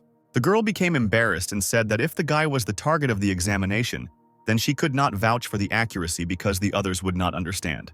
Count Dracula tried to calm the girl down and told her not to be embarrassed, because expertise was her strongest point. Eliza decided to ask a question. She asked what this examination meant and how it would be carried out. The hero explained that with the help of her gift, the girl would determine specific indicators of strength, almost like a research probe converts combat power into numbers. Claire confirmed the guy's words, only her result is not numbers but colors. Her hair changes color as soon as she senses someone else's power. Powers are divided into red, brown, yellow, green, blue, blue, and purple. And taking samples is a rather specific process. The girl needs to lick the skin of the subject with the tip of her tongue. The hero understood why the girl began to be embarrassed. Eliza didn't like Claire's words. In her imagination, Claire would be lying in bed with Ben, and she would be licking his entire body. The girl thought that she had never had such intimate contact before. She considered herself too lacking in initiative. After some time, our hero prepared to find out the power of his abilities. The girl timidly said that if the guy was ready, she would lick him. Ben replied that there was no need to be embarrassed because it was just a job. The girl opened her tender mouth and her tongue shone like a bright star. She touched Ben's body and began to lick him gently. Eliza could not watch this picture. She noticed that the girl got carried away and licked his ear. May, on the contrary, watched what was happening with delight. This picture excited her. Suddenly, the girl said that the hero had amazing strength, and she had not encountered such abilities for a long time. She felt Ben's power and her hair began to react to the boy's power. The girl was in ecstasy. Her hair turned black. It was beyond her limits. Claire was struggling to stand on her feet and said that she couldn't go on any longer. Ben was too strong and she needed to pull herself together. Count Dracula was shocked to hear these words because he was the strongest in the Protos, but his color was red.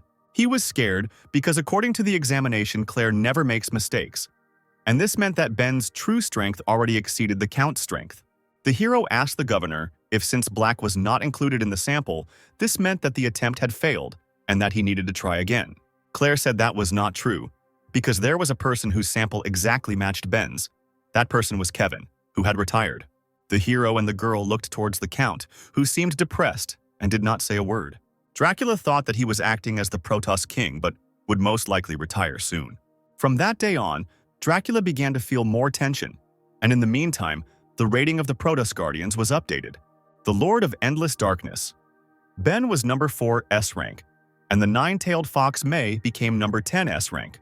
Passers-by were surprised that the guy was able to rise in rank so quickly. They were also happy that the director was able to get S rank. Meanwhile, in one of the Protos houses, a cute beauty decided to relax. Kathleen tied her hair, and it seemed that all the battles were behind her. Now nothing threatened her. After so many years, she could finally relax.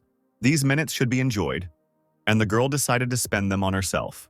She sat in the bath and enjoyed the pleasant foam that touched her body. However, she wished Ben was here. The girl looked out the window and suddenly noticed something while looking at the moon. In the moon, the girl saw her city, where she came from, the country of knights, where there were warriors in armor and beautiful castles. Kathleen said that her eyes were blurry. The girl had not been to her homeland for a long time and was very homesick. She thought that it would be nice to return home with Ben.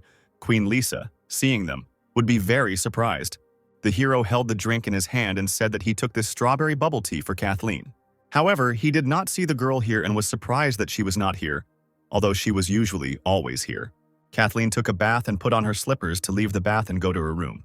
She opened the door and saw the hero, who was very surprised by the picture. In front of him stood a naked Kathleen, who asked the hero why he came. It seems she was not embarrassed in front of the guy. But Ben was shocked to see her like this and didn't know what to do. Seeing the reaction of the guy, Kathleen was surprised. It seemed to her that she had missed something. The girl lowered her head and seemed to understand what was going on. She again did not notice that she was not wearing any clothes and was now completely naked. A couple of minutes later, Kathleen was dressed and sitting with Ben on the couch. The girl drank delicious tea and told the hero about her home and how she missed it. Since the girl became the keeper of the Protos, she was always at court and had not been home for many years. More than anything, she wanted to go back now and see what her homeland looked like now. The guy understood that Kathleen was sad and he was familiar with this feeling. The hero stood up and said that he would return the girl home. Kathleen was surprised and said that she had to ask Dracula for permission to leave the city. Ben said there was no need to sweat the small stuff. Suddenly, the hero took the girl by the waist and pressed her to himself. He told Kathleen that all she had to do to leave town was give him a big hug. The girl asked to wait a little, but Ben had already opened a portal that led to her house. The heroes came out of the portal. The girl was embarrassed because she still hadn't gotten dressed. Ben apologized for that. Suddenly, Kathleen forgot about her clothes because she saw a terrible picture and the place that her house had turned into. The country of knights was engulfed in flames and people fled in different directions. One of the villagers trembled when the monster approached her. She said that the squad of heavy swordsmen would not spare the enemies. The troll swordsman, who was not inferior in level to the predators, only laughed at the girl's words. The brute said that this squad should come running quickly, because in this world they have no equal in strength. Suddenly his body was cut in half and he felt hellish pain. Kathleen cut the offender to pieces and said that he could not desecrate the knightly grandeur. In battle, the girl was stern. For her, cutting down such opponents was like crushing an ant. One of the city's defenders was surprised to see the girl's strength. She had a large sword in her hand, and he assumed that she was from that squad. His partner explained that she wasn't just a swordsman, she was their leader before she became a Protos keeper. The trolls trembled because their leader was killed before their eyes. They did not know what to do next, attack or run. Kathleen stated that if the opponents made even a step, she would kill them without hesitation. The trolls immediately realized that they were no match for the paladin and made the best decision of their lives to run away from the girl. Suddenly, an unknown man appeared in front of the girl, who seemed to know her. The guy with red hair asked why Kathleen decided to return to their town. It was the current leader of the heavy swordsman Leo, who said that the city did not need the intervention of the Protos guardians. The guys from his squad greeted the commander, and Kathleen was surprised that Leo became the leader of their squad. The girl boldly said that she was a member of a knightly order and was defending her city. There was no problem with that. Leo replied that she was no longer in the order, and he had not asked the Protos for help, so the girl should not poke her nose into other people's affairs anymore. Suddenly, Ben appeared behind the impudent guy and said that Leo was very inhospitable. Kathleen helped them deal with the predator's henchmen, and the guy talks to her so rudely. Leo jumped back sharply from the hero in order not to expose his back. He was surprised that he didn't even notice how Ben appeared behind him. The knight assumed that the hero's gift was stealth. The leader of the order pointed at Ben and asked who he was. The hero was surprised that he did not know him. It seems that the country of knights is in an information vacuum. Kathleen smiled sweetly and introduced Ben as one of the Protos guardians, S rank number 4. She became embarrassed and added that Ben was her favorite person. The guys from the swordsman squad were amazed that the hero was able to become S rank at such a young age, and was also 2 positions higher than Kathleen, and even won the girl's sympathy. Leo didn't seem to be scared when he heard who the hero was. He wasn't happy to see another guardian. The guy repeated once again that the affairs of their city were none of the stranger's business, and at that moment he was surrounded by a fiery aura. Ben's aura also began to appear around him, and the guy noticed that Leo was very biased towards the Protos guardians. The hero decided to teach him a lesson and correct his point of view. 2 warriors stood opposite each other and looked into each other's eyes. It seemed that a battle was about to begin. The residents were interested to see this, because Leo is the strongest guardian of the city after Kathleen, and Ben is a high-ranking guardian. It was unclear which of them would win. However, suddenly an unknown figure ordered the boys to disperse and stop their disagreements. The residents turned around to see who it was and immediately saw a blinding light. It was a woman, shining with her beauty, Queen Lisa. She told Leo that not only was he unable to deal with the predator, but he was also going to raise his hand against her guest. The leader of the heavy swordsmen had disappointed her. The swordsman bowed before the queen and asked for forgiveness. They wanted the girl to bring those responsible to justice. Lisa was glad to see her friend because they had not seen each other for a long time. The queen offered to go with her and tell her what was new at the Protos court. Suddenly, the queen became embarrassed and said that she wanted Ben to go with them too. The hero still looked at Leo and said that he was sorry, but it seemed like they wouldn't fight today. Before leaving, the guy added that if the knight had a desire to fight, he would come at any time. The heroes headed to the palace. Ben asked how the queen knew his name because their city was closed to information. Lisa got excited and replied that she simply guessed. One of the swordsmen noticed that Queen Lisa had spent many years in the palace, and today she suddenly showed up for the Protos Guardians. It was a strange rarity. He turned to his leader and asked if he was listening. Leo was shaking with fear at that moment. He realized that Ben had incredible power.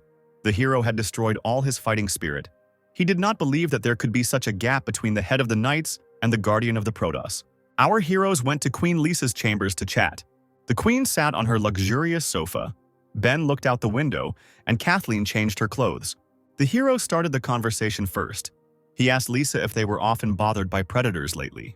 The girl was surprised by the guy's question and replied that recently there were more and more of them outside the city walls, but they did not pose a particular threat. The knights were coping.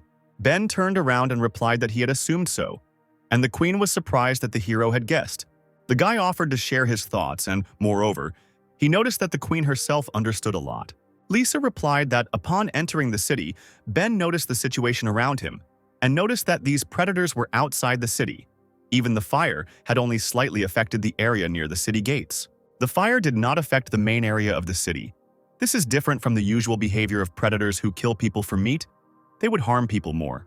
According to the queen, the likelihood that they will do harm is very small because there are traitors among the knights.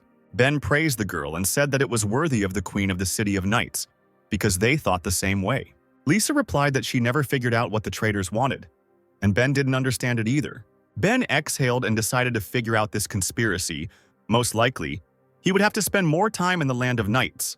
The queen said that Kathleen's friends were her friends too, so they could stay in the country as long as they wanted. Suddenly, Kathleen walked into the room wearing beautiful shoes with a bow. The sweet girl looked stunning. She told everyone that she had changed her clothes. She was wearing a maid's costume and was interested in Ben's opinion of how she looked. The hero was speechless from such beauty. He could barely say that Kathleen looked very cute. The girl said that she was Lisa's servant before she joined the order, although this is her usual clothes, but she felt a little awkward in front of Ben. The queen noticed that she had never dressed like that before. It seemed that the girl was guided by the hero's tastes. Lisa guessed that she loved him. Kathleen was very embarrassed and asked not to discuss this in front of the guy because she was burning with shame. The queen looked at the girl and envied her for having sweet love. The hero was beaming with joy at having so many fans. Suddenly, the queen felt ill and began to cough up blood. Kathleen and Ben panicked. They didn't understand what was happening and why Lisa suddenly felt ill. The girl explained that after Kathleen left, she fell ill with a strange disease. All these years she invited the most famous doctors and all to no avail. The queen apologized for this. She did not know how much longer she could last. Kathleen was indignant when she heard these words. The girl said that her friend would definitely get better. After all, she was a knight, and Kathleen swore that she would save the queen. The girl tried to understand what the problem was. It was deep night. Ben asked if she had managed to cope. Kathleen replied that it was all useless. The queen had only fallen asleep for a short time. Tears appeared in the beauty's eyes. She could not find the cause of the illness, all because she trained with the sword and forgot about her original duties. Lisa suffers alone, despite the fact that her subjects can see her illness. She still wants to go with the heroes to the city gates for reconnaissance. Kathleen burst into tears. She did not want to calmly watch her friend die, because besides Ben, she was the only person close to her. The guy couldn't look at the desperate girl. He hugged her like a man and pressed her closer to himself. Ben told the sweet girl to cry. The hero promised Kathleen that her friend would never die.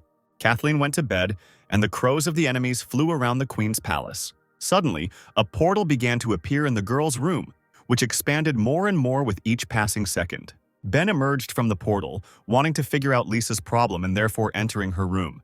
The girl was sleeping in her bed. She was covered in sweat because she had a high fever. In her sleep, the queen continued to cough and breathe with great difficulty.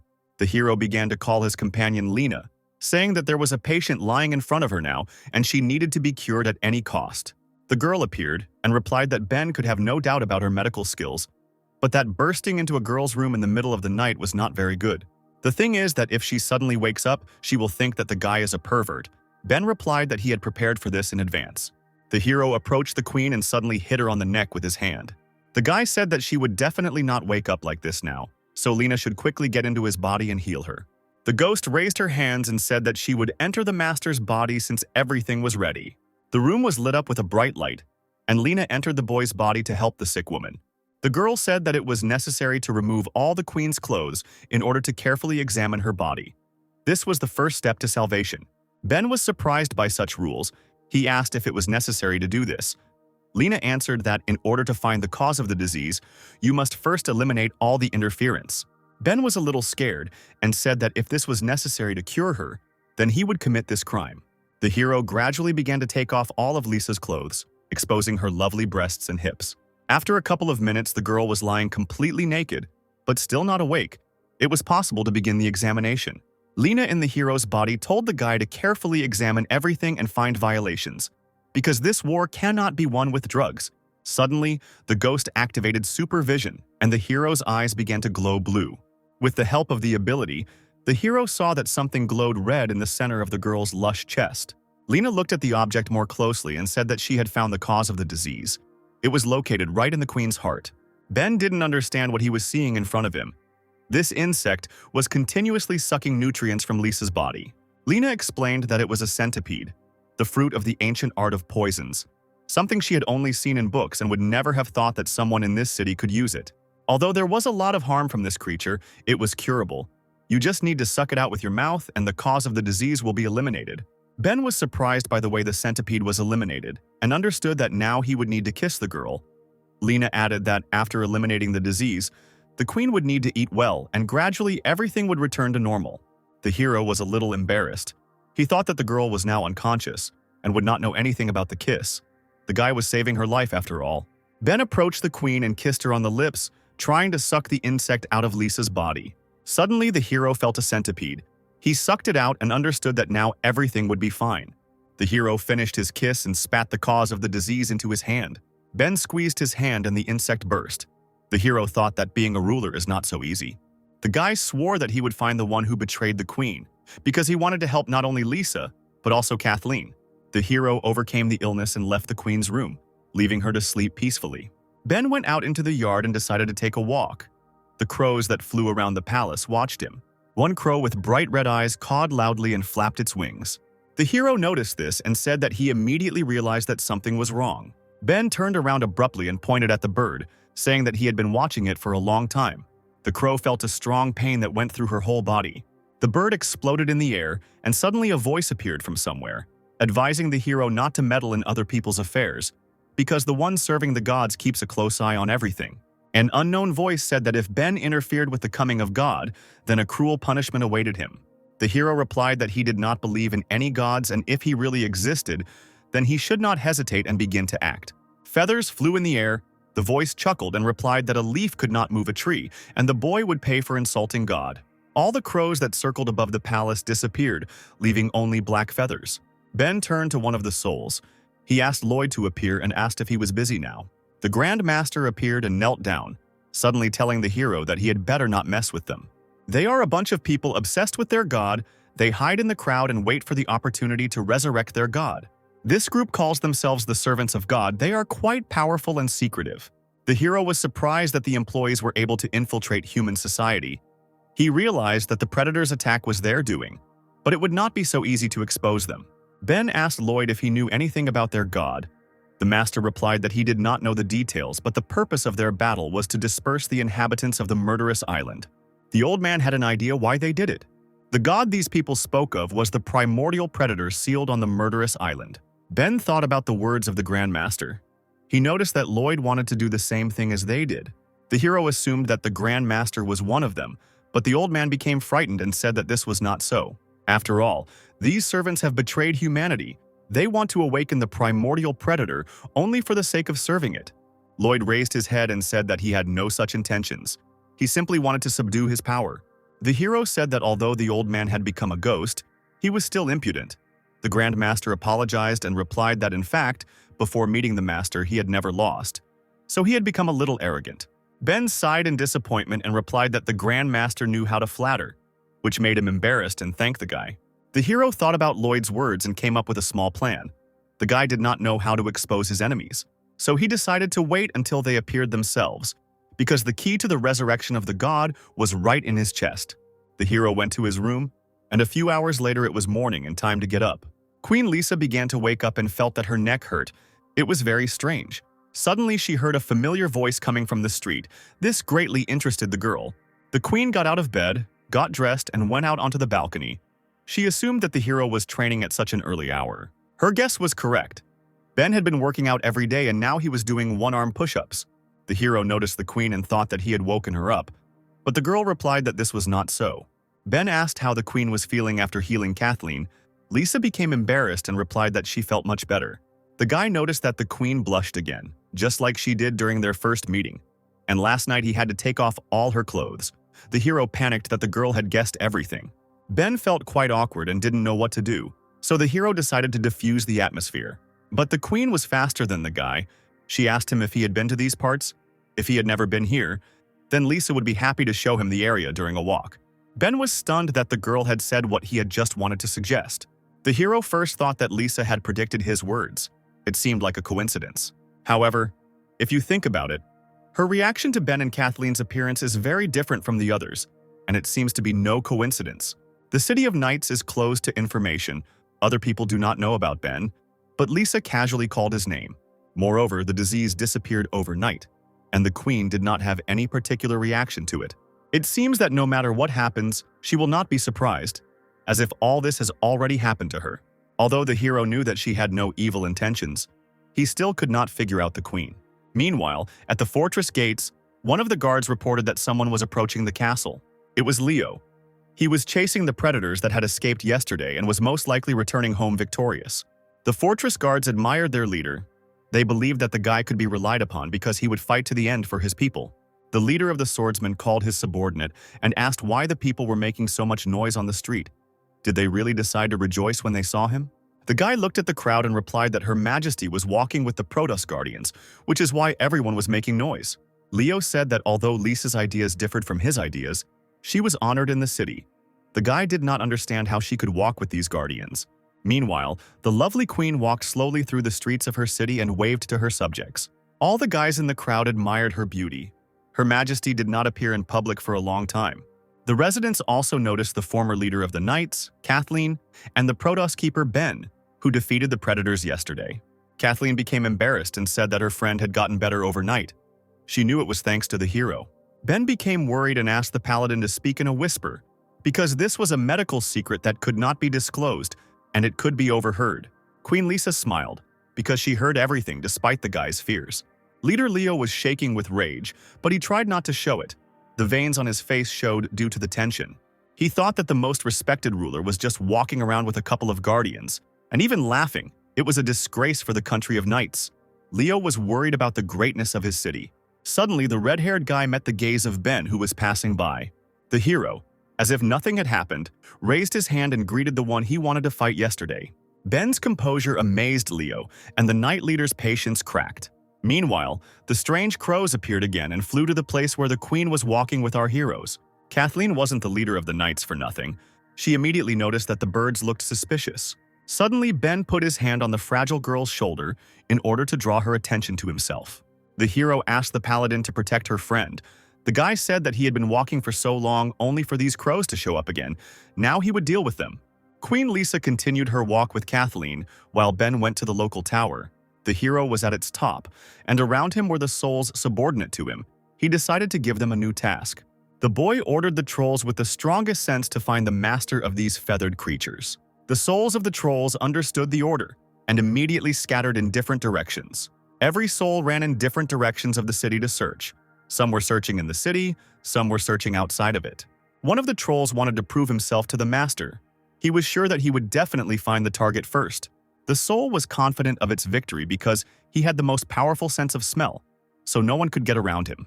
Ben watched his minions and thought that if the predators were considered deities, it would be interesting to see their strength. One of the troll souls rushed into the dark forest. His sense of smell did not fail him. and he smelled something. The scent led him to some remote suburb of the country of Knights, around which crows circled. The splashes of water shimmered beautifully in the moonlight, and someone's clothes were hanging on one of the balconies. An unknown girl with blue hair emerged from the water. It was Selena, the 12th servant of the ancient god. The girl was swimming in the lake when suddenly she felt something. In the distant arch, the figure of a spirit appeared, watching the girl. The troll was glad that he had finally found his target. This unknown man was needed by his master. However, Selena also noticed the uninvited guest and looked in his direction. Suddenly, her eyes glowed red. She didn't want to be discovered. The spirit instantly exploded. Now he will not be able to tell Ben where his enemy is. The girl wondered why the predator troll was blue. It was quite unusual. Suddenly, someone from behind Selena said that these predator trolls were his collection. A portal appeared above the girl's head, from which the guy's voice said that she would have to compensate for the part of the collection that she broke. Ben emerged from the portal and advised Selena to give him her soul. The girl stood up and started yelling at the hero, because he killed her ravens, so they were even. Ben didn't listen to the girl because he understood something. The guy asked Selena if she had forgotten to get dressed. The girl was surprised. She expected that a fight would start now, and not a conversation about clothes. Selena seemed to get the idea and looked at her chest. She remembered that she had just taken a shower. At that moment, the girl blushed. Now she understood what clothes the hero was talking about. In her haste, she forgot to get dressed. Selena quickly grabbed a towel that was hanging on the balcony in order to hide her charms from the guy. The girl became embarrassed and asked the hero to give her 5 minutes to get dressed, and then they could fight. But Ben insisted that he would not let Selena get dressed, because the viewers of the video would not appreciate it. The guy immediately rushed towards the girl. His speed, as always, was at its limit. Selena was shocked. Ben was next to her in a second and said that it seemed the girl did not understand who he was, so he decided to introduce himself. The girl was outraged by the guy's impudence. She asked why he came. The hero answered that he wanted her to pass on his message to all the employees. Suddenly, Ben began to rise into the air, and the water that was beneath him began to fly in different directions. Selena shuddered. She noticed the water splashing under the hero as he took off. Moreover, even the water in the lake changed color. It was an inhuman force. The hero said that he was the number 4 Protos keeper, Ben, the Lord of Endless Darkness and the Gift of Light. If the servants want to resurrect the god, then they need him, because the key to the seal is in his body. Therefore, the hero suggested that the servants of the ancient god try to take the key from him. Selena was shocked. She thought that the guy was just Lisa's assistant. But it turns out he has the power to resurrect a god. The girl panicked. She understood that the hero was too strong to fight, and that was not the limit. With every second, Ben became stronger and stronger. Suddenly, the crows flew into the air. They also felt animal fear, sensing the strength of the hero. All the crows that were in this place flew away. They did not want to deal with such power. The girl was shocked that the crows, her close friends, ran away at such a moment. She realized that she was left alone. Selena exhaled. The girl thought that there was nothing surprising about this, because survival is the main animal instinct. In their place, the girl would have run away even faster. Suddenly, the hero interrupted Selena's thoughts. He kicked the air and walked on it as if it were solid ground. Selena looked at the guy's power and trembled. She realized that the key to the resurrection of the god was in front of her, but her strength was not enough to resist. Ben told the girl that he was expecting God's punishment, which was promised to him. But it did not happen. Apparently, God abandoned Selena. The girl only exhaled in disappointment, realizing that she couldn't cope with the hero. Ben said that he was new to the land of Knights, but he was already fed up with the mess that was going on here. Lisa, Knights, Protos Court. It looks like these three have a serious confrontation. This is clearly the work of those serving God. The hero asked why they were causing all this unrest in the land of Knights, since their goal was to resurrect the primordial predator who was locked on a deadly island. Selena was shocked to learn that the hero knew about the murderous island. Those who served God would never reveal this secret. Ben asked the girl what she was thinking about. Because he asked a question, Selena replied that it was useless to waste energy on interrogations because she was not spineless. Even if God is not with her now, she still will not betray what she believes in.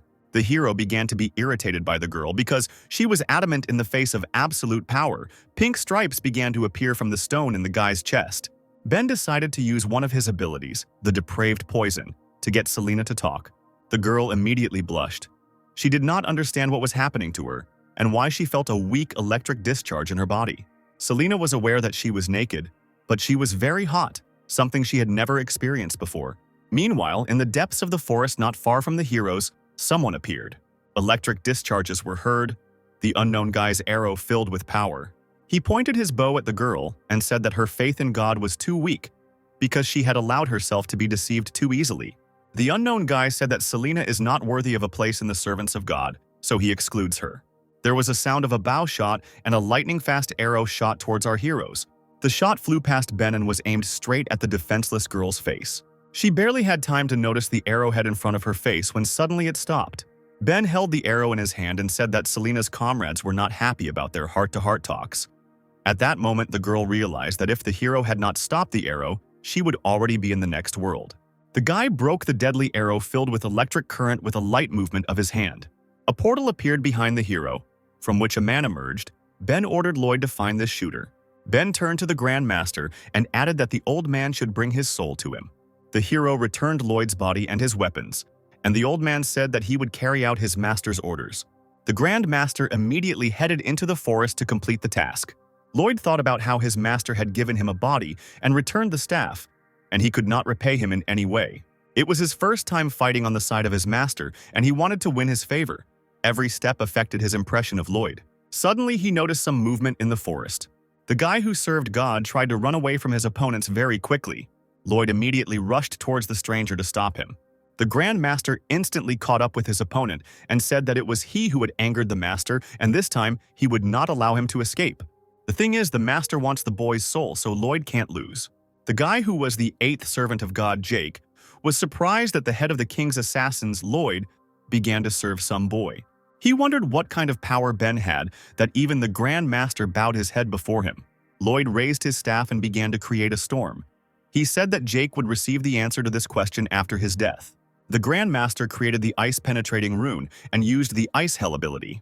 Instantly, the entire area became covered with ice. The trees and ground turned from living places into an icy desert. Lloyd suggested that the servants of God had already penetrated here. Jake replied that this was a reliable shelter for God. To recapture it was their mission. The Grand Master got angry and told the boy not to confuse the important and the secondary. After all, the murderous island is not the hideout of Jake's master. It is Lloyd's home. The servant of God panicked. He realized that the old man's aura had strengthened after their last fight. He didn't think he would meet such a monster. Meanwhile, Ben looked at the building, which was covered in ice, and thought that Lloyd was out of his mind with joy after receiving the body. Suddenly, his thoughts were interrupted by a girl who sneezed. Selena sat still without clothes and was shaking not only from fear, but also from the cold that penetrated her to the bones. The hero took pity on the girl and told her that she could get dressed. He would turn away and not look. She was surprised that the guy wasn't afraid that she could just run away while he wasn't looking. Ben turned away and replied that it was her business. If she wanted to run away, then let her run if she could.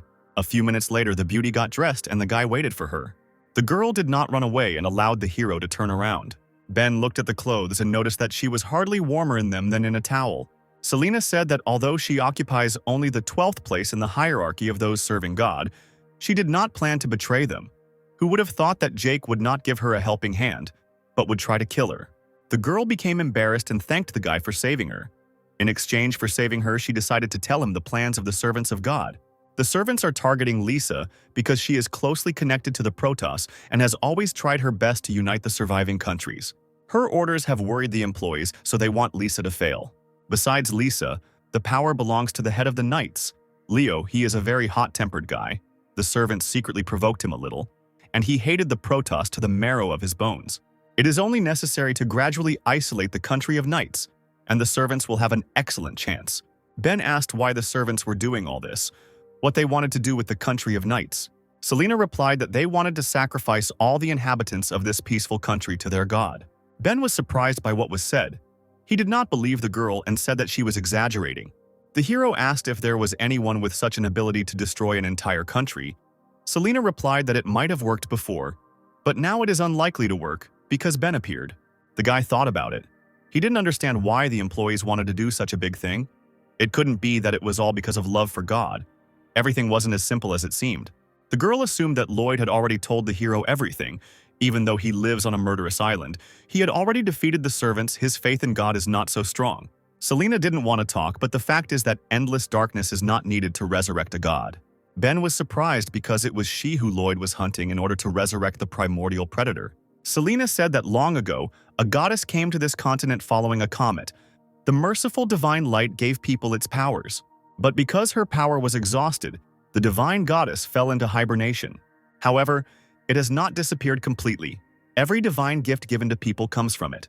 For this reason, other servants believe that many gifted ones should be sacrificed. Then the powers will be transferred to the deity and bring her back to life. Even if this method is cruel, it is only necessary to bring the goddess back to life and this world mired in pain will be saved. Ben listened to the girl and thought that she had been brainwashed because everything she said was very different from Lloyd's story. According to her, the primordial predator is the Messiah. The hero told the girl that he doubted that the other employees perceived God in the same way. Selena replied that in fact their views differ. Some are quite radical, going the way of sacrifice is their idea. However, all the servants have one goal: to bring the goddess back to life. The hero listened to the story to the end and said that now everything became clear to him. But he had one last question. The guy asked if the centipede in Lisa's body was Selena's doing. The girl got scared and said that it was impossible because she was only engaged in observation and was not a combat service member. And besides, such ancient magic was beyond her capabilities. Ben found out everything he wanted. He believed Selena and told her that now she could be free. The girl was surprised that such a strong enemy was letting her go so easily. She thought he would kidnap her and torture her or do something depraved to her. Selena became embarrassed and asked again if the guy wanted to let her go. She thought that he would regret it if she left. Ben said that Selena was a good person, and he didn't need to kill her. After all, she had already given out all the important information. But the hero didn't want to let go of that shooter, so he jumped into the air and went looking for him. Finally, the guy called the girl a crow and said that they would see each other again soon. Selena was embarrassed and couldn't understand how someone could come up with such a stupid nickname. Meanwhile, in the forest, the fight was coming to an end. Jake was bleeding and realized that he was no match for Lloyd. The difference is actually huge, and the guy will never be able to defeat the master. He is not able to resist him, and it is not even because his strength is over. The thing is, Lloyd is just playing with him like an animal with its hunted prey. Suddenly, a voice behind Jake asked the old man if he had played enough. Ben told Lloyd that he was in a hurry. Lisa and Kathleen were still waiting for him. The Grand Master replied that the body that the master had given him was beautiful, and that was why he could not resist. Jake was horrified because he didn't even notice the guy coming. He could always rely on his killer instinct, no matter Lloyd or Ben, but he still couldn't feel anything. The guy realized that apparently everything would end here, but as soon as the goddess resurrected, she would ensure that they would die a painful death. The Grand Master asked his master to give him another chance. If he concentrated, he would deal with the enemy in 10 seconds. Ben replied that he would watch his performance. The guy asked not to disappoint him again. Jake started crying. It was humiliating for him that they wanted to kill him in 10 seconds. He gathered all his last strength and jumped, trying to attack the heroes. The guy shouted that he was the 8th of those serving God, and not a small fish for whom one could decide. Jake's arrows, which contained his energy, flew towards Lloyd with lightning speed. However, none of them reached their target, because the old man was too fast for the guy, and his attacks were slow for him. He said that he was going to show Jake what real speed was, and he started running so fast that it was impossible to keep up with him. Jake knew that this was the end, because he would never compare to the Grandmaster. The old man stopped behind the guy and said that he was still a small fish for whom others made decisions. After these words, the old man hit Jake in the back with his staff, and from the force of the blow, blood began to flow from the guy's mouth. Lloyd quietly cast a spell of piercing ice. At that very second, ice appeared from the staff and pierced the guy's body through and through. It was a real snow burial. Jake died instantly, and his job as the 8th employee was over. Lloyd turned to his master and asked how much time had passed. Ben replied that 8 seconds had passed. The Grand Master said that if he got used to this body, he would definitely become faster. The hero said that this time suits him. He also noted that this employee can kill from a distance. His ghost will be very useful. Ben used the 10,000 souls technique and commanded Jake's soul to come into this world. A few seconds later, the guy's soul had already appeared and greeted the master of 10,000 souls. Ben told Jake that he was going to eradicate the servants of God on the murderous island, and he would need the guy's help. Jake replied that he would serve his master as a faithful dog. Meanwhile, at sea, far from the land of the knights, a small sailboat was slowly sailing to nowhere. Sweet Selena was thinking about how she could return with a report in such an absurd situation, with those serving God on one side and this guy on the other. Even though he saw the girl in the bathroom, he still stopped Jake's arrow and saved her. Even though he seems a little cruel, he didn't harm her. It was all too confusing, and Selena decided she couldn't give him up to the staff. The girl looked into the water and saw some strange picture that appeared on it. In it, she was sitting on the bed, and Ben was next to her. She was telling him that if he saw her body, then it would be fair if he showed her his. Selena blushed and couldn't understand what kind of mess was going on in her head. She began to worry about being caught like this. Now her mysterious image was destroyed. Suddenly, the girl heard a female voice behind her, which told her that she was very excited. A beautiful girl with a fishtail was swimming next to the ship. It was the sixth servant of God, the mermaid Ariel, who wanted to know what kind of affair Selena had in the Land of Nights. Selena told the mermaid about what happened in the Land of Nights, however, with some minor edits. Ariel was surprised that Master Lloyd showed up in the city and killed the eighth servant of God. Perhaps he wants to declare war on them. The mermaid noticed that the master had not appeared for a long time. She did not think that he would show up now, and even declare war on the employees. He is a serious threat to their society. Even though Ariel didn't like this hot-tempered Jake, for the sake of resurrecting the goddess, they shouldn't refuse to cooperate with him. The girl said that they had no other choice and they needed to ask the head to take on this matter. Selena was surprised that the leader was on the murderous island. Ariel confirmed that she was here. Selena's mission time was up. The head of the god's servants will come here to make sure that the plan to resurrect the goddess is successful. Suddenly, the mermaid's fin began to glow with a bright light and began to transform into slender legs. The girl told Selena not to worry, because she would go with her to the head, and in front of her she would not blame her. Selena was a little scared, but agreed to go to their leader. She wanted to have the same enthusiasm as Ariel. The entrance to the chapter was guarded by two girls in provocative outfits with rabbit ears on their heads. Ariel said that they have important information for the head of the servants of God, so they want to see it. The bunny girl replied that their leader was currently resting, so let them come tomorrow. The mermaid got angry and said that the girl was just her servant and did not dare to talk to her like that. She asked if she would accept responsibility for the delay in the resurrection of the god. The girl replied that her duties included taking care of the head and nothing more. She had nothing to do with other matters. Suddenly, a voice from the building told the girls not to be smart and to let the guests in. Approaching the gate, Selena began to get nervous. She felt strange.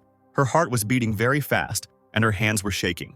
Having overcome their fear, the girls opened the gates and entered the huge hall. At that moment, Selena saw a picture that immediately made her blush. In front of her were various women in provocative outfits, with a collar and chain hanging around their necks. The leader kept all these girls on a leash and had fun with them. She told Selena and Ariel that they invaded her chambers in the middle of the night. The girl was a succubus named Daphne. She said she wasn't having fun and asked the guests to join her. The girls were scared and said that they didn't come for that. They came to report that Lloyd wanted to take revenge on the servants of God. Daphne wasn't surprised that Selena and Ariel were in such a hurry to get to her. It turns out Lloyd showed up again, but the succubus was prepared for this. Suddenly, the girl reached into her ample chest and pulled out a small jar. This flask contained the blood of their goddess. It could grant them unparalleled power. Selena couldn't believe her eyes. She didn't understand how their leader got into the tomb. Daphne looked at the bottle and said that in any case she had already taken it out, so she would better give it to the girls. The bunny girls who were tied up couldn't believe that they would also get a piece of this treasure. The succubus opened the jar and began pouring blood onto her feet, saying that her subjects had taken good care of her, so it would be logical to reward them. However, Ariel and Selena still had to work to gain power. The succubus had poured out all the blood and now her feet were in this sacred liquid. She told the girls that blood was spreading all over her body. Therefore, if they want to get the power of the goddess, they need to lick the head's feet so that not a drop remains on them. Ariel didn't want to do it because she was the sixth employee and wouldn't lick someone's stockings, while Selena thought that their leader was a pervert in a strange outfit. Daphne leaned over and asked what the girls were thinking about, whether they didn't like the blood of the goddess or they didn't like the legs of the succubus. Ariel tried to avoid answering. She said that the thing is that they are not combat personnel. The blood of the goddess is a most valuable treasure, and it would be better to give it to someone who needs it more. The maids were shocked that the mermaid refused the leader. Apparently, she does not yet know the consequences of refusal. Daphne stood up from her throne, and her aura began to appear around her. The girls trembled and realized that she was angry. The headmistress approached the employees and said that the thing she hates most in life is when she is refused. Those who do this do not live long, so she gives another chance. Daphne inspired fear and terror when she appeared before her servants. It was not for nothing that she was the head of the servants of God. The girls immediately felt this aura on themselves and began to tremble. They fell on their knees before Daphne and said that they would lick the blood to the last drop. Their eyes were pink, and it seemed like the succubus was controlling their minds. Daphne pulled her chain and said that if they did not obey, she would hurt them. She still had a lot of goddess blood in reserve. She also added that the girl should not be afraid of Lloyd because there is no person in the world who is capable of defeating a succubus. Meanwhile, in the queen's castle, the clock indicated that night was already falling. She drank aromatic coffee and said that the time had come. Ben should be back this minute, and that meant that she needed to look more natural. At that very moment, the door to the queen's room opened and the hero entered. The girl pretended to be surprised by the guy's return, but Ben didn't expect that Lisa was still awake so late. The queen became embarrassed and replied that she was hungry, so she prepared a night snack and was just about to eat. Ben told Lisa that nighttime snacking is bad for her, and that a girl with her body shouldn't eat at night. The hero suddenly fell silent when he saw that very snack, and saliva immediately started flowing from his mouth. He was surprised by such a snack. There were different types of dishes on the table, from hamburgers to baked trout. The girl said that her illness had subsided and she suddenly had an appetite, but it seemed that she had slightly overdone it with the amount. Lisa smiled sweetly and asked the guy to keep her company, since she couldn't handle such a table on her own. Ben blushed a little and agreed. To tell the truth, he was a little hungry too. Our heroes sat down to dinner. All the food was simply wonderful, and soon they emptied all their plates. Ben praised the dishes the girl prepared. They were exactly the way he likes them. The girl said that she cooked it home style and didn't think he would like it. However, it was a lie. She panicked because she cooked a whole table of what the hero likes. She knew she'd screwed up, but it was still normal to be a little nervous on her first romantic dinner with a man. Suddenly, the hero asked the girl if she was a telepath, and the queen was surprised by this question. Ben said that he guessed that Lisa had set the table for him, and she knew when he would return. And she had also said his name before, something that cannot be guessed by intuition. The queen repented and said that nothing could be hidden from the guy, but she had not hidden it on purpose. In fact, her true gift is not telepathy. Queen Lisa can see the future. Ben couldn't believe his ears. He didn't know that such a thing was even possible, but in theory the abilities could be absolutely anything. Judging by the girl's words, she may know about everything that will happen in the future. Lisa replied that this was not entirely true. She could only see what was connected with her. As for other people, this was beyond her powers. Although it is hard to believe, as soon as Lisa falls asleep, her consciousness is transferred to any day in the future. No matter tomorrow, the day after tomorrow, in 3 days, in 3 years, or in 5 years, she has already lived in her dreams countless times. It's a pity, but as soon as she gained the ability to see her future, all surprises disappeared from her life. Ben said that it was a really cool ability, but knowing the whole scenario in advance could make life pointless. Suddenly, the hero realized that if the girl can see the future, then she probably knows about the secret treatment. The queen blushed and replied that she knew in advance how the guy would cure her. Her neck still hurt a little. Ben was in shock. He hoped that this night kiss would remain a secret. That's why she was embarrassed when she first saw him. She already knew what he would do to her that evening. The queen calmed the guy down. She said that he shouldn't be embarrassed because in the end he did it to save her. Lisa should only thank the hero. Ben assumed that since she could see the future, she knew for sure that the god's servants were secretly targeting her. But it was unclear why she was still inactive. The queen said that it was all because of the butterfly effect. Any action she took that was different from the future would lead to huge changes in her life, so she had to be careful. Besides, if she had taken action against the employee's conspiracy, Ben would not have cured her in this way. The hero did not understand why the queen gave in for the sake of an illusory future and endured pain for years. It was not worth it. However, the girl didn't think so. She said that it was worth it. After all, in her dream she saw the most wonderful future, so she will be able to endure everything. The hero thought about it.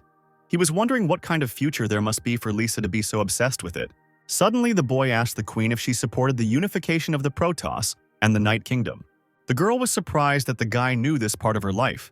The hero replied that the spying crow told him this. In truth, Ben thought the same. He wants to stop the tyranny of predators in this world so that no one has to rely on force. He wants to help Lisa realize her dream, so that the country of knights, women, Protos, and as yet unknown tribes of survivors can unite into one whole, completely changing this fragmented world. The queen said that it was impossible, because she had worked for this for many years and nothing had happened. And most importantly, in the future of her dreams, her dream never came true. Ben got up from the table and said that the future from the dream had not yet become reality, which meant they still had a chance. They couldn't live in the future all the time. Queen Lisa panicked. There was no such conversation in her dreams. She did not understand what was happening. Ben noticed this reaction and told her that she had already mentioned this, that any of her actions different from the future could possibly change it. They used the threat of the primordial predator as an opportunity to unite all countries. Meanwhile, on the murderous island, Chief Daphne noticed that the goddess's blood had begun to act. Divine power spread through the girls' bodies. The succubus liked it. Now they are the goddess's most loyal warriors. Meanwhile, on the mountain where the country of women was located, everything was quiet and calm. Eric was still sitting and guarding the entrance to the country of women as he had been ordered. Suddenly, a portal appeared in front of him, and the guy thought that he finally had a job. Ben and Kathleen emerged from the portal. The hero noticed that Eric was working hard and praised him. Suddenly, the former Blood King stood at attention and said that his brother and his bride had returned. Working for their peace of mind was an honor for him and not at all difficult. Ben was surprised that he was called brother. Probably the other bros taught him that. Kathleen was embarrassed to be called a bride in front of Ben. It was so awkward. Eric let the guests pass, and our heroes entered the land of women. Suddenly, Kathleen noticed something and asked Ben to look where she was pointing. Ben was in shock. He couldn't believe that this was even possible. High above the land of women stood a huge statue with its arms spread wide. It was a life-size statue of Ben, with the inscription that this was the hero of Mount Shu. Ben realized that a monument had been erected in his honor, but he did not understand what kind of hero Mount Shu was. The heroes followed further into the country. The residents noticed Ben and began to gather in a crowd to look at him. The girls were very happy to see the hero of their country. They thought that the guy was much more handsome than on the monument. The lovely ladies wanted the hero to stay in the land of women forever. If it weren't for him, it would have been the end of them. So everyone wants to see him every day. Suddenly, the heel of one of the most beautiful inhabitants of the country appeared in the air. Her chest sank onto the hero's hand as she grabbed him. Such forms were hard to forget. It was Lillian, the head of the country of women, who was happy that her boyfriend had finally visited her. The girl said that she missed Ben very much and could not sleep without him. The guy became embarrassed by these words and didn't know what to answer. Suddenly, Lillian grabbed his cheeks and pulled him towards her. The girl was worried that the guy had lost a lot of weight.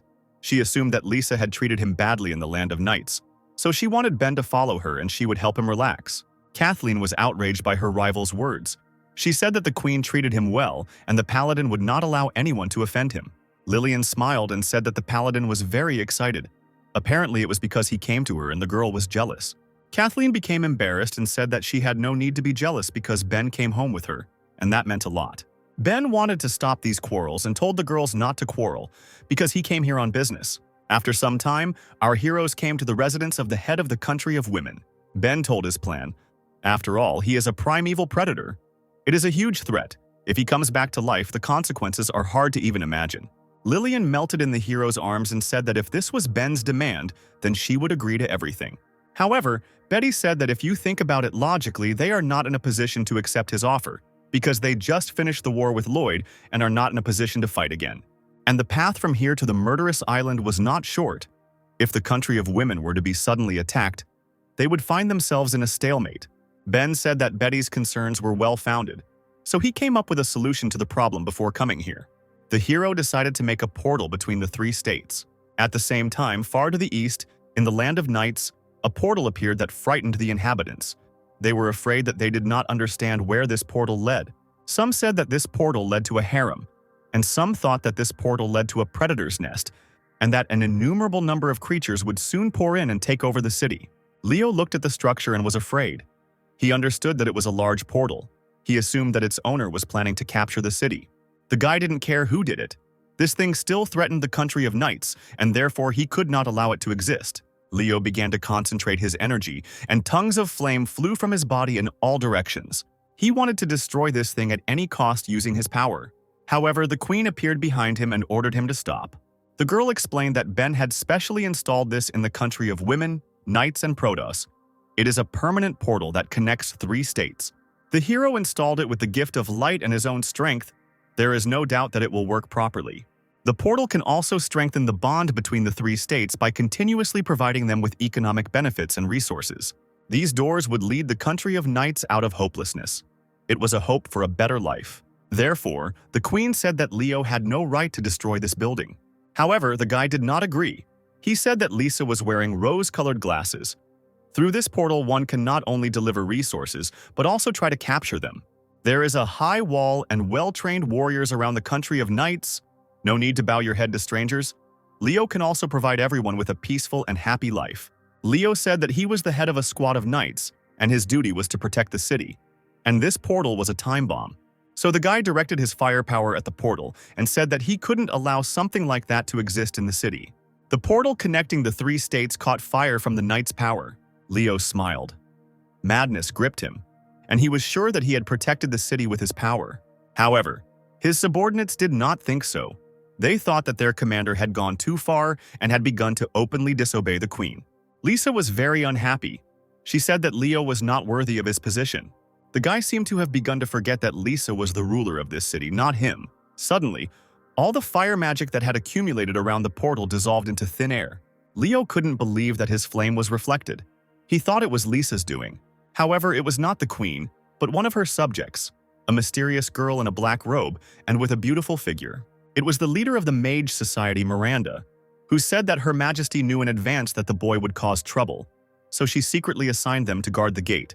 The girl noticed that the guy had violated the sacred order of the Royal Majesty and had tried in vain to destroy the gates of the country of knights. After all these actions, the magician was sure that Leo had already earned the death penalty. Leo looked at the girl with contempt, because he knew that all the magicians were expelled from the city and did not understand how they ended up here. The girls replied that it was just for show, because Her Majesty would not oppress others. They were the queen's most loyal servants, an elite group of night witches. Leo became angry that Lisa had been locking herself in her room all these years and had shown little interest in politics, while in fact she had been secretly building up her power. All her actions before this were just a cover. The guy underestimated her management of the city. The queen said that since the boy had defended the city for a long time, she was not going to execute him. However, his time as the head of the knights is up, so he is free to leave the city. As for the new leader of the knights, the queen has already decided who to put in this place. The new leader will be Kathleen. This time, Leo did not disobey the order and left the city of knights. He wandered around the outskirts of the island, where he was attacked by a squid, which he easily defeated. The boy was furious that he had given his all to the service, and the queen dared to deprive him of his position. She is just a woman. Sooner or later, the city of knights will be destroyed by her hands. Suddenly, a female voice spoke to Leo near the place where he was. The girl said that the guy killed her beloved pet, and she doesn't know what to do with it now. It was Daphne who noticed that the guy was a knight and assumed that he was thrown out. In any case, he should be responsible for his actions.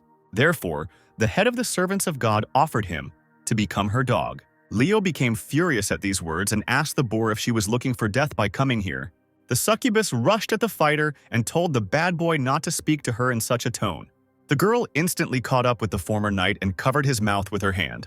Daphne pushed him to the ground and sat on him so he couldn't move. The girl told Leo not to even think about resisting, because no one dares to refuse her, and for the fact that he was rude to her, she would have to punish him well. Daphne waved her hand and was about to give him a love slap. Leo was shocked by such humiliation. He could not allow himself to be slapped by some woman. The succubus hit the guy, and this blow contained the love magic that the girl possessed. Leo couldn't believe that he, the strongest knight in his city, was humiliated by a woman. But he didn't feel ashamed. On the contrary, it seemed that he liked it, because the succubus was charming. The guy had never felt so happy. It seemed like Daphne had gotten the better of him. Leo couldn't understand what kind of magic the girl possessed and what she did to him. Daphne picked up the chains that were already chained to the boy and said that the training was going well. Now he needed to call her his mistress. Leo obediently knelt down and called the succubus mistress. The girl liked it. She said that her 8th employee was dead and offered Leo to take his place. The next day, in the Protos palace, the heroes were discussing something with Count Dracula. The Count said that uniting the 3 states against the murderous island is indeed a wonderful idea. Since the primordial predator exists, it must be destroyed. Kathleen was glad that the governor had no objections. Apparently, Ben's plan had succeeded. However, Graf said that their plan was not perfect. Such a big event would greatly affect all 3 countries. In this war, Count Dracula will be the commander-in-chief, and this time he wants to be personally present at the front lines. In addition, it is necessary to invite reporters to broadcast the battle live. This is a good chance to glorify the Protos as guardians. The Viceroy decided to send all S-rank and A-rank guardians to demonstrate the power of the Protos to the world. Kathleen didn't understand why the Count was thinking about authority, because for the first time in history, 3 countries were united. Ben understood that Dracula wanted to strengthen his position through this operation, because he considered the hero a threat to his position. The guy understood that uniting all 3 countries into a single organism would not be as easy as he thought. 10 days later, The combined forces of the Protos, the country of women, and the knights moved into battle. Ships and airships were sent out from the portal to attack the murderous island. Count Dracula was on one of the ships and commanded the troops to go to the island. The elite troops of sorceresses from the Mages Guild also went into battle. The leader of the Magic Guild, Miranda, commanded her subordinates to show their fighting spirit. They needed to not disgrace themselves in front of the inhabitants of the country of women. The commander of the Swordswoman Battalion noticed that someone had joined them. She said that they, the heroes of their country invited by Ben, would never disgrace him. The squad of fighters from the country of knights also did not want to fall flat on their face. For them, this war was a question of the authority of their queen. Therefore, the deputy commander of the Knights Detachment ordered his fighters to show their knightly spirit. Ships from 3 countries were approaching the deadly island. One of the ships contained the entire squad of S-rank Protos Guardians, including Count Dracula, Joseph, Michael, and May. The TV star was already reporting. She was saying that all the mighty forces that had set out on a campaign against the deadly island were standing before her now. This was the first war in history when 3 states had united to fight the enemy. The servants of God and the primordial predator hiding on the island are probably already shaking with fear. However, suddenly her attention was distracted by the strange love games of the girls. They were 2 beautiful girls with firm breasts and perfect bodies. Sif and Judy pestered Ben, who was unfazed. Sif said she was very touched that her master archangel had done so much to reclaim her home. So she suggested that he come to her that evening, so that she could tell him everything and chat with him until the morning. Judy said that it would be better to go to her place because she had a very big and comfortable bed. The hero's assistants watched this whole spectacle and, it seemed, were not very happy. Ben's grumpy battle harem decided that 2 girls were overstepping their boundaries and stealing their boyfriend right before their eyes. The guy's good fighting harem was worried that a fight was about to start. But Kathleen said that this happens often and there is no need to worry. Ben was not very happy with this attention and asked the girls to slow down because they were being filmed by a camera. The reporters actually decided to film the racy scene, and at that moment they realized that they had been noticed. The cameraman hinted that if they showed this, it could affect the image of the Protos, but the girls said that it didn't matter because they were filming live. Meanwhile, in the palace on the murderous island, the fighters felt threatened. Daphne said that there were a lot of bugs heading their way right now, so it was time to turn them into food for the gods. The ships had almost reached the shore, encountering no obstacles on their way. Suddenly, one of the sailors shouted for everyone to get ready, because there was something under the water. The water around the ships turned into whirlpools, and something rose from the depths towards the ships. Suddenly, huge tentacles emerged from the water. They were larger than the ships. The tentacles lifted one of the ships into the air, and the monster's voice said that the pathetic humans were trying in vain to stop the coming of God. The demonic predator, the king of the octopuses from the depths, said that everyone who swam here had only one end: death. At that moment, one of the sorceresses began to cast some spell from her book. After the spell was read, huge Halloween pumpkins flew towards the octopus. The octopus was surprised by the attack. He did not believe that some pumpkins could stop him. However, these were not ordinary pumpkins but real bombs that exploded as soon as they hit the octopus. After the explosion, the predator could no longer say anything because he died that very second. The sorceress said that the predator was too arrogant for a demonic level, and losing to him would be a real shame. Mary was surprised by the power of the sorceresses. She didn't think that Lisa was hiding such powerful trump cards up her sleeve. The predators had no intention of stopping, and other tentacles flew out of the water towards the girls. One of the sorceresses managed to dodge. She realized that there was another predator in the water. Suddenly, she realized what kind of attack it was. She prayed that it was not what she thought. She looked at the tentacles that wrapped around her friend and realized that this was the same legendary attack. These were the legendary tentacles that wrapped around the girl and crawled into her most hidden places. A voice from under the water told the girls to stop resisting and trying to get out. It was a demonic predator, the king of the mermaids from the depths, who said that the bodies of young girls were extraordinary and tasted very tender. However, suddenly, out of nowhere, strange snow appeared, which surprised the monster. The predator was instantly covered in ice, and one of the Protos defenders stood on the water. Daniel said that the monster should be ashamed of such a disgusting reception.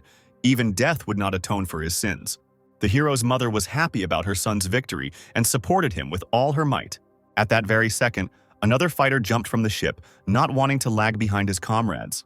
Adam didn't want Daniel to take all the credit, so he decided that the final blow would be his. The guy hit the predator with his powerful fire strike. The combination of ice and fire caused the predator's body to burst and fall apart into many small pieces. Jason smiled and noticed that his student was talking a lot. If he hadn't met such a cool mentor like him, he would have definitely died. Our heroes passed all the obstacles and arrived on the deadly island. Count Dracula asked to convey his order to everyone. He ordered to destroy all the servants of God who were on the island. The Protos fighters descended upon the shore. The Count wanted them to raze the island to the ground. Adam was looking for opponents in the alleys of the abandoned city, when suddenly he noticed a strange picture. The guys couldn't believe their eyes. It was the first time they had seen such large sizes. In front of him stood a squad of giant bunny girls, who noticed that the guys were like little ants to them. They could be crushed with one hand. One of the knights said that they should not be led by big breasts.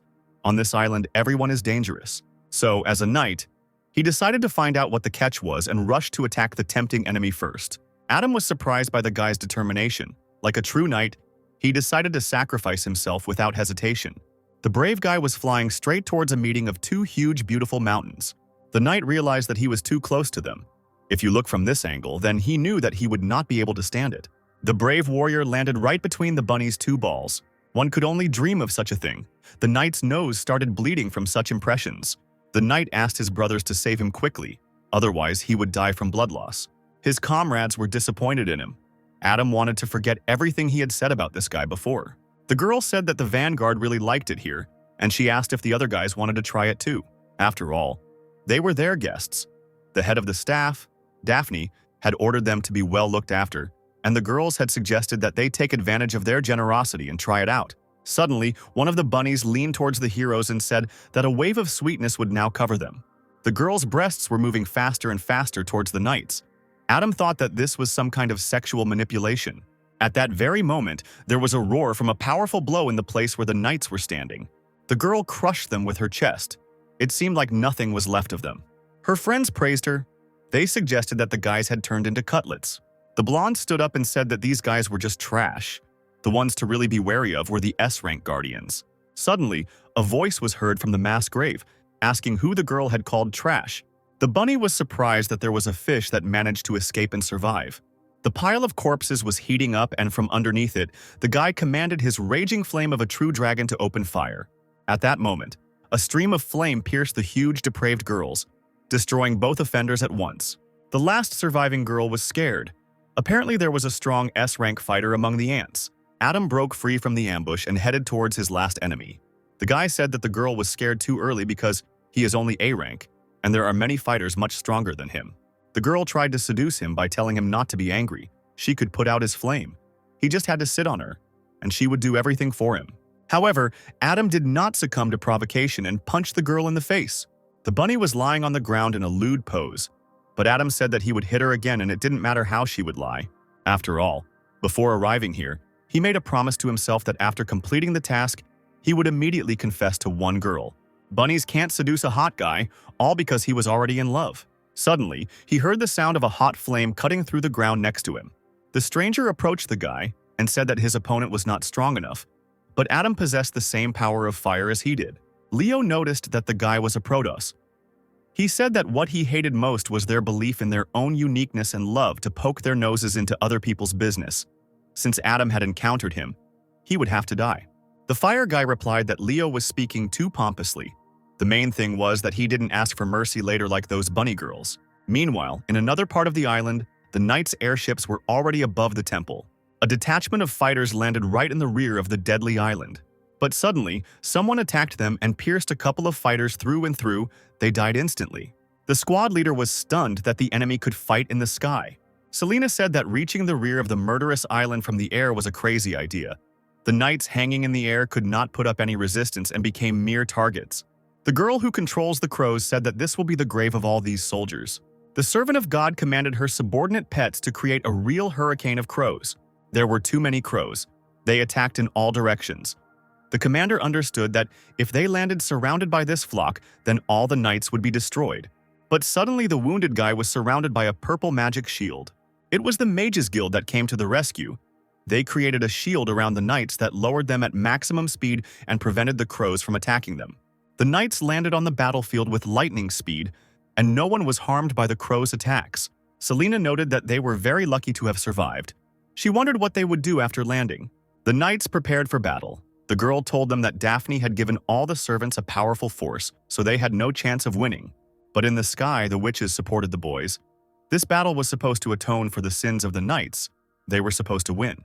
Suddenly, a huge bird appeared in the distance. It was a black dragon, which was heading towards the witches. The dragon said that his guests were very impudent. They created such a mess in his domain and didn't even say hello. It was the 10th servant, the dragon knight Evan. In the sky above the murderous island, the last word was always his. He had a strange expression on his face and said he wanted to play with the little flying witches. The head of the magic guild immediately felt the enormous power that the dragon emitted. It was incomparable to the monsters from the sea. But what was with his body anyway? It seemed to be growing out of a dragon. But the main question was why he didn't open his eyes. Was he really looking down on girls? Meanwhile, in another part of the island, a detachment of fighters was finishing disembarking from a ship.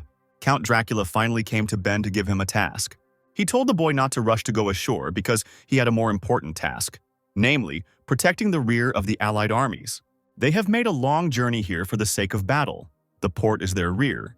It is the last hope of the Allied forces, so the Count is forced to give this task to the most reliable person.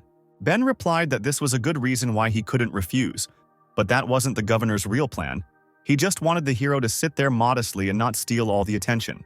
Dracula coughed and replied that he had never intended such a thing, but that was exactly what he had been counting on. The governor called the reporters to him. He ordered them to follow him and not to miss this exciting battle. This war was extremely important for Count Dracula. He needed to restore his reputation in the eyes of the world. While the battles were going on at the front lines, Ben and Lisa sat on the ship and guarded the shore. The girl asked the hero why he so easily agreed with Dracula's plan. The hero replied that he had no choice because the Count is the head of the United Forces and he must think about the general situation and support the authority of the head of the forces. But the most important thing is that the governor's words made sense. If their rear was subjected to a surprise attack, their troops would be unable to attack or retreat. However, the queen noticed that the governor had invited reporters with him. It seemed that he was not particularly concerned about the war. He wanted to strengthen his authority, but knowing his mindset, something bad would most likely happen. Ben said he had thought about it too, but right now he wasn't concerned with Dracula's power because he wanted immediate results. The hero was worried that they knew nothing about the employees except for the Crow and Jake. If Dracula underestimated the enemy, he would pay for it. Lisa said that the Count is leading the United Forces, and the process is being broadcast. People all over the world are watching him. He must not allow any problems to arise under any circumstances. As soon as Dracula loses, the United Forces will be immediately defeated. Ben opened a portal and advised the girl not to worry, because the hero understands the importance of the governor. For the sake of the United troops, he will never allow him to lose. 2 dolls with human souls emerged from the portal. The head of the Emperor's assassins, Lloyd, and the 8th servant, Jake. Ben gave orders to the servants. Lloyd should accompany the governor and help when needed, and Jake, as a long-range killer with good eyesight, should go to the top of the mast and observe what is happening on the island and keep the hero informed of events. Since Dracula doesn't want the hero to interfere, he'll send someone else so he won't break the order. At that moment, Lisa was surprised. It was different from her predictions, and such moments began to become more frequent. She wanted to know what awaited them during the war. Meanwhile, the Count and the reporters penetrated into the center of the murderous island and began searching for opponents. The cameraman said that he already regretted taking on this job. It was too dangerous here. Predators could jump out at any time. But the TV star reassured him and said that there was nothing to be afraid of. She believed that there was no safer place in this world than next to Count Dracula. The girl advised to look at the Count's aura. No predator would come close to such a terrifying power. Suddenly, May, accompanying the Viceroy, said that she felt something. The Count confirmed the girl's words. Unknown fighters stood before him. The Count had long since sensed the strong smell of blood somewhere here. One of the fighters was a lovely, charming girl, the 5th employee. She said that they had just made a bet to see who could bring back Dracula's head. The 7th servant, the divine child, said that although he was young, he was so strong that the world of magic rejected him. He was a genius that could not be found anywhere else. The 9th servant of the god, the killer of gods, said that he draws his sword faster than lightning and can cut down a dragon flying in the sky with one swing. The 10th servant, the heavyweight boxing king, said that he too was endowed with superhuman strength, and his power shook the earth and destroyed mountains. The sweet little fox told the Count that he could choose whoever he liked best, and at whose hands he wanted to die. because they didn't want to hurt him. Dracula calmly asked if they were trying in vain to resurrect the primordial predator. The ninth was surprised that the governor was aware of their plans, even about the deity. The Count was aware. The guy confirmed that they serve God. Suddenly, Dracula appeared behind the guy and said that he would kill every single one of them. The guy was scared when he saw such speed. He didn't even notice how the governor appeared behind him. Dracula hit 9 with his hand, and from such power he instantly flew to the side. The force of the blow tore off the guy's arm. He crashed into the wall and died instantly. The fox girl did not understand what happened. She assumed that the boy was not given the power of a god. Or the girl suggested that perhaps this bat was much stronger than she imagined. Count Dracula said that they did not need to attack one by one. He came here to completely exterminate the servants of God, so they could attack all together. The governor added that it was good that he found them all together. He would not have to look for them one by one throughout the city. The 10th shouted that the Count was celebrating too early. The previous fighter was killed by inattention. This would not happen to them. He swung his fist, trying to attack the governor, and said that he would deal with him with one blow. The fighter's fist grew in size, but Dracula calmly stopped it with one movement of his hand. The governor told the warrior that there was no need to talk so much. If he wanted to fight, then let him fight. After these words, the Count jerked his hand and instantly tore off the fighter's hand. The girl was scared. She thought that Dracula was abnormal. He was cruel in battle and not like the usual Protos guardians. The little boy realized that he would not fight with the governor because there was a gap between their levels. He realized that the best solution would be to run away and let the head of the staff deal with this guy. After these words, a divine circle appeared around the guy, which began to collect the aura around him. A pillar of light appeared from the circle and instantly began to move one of the employees. He was glad that he had retreated successfully. There was a very powerful defense on the border of this pillar of light. The guy thought that he was safe. The Count noticed this and said that no one was to leave the battlefield without his permission. He raised his hand and bit his finger, drawing blood. After that, he waved his hand and created a bloody blade that flew towards the guy. However, the kid was not afraid because he created a pillar of elevation just against such situations. The thickness of the barrier is comparable to the golden body of the kunai master. Unfortunately for him, this was no obstacle for the Count's blade, which immediately pierced the boy's head. He began to choke on blood, and before his death, he did not believe that the barrier had not protected him at all from the enemy's attack. The fox turned around and saw blood pouring from the pillar of light, and then the boy's head falling to the ground. She was surprised that those two fighters were killed instantly. Even the barrier could not hold back the Count's attack. And according to the standards of the Protos Guardians, the boy corresponds to the S rank. Dracula was scary. He told the girl that she was left alone. The fox got scared and asked him to stop. She said that the only person in the Protos court who could deal with an S rank in seconds should be Kevin, who had retired. The girl wanted to know who her opponent was. The man said he was the acting Protos Emperor, Count Dracula. The girl was horrified. She knew who Emperor Dracula was. She understood that the Empire had decided to destroy the murderous island since even he was here. The fox gathered her strength and jumped to attack the governor, saying that she was only the 5th servant and would not beg for mercy. The Count merely watched with calm as the futile attempts to attack him were made. The girl gathered her energy and summoned a huge spirit sphere. The electric sphere flew towards the Count and seemed about to destroy him. However, the governor stopped her with a slight movement of his hand, as if she were a large flying balloon. After that, he threw it aside as easily as he had stopped it. The spirit sphere flew towards the city, and from its power, everything in its path was destroyed. The girl was amazed by such power. It was her strongest technique, which meant that she had only one trump card left. The fox concentrated and began to concentrate her energy to use the final ability. She began to disappear. Her disappearance technique completely hides her presence, since smells and sounds are completely hidden. It seemed that the girl was not in this world at all. Now that she was invisible, the Count would never be able to find her. Dracula realized that the girl had disappeared. He couldn't even sense her. It was a rather unusual camouflage technique. However, the Viceroy was an experienced warrior. He extended his hand to use the ability. Suddenly, the corpses of the fox's fallen comrades began to rise into the air. The Count said that her technique was useless and just a pathetic attempt to avoid death. The corpses slowly began to rise into the air, along with all the body parts of the dead people. May was scared. She knew what technique he was going to use and didn't think he would use it. The Count asked the dead bodies to allow their lives to be turned into a beautiful fireworks display. There was an explosion. The bodies compressed and burst, spraying the area with their blood. Some of the blood of the fallen comrades splashed onto the body of the vanished fox. The girl thought it was sticky and disgusting.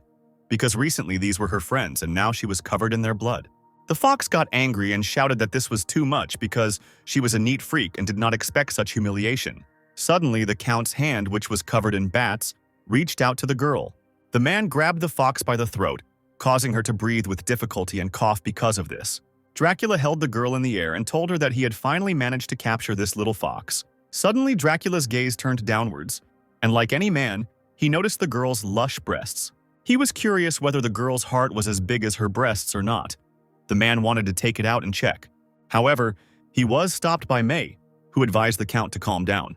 The thing is, the reporters were still filming the battle, and Dracula should have behaved more restrainedly and not gotten excited. The count turned his head and looked at the reporters, having forgotten about them in the heat of battle. The cameraman and the TV star stood there, covered in blood and shaking with fear. The girl imagined the count as not as creepy as he really was. The Protos spectators who watched the battle said that their viceroy was too strong, but it was too cruel. What is the desecration of the corpse that the count did? Some believed that such a psycho should not lead the city. One of the girls said that all these virgins do not understand that kindness to enemies is cruelty to oneself.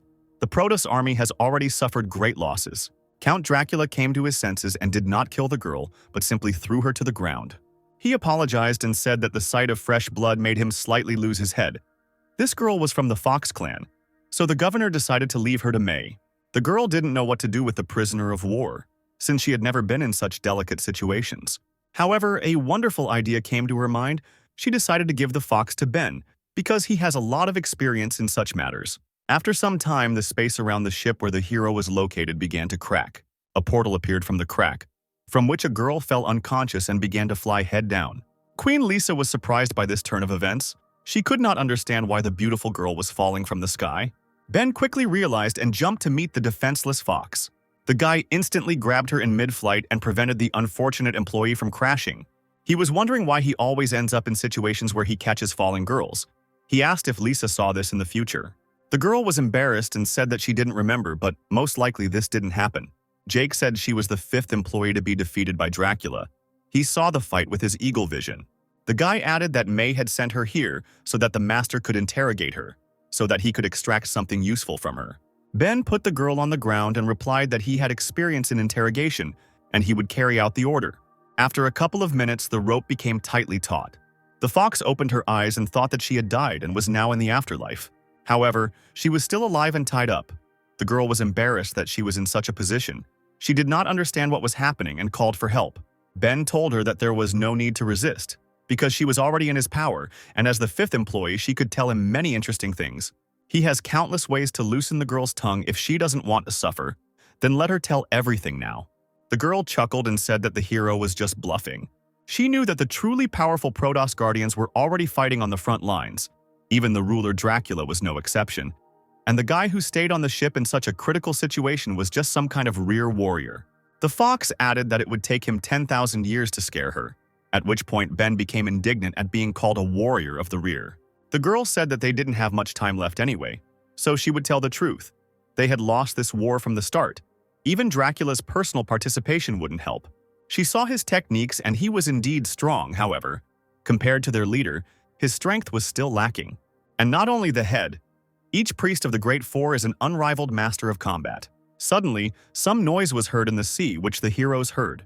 It was a familiar sound to the fox, and Ben realized that something was approaching them, and there was a lot of it. The girl realized that it was Ariel, the purest and kindest of the servants. She was the daughter of the sea. She had definitely come to save her. Jake, standing on the mast, said that they had problems because someone was watching them. Ariel jumped out of the water and said that their leader gave the order to destroy the entire fleet, so that everyone who landed on this island would leave and never return. The sea mermaid raised her hand, commanding the forces of water. At that moment, at her call, a huge whale jumped out of the water, which seemed to destroy the ship. The fox began to worry because she was also on the ship. Did the girl really want her friend to die? Ben walked towards the offender and said that it seemed like her friend was not herself. The fox thought that the hero wanted to die. If he wanted to live, then the best solution would be to leave the ship and run away with her. Ben smiled and replied that since he was a rear guard, he had to perform his duties conscientiously. The girl screamed that now was not the time to show off. Ariel was the daughter of the sea. The ocean was in her power. In the water, even she was not her opponent. Exactly 1 minute passed. The fox looked in surprise and did not understand what had happened. Ariel was hanging tied up just like her. The girl thought that even though the guy was sitting in the rear, he had a lot of strength. The mermaid had some strange behavior. Her eyes were cloudy and she moved like a lustful beast. Lisa also noticed her friend's abnormal behavior. She usually doesn't behave as rudely as she does now. She obviously should have heard her cries for help. Ben, who was standing opposite the girls, told the fox that he knew what was going on. Ariel is not who she thinks she is because someone is controlling her. This technique will quickly suck all the juices out of her. The guy said that maybe he knows how to help her. The fox was amazed that Ben knew so much. He certainly didn't look like a rear guard. Queen Lisa explained that the hero is not on the front lines not because he is weak, but on the contrary because he is very strong. So much so that Dracula is afraid of him. Most likely, he will replace Dracula. He is the guardian of Protos S rank number 4, the Lord of Endless Darkness. The girl couldn't believe that the hero was so cool because he looked completely unremarkable. She looked at Ben, who was reaching his hands towards Ariel's chest. At that moment, she shouted at the hero that he couldn't take advantage of the moment and let his hands go. Ben touched the mermaid, and she felt a strange sensation as if energy filled her entire body. Suddenly, pink eyes opened in the girl's mind and called her name. The head's eyes asked her why her heart was beating so fast. Was her faith in God so fragile? Luckily for Ariel, Ben appeared in front of her and asked the leader what god she was talking about. The guy looked gloomily into the employee's eyes and asked if they had met before. He picked up the chain that hung around Ariel's neck and said that the gods do not chain their followers. The real Ariel asked the hero to stop. She did not understand what he wanted to do. But the hero did not listen to her. He broke the chains that bound the girl. Finally, Ben said that let their god cleanse their neck and wait, because he is going to meet him. Daphne's connection with Ariel was severed, and she no longer felt any power over her, which surprised her. She didn't understand why her heart was beating so wildly. It was like fear. The guy had penetrated the divine world and broken her chain. She was interested in who this man was. He was the first one who was able to interest her and scare her. Her thoughts were interrupted by an unfamiliar figure who asked why her mistress was so sweaty. It was the third servant, the witch Medusa, who assumed that it was because of Dracula. She told her mistress that she could deal with him. Another unknown guest hit the ground with his staff and said that it looked like someone was running ahead. The fourth of the servants, the messenger of death, Caesar, wanted Dracula to be given to him. Otherwise, the heads of all the strangers on the island would be his. Daphne exhaled and said that he could do whatever he wanted. The employees went hunting, but the head was still restless. She wanted to speed up the execution of the plan. She ordered the second of the servants, the living corpse of a young girl, Megan, to wake up because she needed her. The sleeping corpse slowly opened its purple eyes. The girl heard the call of the lady and asked what kind of help she needed. Meanwhile, on the ship, Ben said that Daphne was no longer a threat to Ariel. The girl greedily gulped in air and thanked the guy for relieving her of her suffering. But she had one more small request. Her friend Selena is under the same technique. She knew her request sounded rude, but she wanted the hero to save the Raven Girl. If she hadn't taken her to meet the head, she wouldn't have ended up in this situation. The head saw that their faith had been shaken, so she used the technique only on them, turning them into obedient puppets. Ben replied that he owed the crow so the girl need not worry. He would save her too. Suddenly the sky turned purple, and the queen told Ben to look at it. She couldn't believe her eyes and asked the guy if he had seen something like this before. A girl unknown to them rose into the sky, radiating the purest light. She raised her head and said that with the sunrise, all the fighters go into battle. Then she ordered the secret barrier to appear. A beam of light struck from the center of the island, forming an impenetrable dome around the island on which two words were written: the sun and the moon. Lillian, who was fighting the monsters, did not understand what was happening and that it was blinding her eyes. May said that this thing looks like a magical barrier with a powerful effect. Dracula confirmed her words and added that it was the first time he saw such a powerful barrier. It must have been created to stop him. It's a pity they got scared so late. Dracula turned around and said that the main building of the servants of God was in front of them. He wanted to destroy it. Daphne looked at the dome and said that this barrier was as beautiful as Megan. She winked at the girl and was glad that she was next to her. The second employee became embarrassed and said that there was no point in praising her because she felt very awkward. The sun and moon barrier has been activated, and even she can't remove it. She just has to wait 100,000 days for it to automatically deactivate. Thus, the Allied army on the island was trapped. No one could escape from here. Daphne said it was a necessary step to resurrect the god, but Megan is only half right. The most important thing is that the sun and moon barrier will be able to stop that guy who makes her nervous. Meanwhile, Ben tried to open a portal inside the barrier, but he was unsuccessful. He understood that this would not help and admired the barrier technique. Apparently, it wasn't only Dracula who wanted him to remain an indifferent spectator. The hero freed the girls, and the fox said that this is Megan's barrier. It doesn't matter whether the hero uses magic or physical force. Everything will be useless. A person cannot break it. Apparently, the boss has already awakened the girl from hibernation. It looks like the guy made her very angry. Ariel noted that this was all rather strange, with all allied troops and personnel currently trapped on the island. What are the chances that the leader wants to sacrifice all the people on the murderous island and resurrect the god? Lisa said it was just madness. The allied forces included Protos, a country of knights and women, the best of the three nations. She asked the girls if they were sure that the leader would be able to kill them all. Ariel said that in the past, during the war with Lloyd, 4 of their employees were on another important mission, which was the only reason they were defeated.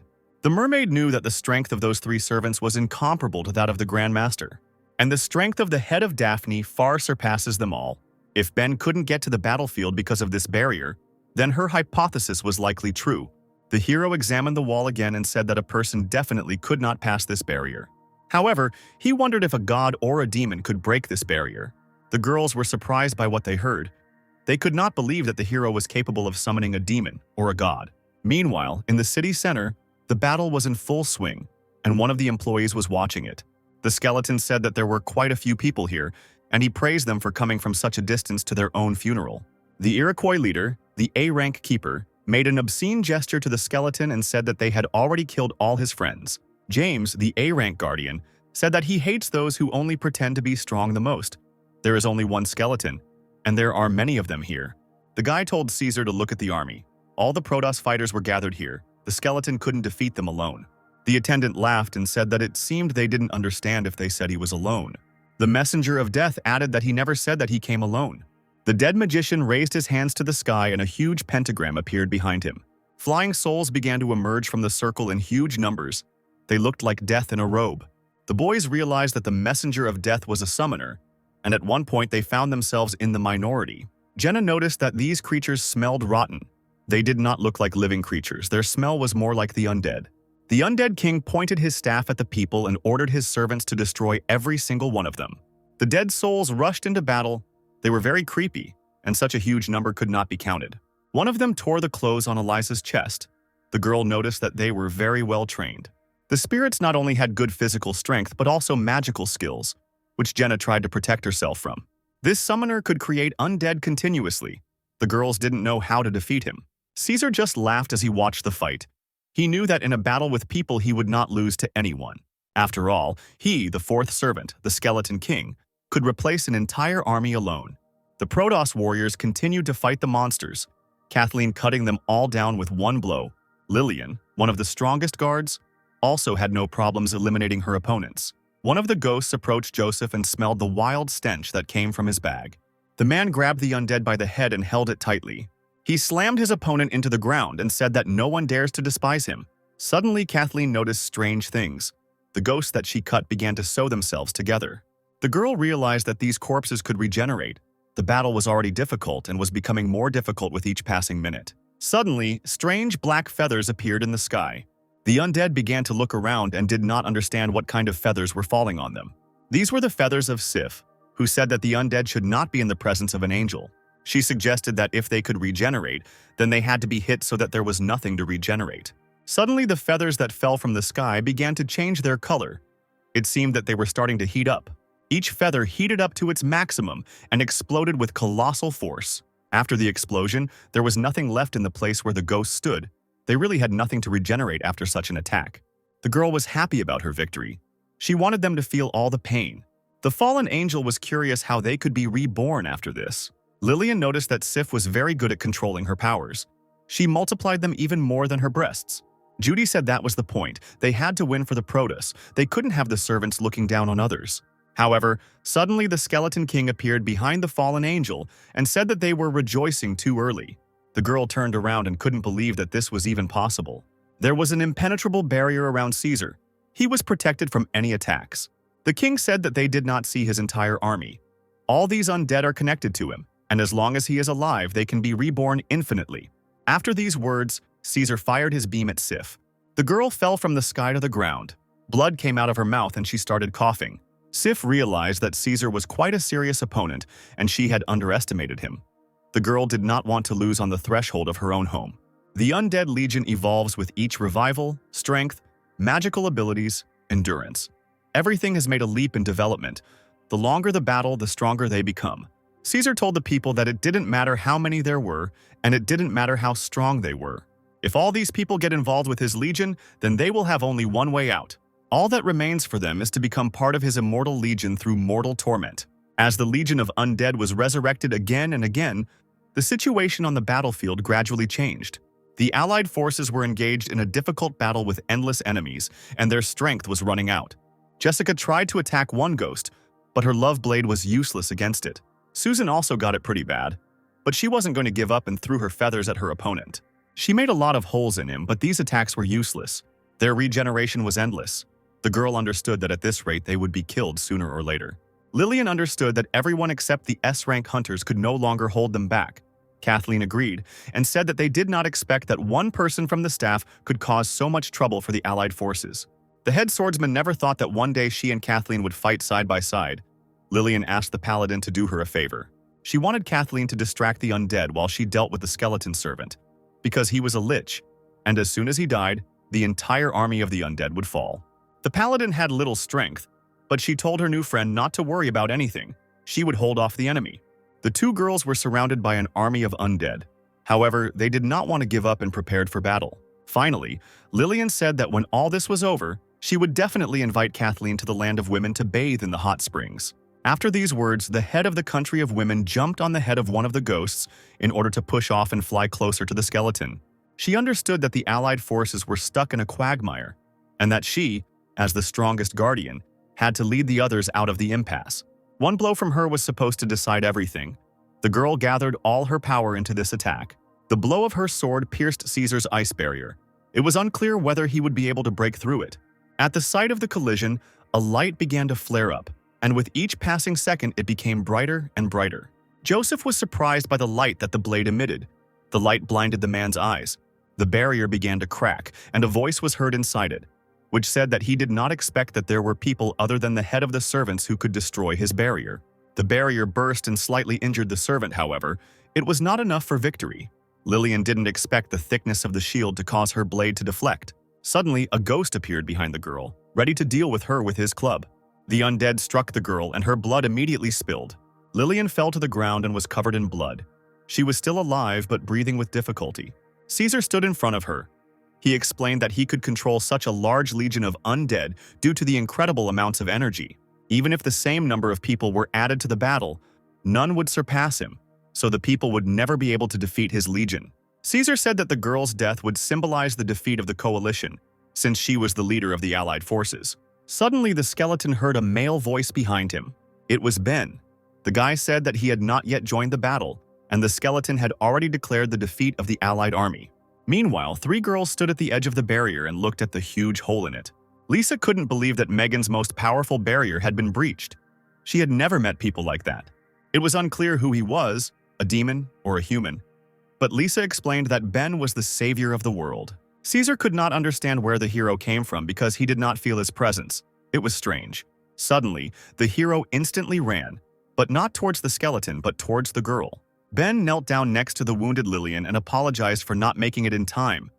Meanwhile, Caesar couldn't understand why he couldn't keep up with the guy's speed.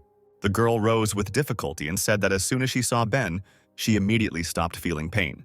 The guy began to examine the battlefield. At one end lay Sif, who was covered in bruises. At the other end, he saw a wounded and unconscious Judy.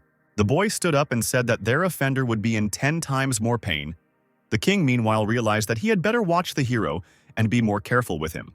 Ben said that they should compare who is stronger if Caesar is so confident in himself. The hero raised 2 fingers in the air, and the king immediately noticed it. He immediately stepped back, thinking that Ben was going to suddenly attack him. However, nothing happened.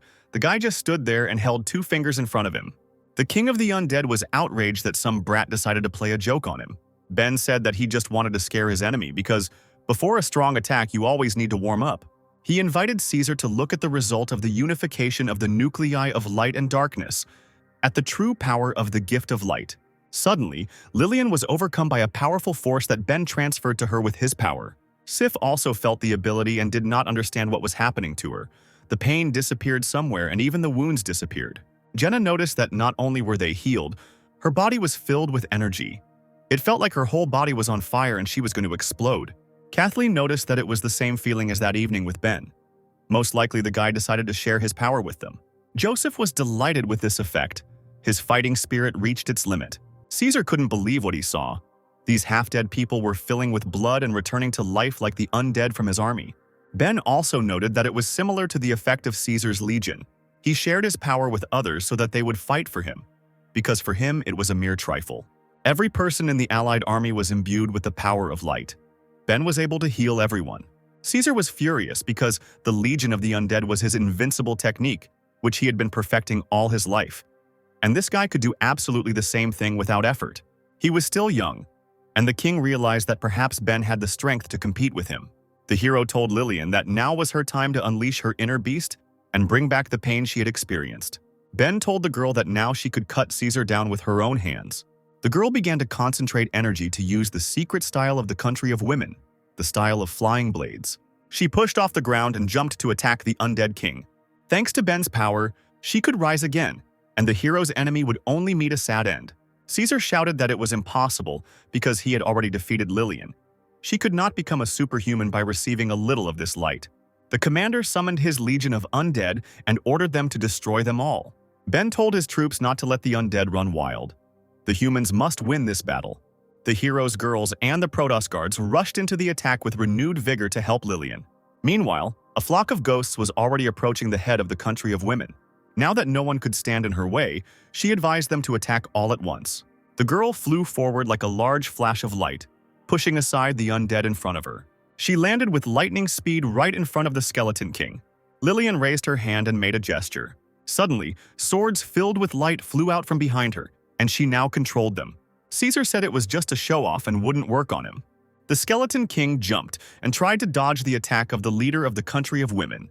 However, the flying swords began to pursue their target. Caesar understood that the battle was becoming more difficult for him with every second. Lillian said that it was useless to run away from her. At this rate, the king could run to the ends of the earth, but her blades would follow him even there and pierce his throat. The girl added that the skeleton has not yet realized that it is gradually slowing down. The skeleton grinned. He couldn't slow down because he was full of strength and not the least bit tired. However, at that very moment he was pierced by swords that were still able to catch up with him. They cut him on all sides, and the king of the dead fell to the ground. He was shaking and stood up with difficulty. Caesar did not understand why he was weakening, because he should still have full strength and energy. The skeleton assumed that it was because the legion was regenerating too quickly, and that was why it was using up so much energy. But even so, it should have been enough for its own fight. Lillian heard the dead man and told him to look more closely, because his legion of undead became a charge for Ben. With the help of endless darkness, he sucked out all the energy from Caesar's army, and with the gift of light, he transferred this energy to the allied forces. This is his strategy. The skeleton dared to test his strength against Ben alone. This is quite self-confident. His self-confidence was his undoing. Caesar began to frantically beg to stop because he still had not freed something. However, Lillian did not listen to her opponent, but simply cut off his head with one blow. The dead man's head fell and rolled across the field like a football. She stopped right at the feet of the fragile head of the swordswoman school. Caesar continued to say that he would not give up because he had not yet shown his full strength. Lillian heard these screams and only calmly began to take her foot out of the shoe. She raised her leg over the dead man's head and said that she felt sorry for him because he had no chance of winning. After these words, she stepped on Caesar and broke his skull into small pieces. At that very moment, the entire Legion of Death began to disappear into the air. Victory was with the strength of the allied army. Lillian looked at the disappearing dead and knew it was all over. Suddenly, she heard Ben's voice, pleasant to her ear, praising the girl for her good work. The guy said that this is the first time he has combined forces with her, and the result has already been good. Now she is his most capable girl. The girl noticed that the guy's strength was incredible, because it not only allowed her to easily use the style of eternally hovering blades, she also allowed others to reach a whole new level with her help. Ben's strong and passionate energy always attracted her. It was a pleasant feeling, as if he had broken a taboo again like that night. she still remembered how wonderful it had been. Every time she remembered it, her heart beat nonstop. Right now, she wanted nothing more than to repeat this moment with the guy. Ben was embarrassed and told her that they needed to be patient and wait until they returned. They couldn't do it here. At that moment, the chests of the other girls pressed against the hero from all sides. Jenna said it was awkward to do that in public, but waiting patiently for them to return was even harder. Kathleen confirmed her words and added that the hero did something strange to them, so he needed to take responsibility. Ben shook his head and looked at the girls. He couldn't understand why even they had such a reaction. Jessica told the guy to look more closely because they weren't the only ones with this reaction.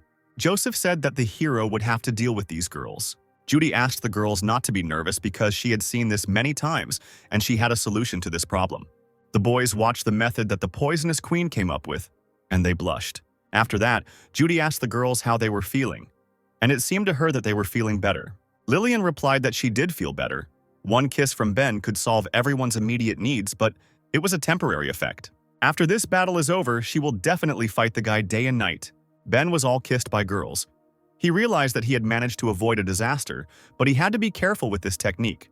Meanwhile, on the other side of the murderous island, Count Dracula continued his search. May felt something approaching. The Count replied that it was not the head of the staff, so he would sort it out in no time. The door next to him began to creak. It seemed like something was about to appear. The wall burst and a huge cobra appeared from it, which wanted to eat the governor. Count Dracula didn't even move and the snake swallowed him whole. May was shocked by this picture. She did not understand what the Count was doing. The reporters also couldn't believe that the snake had simply taken and eaten their only protector. Now they would definitely die here. It was a demonic-level predator, a godlike Titan boa constrictor. At that moment, a green aura appeared on his head, and it seemed like someone else was appearing on the battlefield. The third employee, the witch Medusa, said that it is rare to meet someone who can remain calm after seeing the Titan boa, and one of the employees, she thought that May was the same Dracula who defeated the Fox Squad. The director replied that she didn't think there would be such a beauty among the employees, but it seemed she was mistaken, because she wasn't the one who defeated them. They were defeated by the one who is now heading into the belly of the jellyfish beast, the acting emperor of the Protos, Guardian number 3, Count Dracula. Suddenly, the snake felt a strange sensation inside its belly. She couldn't hold it in any longer and spat out a huge amount of bats. Medusa thought that Dracula was Batman since he could summon so many mice. The mice gathered into one hole, and the Count appeared in front of the employee, concentrating his power in his finger to attack. He looked at the girl and said that he would take her life here and now. The Viceroy fired at the jellyfish, but it deftly jumped back and dodged the attack. Upon landing, she said that it was no wonder the Count could control so many bats, since he was a vampire. This is the first time she has fought a creature that uses mythical abilities, but the Count has more experience in these matters. He thought his attack was unexpected, but the girl was able to dodge it. Apparently, she was not like the other employees. May hoped that the Count should have realized by now that she was not so simple and that he needed to be more careful. Two people with mythical abilities looked at each other. The fight was about to begin. Suddenly, the reporter began to loudly describe the situation as Count Dracula emerged from the snake's belly unharmed, his busty opponent already trembling with fear. Medusa noticed them and said that she hated noisy bugs. She asked the Count to wait 1 minute. May was afraid for the people. They should have been filming secretly, not starting to comment so loudly at such a moment. Medusa walked straight to the reporters and said that she would deal with the noisy people in a moment. The TV star was scared when she saw the enemy heading towards them. She just wanted to cheer Dracula up. The girl closed her eyes and regretted that she never had time to confess to him. The reporter opened her eyes and couldn't believe that she was still alive. In front of her stood the Count, who held back the enemy's attack. He said that the girl belonged to him. The governor added that no one but him would touch her. At that moment, the microphone fell from the TV star's hands to the ground. The girl panicked because the Count so brazenly said on camera that she belonged to him, and the whole world saw this confession. He usually looks very serious, but at a critical moment he rushed forward and protected her. What is not said in words will be said in deeds. The TV star came up with a plan. When the Count sorts out the busty girl, they will get married and she will devote herself entirely to him. The girl wanted him to deal with everything as quickly as possible and for this plan to be realized. Medusa said that she seemed to smell the disgusting sour smell of love, so she gives them a couple of minutes. They can sort out their feelings right now, because later it will be too late. The Count began to get angry and said that the jellyfish was talking too much and poking her nose into other people's business. He sent a huge number of bats straight at the girl. She tried to dodge but realized there were too many of these bats. Suddenly, each bat landed on the boa constrictor and began biting off its flesh. Within seconds, the mythical beast was completely eaten by bats, leaving only bones. Dracula said that as the leader of the Protos, he bears the burden of responsibility for the well-being of the human race on his shoulders, and he does not care about feelings. The TV presenter was shocked by such words. It seemed to her that he had rejected her right then and there. The operator was amazed that such a healthy snake was stripped to the bone in a matter of seconds. However, May understood that it couldn't be all that easy because this employee was not easy. And so it was. The jellyfish did not die and was already approaching the Count at great speed. Dracula realized that she was behind him, but it was too late. The jellyfish praised the Count's quick reaction. The girl struck the governor's body with her hand, but he still managed to jump away. The Count landed not far from the girl, but still kept a safe distance. He touched his body and blushed slightly. It seemed that the governor was embarrassed by the touch of the jellyfish. The TV presenter did not understand why the Count turned red. It was the first time she had seen him like that. The girl thought that the attack had wounded him, or maybe this busty babe used a seductive technique on him. Medusa looked at her hand and said that the sensations she experienced were similar to hers. The attendant pointed to the Count and said that she understood. Count Dracula is a girl. At this moment, all the residents were shocked by such a statement. The guys thought that it was not for nothing that he wore such wide clothes. Apparently it was to hide his body. And besides, it seemed that he lacked masculinity. The girls were curious why the Count was hiding his identity. They didn't understand how they could trust the governor now. The reporter fell to the floor. She couldn't believe that it was a girl because she had been in love with him for so long. May said that the secret was coming out, but she didn't think the truth would be revealed live on air for the entire world to see. The Protos court would certainly be engulfed in scandal. She already felt a little sorry for her because Dracula was a good man. Medusa asked why the Count was hiding the fact that she was a girl, since she probably had emotional wounds that were hard to talk about. The employee decided that she wanted to see the beautiful body hidden under the baggy clothes, so she would take off the robe. The Count became embarrassed and said that the jellyfish would not dare to do that. Medusa looked into Dracula's eyes and said that she felt that there was no confidence inside her. That's why she started attacking the Count, because in this state he would never stop her. A green pentagram appeared in front of the jellyfish's hands, from which dozens of snakes rushed towards the Count. Dracula quickly dodged the giant cobra's attack and jumped to the side. However, the jellyfish was already behind him. She said that such a broken state was not suitable for battle, so she would undoubtedly lose. The girl took the Count by the mantle, and it seemed that now the world would know the truth. Dracula became very embarrassed and told the girl to take her hands off him. However, Medusa did not listen. She tore the robe from the Protos emperor. At that moment, a refined figure appeared before the people. Thin waist, curvy hips, and large breasts in a red robe. Count Dracula was actually a beautiful girl who was worried that the image she had built as a ruler was now destroyed. Now the whole world has seen her in this form. Now the greatness of the Protos has disappeared. But she only wanted to strengthen her position with this war. Dracula would never have thought that there would be such a failure. Now she has probably become a laughingstock for everyone. People in the city saw evidence that their ruler was a girl, and a beautiful one at that, with a gorgeous body. The reporter saw that the Count was a real beauty and understood that she was no match for her in this matter. But the cameraman did not understand why Dracula was pretending to be so serious. Suddenly, behind their backs, May responded that it was all for the sake of reputation. Dracula cared too much about other people's opinions of her. She always tried to live by living up to other people's expectations and never for herself. If in this battle she accepts her long-lost self, then the trip will not be in vain. The TV presenter asked May if she knew why Dracula dressed up in men's clothes. The director lit a cigarette, because the story about the Count's life that she was about to tell would be long. Dracula has an extremely rare mythical power. Initially, she was supposed to become a brilliant defender, collecting thousands of glances on herself. But in the very first battle, she was seriously wounded. The enemy was just a demonic-level predator, but because Dracula looked too innocent and gentle, the predator not only wasn't afraid of her, but on the contrary began to laugh and say that she didn't look like a Protos guardian. Since then, Dracula has parted with the skirt and replaced it with that baggy red outfit. To fit the image of a strong guardian, she gave up her feelings, suppressing her own nature. From a sweet girl, she turned into Count Dracula, who made everyone fear her. She wanted people to tremble before her power. But Mr. Kevin accidentally let slip one phrase.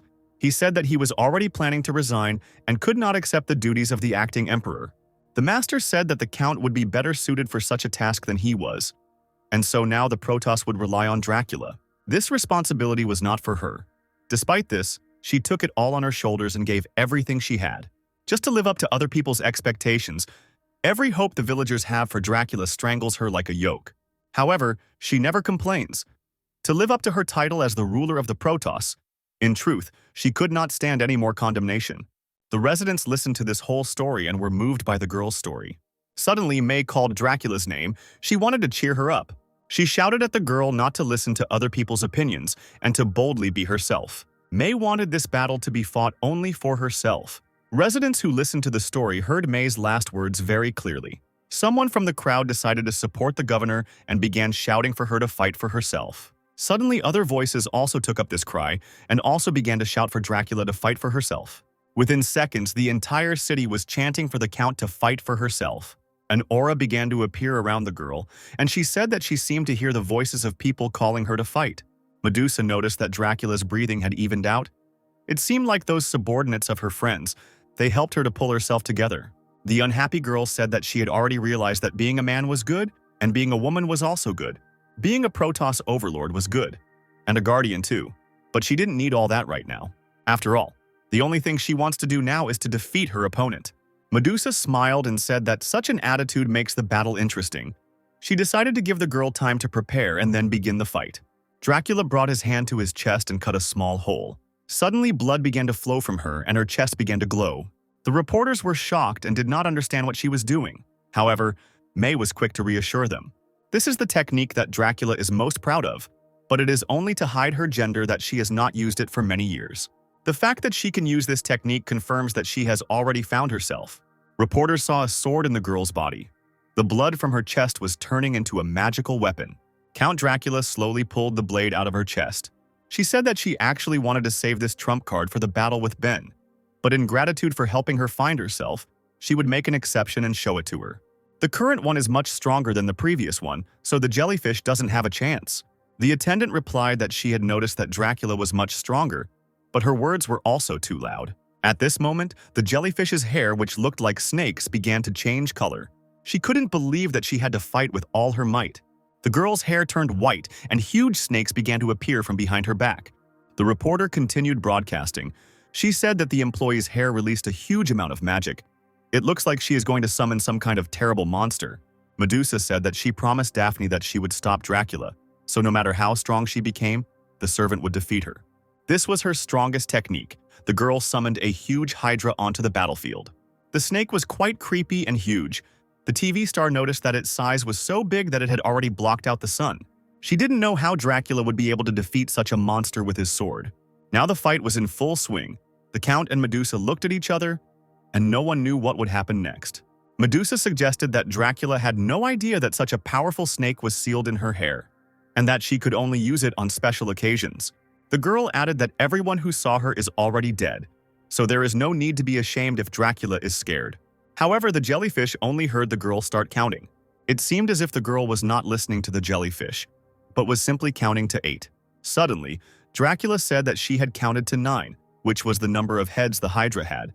She had never seen such a snake, so the Count decided to capture it alive and hand it over to the Protos Zoo for research. Medusa was outraged by such disrespect. At such a moment, the Count simply stands and counts heads. She became furious and decided that she would no longer make concessions to the girl. May said that the jellyfish has a very creepy breath. Because of it, she can't even stop shaking. Suddenly, Lloyd appeared from around the corner, who was watching the fight. He was amazed that the girl could control such an amazing snake. The master ordered him to protect Dracula, and apparently it was time to act. Medusa said that now Dracula will pay for his actions. After these words, the huge hydra rushed towards the girl in red. The Count stood motionless and simply closed her eyes in the face of danger. May didn't understand why she was doing this because right now she had to run away. The bite of this snake would be fatal. However, the girl simply swung her sword and cut through the danger. The blow landed right on all the heads of the huge hydra. Dracula cut them all off with one blow. The girl stood calmly while the snake's blood poured on her and said that such things only look scary. Medusa couldn't believe that the girl had cut off 9 heads with one blow. She didn't believe that the governor was so strong. May and the TV presenter were shocked. The director had never seen such a Dracula. This composure was exactly like Kevin's. She couldn't believe that Dracula had overcome his limits and moved to a whole new level. The girl appeared behind the jellyfish and told her that she had lost. The employee just smiled and said that her death would not help her, because they could not stop Mrs. Daphne. The Count replied that this was just empty chatter, and began to strike with her sword. At that moment, the body of the jellyfish was pierced by wild pain. Dracula cut all her places. The jellyfish's eyes became cloudy, and she could hardly see her opponent. The girl was suffocating due to multiple wounds.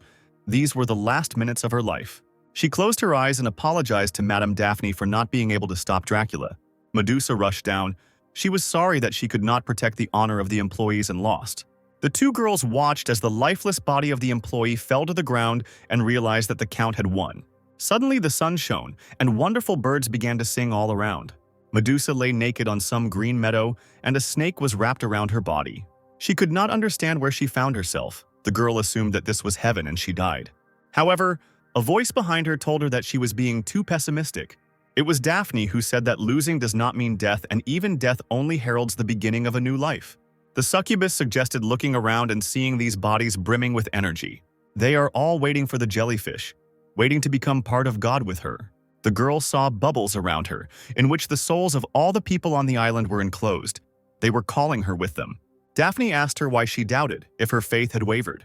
If this is so, then most likely she wants to betray her friend. Medusa heard the word friend. She understood that Mrs. Daphne was her only friend. Her dead body began to glow, and she realized something. She wants to give herself entirely to her god, her friend, Madame Daphne. The girl's body dissolved into thin air, and the Count realized that it was all over. The reporter looked at the girl and thought she was beautiful. She was afraid to even look at her. May decided to immediately calm her friend down, but she said that she could handle it herself. She approached the operator and said that she wanted to explain herself to the Protos subjects. It was supposed to help her. The girl gathered her strength and asked for forgiveness for lying to the residents.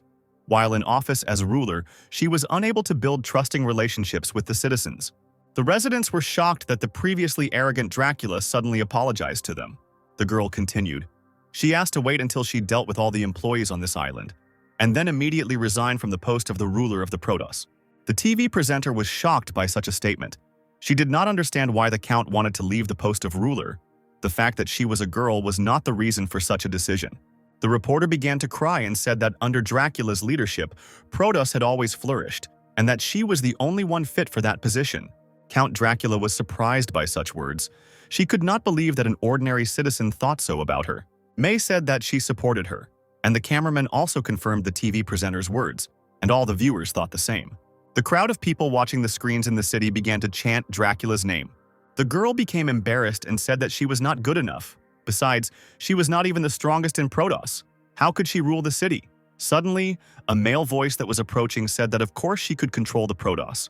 May and the cameraman turned to see who had arrived, and they seemed to have an idea who it was. Ben said that running a Protos isn't just about brute force. A sense of responsibility to the city plays a big role, and in his opinion, only Dracula is fit for the job. The girl asked the guy why he came and whether he really thought so. The hero once again confirmed his words. After all, since the moment of his arrival, she has ruled the city, and although not all of her deeds were good, in any case, the guy was for her.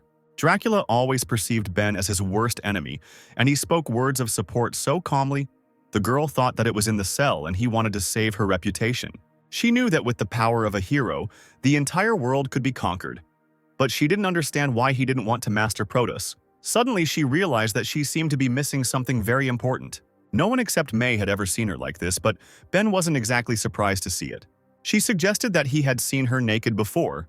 The hero replied that this was not the case. Besides, this was the first time he was shown on TV, so he was a little nervous. In fact, Lisa had already revealed to him the secret that Dracula was a girl. He couldn't believe it. And now, when talking face to face, he was speechless. Ben blushed slightly because he considered her very cute. The girl didn't know what to believe and asked if Ben really wasn't trying to deceive her.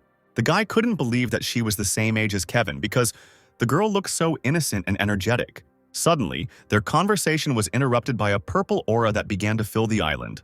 Dracula realized that this gust of wind carried a lot of power, and all of it was concentrated in that direction.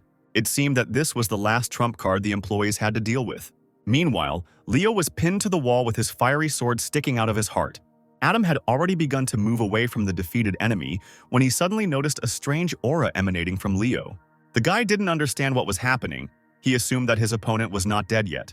But it wasn't only Leo who started to emit a purple aura, but also the defeated dragon servant. The dead bunny girls, defeated at the beginning of the battle for the island, also emitted a strange light. Even the dead predator squid gave its power to the strange place. All the fallen soldiers on the battlefield seemed to give their energy to the island. Selena noticed this. She realized that it had already begun. Apparently, the situation had become heated enough for this step. Lisa asked her new companions what it was. The girls answered that it was the leader gathering power from the entire island. From every leaf, blade of grass, from every corpse, from the traces of every battle, all this will become the source of her strength. Ariel was surprised that their leader could gather power, because she used her mind control ability on her. She thought that their leader had two abilities, but the fox said that they were in different groups, and apparently the mermaid did not understand the leader's techniques. The thing is, extracting power is not her ability, it is the ability of their god. Lady Daphne seems to be able to somehow communicate with God and even borrow his power. The head of the servants looked at her opponents. She said that she thought that the barrier of the sun and moon would stop Ben, but he was able to break through.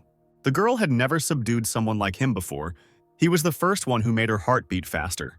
Ben asked if she was the same leader he saw in the spirit world, and why she showed up so quickly, if she was scared. Daphne replied that she was just impatient to meet him. She invited the guy to rest a little in her arms. Ben refused and advised her to know her limits, but Dracula thought that the leader was very depraved. The hero said that after killing that skeleton, he immediately suspected something was wrong, because the endless darkness automatically absorbs power from everything around.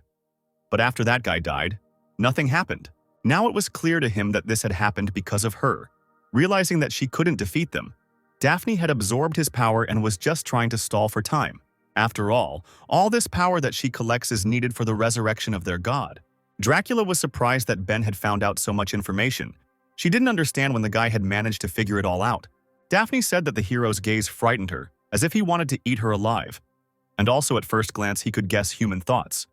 Ben excited her more and more. The head of the staff wanted to ride him and then mercilessly mock him. Suddenly, Lillian entered the conversation and advised the girl to be careful with her fantasies, because only she can squeeze Ben. Kathleen supported her and said that she would never allow Daphne to do such a thing to him and that she shouldn't even try.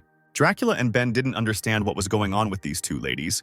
It went against the tactics they had discussed earlier. Suddenly, two warriors rushed towards Daphne to teach her a lesson in manners. Lillian was furious. She considered herself the hero's only girlfriend and would never forgive the one who dared to seduce him. Kathleen said that she was ready to do anything for Ben because it was a love duel. Daphne was just watching the approaching danger. At that moment, she learned the guy's name. The head of the staff closed her eyes and noticed that the hero had a lot of girls, so it was better to start with them right away. At that very moment, she opened her eyes, which seemed to look straight into the soul. The warriors stopped. They froze in place as Daphne's spell began to affect their consciousness. Ben asked what she did to them. The hero promised that if something happened to them, it would be the end of Daphne. The head of the staff noticed that he was very concerned about the safety of the other girls. Daphne asked if he was afraid that she would be jealous. Dracula got tired of all this. She told the leader to stop talking nonsense because she is actually their enemy. Daphne replied that she was a succubus and had never killed anyone. She only satisfied human desires. She especially loves to fulfill those desires that cannot be described in words. Dracula was confused at this moment. She assumed that the desires that cannot be described are the very ones. Meanwhile, in the subconscious of one of the heroines, there was a beautiful romantic night. Lillian sat in her nightgown and noticed that there was a familiar feeling in here. The air was filled with pure energy. It was similar to the moment she removed the seal from Ben. Suddenly, a naked guy appeared in front of her and said that he was all on fire. Ben said that his body was full of energy and he couldn't get it out. It felt like he was about to explode. The guy said that he was having a hard time holding back and asked the girl to help him. Lillian immediately got going and told the hero not to worry because she would not refuse him such a task. Ben was hot and steam was coming out of his mouth. He asked the girl to become his right now. This was just what Lillian was waiting for. She agreed to the guy's proposal and came closer. At that moment, she saw in him a large, angry dragon. The girl was delighted with what she saw. Steam was rising from Ben's body. Lillian really liked it. There was a burning passion in his eyes, and it seemed to her that the dragon would soon explode. She couldn't believe that the hero's power had reached such a level. It was a real paradise for the girl. Meanwhile, in the subconscious of the other warrior, it was bright and light. She was all shining and looked very neat in a strange place. Kathleen stood in a luxurious wedding dress, which the girl had dreamed about her whole life. At that moment, she realized that since this was her wedding, her husband had to be that very guy. Suddenly, her thoughts were interrupted by a man who told the girl that he had been waiting for this day for a very long time. Ben stood in front of her in a tuxedo. He told Kathleen that from this day on, their married life began. Kathleen couldn't contain her emotions at what she saw. It seemed like she was on cloud nine. After some time, our heroes were transported to a luxurious bed. The girl lay naked and asked Ben if newlyweds should do this at night. The guy replied that it was called the first wedding night, an established and very romantic ceremony. The girl was very embarrassed and replied that she understood. Kathleen gently took his face and said that then Ben would have to teach her everything. After these words, the heroes made love, and no one could stop them. However, all this was only in their imagination. They were also standing on the battlefield, and only pleasure was visible on their faces. Dracula also noticed that Kathleen and Lillian looked pleased. She assumed it was because of the head of the staff's ability. First, she satisfies the enemy's hidden desires, and then, when he becomes dependent, she imposes a mind control technique. The girl realized that the enemy's ability was not easy to cope with, and they should be careful. She turned to Ben, but the guy had already disappeared and was not listening to the Countess. The hero went straight up to her companions to help them. May and the TV presenter were worried. Because the hero went on the attack alone, he can't be so impulsive, and it will be very bad if he is caught too. Dracula watched the boy and assumed that he had found a way to wake them up. Ben stood behind the girls enjoying themselves. Daphne asked him if he had found a way to break her spell again. However, this time everything will not be so simple. She suggested the hero to look at his girlfriends. After all, they look very happy and won't want to part with such dreams. Ben replied that it was still a deception, and no matter how good they were now, it was just a world of illusions created by Daphne. The hero raised his hand and looked at the appetizing butts of his girls. Daphne seemed to understand what he wanted to do and was shocked by it. Ben told Kathleen and Lillian to be patient. He was going to wake them up now. A powerful blow of love hit the girls' soft spots. Dracula was shocked that the hero actually went and slapped them. But the girls did not wake up. Ben realized that this was not enough, because the mind control technique is not a joke. He decided to try again. Gathering all his power from the gift of light, he dealt many blows to the delicious buns of Kathleen and Lillian. At that moment, the head of the country of women came to her senses, feeling a pleasant burning sensation. Kathleen also regained consciousness, but it seemed as if she was only enjoying it. Lillian looked at her bottom. It hurt a lot, but the girl wanted to play like that again. It turns out that being spanked is very pleasant. Kathleen touched herself and noticed that the feeling and the blows were familiar to her. She knew for sure that it was Ben. Lillian was indignant. She asked when they had played such a game. Kathleen became embarrassed and replied that she would not tell because it was their secret. Those watching this spectacle were shocked that the slaps worked. The hero introduced his energy into their bodies with the gift of light and thus dispelled their illusion.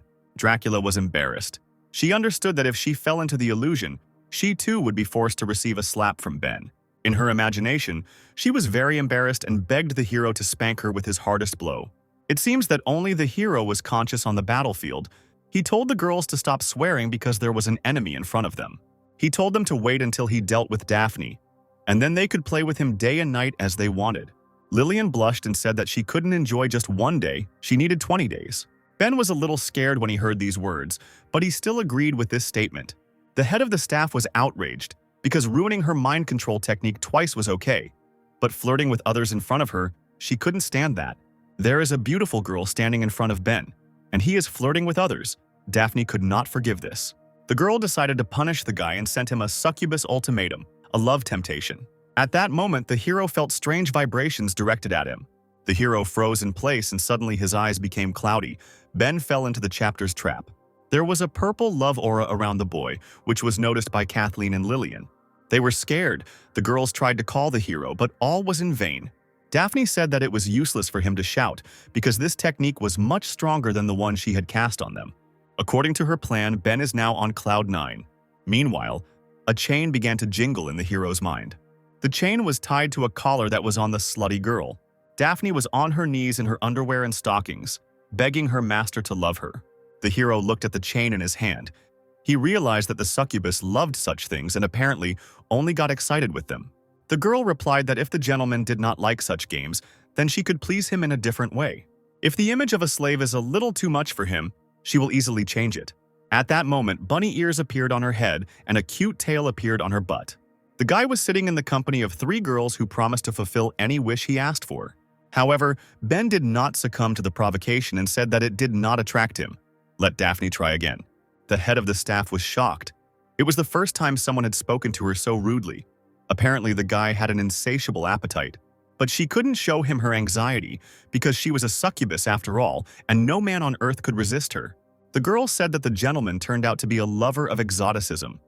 Ordinary techniques would not make his heart flutter. If she wanted to satisfy him, she would have to make every effort. Ben looked at Daphne with a cold gaze and told her to act quickly. The succubus turned into first love with an innocent classmate. This form should definitely please the master. Ben also sat there with a stone face and said that he didn't like it, so let him try again. The girl turned into a dissolute widow, but this image did not appeal to the guy either. The next image was of a colleague from the elite of society. This was also out of place. Daphne tried different images. A military woman in a sexy uniform, a home teacher, a cosplay of a 2D girl, a shy obedient maid, a slut from a bus, but everything was wrong. Eventually, she became exhausted and was breathing heavily. She couldn't understand why she couldn't do it. Her power for some reason didn't work on Ben. At that moment, the hero told her not to blame herself because it wasn't her fault. The thing is that the guy was already fed up with all her images. These words finished Daphne off. She couldn't believe that this was even possible.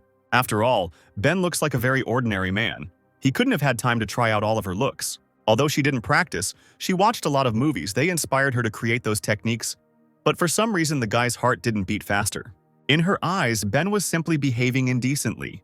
Her spell began to wear off, and the guy gradually began to come to his senses and opened his eyes. Kathleen and Lillian were glad that he was finally able to wake up because they were very worried about him. However, they were very interested in what he did with the head of the staff. After all, the girl unexpectedly lost her spirit. At that moment, Daphne was shaking and sobbing. It seemed like she was about to go crazy. The girl considered it shameful that she lost to a man in her own illusion.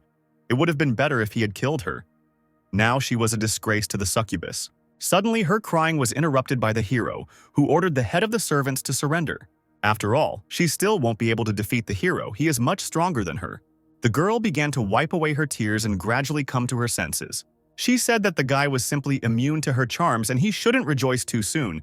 The outcome of the fight was still unclear. Ben let out a disappointed sigh and realized that she just wouldn't calm down. So it was probably time to take action.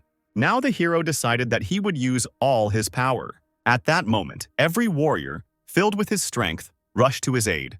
May was shocked to see this technique. It was beyond her understanding. Dracula noticed this pleasant golden glow.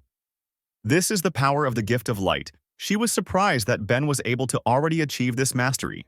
All the warriors of the United Army were on the battlefield. Jenna, Leia, and Jessica were determined. Michael, Joseph, and Lloyd also wanted to finally deal with their main enemy. Suddenly, Adam's mentor noticed an old man he hadn't seen before and asked who he was. Lloyd replied that he was Ben's direct subordinate. It was no wonder that such a rude man as Joseph didn't know him. Ben looked at the couple with indignation and told them not to fight. At that moment, Joseph hugged the Grandmaster and said that if this was the hero's subordinate, then this was his new friend, with whom he would get along well. In front of Daphne was the entire army, led by Ben, all of them charged with his energy. The resistance she saw made her fall to her knees, and it seemed that this was the end of her story. Daphne realized that everything she did would be useless. No matter how hard she tried, she would not be able to defeat Ben. The only thing she can hope for is God, in whom she has always believed. All the energy she had collected had already been sacrificed to him, but he still did not respond to her. The girl knew that she was chosen by God and therefore had to control everything.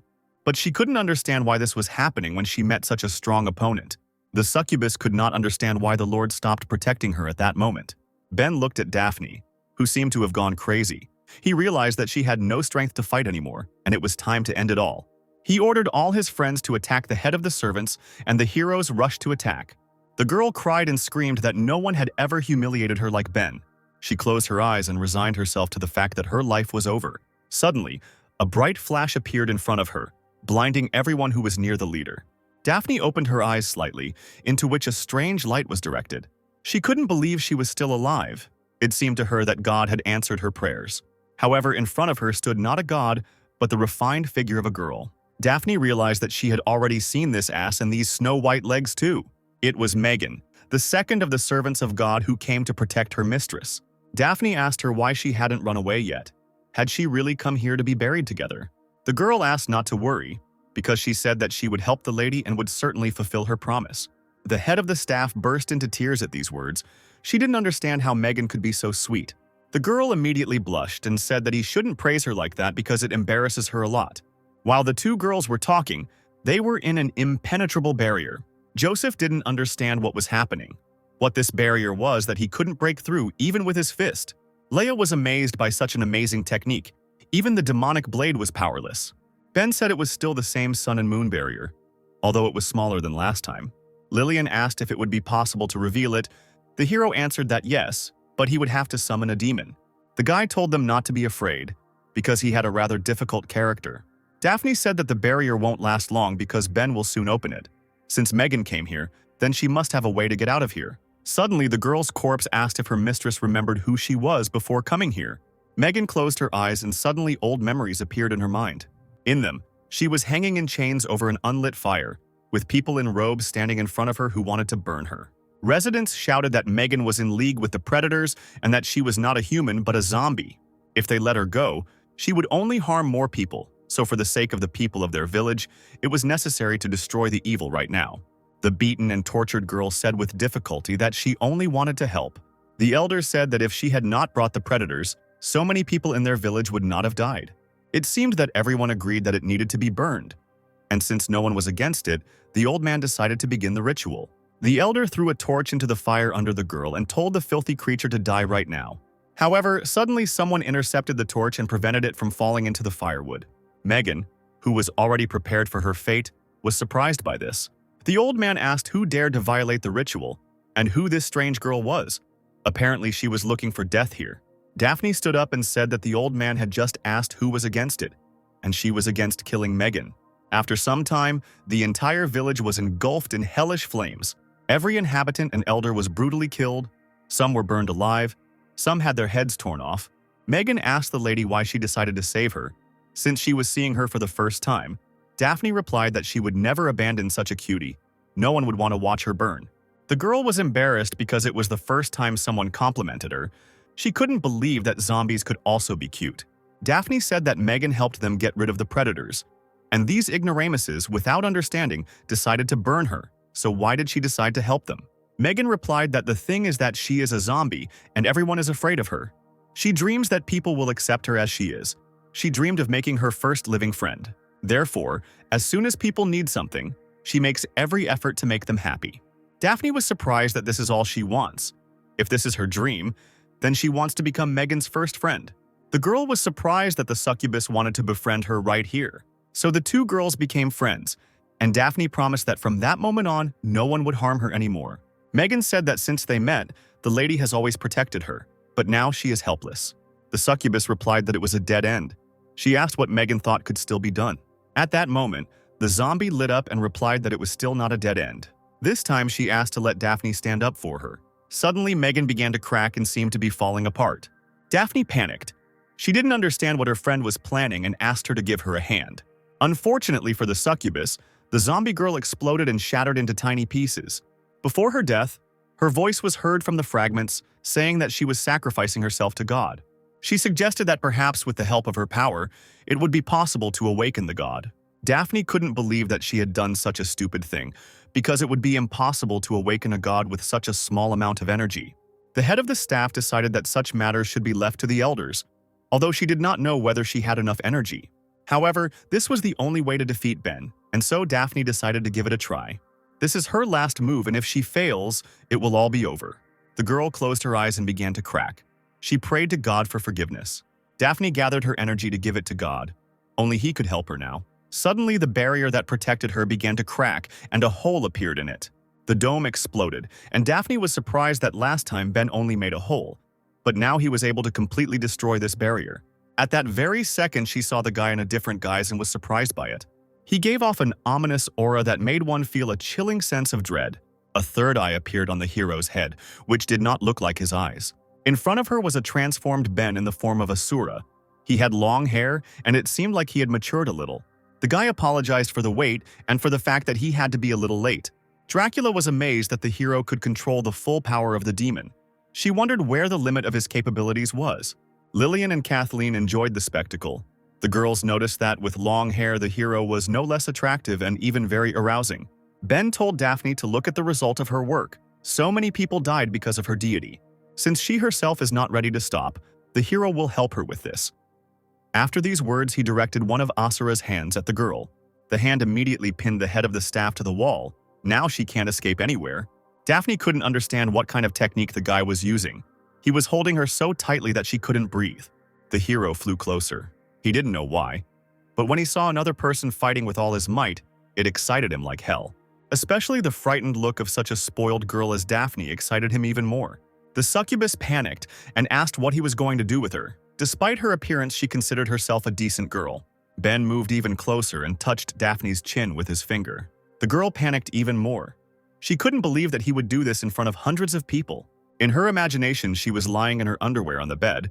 Daphne thought that Ben was about to rape her. May watched this picture and thought that the hero had gone crazy, because the report was still being broadcast and the whole world was watching. Dracula couldn't believe it either. Even though Ben was far from ideal for her, he couldn't do it in front of everyone. The girl assumed that it was because of the demon's influence. His character had definitely changed and he had lost his shame. Suddenly, Ben noticed the girl's strange reaction. He had been in such a situation before and seemed to understand something. Ben realized that Daphne was not a slut. She was a virgin. At that moment, the tower to which the girl was nailed began to shine with a bright purple light. Daphne immediately understood what was happening. It was God, and he really answered her. She told Ben that they probably had to end it there, even though it wasn't the outcome she wanted, but he forced her to. God had already begun to absorb her power. If she didn't manage to say something now, there would be no other chance. The girl said that what she shared when they first met was a reflection of her true feelings. She did not lie to him. After these words, Daphne disappeared, and the hero tried to remember what she said then. He remembered that the succubus had told him that he was the first one who had made her heart beat faster. The guy suggested that only when he destroyed her, God would he be able to get all the answers from her. The TV presenter pointed to the tower and noticed that all the energy was concentrated at its top. The servants wanted to resurrect the primordial predator, but it was unclear why it did not appear then. And all the power was collected in the sphere. Suddenly, the bright ball began to emit 9 rays in different directions. Kathleen and Lillian watched the spectacle and noticed that the sphere had split. Lloyd couldn't believe that this was possible. The old man realized that apparently there was someone else at the level of the primordial predator. At that moment, Ben realized that the situation was only getting more difficult. The beam from the sphere began to fly far away from the island. It flew past the highest peak of Protos, where Kevin stood and drank his favorite drink. The master realized that some villain had broken free again. He just wanted to relax in retirement, but apparently he would have to come to the rescue again. The energy flew further and flew past the forest on the abandoned continent. Kell, who was in the forest, saw her and realized that a new era was beginning here. He was glad that Ben was able to surpass him. However, the worst is yet to come and the hero will have to stop it, otherwise everything will end. Suddenly, the whole island began to hum and shake, as if something was awakening. The rocks that held up the deadly island gradually began to rise towards the sky. The TV presenter realized that he was from below. The primordial predator was under this island. The monster gradually began to appear on the surface and the island began to tilt. At some point, it was no longer possible to hold onto it, and the TV presenter lifted off the ground. She flew straight down into the water. The girl was very scared because she didn't know how to swim. Lloyd managed to react in time. He hit the water with his staff and summoned the element of ice. All civilians and soldiers fell onto the ice that covered the sea, and they escaped with minor bruises. The Grand Master said that all civilians needed to be evacuated as quickly as possible, because in the face of such a creature, no one could guarantee their safety. The fallen girl saw a giant shadow of a huge monster in front of her. She was horrified. The girl could not believe that this was their enemy. The primordial predator awakened. He was so huge that an entire murderous island fit on his back. He asked the mortal who was going against God if he was ready for God's punishment. The hero replied that it seemed the creature had gotten something mixed up, since he had only come here to overthrow the god. Ben looked into the monster's eyes and asked him if he was ready to die again. At that moment, all the Protos and other countries' fighters appeared in front of the monster, filled with Ben's energy. The predator learned the power of the gift of light. Now he understood why the guy had enough balls to resist him. But he was still like an ant to an elephant. The monster opened its mouth and began to absorb all the light energy. Kathleen realized that her energy was leaving her. She did not want to lose Ben's precious gift. Lillian said that the problem was no longer just in energy. The clothes on her had become much less. Apparently, he was even going to suck her in. Dracula said that it was extremely low to resort to such methods. She did not want the girls to fight naked. Suddenly, two completely naked guys appeared who advised everyone to forget about clothes because real men don't have secrets from each other. Joseph swung his fist and summoned the fighting spirit of the animal to deliver his ignorant blow. Adam also did not stand aside and used his hellfire to attack. The two heroes directed their power straight into the face of the emerging monster. However, he didn't feel anything. The monster said that they were two idiots. Their attacks only scratched his back. The monster gathered energy in his eye. He wanted to show them his true strength. A giant blue ball of electrical energy began to form in front of the heroes. Joseph shielded himself with his hand. He had never seen such power in real life. But suddenly, the monster's attack was stopped by Ben, who grabbed the ball of energy with his hand. He immediately absorbed all the monster's power, and Joseph noticed that the hero was even cooler than this fish. The primordial predator knew what kind of power this was. He assumed that the guy was one of them. The hero said that since the whale needs energy, he will return it to him in full. Ben stretched out his hand and used a miraculous power that formed an equally giant ball. He fired it straight at the monster, who this time felt the powerful attack. Ben looked at the predator and only told it to go to the bottom. The primordial beast couldn't believe that he couldn't resist the attack of a mortal. He began to fall straight into the sea. From such a crushing force, the ice that Lloyd made began to crack. The monster disappeared into the depths of the water, leaving behind a whirlpool. It was unclear whether the battle was over. Adam noticed that the monster was being overly dramatic, and Joseph was eager to mess with it. Ben asked the guys how long they were going to air out their birds, since the reporters were still filming. Joseph asked what it meant to air out the birds. He didn't understand what was wrong with him. Meanwhile, the monster was sinking under the water. He thought that he couldn't have been mistaken, and the hero definitely used the endless darkness. Then, in that case, it was not clear why he grappled with him. The monster decided that the guy had forgotten his purpose and had defected to the pathetic humans. Therefore, it was necessary to first probe the surface. If the owner of the endless darkness really betrayed them, then the primordial predator would finish him off without hesitation. Jenna asked why the monster wasn't moving. Was he dead? Leia replied that most likely not, and right now he wanted to pull some kind of trick. Suddenly, the ice on which the girls were standing began to crack. From under the ice, the monster's tentacles flew in all directions. Leia immediately realized that these were tentacles. She had seen this technique before, but this time she was not their target. The tentacles targeted Jenna and restricted her movements by grabbing the girl. Suddenly, the monster spoke. He said that he felt that this girl was dear to the hero. The monster realized that they have a symbiosis, which is why Ben protects her. The hero was surprised when he heard these words because only he, Jenna, and Kevin knew about it. Ben noticed that the primordial predator was very perceptive, but how he realized that they had a symbiosis was unclear. The primordial predator said that he and the Dark Core came from a common origin, and that he too can absorb energy. He wondered what would happen if he ate Jenna right now. The monster began to close its mouth and said that perhaps Ben's destiny was to unite with the primordial predator. The monster's jaw snapped shut, but something flashed past him. It was Ben who managed to snatch the girl from the clutches of the monster and free her. The predator said that he was right after all. The hero betrayed him for the sake of some human girl. Sif watched the monster.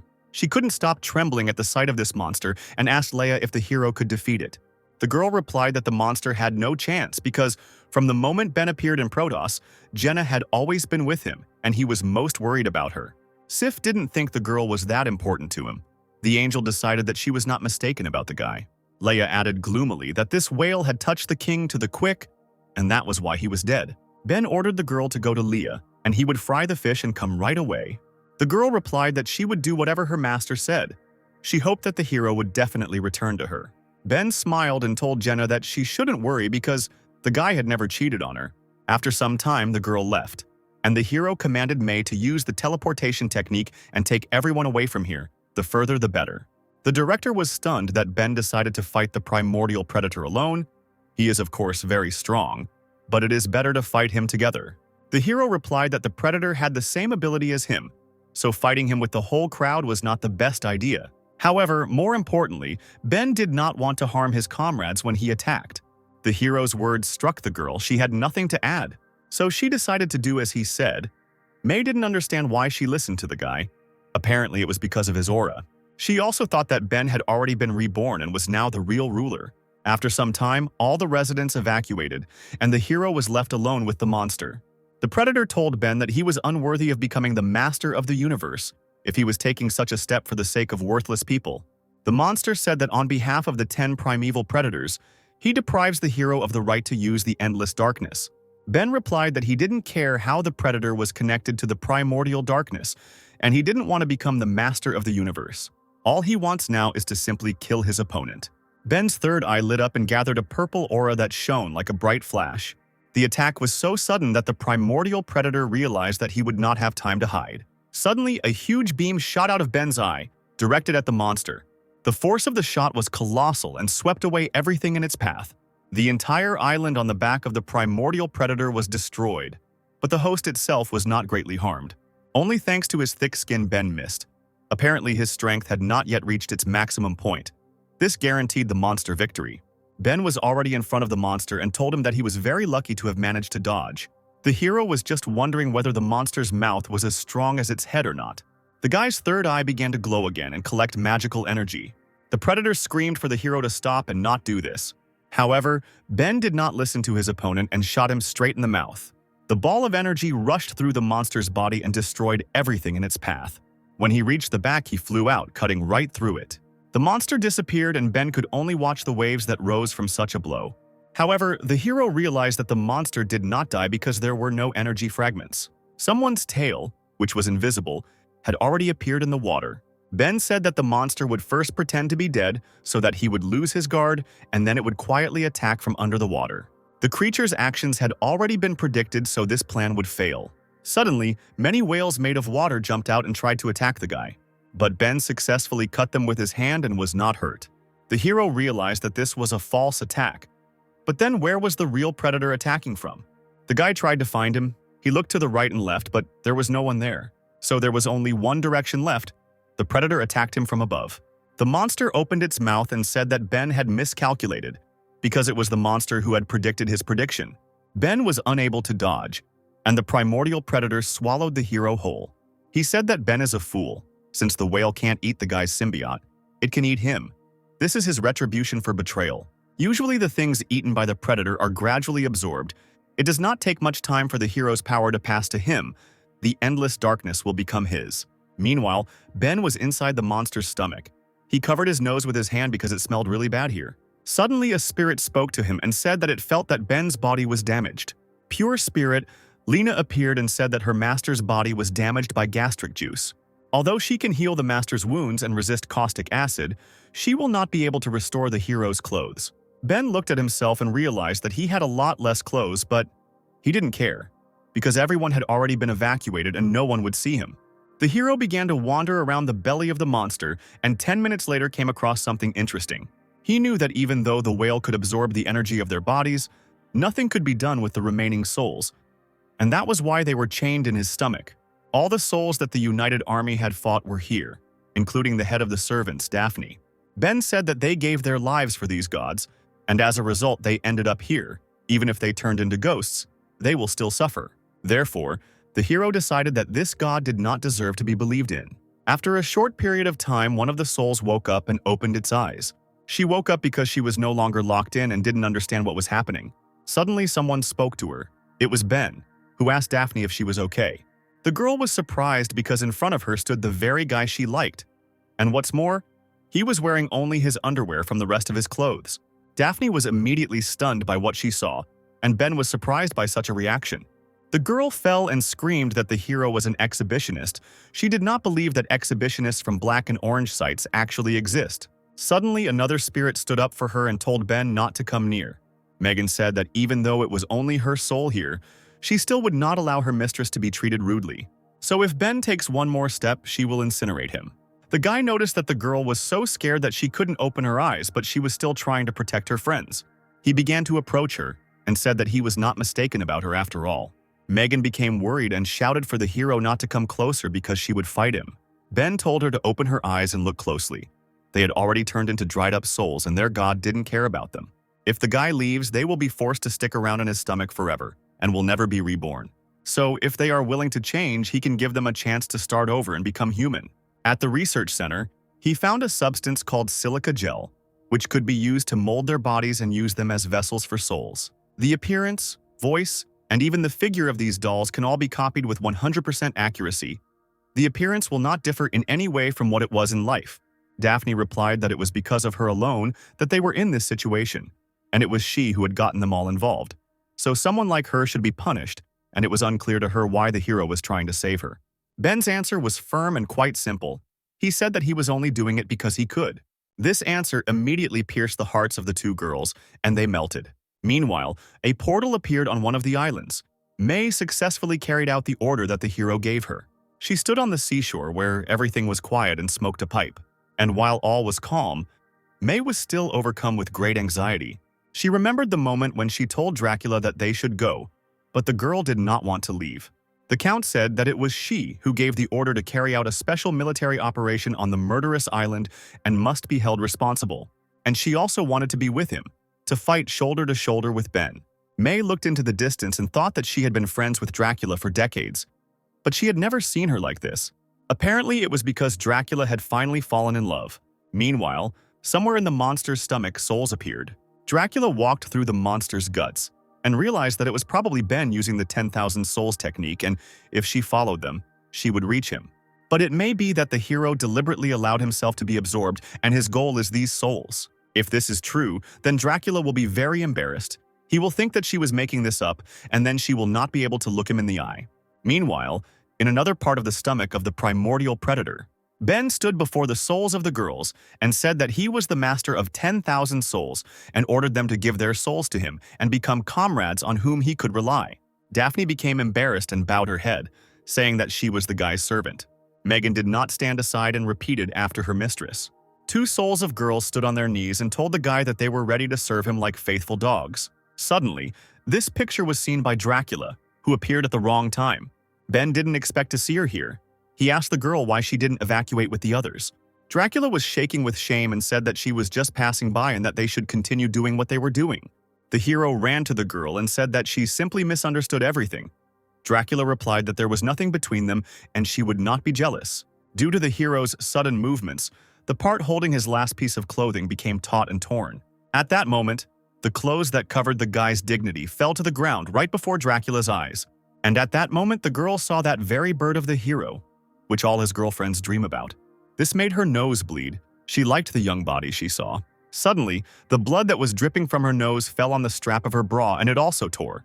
The two heroes realized that something irreparable was about to happen and immediately blushed. The girl's clothes were no longer held in place and were about to fall off. The stomach acid dealt with not only Ben's clothes but also Dracula's clothes. Ben stood and stared at the blonde's huge figure and did not take his eyes off. Dracula was doing the same thing at that moment, but she was looking at Ben's bird. Suddenly, she shouted at the hero to quickly close his eyes and not look at her. After some time, the hero made clothes using the gift of light. It was specially for emergency cases, and not only covered intimate places, but also protected well from the cold. However, Dracula thought that this was debauchery. Because it was a bikini, if others saw her in it, then she would never be able to appear in public again. Ben said that he could only be in this stomach with treatment. But to his surprise, Dracula could be here without treatment. The girl explained that all vampires have different self-healing abilities and hers is one of the best. If she is not killed with one blow, then nothing will happen to her. Ben was surprised by such a cool ability. However, Dracula said that there was nothing wrong with it. She was the ruler of Protos, so there was no need to talk about such things. Suddenly, the hero thanked the girl for coming to help. He was very pleased. The girl became embarrassed and said that he was still her servant and that it was her duty as the ruler of Protos to protect the guy. Meanwhile, outside it was already night and the primeval predator began to think. He thought that it was strange that after so much time his body had not reacted in any way. Thanks to his digestion, there should have been nothing left of the hero long ago. Suddenly, the monster felt a strong pain inside. He didn't understand why his stomach hurt. The monster assumed that the hero was not dead yet. That pain was Ben, who shot from his eye into the predator's stomach. The hero realized that the stomach could absorb his strength, so his techniques would not work here. The girl said that getting out of here would be a problem, but the guy told her that if she gave him a sacred weapon, then maybe he could cut this fish. Dracula immediately became embarrassed and said that he was really talking about that very weapon. She looked at her lovely chest where her sword was kept. Ben said that this is exactly what he was talking about, because this sword is one of the best in the world. With its help, they will get out of trouble. However, the girl replied that she would never give it to him because it contained blood from her breast. And if the guy took it, it would be the same as if he had grabbed her breast. It was too awkward for her, and she could not give it to him. Hearing these words, Ben only sighed in disappointment. But Dracula understood that now was an emergency situation, and therefore she would make an exception for him once. Ben grabbed the sword made of the girl's blood firmly by the handle. At that moment, Dracula was burning with shame, thinking that the hero had actually grabbed her by the breast. Ben pulled the sword out of the girl's chest and told her not to worry because the guy would take this secret with him to the grave. The hero looked at the sword and thought that it was truly legendary. It had a smooth and soft texture. It was an indescribable feeling. When Ben squeezed this sword in his hand, his blood immediately boiled and became hot in all places. The hero stood against the wall of the stomach, and a red aura emanated from around him. Dracula was shocked that the guy was using this sword for the first time, but he had already released power of such a degree. He was truly a genius. Ben jumped in and said that this sword combined his and Dracula's powers, and therefore the monster would not be able to resist. His eyes were red. The guy said it was a sword strike with milk foam. He waved his hand and the blade released the monster's blood. The power was so colossal that blood immediately began to spurt from the monster's belly. The powerful beam from the impact shot into the sky so high that it could be seen even from space. Suddenly, one of the islands began to shake and frightened its inhabitants. On this island were all the evacuated people, including Jenna, Kathleen, and Lillian. The girls wanted to know why the island shook like an earthquake and also smelled strange, similar to Ben, but not quite. Suddenly, Jenna called her friends and told them to look at the sky. The girls raised their heads and were immediately stunned by what they saw. They couldn't believe their eyes. The sky was cut into two parts. Dracula watched the blow and thought that the hero had amazing power. She would never have mastered the sword at such a level. It seemed to her as if the guy and the blade were always a perfect match, and the blade was made of her blood. Perhaps the hero was a more suitable owner of the blade. Suddenly, her thoughts were interrupted by Ben, who took the cute girl by the waist. He asked her why she was frozen because they needed to leave here. Dracula immediately blushed because the guy's hand was on her waist and, in addition, her chest was pressed against his body. Ben jumped into the air with the girl, and the heroes successfully escaped from the trap. The hero held a bloody sword in his hand and noticed something strange. He noticed that Dracula had turned red and her body was very hot. Ben assumed that the girl had an internal wound. Dracula began to scold him. She said that it was he who did this to her, that's why she looks like that, and also pretends that she doesn't understand anything. Her profile said she was married, but that was just a cover-up, as despite her age she had never been intimate with anyone. Hearing these words, Ben was surprised and swallowed the lump in his throat. Suddenly, the primordial predator told the heroes that they were two idiots, flirting under his nose as if nothing had happened. He, the great predator, promised to beat them up so badly that their own mother would never recognize him. After all, he commands the sea and the ocean, and no one can overcome him in his own element. The monster summoned many tornadoes. The fury of the sea was ready to destroy the heroes. However, they only observed this phenomenon and were prepared to repel the attack. Ben said that this is death throes, and the predator apparently does not understand the difference between their powers. The hero began to concentrate energy in his third eye, as if hypnotizing water. The predator could not understand what was happening and how the guy was able to stop the fury of the sea. It was impossible. Ben said he had already told the fish that they were somewhat different to begin with. The hero advised the predator to look around. It was time for his death. The monster didn't understand what was around him. He thought that this guy's chatter was just a bluff. However, there were many eyes around the whale, and at that moment he realized that he could not move. Ben explained that Asura's eyes block the opponent's ability to move, but now he has perfected this technique. Suddenly, every eye in the technique began to collect energy. Dracula noticed this too. She assumed that they could all attack. It was unthinkable. The hero called upon the power of the demon and said that this was the end. Each of Asura's eyes directed a beam of death at the primordial predator. Just as Ben had once attacked with his third eye, the primeval predator realized that he would not survive this attack, but it was too late. Each beam hit the monster's body and a bright purple glow appeared on the horizon.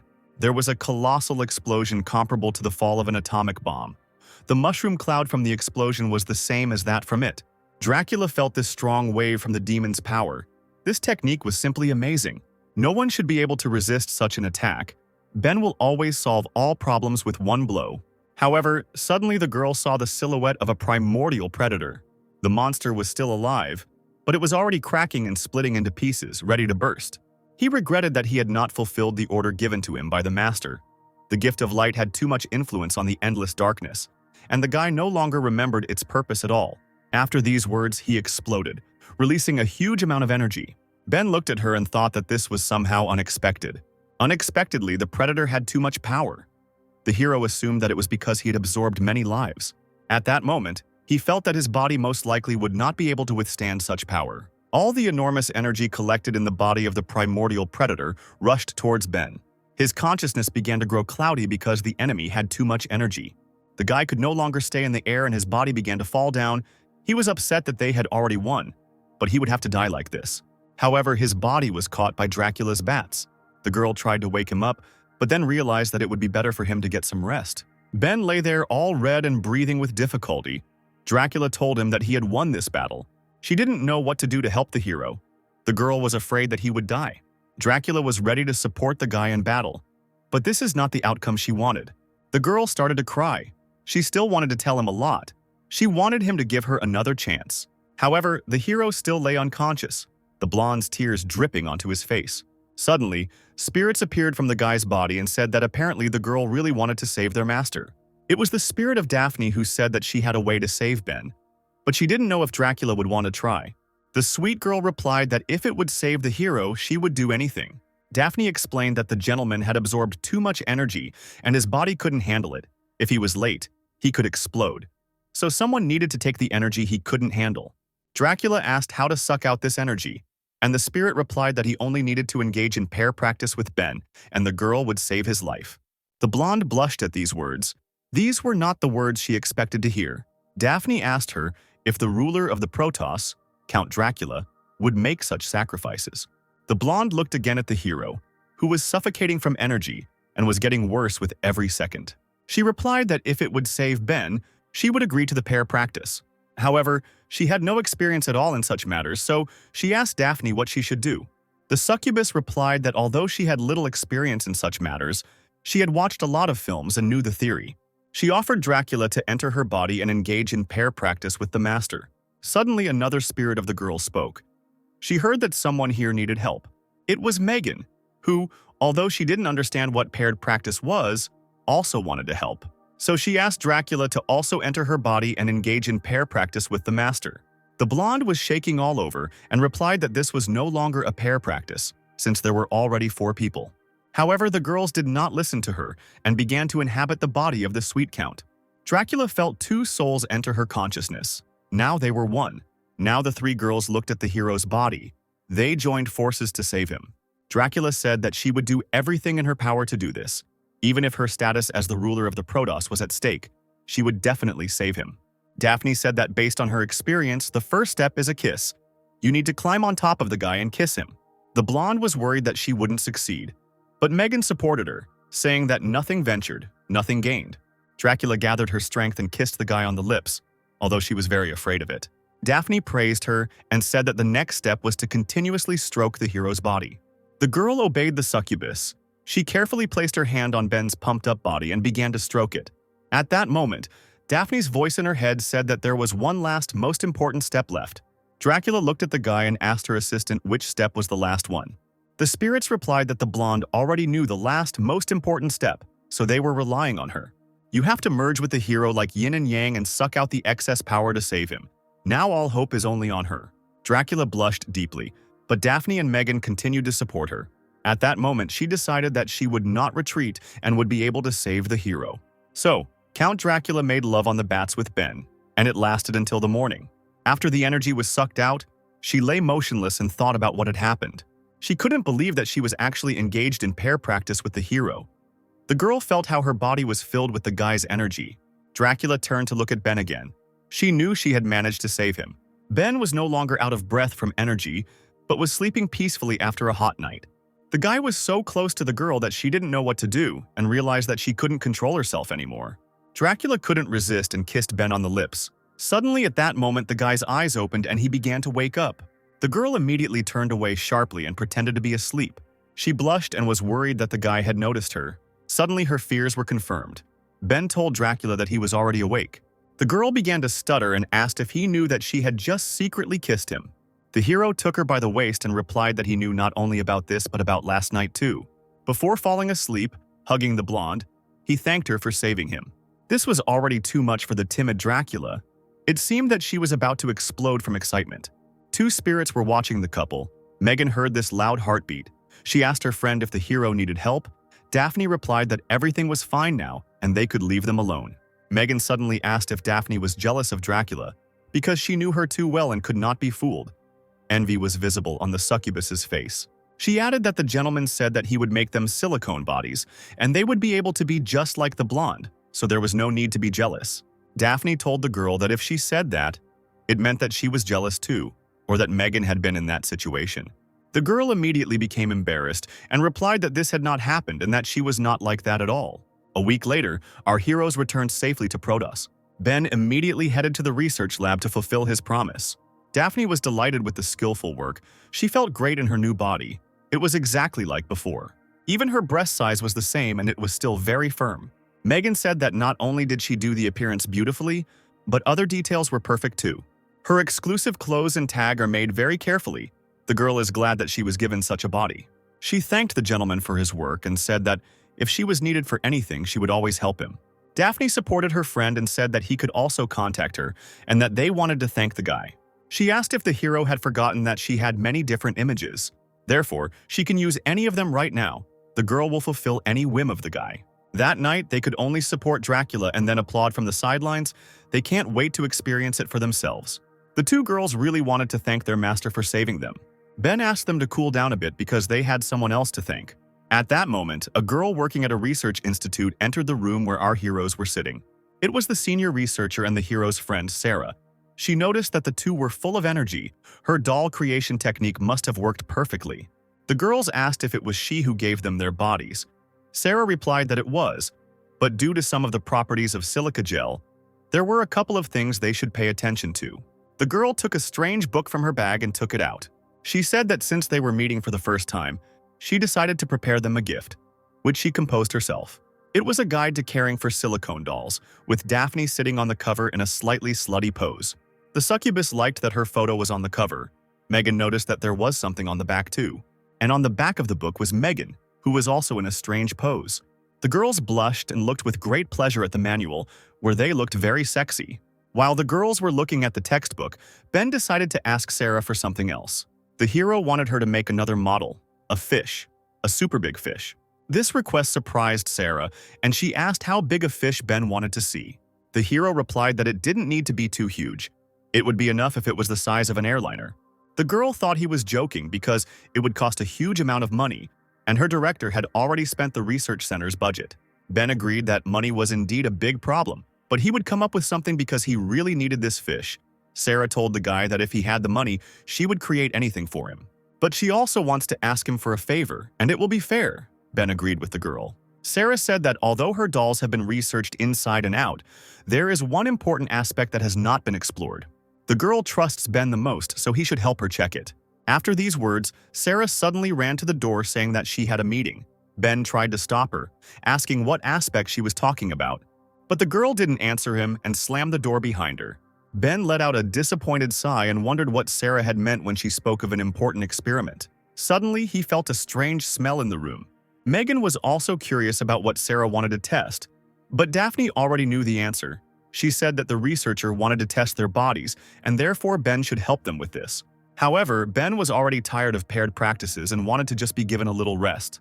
Meanwhile, the hero's girlfriends and guards were in the house. Jenna looked at the strange fish in the aquarium and said that the master ordered her to watch this creature around the clock. She had to keep an eye on the ghost of the primordial predator, which was imprisoned by the technique of 10,000 souls. Jenna thought that the predator's soul was connected to the soul of the master, but he still retains his own consciousness, even ignoring the master's orders.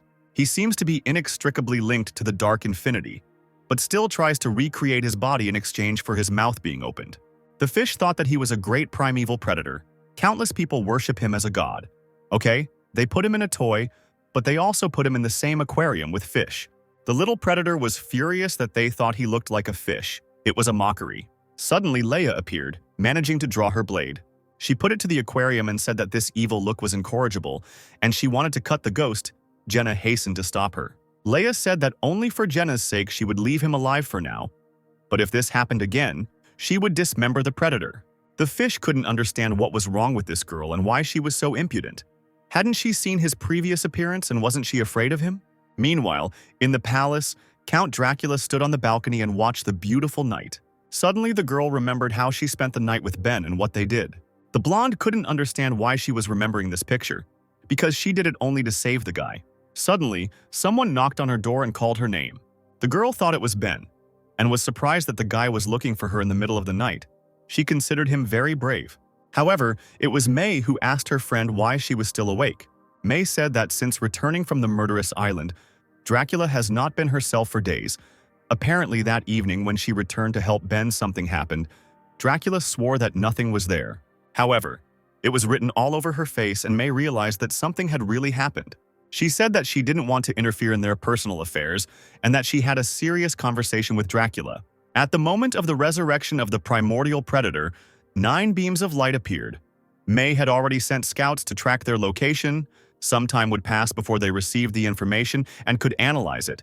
And therefore, while the Protos had no problems, the girl could replace Dracula for a few days. It seemed to her that the Count had been restless lately, and that she needed to take advantage of the opportunity to take a vacation, have a good rest, and get her thoughts in order. Count Dracula burst into tears like a child and thanked May for being there. Her friend left, and the girl remained to watch the dark night. Suddenly someone called her, and this time she recognized the voice.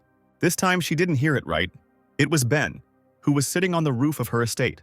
The guy asked why she wasn't sleeping. He assumed that the girl was admiring the moon. Dracula replied that she hadn't been able to sleep lately, so she went out to get some air. However, the girl was interested in why Ben had come to her. She blushed very deeply and asked if the guy wanted this again because she was not that kind of girl. Ben hastened to reassure her and said that he was not there for that. He just wanted to borrow some money from her. This request shocked the girl even more. She did not expect that the hero would ask her for money. After some time, after Ben told Dracula everything, she agreed to give him money. But he needs to do something for her. She just had 3 days off, and if he spent all 3 days with her, she would lend him some. In Ben's imagination, he sat naked in front of the girl, and he thought that Dracula was asking him to sell his body for money. The girl was stunned by the guy's fantasy. She said that they would not do such things. She wants Ben to just hang out with her, go out to eat, have normal dates with her. He can perceive this money as a gift from her and is not obliged to do this if he does not want to. The boy froze at the suggestion, and Dracula thought he didn't want to go. The girl was upset and assumed that it was because she was older, and Ben didn't need such an old woman. Dracula told the guy that even though she was old, she still wanted to date like young people, which seemed weird. But Ben replied that that wasn't the point. The girl said that if he didn't want to, he could refuse, because she couldn't compete with such beauties as Lillian and Kathleen. The hero became embarrassed and told Dracula that she was actually very beautiful. The girl was immediately delighted by these words and hoped that the guy would go on a date with her. The hero replied that he would be happy to do so. Dracula was shocked that Ben agreed to her proposal. She thought that the guy was cheating on her. The hero replied that she shouldn't worry. They would spend the best evenings of her life. The heroes went home. The next morning arrived and Ben was already getting ready for a walk. Jenna told the guy to have fun, and he reminded her to keep an eye on that sneaky fish. Ben walked outside and suddenly someone called his name. It was Dracula, who had come specially to meet him, but she was dressed completely differently. The girl was wearing short shorts and a light t-shirt. Ben was surprised by this outfit and asked her why she was dressed like that. He hardly recognized her. The girl listened with interest and thought that something was wrong and that she looked strange.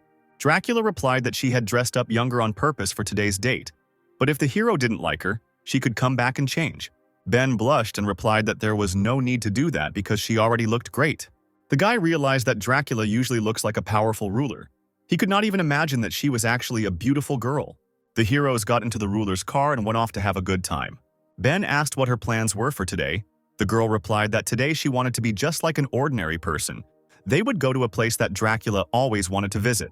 However, she asked the guy not to laugh at her when they arrived. After some time, our heroes arrived at a beautiful, bright place.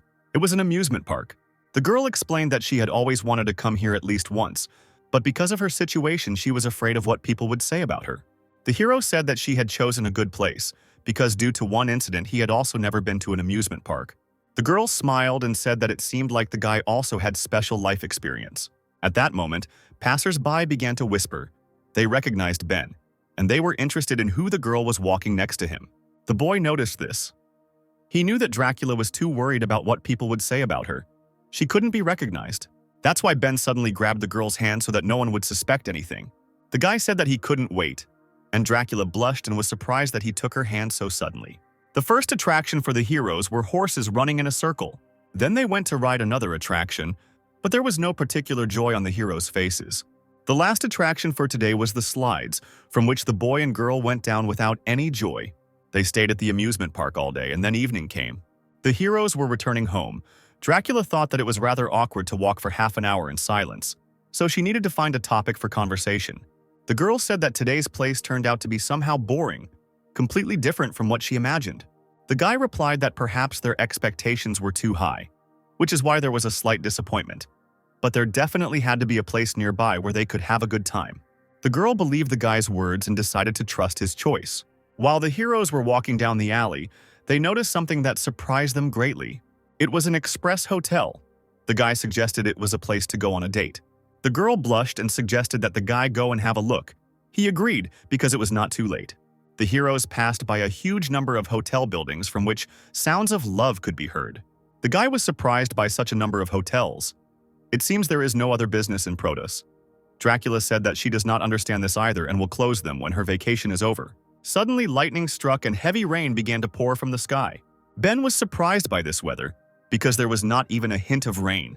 The girl told the guy that all her clothes were wet because of the rain. The hero opened a portal and said that if this was the case, then she had better return home. Suddenly, Dracula grabbed the guy by the shirt and asked him to take his time.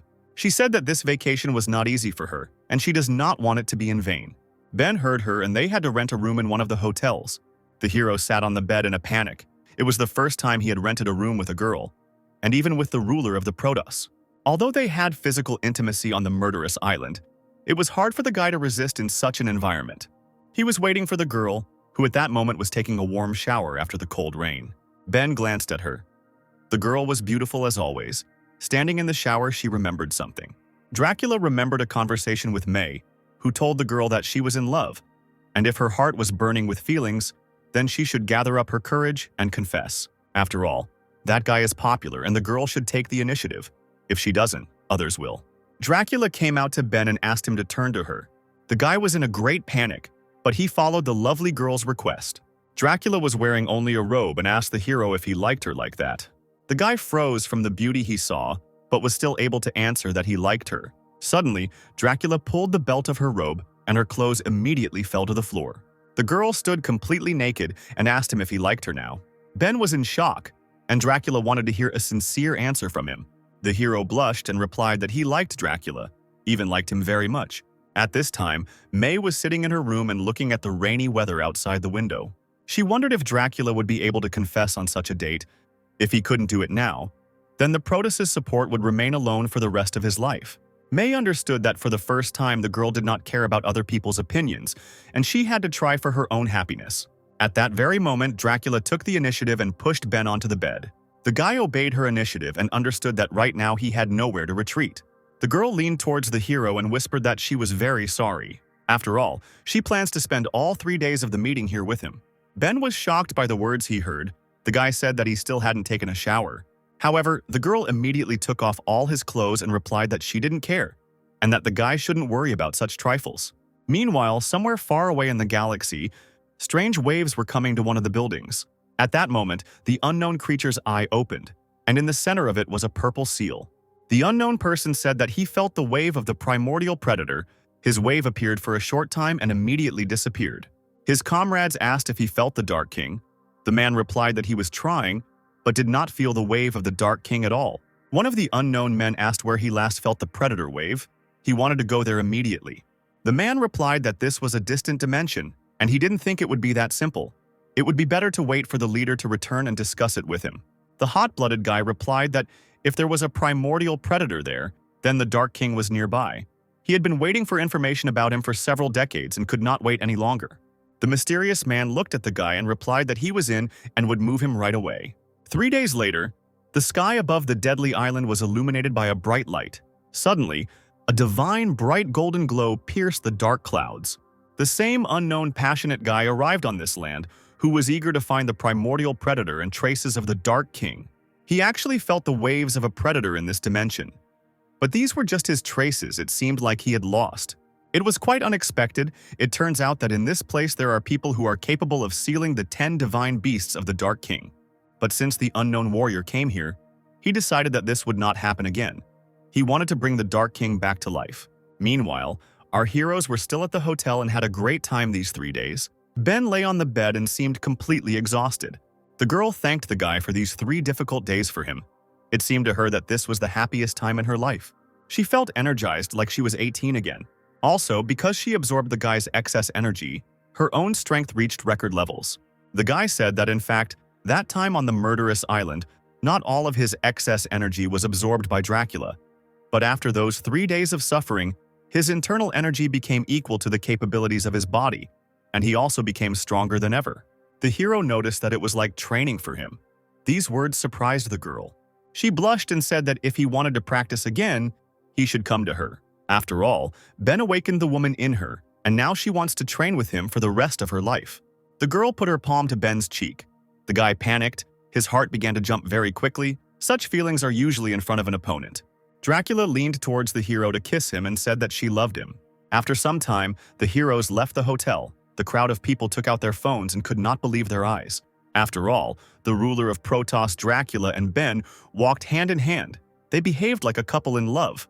Ben asked if it was okay that Dracula didn't have her glasses, since she was recognized and now people would definitely be hotly discussing them. The girl replied that she didn't care anymore. After all, when Ben was around, she was no longer interested in anything except him. Dracula said that now it was her business, and no one had the right to interfere in her life. Meanwhile, on the other end of the continent, scouts sent by May finally found what they were looking for. It was a strange green ball that emitted a dark aura. These scouts were the head of the witch society Miranda and the keeper of the A-rank Protos, Daniel.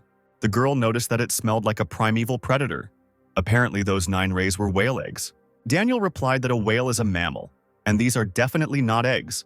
Perhaps these are the young of other primeval predators. The girl was unhappy. Although there was common sense in the guy's words, she did not understand why he was showing off so much. Because he helped her on the deadly island, she would not fall in love with him. Suddenly, Daniel ordered the girl to get the egg. They will take it to Protos, and the task is completed. Miranda was surprised that she had to do this, but the guy replied that he was a clean freak and couldn't touch that dirty thing. The girl was outraged. She did not understand why she chose such a partner who had no respect for women. Suddenly, Daniel felt something behind his back. He thought that he must have imagined it. It was Mary who admired her son because he treated other girls with indifference. She looked after Daniel and said that she would not allow anyone to take him away from his mother. Meanwhile, Miranda had already flown up to the egg and began to cast some kind of spell. Suddenly, a huge green ball began to move and slowly flew out of the rock. The witch turned to her partner and said that she was finished and it was time to return to report. Suddenly, Daniel screamed. He shouted at the girl to turn around. The girl realized that someone was standing behind her. But it was strange that she didn't feel anything, and who it was anyway. It was the Dark King's personal guard, Cody, who asked how these insignificant humans dared to touch the Dark King's things. He raised his spear and told the heroes that they would not leave here alive. The man swung his spear and sent a beam of purple energy towards Miranda. But Daniel arrived in time and told her not to worry. After these words, the guy summoned a triple ice wall. Miranda didn't want to be left out, so she used a spell to summon a magical shield. The forces of the 2 heroes and the Dark Traveler clashed. However, their strength was not enough to hold back Cody's wave, and the pair fell to the ground with a crash. The girl apologized for dragging the guy into this.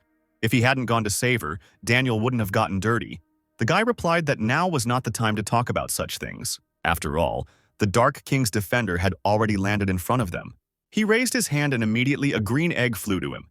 Cody asked why they needed the things of the Dark King and how the one who dealt with the primordial predator was connected with them. The guy added that if they answered his questions honestly, he would think about leaving them alive. Miranda understood that his strength was no match for them and that the 2 of them were not his opponents. Suddenly, Daniel stood up and told the girl to leave, and he would figure out how to keep him here. Otherwise, none of them would survive. The guy said that if he dies, he wants Miranda to tell Mary that he has long forgiven her. At that moment, the girl burst into tears and told him that he was a fool. Cody noted that they apparently weren't going to answer. It wasn't the smartest choice. If they were looking for death, then the warrior would help them. However, unexpectedly for the heroes, a huge flash of light appeared in front of them. Cody was surprised to see a strange woman in front of him who was furious. Mary stood in front of him and asked the Dark Guard who he had decided to help. Cody said that apparently another suicide bomber came to him. However, she is strong, much stronger than these two. The Dark King's guard assumed that it was she who dealt with the primordial predator. However, to his surprise, a girl immediately hit him in the face. Mary threw the enemy away and told him that it was his mother who dealt with the predator. The guy flew back and hit the rock where the strange egg was, and the rock immediately cracked from the force of the blow. A moment later, it collapsed and shards of rock flew at Cody. The enraged mother told the boy that she was Daniel's mother, and if he dared to touch her son, then even if he were God, she would not spare him. The heroes watched the battle, and Miranda noticed that the boy's mother was quite brave. Daniel asked his mother how she ended up there. Mary replied that she just happened to be walking nearby. Suddenly it dawned on her, and she once again understood the guy's words. The girl thought that she had misheard. Daniel just called her mom. He hadn't called her that in years. She thought it was very sweet, even though it was just one word, but it gave her new hope. At that moment, the buried-alive Cody destroyed his prison and got out. He was furious. The guy hadn't felt the taste of a blow for a long time. This woman was able to interest him. She is strong, but she cannot defeat the predator. She is not the one he was looking for. So the guy decided that he had no reason to kill her.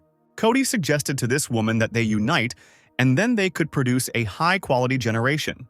Mary became furious at these words and veins of anger became visible on her face.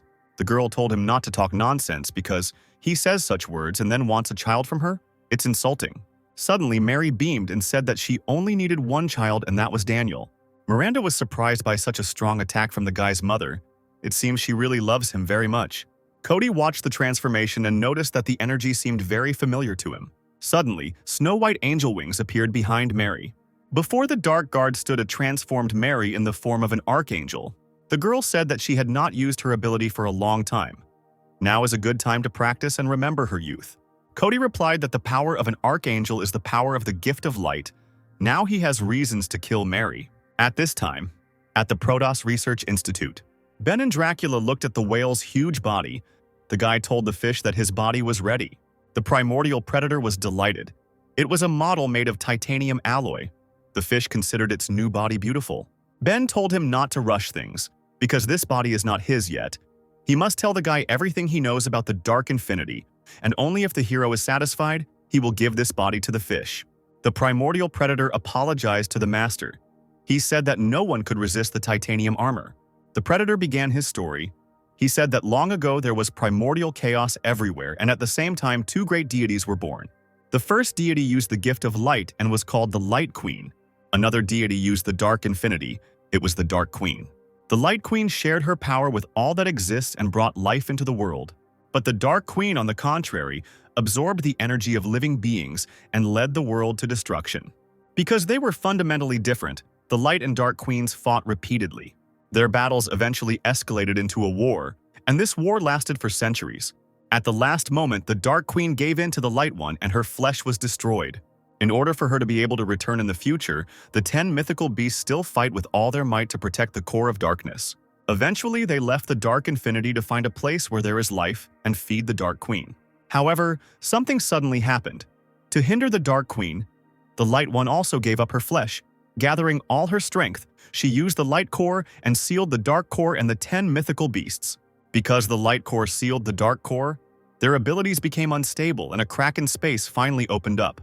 The Light Core flew into this world after the dark and mythical creatures.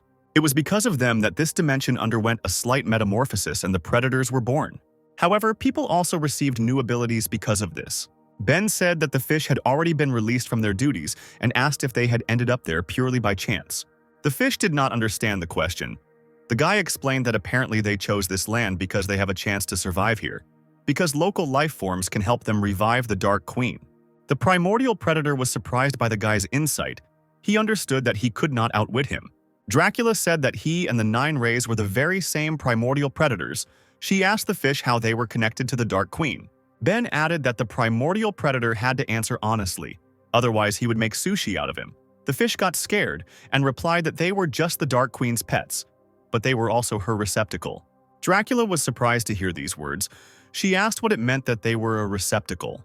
The predator explained that the Dark Queen's powers are the taking of energy from the world, and even though she is a deity, she cannot withstand endless energy. The task of beings as receptacles is to store emerging energy, and when the energy is needed, they will immediately give it to her. Therefore, Once the 10 mythical beasts gather together, their energy will be transferred to the Dark Core, and then it will be possible to revive the Dark Queen. Dracula realized that these containers were like batteries for the Dark Queen. She blushed and thought that Ben was using the Dark Queen's powers, but he was handling them differently. She sucked out his excess energy, but he didn't start to think of the girl as a battery. The girl was filled with joy. She now considered herself Ben's partner, and she also became stronger because of him. The fish told the hero that there was something else he had to say. The predator said that the power of the double core on Ben's body was limitless. This power is the hero's natural gift and at the same time his curse. The dark and light queens are now in the guy's body, and if information about this leaks outside this dimension, it will be bad. After all, then he will become an enemy of the army of the Dark Queen and the army of the Light Queen, and an endless chase will begin for him. Ben thought about it. He realized that apparently this whole fight was because of him. However, there were a lot of people who wanted to kill him, so the guy decided that let it be so, and they would come. And the hero would be able to come up with something.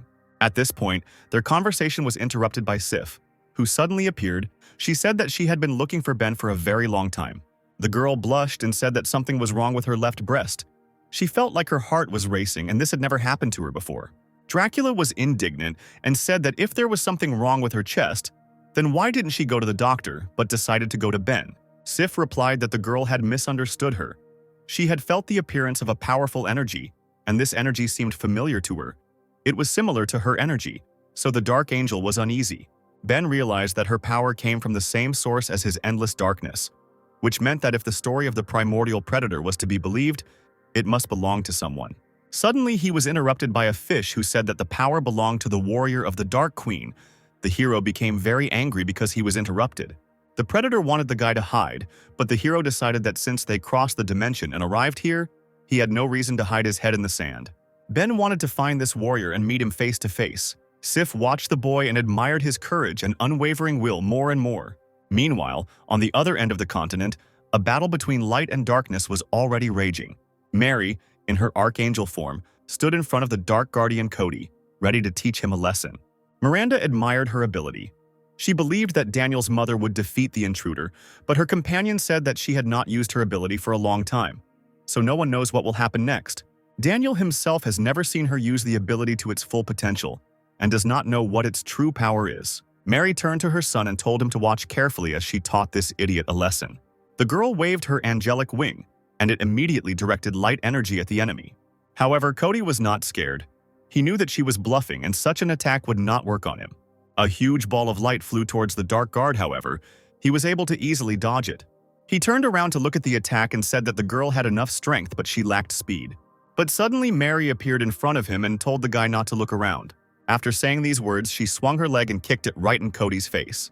The force of the Archangel's blow was colossal, and the Dark Guard rushed into the ground like a bullet. Mary didn't know why, but when she first saw the guy, she immediately felt disgust. She could no longer resist the desire to kill him, and therefore this move would be fatal for him. Mary gathered angelic energy around her and called down angelic rain. At that moment, a hail of 1,000 bombs of light rained down on the ground where Cody lay. Daniel was amazed by his mother's true strength. He considered her worthy of an S-rank 9th. The Archangel landed at the crater and said that this time she would not let her son down. She believed that, judging by the force of her blow, there shouldn't be a wet spot left on the guy. However, Cody did not die but was only slightly injured and opened his eyes. He understood that things were getting hot and ordered his comrades to remove the energy lock from him. Suddenly, a purple beam fell from the sky at Cody.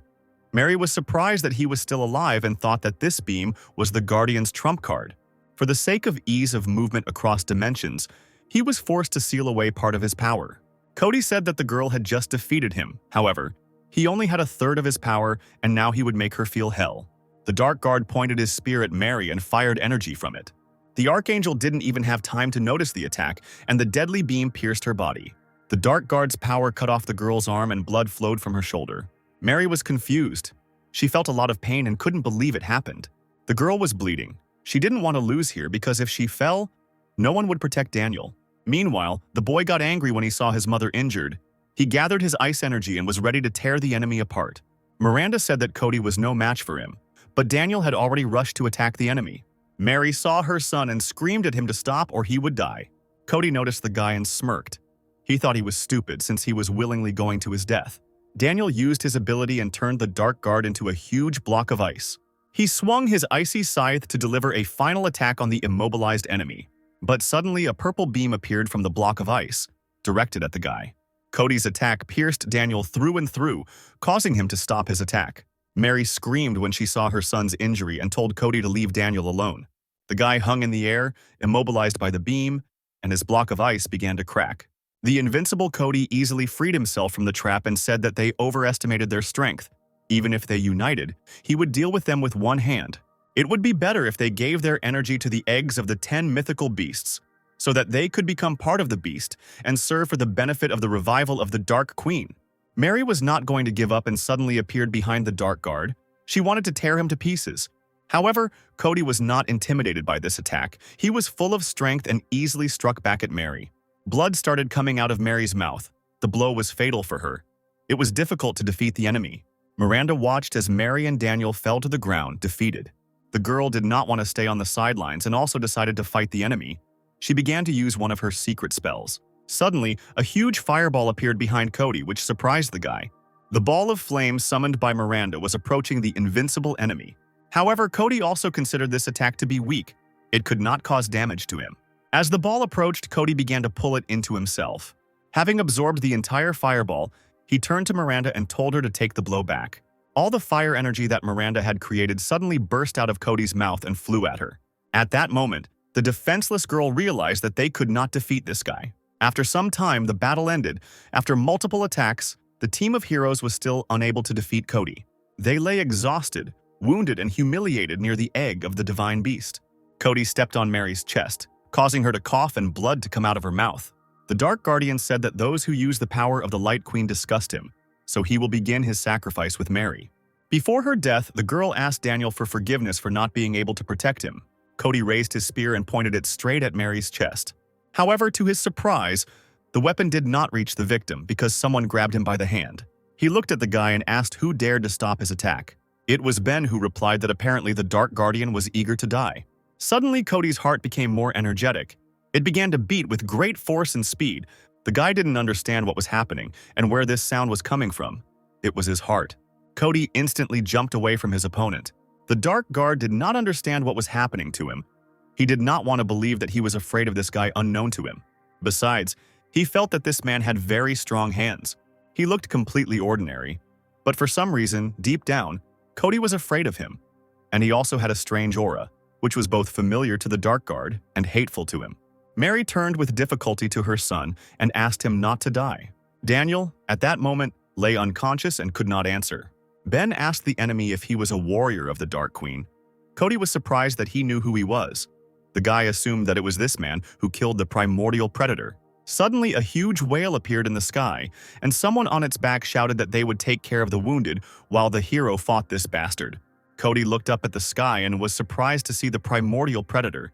He couldn't believe that it wasn't dead and didn't understand where these two girls came from. One of them emanated a power of light, and the other one emanated the same power as the Dark Queen. But for some reason, they stood calmly next to each other. Ben didn't wait and immediately jumped towards his opponent. Cody didn't have time to react to such speed and received a powerful blow to the stomach from the hero. The Dark Guard did not understand where such speed came from in an ordinary person. From the force of the blow, Cody flew quite far and broke through the rocks along the way. Finally, he crashed into a rock and stopped. The guy noticed that not only the speed was at the level, but also the force of the impact was at its best. At that moment, a hero landed in front of him and asked if he was ready to respond after this blow. The guy walked towards the enemy and asked if the Dark Guard understood who Ben was. Cody noticed this ominous aura, and then he felt like he knew who it was. The Dark Guard realized that before him was His Majesty the Dark King. He immediately fell to his knees and asked to forgive him for being blind and not recognizing the guy, after which the guy believed that he deserved to die. Cody thought that he should have guessed earlier that people couldn't have enough power to suppress him. But if it was His Highness, then everything fits. Although he has changed a lot in appearance, his strength is still the same. Suddenly, Ben changed his aura from dark to light and said that he didn't think Cody would ever go blind and not recognize him. The hero told him to look more closely and say again who he was. The Dark Guard saw the gift of light in the boy and realized that he was actually the Light Queen. Cody became furious with Ben for mocking him, so he created a purple ball and aimed it at the hero. However, Ben was able to easily dodge the attack by simply tilting his head to the other side. Suddenly, the dark guard saw a round core on the guy's chest. He realized that there was a dark and a light core inside him, and Cody didn't understand which side his opponent was on. Ben said that he is not the Dark King and has nothing to do with the Light Queen. He cannot take anyone's side. The hero said that he is an S-rank guardian and protector of the Protos, and he is also the man who would now flatten the Dark Guardian on the spot. Cody was scared and thought that Ben was just crazy. Now he was using his abilities to the fullest, and he needed to be more careful. The Dark Guard swung his fist and shouted for the hero not to rejoice too soon. He would not be able to kill Cody just like that. After these words, he hit the ground with his fist, and it immediately began to crack. The force of the impact shattered the rock into pieces, and taking advantage of the confusion, the Dark Guard flew out of the epicenter of the explosion. Cody headed into the forest. He knew that if he hid there, God himself would not find him there.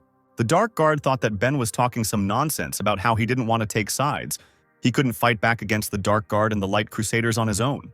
Although Cody was unable to collect 10 animals, he decided that it would be best to return now and share the information he had obtained. Meanwhile, the dust from the explosion began to clear, and Ben was still standing in the place where Cody had hit. The hero noticed that the Dark Guard did not even take out his weapon and ran away. The guy did not believe that he hoped to hide in the forest. Ben didn't want to let him go and ordered the sword to come out. At that very moment, to the girl's surprise, a blade began to appear from Dracula's chest. The girl blushed when she realized that Ben had summoned her Bloodblade. She wished he had warned her in advance about such things. It was so sudden that Dracula felt very awkward. The blade appeared and immediately flew into Ben's hand. The boy told Dracula that it seemed like her sword liked it when he held it in his hand. He wanted to join forces with her once again. After these words, Ben launched multiple instant punches into the air. A lot of bloody energy flew towards the rocks like thin blades. At that very moment, all the rocks, trees, and buildings in the area were cut into pieces. Behind one of the rocks, Cody was hiding, having not yet managed to fly into the forest. The guy turned around and was shocked by what he saw.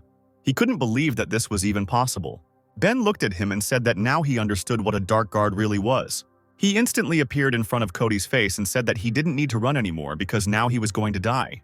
The Dark Guard thought that he had followed the Dark Queen for so many years, and there had never been such absurd situations. The mighty dragon could not cope with the local beasts. The guy jumped back and shouted that he couldn't die here, especially at the hands of someone using the gift of light. He shouted to his brothers to quickly move him between dimensions and save him. The beam began to take Cody back, and the guard swore that he would definitely return and reveal the secret of this place. And then he wanted to lead the Dark Guard and destroy everyone here. Ben waved his sword and reminded that he had already said that the Dark Guardian was a corpse and he was not going anywhere. One blade-sharp sword strike headed straight for the center of the purple teleporter. Meanwhile, on the other side of the galaxy, the cloaked figures were surprised that Cody not only removed the limiter, but also asked them to open a passage between dimensions. Suddenly, the portal closed and one of the men was shocked by what he saw.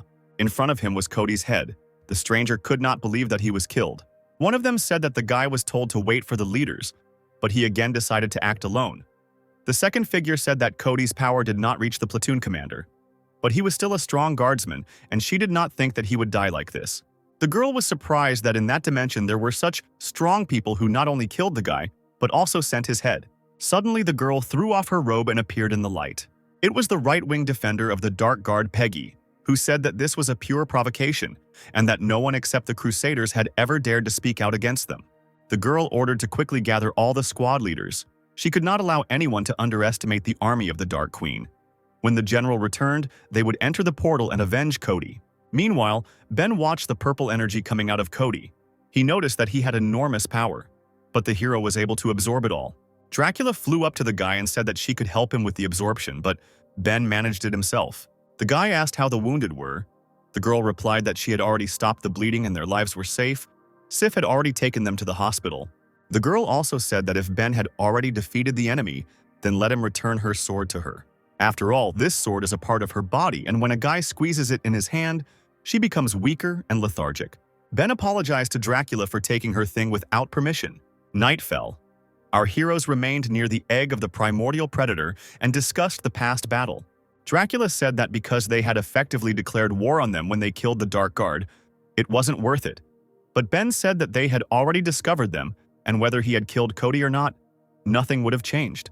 If they had been afraid, the Dark Army would have killed them right here, and the Protos would have suffered as well.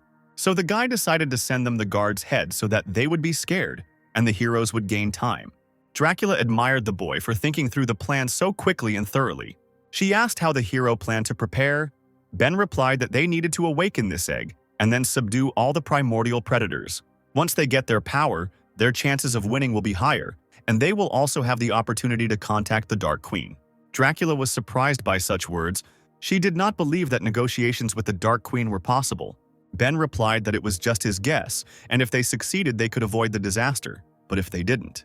He didn't have time to finish speaking because Dracula jumped up and said that she would destroy them all, and no one would dare to lay a finger on the hero when she was nearby. She asked him to tell the guy how to awaken this egg, and Dracula would definitely help him. Ben got a little worried and said that they needed to go to the land of women for Lillian. The answer surprised Dracula. She did not understand why they were flying to her. Meanwhile, in the land of women, it was a quiet and calm night. Lillian was taking a bath and was thinking that many days had already passed. But for some reason, Ben had not yet come for her. He promised to come in 20 days, but he still hasn't come, and now Lillian has to play with herself. She didn't believe that the guy would refuse something like that. Suddenly, a portal appeared behind her, from which Ben came out and said that he would not refuse. The guy held a huge egg in one hand and told the girl that he had come to her now. The girl was delighted with the appearance of the guy. He came to her at the most necessary moment. Lillian yelled at Ben to throw the huge meatball aside because now they were going to fulfill his promise. The girl looked slutty and offered the hero to swim with her in this water. Suddenly, she heard the voice of another girl saying that she wanted too much. It was Dracula who declared that they had not visited the distant land of women to watch the two of them take a bath. Lillian blushed. She assumed that Dracula wanted to do it together. Dracula was surprised that the girl could say such shameful things, but Lillian did not understand what she was afraid of. After all, she had already noticed that Dracula was not breathing evenly towards Ben, and the head of the country of women was not greedy and had nothing against triple bathing. Lillian said the more people, the more interesting. Dracula replied that it was ridiculous because she couldn't share a guy she liked with another woman, and besides, the ruler of the Protos couldn't swim in such a small pond. However, after a while they finally took off their clothes and went swimming. Dracula enjoyed the bath.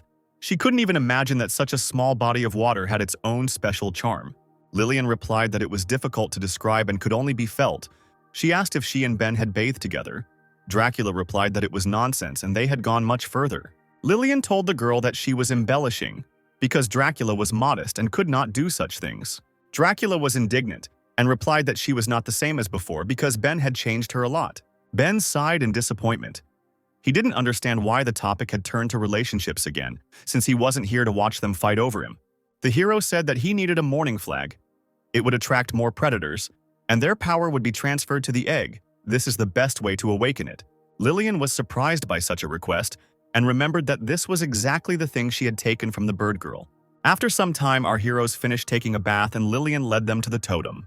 She reminded that fresh blood is needed to activate this flag, so it will begin to attract predators from all over the area.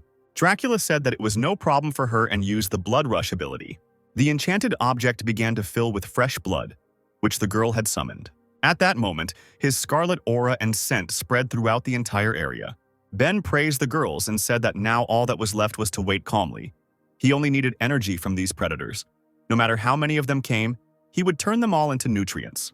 He added that if they wanted to fight the army of the Dark Queen from another dimension, they shouldn't rely on his strength alone. The hero not only wants to subjugate all the primeval predators, but also to share his power with as many people as possible. He wants to give a part of his power to Dracula, because she is a strong guardian. The second girl to receive Ben's power will be Lillian. And also don't forget about Kathleen, who is also strong, because Ben remembered her, the girl sneezed. The guy said that they would all become stronger and form a team capable of defeating the Dark Queen. The monsters did not keep us waiting, and the leg of a stone creature appeared in the clearing. It was a horde of rock predators who said they smelled a strong scent of blood. But in the end, there were only a few people here. A demonic-level predator, the granite giant, told Ben that he was so small that he couldn't even get his teeth into him. Suddenly, someone jumped towards the monster to strike him. Lillian punched the walking rock right in the face, causing it to crack.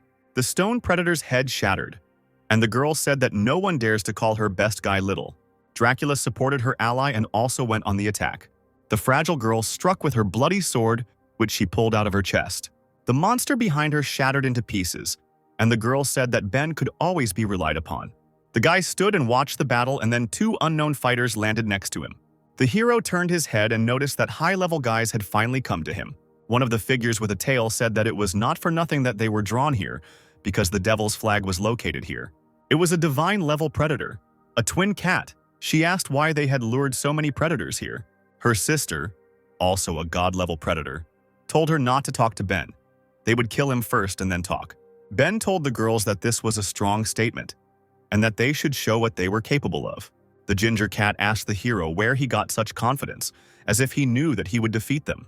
Suddenly, the girl fell on all fours. She decided to demonstrate to the guy her strongest copycat attack.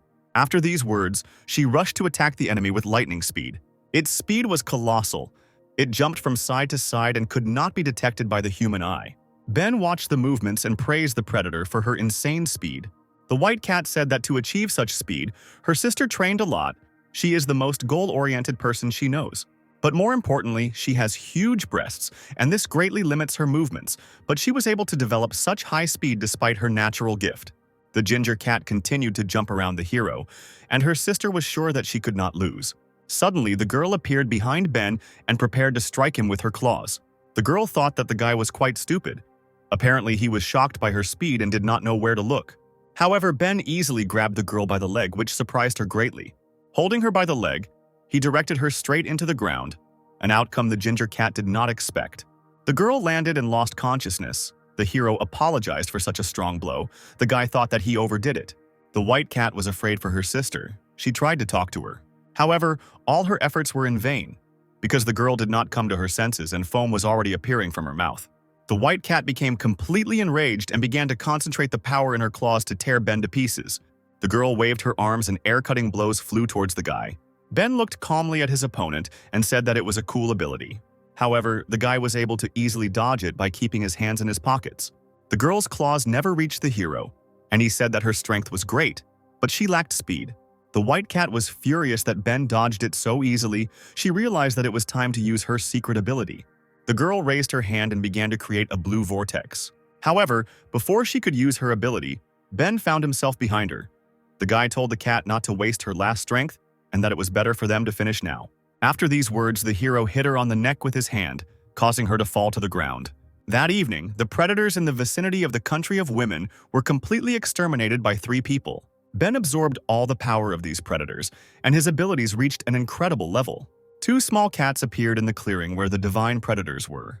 Dracula saw these cute cats and her eyes lit up. She asked if she could take them home. Ben replied that if she liked them, then let the girl take them. The guy absorbed all the energy from the predators, and that's why they became like that. But they shouldn't forget why they were here. Ben turned to the egg and said that the time had come. It is time to give energy to the egg of the primordial predator and awaken it. Lillian was a little worried and asked if they let him out. Would he be a problem? Dracula blushed because she remembered what happened after the victory over the previous predator and said that in addition to problems, something indescribable could happen.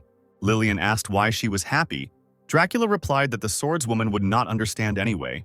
Ben coughed to remind everyone of his presence and said that it was time to start and that he needed help. The ritual began. The power gradually transferred from Ben to the original egg. The guy said that now it is necessary to precisely control the energy. As soon as the monster begins to revive, he will immediately stop in order to control it after awakening. The egg was almost filled with dark energy, and Ben commanded the predator to leave the dungeon. Suddenly, the huge ball began to crack and steam began to come out of it. As soon as the egg opened a little, a creature flew out of it like a bullet and rushed into the sky. The girls looked at the creature and did not understand whether they had succeeded or not. A huge eagle appeared in the sky. Its wings were blue, and its eyes glowed with a bright light. The bluebird said that she had not seen the sky for a long time and did not expect that there would be a chance to soar into the sky again. Dracula noticed that the creature was so happy with its freedom that it didn't even notice that they were standing there. Ben got tired of waiting and told the predator to come down and meet his new owner, who gave him freedom. The bird was outraged by such words. He said that if a bunch of people freed him, it does not mean that they can control him and command him. The primordial predator added that he has only one master, and that is the Dark Queen. Dracula told him to first understand the situation because all the energy in his body was collected by them.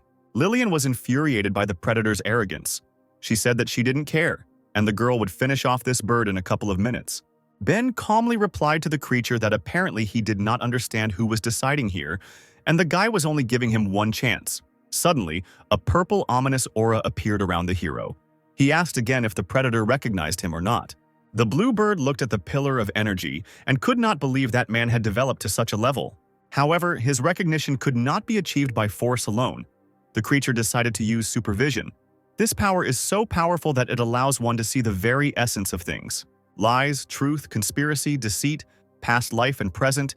The predator can see everything, and even God will show his true face before him. As for ordinary people, one glance is enough for him to see their underwear. The primordial predator activated its supervision and began to assess the people standing in front of it. First, he looked at Lillian, who didn't understand why the bird was looking at them for so long. Then he looked at Dracula, who said that she felt awkward under this look, as if all her secrets had come true. The primordial predator saw nothing interesting in the girls and considered them quite ordinary. Then he looked at Ben and saw a light and dark core in him. The bird could not believe that the guy had both a light and dark queen inside him at the same time. Besides, this man has practiced so much it's unthinkable. Every guy would like to go through such practice. Suddenly, a male voice interrupted the predator and told him to stop looking. Ben's huge silhouette told the predator to answer the question he asked him, and the bird felt a strong pressure on itself. He understood that he was not able to refuse the guy. The predator concluded that Ben was good enough to match the Dark Queen, but impossible to surpass. Suddenly, the bird began to rise sharply into the sky, and the heroes thought that it wanted to fly away. But the bird immediately landed and replied that she would serve her master faithfully and truly and would die for him without hesitation. Ben smiled at his victory and replied that the primordial predator could be useful. Ben gave the conquered primordial predator, the rock, the most difficult task. A great and terrible primordial predator must guard the three heroes while they rest. Ben told his companions that, apart from the energy he gave to the rock, he still had a lot of extra power left. Now it was Lillian and Dracula's turn. The guy wanted to make them stronger. Lillian immediately got excited from these words.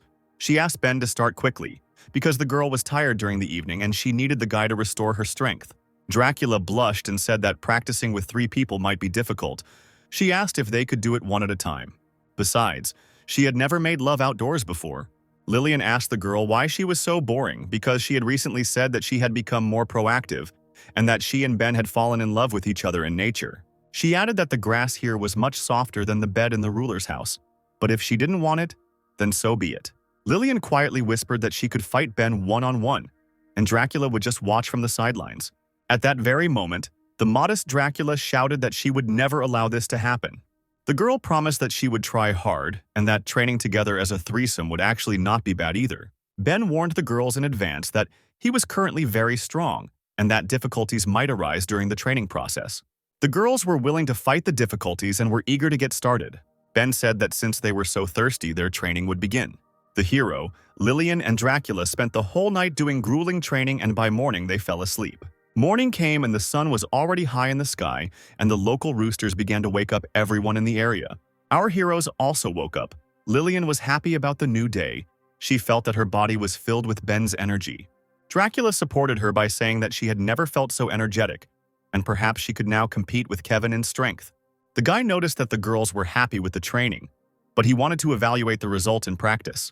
Ben asked them to concentrate and release as much energy as they could, so he could see how strong they had become. The 2 girls stood up and began to gather their energy around themselves. Dracula asked Ben to look at her result. The girl was not lazy at all that night. Lillian said that she worked harder than anyone and would not disappoint the guy. The powers of the 2 warriors began to transform into 2 huge yellow balls of energy. The rockbird did not understand what was happening. She thought it was an earthquake. Ben was pleased with the result. The guy understood that if he helped everyone prepare to this level, then they would have a chance against the Dark Guard. The girls released their power and after a while it began to dissipate, and craters were visible beneath them. Lillian was surprised by this result of practice. The warrior noticed that she had become much stronger again. Suddenly, Dracula told her not to rejoice too soon. The girl smiled slyly, because it seemed like she tried harder than she did. They stood in the center of 2 craters, but Dracula's crater was much larger than Lillian's. The head of the country of women was indignant, and replied that Dracula was initially stronger than her, and therefore it was normal that her crater was larger. However, if Ben doesn't like the results of the practice, she can ask the guy for additional lessons. Meanwhile, in the City of Knights, everything was quiet and calm. Kathleen sat on the roof of the house and thought that this night was dragging on too long and it would be great if there was someone nearby with whom she could relax. She thought it was the most beautiful view in the city because on the rock she was looking at was a picture of Ben. The girl admired the guy and considered him truly beautiful, even though he was just a stone statue. Suddenly, Lisa appeared, delighted to have finally found Kathleen. She didn't understand why the girl blushed, but then it became clear to her when she looked at the stone statue of Ben that Kathleen had made. The girl became interested in whether there are people who blush in front of a sculpture. The two friends looked at the statue all evening, and Lisa noticed that it was indeed beautiful. It was just a stone sculpture, but it immediately made her feel happy. Kathleen reminded her of what she had just said, and the queen replied that she had been short-sighted.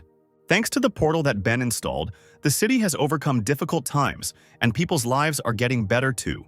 Kathleen supported her and said that if it weren't for the hero, then perhaps their city would already be occupied by those employees. Lisa also missed her boyfriend. Even though this statue is well made, it cannot replace a real person. Suddenly, the queen asked her friend if she and Ben had had physical intercourse. This question shocked the girl, and Lisa said that if she didn't want to answer, then apparently nothing happened. But then Kathleen shouted that they already had everything. The girl blushed and added that they had already had physical intimacy a couple of times. Lisa was surprised by such words and said that 2 whole times was already too much. She envied Kathleen. After all, she only had one at the time when she was sick, and even then it was just a short kiss. Suddenly, Ben appeared behind the girls, happy that they were both there. The girls were surprised to see the guy they had been talking about a couple of minutes ago. The hero sat on the roof of the house with a morning totem. He asked why they were still awake at such a late hour. Seeing her beloved boyfriend, tears immediately appeared in Kathleen's eyes. She immediately threw herself into the hero's arms and screamed that she missed him very much. Ben did not expect such a reaction from the girl and was very surprised by it. Lisa watched Kathleen and felt sad that she had gotten ahead of her. In the darkness of the night, the girl attacked the guy and immediately knocked him to the ground. Ben looked at Kathleen in surprise, her hand on his pants. He asked her what she was doing and if she realized where her hand was now. The girl did not understand what he was talking about and what was wrong with her hand. But suddenly she felt something hard and a strange sensation that she felt. At that moment, the girl came to her senses and realized that she had grabbed the wrong thing. The guy told the girl that he was a little hurt in this position. Confused, Kathleen instantly jumped away from the hero, panicking greatly. The girl blushed and sincerely asked for forgiveness for not being able to resist. She thought it was her fault and she really didn't want to grab the hero by that very spot. The guy told her to calm down, because it didn't hurt anymore. And this wasn't the first time. Hearing these words, Lisa stood in a stupor. She could not believe what Kathleen had just done. And besides, this was not the first time they had done this. Ben added to his words by saying that they were doing something even more exciting besides this. Kathleen immediately cringed and told him not to say such a thing because she was very timid and shy. Lisa looked at the couple in love and listened to all these conversations, which shocked her more and more. She couldn't believe that they were doing something even more exciting. The queen wanted to know what it was. In her imagination, the boy and girl were lying in bed and talking about how they could go even further. At that very second, they throw off each other's clothes and begin caressing. At that moment, Lisa's defenses collapsed and she finally went crazy. Kathleen noticed that something was going on with Lisa. She looked very devastated. Lisa fell to her knees and could not understand why she lost in love to Kathleen. The girl considered herself unattractive. Suddenly, Ben said that he actually came today to ask not only for Kathleen's help, but also for Lisa's, because he wanted to create an outstanding army. The girl did not understand why the guy was asking her to join his army, since she did not know how to fight. Ben replied that it didn't matter, because the queen could predict the future and if she had more power, she would be able to see further into the future. The guy wanted to try first, and then it would become clear that if people with abilities become stronger, then these skills could be developed infinitely. However, before that he still has business to deal with. The hero asked Kathleen to give him a sword. It wasn't long after he took the sword and did something. The girls' eyes sparkled with what they saw. They really liked what they saw. Ben landed next to them and asked if he had improved in swordplay. The guy carved portraits of Kathleen and Lisa out of the rock right next to his portrait. Kathleen said they looked lifelike, and she believed that it required not only excellent swordsmanship but artistic skill as well. Ben asked the girls to stop praising him. He just used to go to drawing classes, that's all. Kathleen wondered why he decided to put their heads next to his. The guy replied that he thought his head was too lonely on the mountain, so he decided that the girls should be close. Kathleen was confused by these words. She considered the hero too frank, because he directly tells her that he wants her to help him cope with loneliness. Ben saw her reaction and realized that the girl must have misunderstood his words. Lisa also fell into ecstasy. She heard that the hero wanted her to join him. This was clearly a proposal of marriage. It was obvious that he had just been in love with Kathleen, and she was not sure if it was right to fall in love with people in the blink of an eye. Ben looked at Lisa and realized that the misunderstanding had gone even further on this side. After the hero's explanation, Lisa and Kathleen regained their sanity and calmly listened to his plan. Lisa apologized for not being able to control her emotions. It's just that she has been living in the palace for a long time, and men have never said such things to her. Kathleen told Ben that she was naturally sensitive and was immediately taken aback by such revelations, so it was quite logical that she was in such a state now. Ben replied that he noticed that they had unique skills and that the guy would talk about their desires when he completed the main task. First, they need to meet all the predators in the vicinity of the Knight's country. The rockbird saw an egg of the primordial predator not far from here, so they need to collect more energy to transfer it to him, and then they can share this power with the girls so that they become stronger. Kathleen was upset that they wouldn't get Ben's powers now, but only when they caught the original predator. Lisa, on the contrary, was inspired. She wanted to find this egg as soon as possible because if they start earlier, they will finish earlier. Ben agreed with the girls, but they need to take swimsuits before searching. Two lovely ladies were surprised by this request. They did not understand why they needed swimsuits. After some time, our heroes came to the seashore somewhere outside the City of Knights. Ben said that according to rock observations, one egg fell into the sea. They will have to dive and get it. Now it was clear why swimsuits were needed. However, Kathleen did not understand where to change them. Lisa thought that changing clothes in front of Ben was too revealing, although she knew that sooner or later they would be together, and if the guy insists, then they agree. However, to Lisa's disappointment, Ben pointed to the forest and said that they could change clothes there. The guy turned away, and the girls went to a spacious clearing in the forest. Kathleen turned to the hero and asked him not to peek and not to cheat.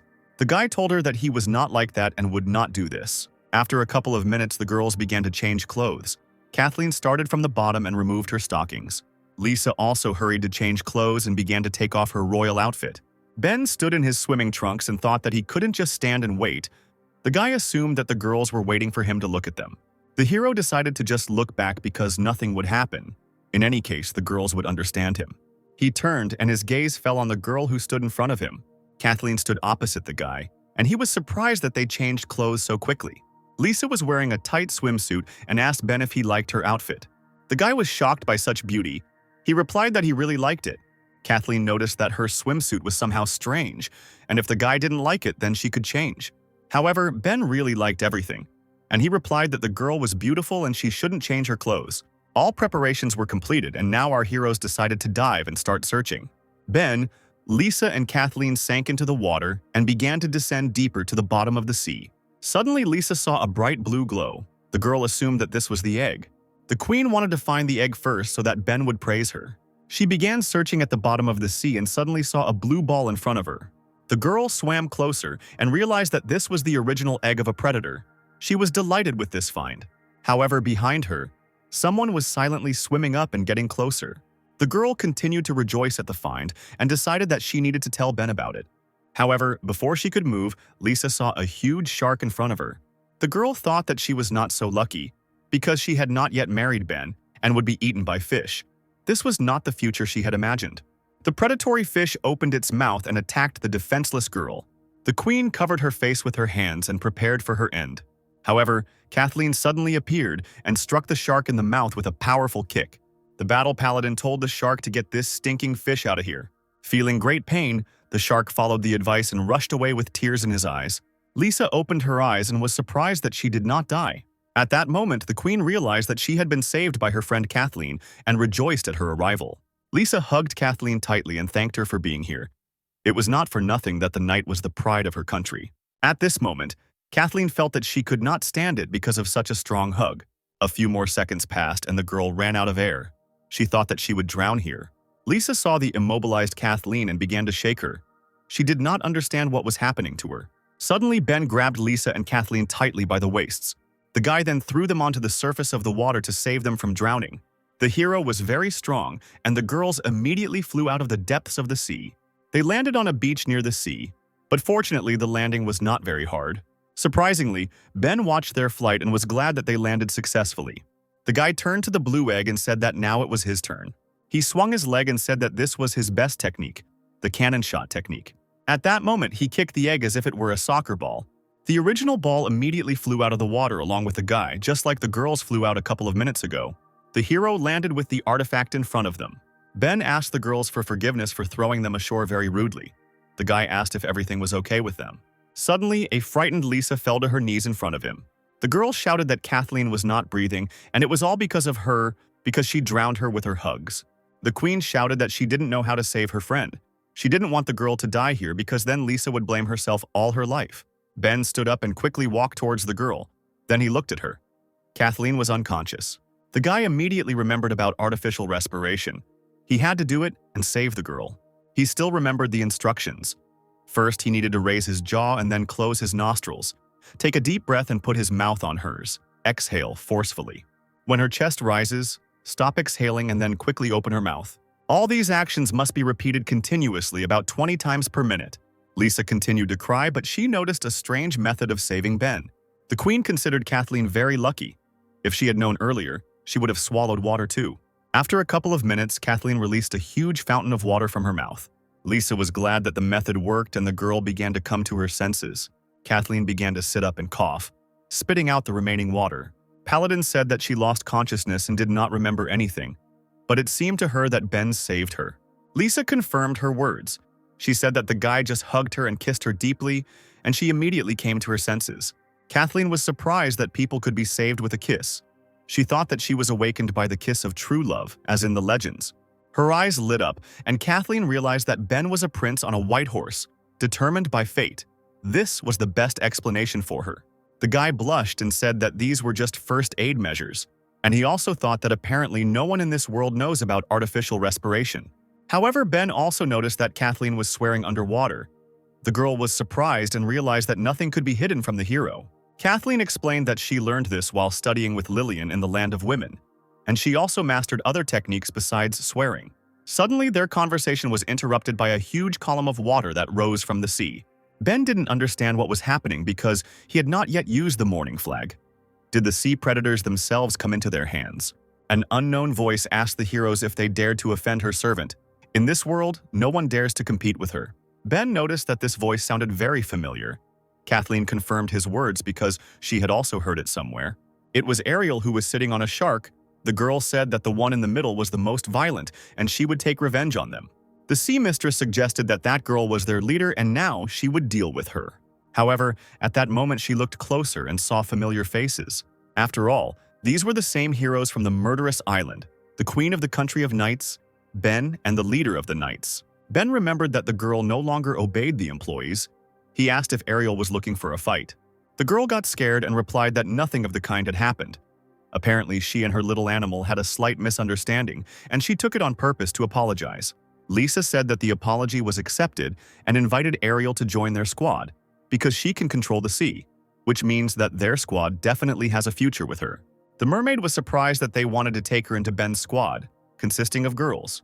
The beaten sea animal did not understand why her mistress was apologizing, because she had come to avenge him. After a short amount of time, the heroes planted a mourning flag on the shore of the island. Ben said that tonight they would clear this sea of predators. It was not an easy task. Suddenly, a predator appeared behind them, who said that he understood why it smells so sweet here. It turns out there is a swimsuit party here. It was a god-level predator, a slime ghost, and she said that among the heroes there was also a top-notch handsome guy who would be good for dinner. If the girls don't mind, then she will borrow him for a couple of days to have fun, because her slippery body will be more pleasant than their bodies.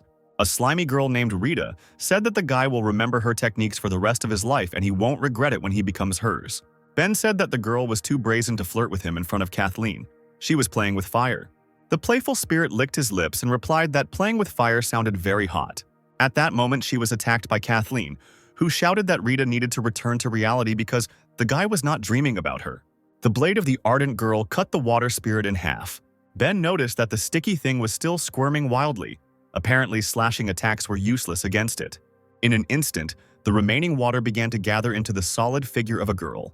Rita appeared in front of the hero and said that she was not a sticky thing, but a slippery ghost slime. And if the guy didn't believe him, then he could touch her. The girl took his hand and told him not to be shy about touching the slime spirit. Ben became embarrassed and thought that the new predators had become so gentle and brave. Apparently, this was because he had already killed all the cruel ones. The guy touched the girl and was surprised that her skin was smooth and soft. Rita noticed the hero's surprise and said that she could surprise not only with this. The girl pressed herself close to the hero and said that she had much cooler techniques than this one. At this moment, Rita cast a spell called the cloning technique. At that same second, dozens of Rita spirits appeared in the clearing, which were an exact copy of her. Ben realized that the slime girl was trying to take him by numbers. But if that was all, then this would not surprise him. However, this was not the only ace up Rita's sleeve. She cast a mimicry spell. She could not only divide her body but also turn into images from the guy's mind. If only he wished it, any girl would appear in front of him. Even the breast size can be changed according to the hero's preferences. Kathleen watched the spectacle and was amazed to see such large breasts. Lisa thought the girl was rude. She had not seen such uncouth strength for a long time. It was too unnatural. Rita approached Ben and asked if he wanted to go with her now. The guy replied that he couldn't go with her because he still had business. But he thinks she's really cool, and if Rita wants, she can join their squad because now is the time to recruit people. The offer to join the elite squad surprised the Predator. She did not understand what the guy was offering her. But suddenly their thoughts were interrupted by a strange force that was heading towards them. Green tentacles immediately appeared from the ground and rushed towards the heroes. Tenacious vines immediately grabbed Rita. They wrapped around her so tightly that she couldn't even breathe. Lisa, who was also grabbed by the vines, felt that her strength was disappearing somewhere, as if the vines were emptying her. A strange creature appeared in front of the heroes, which resembled a plant. It was a divine-level predator, the fatal dryad Grace. She said that she heard something interesting and asked if she could join the elite squad. At that moment, she showed her face, which was terrible and resembled a man. The girls didn't understand how this was possible. The predator's figure was that of a sexy girl, but for some reason her face was like that of an old man. Ariel said that all she had to do to attack was show her face and everyone would be horrified. Ben, seeing such a beauty, said that under no circumstances should she join his squad. She would not get along with other characters. He also added that the girl was disgusting. These words angered her. Grace said that she has been called ugly all her life, and if they don't mean it in a good way, then they will mean it in a bad way. She pointed her hand with vines at the heroes and shouted that she would suck them dry without leaving a single drop. The predator knew it was useless to resist her withering attack. Rita thought about the word dry up. The girl thought that in this case she would lose moisture. Ariel panicked. She didn't want to be a dried roach. Grace began to absorb their power, which is what usually happens if you anger her. However, at that moment she felt that something was wrong. The energy was being absorbed longer than usual. Her breasts began to shrink, and she realized that it was not she who was sucking the power, but the power was being sucked out of her. The predator looked at the guy and realized that it was he who was stealing her energy. Ben stood with a calm look and said that he didn't know how much she had already absorbed, but she was the one who started it first. The guy looked at the enemy and said that she attacked the wrong person. Grace immediately fell to her knees and began to beg to spare her. If the hero lets her go, then she is ready for anything. Ben replied that she could do nothing for him except become his food. The energy increasingly left the girl's body despite her pleas. After a few seconds, the predator turned into a decrepit old woman. Rita was surprised at such a powerful force. Ben dried up the dryad in a few seconds and became stronger himself.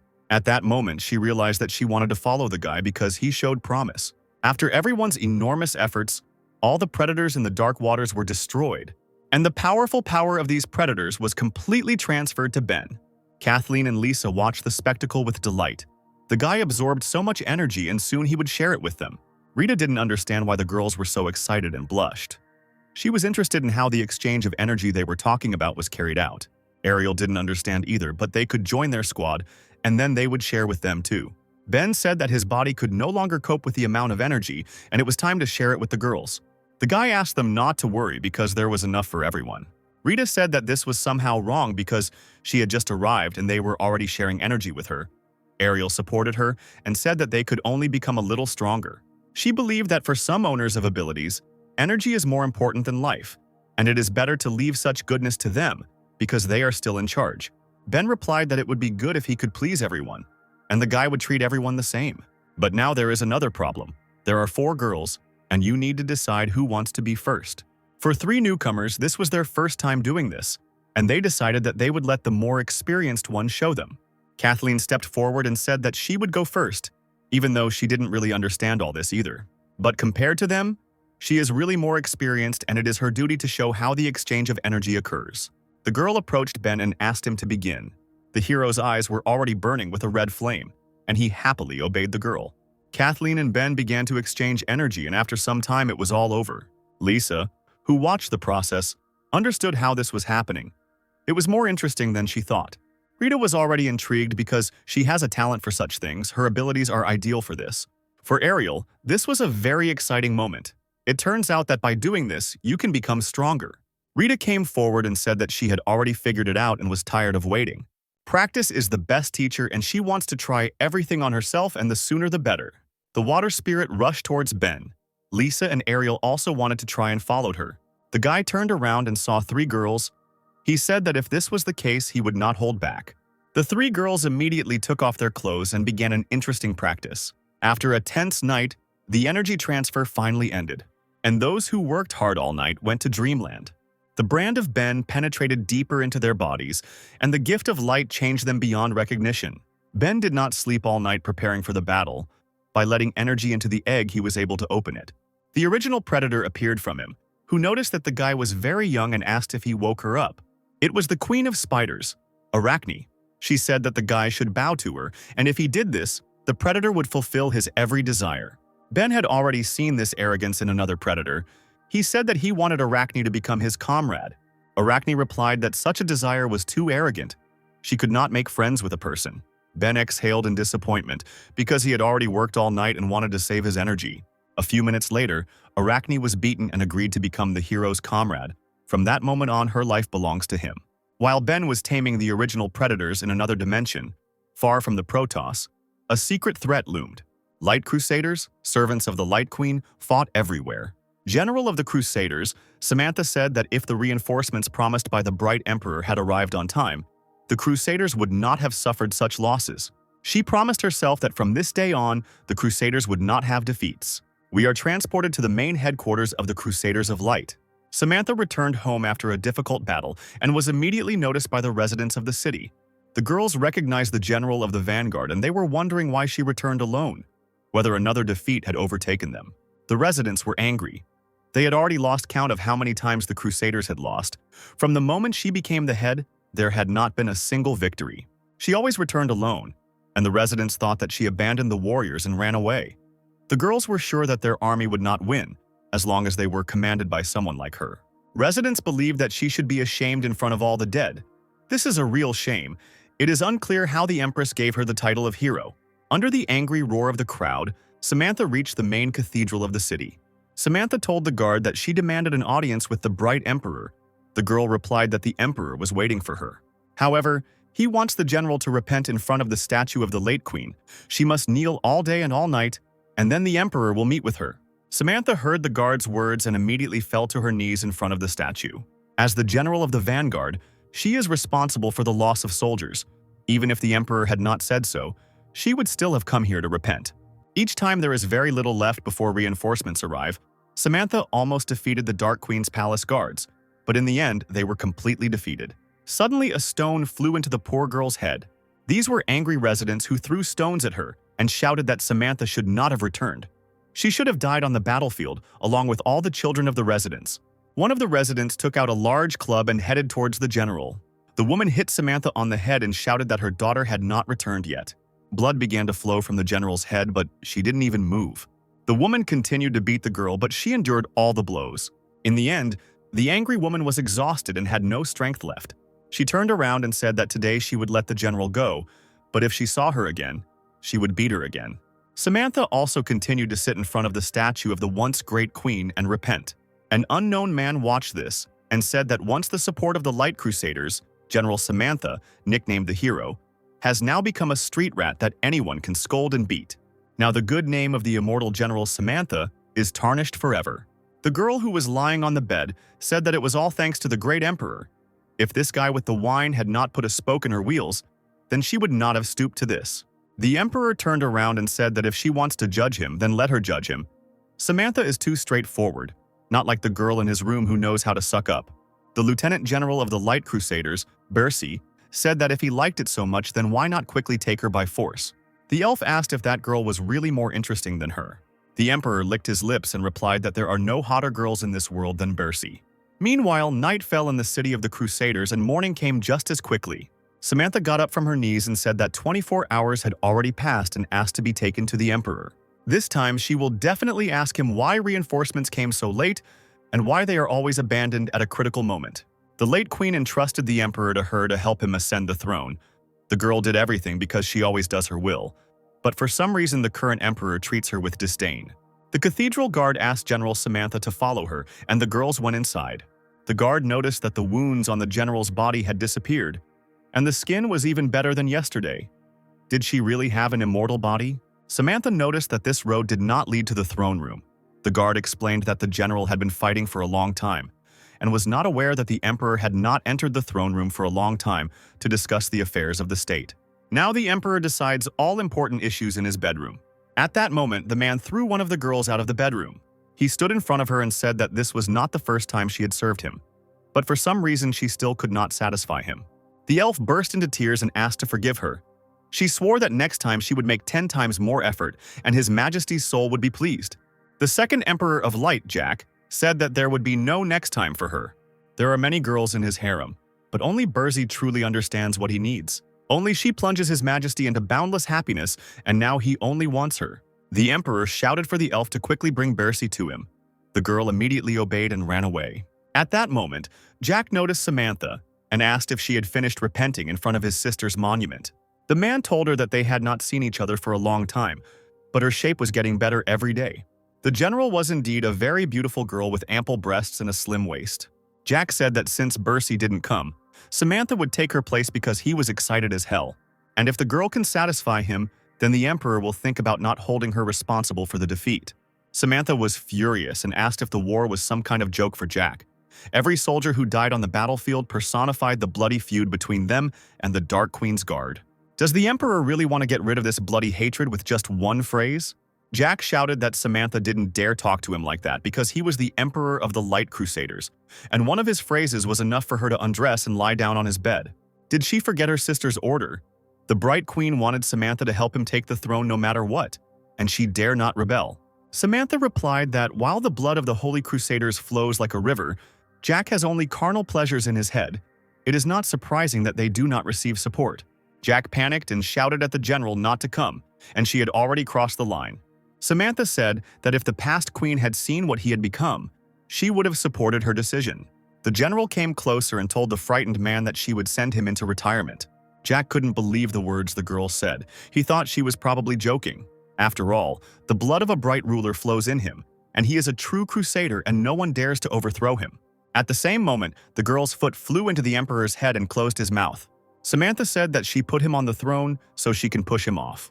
The girl shouted that the man had discredited the title of the emperor, and she would never forgive him. The wall of the imperial palace broke through, and Jack flew out into the street from the force of the blow. Residents of the city were surprised to hear the noise. They immediately came closer to see what had happened. The dust cleared, and in front of them lay Emperor Jack, who at that moment was greedily gasping for air. Samantha's heel left a mark on his face and blood poured from his mouth. The residents were horrified. They recognized their emperor and could not understand who had the audacity to beat their ruler. Suddenly, the figure of Samantha appeared in the air. She said that if Jack does not want her to be a general, then let him say it directly. She will take off her armor at that very moment. But the emperor was wrong about one thing. There is no need to blame tens of thousands of crusader soldiers. This is not what a ruler should do. The residents were even more amazed because at that moment they realized that the one who beat the emperor was Samantha. The girl said that the old Jack was not such an arrogant lecher, and if the late queen had been here, he would not have been able to behave like that. The emperor shouted. He ordered that they no longer dare to reproach him in the name of his elder sister because they do not know what he really wants. Previously, his sister interfered in his life, and after his death, Samantha appeared. She does not dare indicate to the emperor if she received the title of hero from the queen. After all, now the ruler of these lands is Jack and no one dares tell him. He doesn't see anything wrong with the fact that he likes young girls, and the man doesn't understand why he can't enjoy fame and wealth. Jack deliberately discredited the title of the hero because he wants Samantha's name to become synonymous with the word defeat. The emperor wants to take revenge on them for those days when they dared to teach him. His rage knew no bounds. The emperor asked Samantha what she would do with him now. The elf answered briefly. She said that she would simply take the life of the emperor. She extended her hand to the side and immediately lightning began to appear in it. Lightning gathered into a figure and an electric spear appeared in Samantha's hand. The residents recognized it. It was the Holy Spear, General Samantha's trump card. Apparently, she really decided to kill him. The girl took aim and launched the spear straight towards Jack. The Holy Spear instantly flew towards the helpless Emperor. Jack closed his eyes and just shouted for Bercy to save him. Suddenly, the spear stopped, and the Emperor slightly opened his eyes. A girl stood in front of him and Jack realized that this ass seemed familiar to him because he had seen it 1,000 times already. It was Bercy. She shouted to the Crusaders that the former Army General Samantha rebelled against the Emperor. This is a serious crime for which there is no trial. There is only one punishment for such a crime: death. The Crusaders who were nearby immediately took to the air. Hundreds of winged warriors surrounded Samantha and were ready to attack the former general. The girl didn't think that there were so many bodyguards here and they were all from elite troops. She began to guess and asked Bercy if she knew that Samantha would come for Jack today. The cunning girl replied that this was nonsense. She was just patrolling the area with bodyguards and just happened to stumble upon an attempt on His Majesty's life. She turned to the guy and asked if she was saying it right. He just nodded quickly and said that everything was true. With her breast size, everything she says will be true for the Emperor. Jack said that his face was hurting and that Bercy needed to massage it thoroughly. The elf accepted the offer and told the Emperor to come to her. The girl would heal his wounds. Jack pressed his face to Bercy's chest. He felt safe next to her. At that moment, the defender heard the residents begin to whisper about the Emperor's competence. She turned around and harshly spoke out that the girls are vile insects who do not dare to condemn the Emperor. If they do not stop, Bercy will tear out their tongues. At that same second, the sounds of battle were heard in the air, and Bercy turned around to look behind him. The elf knew that today Samantha had nowhere to run, and if she only overthrew the general, all the power of the past queen would become hers. Samantha fought off the Crusaders. She couldn't believe that some of them actually thought they could harm her. The Crusaders flew away one after another and could not cope with the general.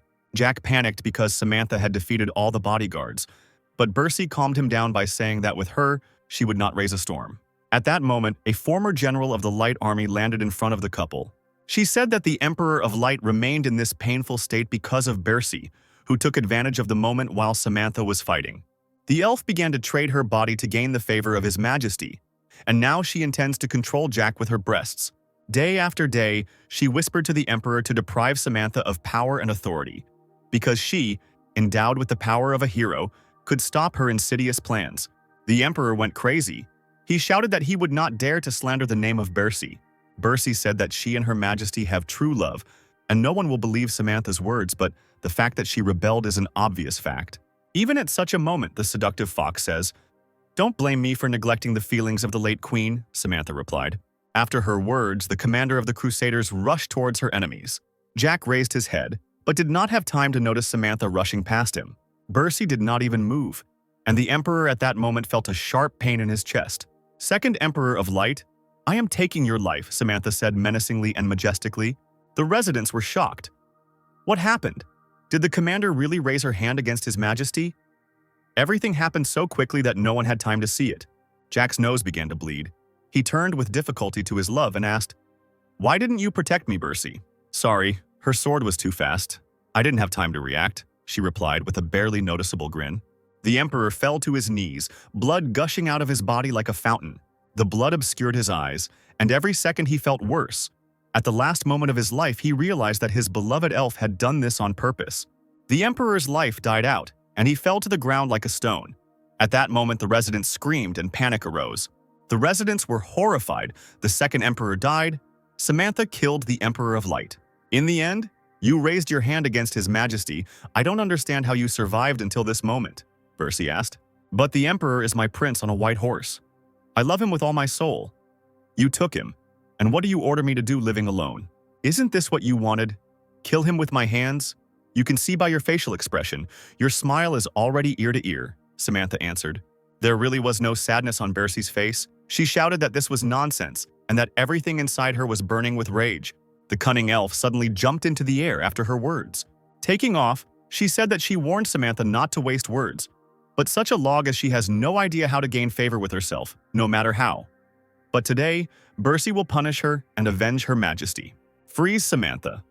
After these words, Bercy's eyes sparkled and began to glow like those of a gorgon jellyfish. The commander was frightened by the sudden attack and took a fighting stance. Suddenly, she noticed how her hand, which Bercy was looking at, began to be covered with gold. Here it is, the power of General Bercy. The golden look, everything she looks at turns into gold. You want to beat me with this cheap trick? Are you underestimating me too much? Samantha said in surprise. She then cut off her golden arm with one blow of her blade. Even if I accidentally fall into a trap, I just need to cut off the golden part of the body. It won't cost me anything, the girl grinned. At that same second, her hand instantly grew back. Before my regeneration, your golden gaze is useless, Bercy. The villainess watching this replied to the immortal Samantha. You still have a trump card up your sleeve, but even the strongest regeneration has a limit. If your whole body turns into gold, what will happen? Samantha was horrified. It seemed that the villain had guessed her weakness. At this moment, Bercy used her golden gaze and used it to its full potential. Drops of gold began to appear in the sky, trying to catch Samantha, but the girl successfully dodged the attack. Such a large-scale attack, she was well prepared. Falling under such a beam is dangerous even for me, the commander thought. But while flying over the city, the girl suddenly noticed a very disgusting detail. Bercy attacks everyone indiscriminately. She took the lives of all innocent people who came under her attack. The battle cannot be delayed, otherwise the entire city will be destroyed. Then there is only one option left. Take off and kill her. After these words, Samantha decisively gained altitude. Her body began to be covered with gold, but she decided to take the risk. For the sake of the fallen crusaders, for the sake of the queen, she vowed to defeat her. Still, I couldn't resist. I rushed at me for the sake of these idiots. People like you? Pity for weaklings is their biggest weakness, Bercy thought. She rejoiced at her victory because she knew that Samantha was already on the hook. At that moment, the guns stationed in the city shot at the girl with chains that bound her. The chains pierced through the fallen commander. Now she was chained and could no longer fly anywhere. Defensive weapons, why are they attacking me? Samantha thought. But the answer came by itself. Even now the residents do not believe her. I hit the Emperor's killer, one of the girls shouted at the crossbow guns. Now do you finally understand? Your army lost, and the Emperor was killed right in front of their eyes? How can people believe what you say? Samantha, you have lost again. Bercy raised her hands and prepared to destroy her opponent. A crushing defeat, the girl cut the space with her hand and a golden eye appeared from it. Samantha repented before her death. Forgive your majesty, I could not protect the heritage.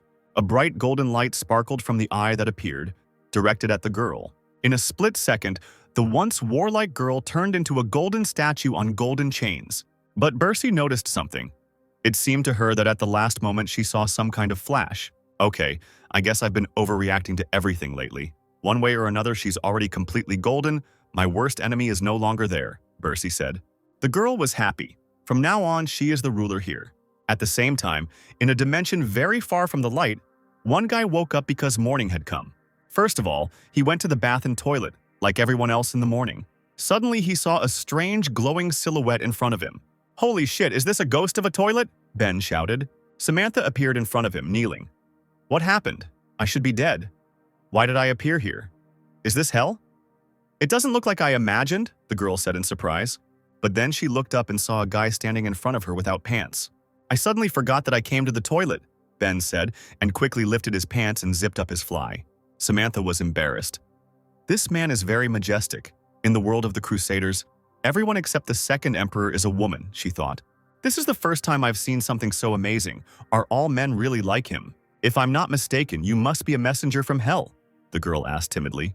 What surprised the guy? People who go to hell must go through the ordeal of the messenger of hell, right?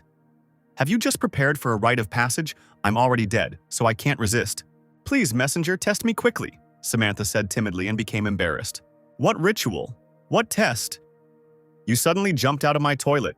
What do you want? Ben answered. But the girl did not let up. She crawled up to the hero and said that she wanted to see the past queen as soon as possible, so Ben should take care of her as soon as possible. She could even take off his pants herself. Ben panicked, grabbed his fly and stepped back. Wait. Why do all the girls want to pull my pants down? Can we talk first? I did not live up to the queen's expectations. I must personally repent to her. Please, envoy, hurry up, don't embarrass me. Suddenly Ben thought, if you look closely at her aura, she seems a little familiar to him. Besides, she mentioned the queen. Is she really one of them? Meanwhile, in another room, the girl was preparing breakfast for the guy. Lately, the gentleman has been busy subjugating the original predators, and it won't take long to spoil his health, as his faithful assistant. I must take care of him, Jenna said, while preparing a delicious breakfast at the stove. She prepared a soup according to a special recipe from deer antlers and bull eggs, which should cheer up Ben. A few minutes later, she came to the hero and brought breakfast, saying that his breakfast, which strengthens health and immunity, is ready. Suddenly, she heard a woman's voice. "Mr. Envoy, why do you keep going off topic? I get it. You like to be dominated. You are not allowed to. Watch your behavior. Where do such conclusions come from?" Seeing this strange picture, Jenna immediately became embarrassed. "What are you doing here?" the girl screamed when she saw Samantha kneeling in front of Ben. "Jenna, don't get me wrong. I was forced to. In general, I'm a very decent person." After Samantha explained what happened, the three of them enjoyed breakfast. "So that's it.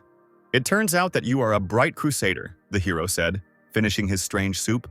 Samantha also had questions. "Since you are not the messenger of hell, does that mean I didn't die? But why was I transported to you?"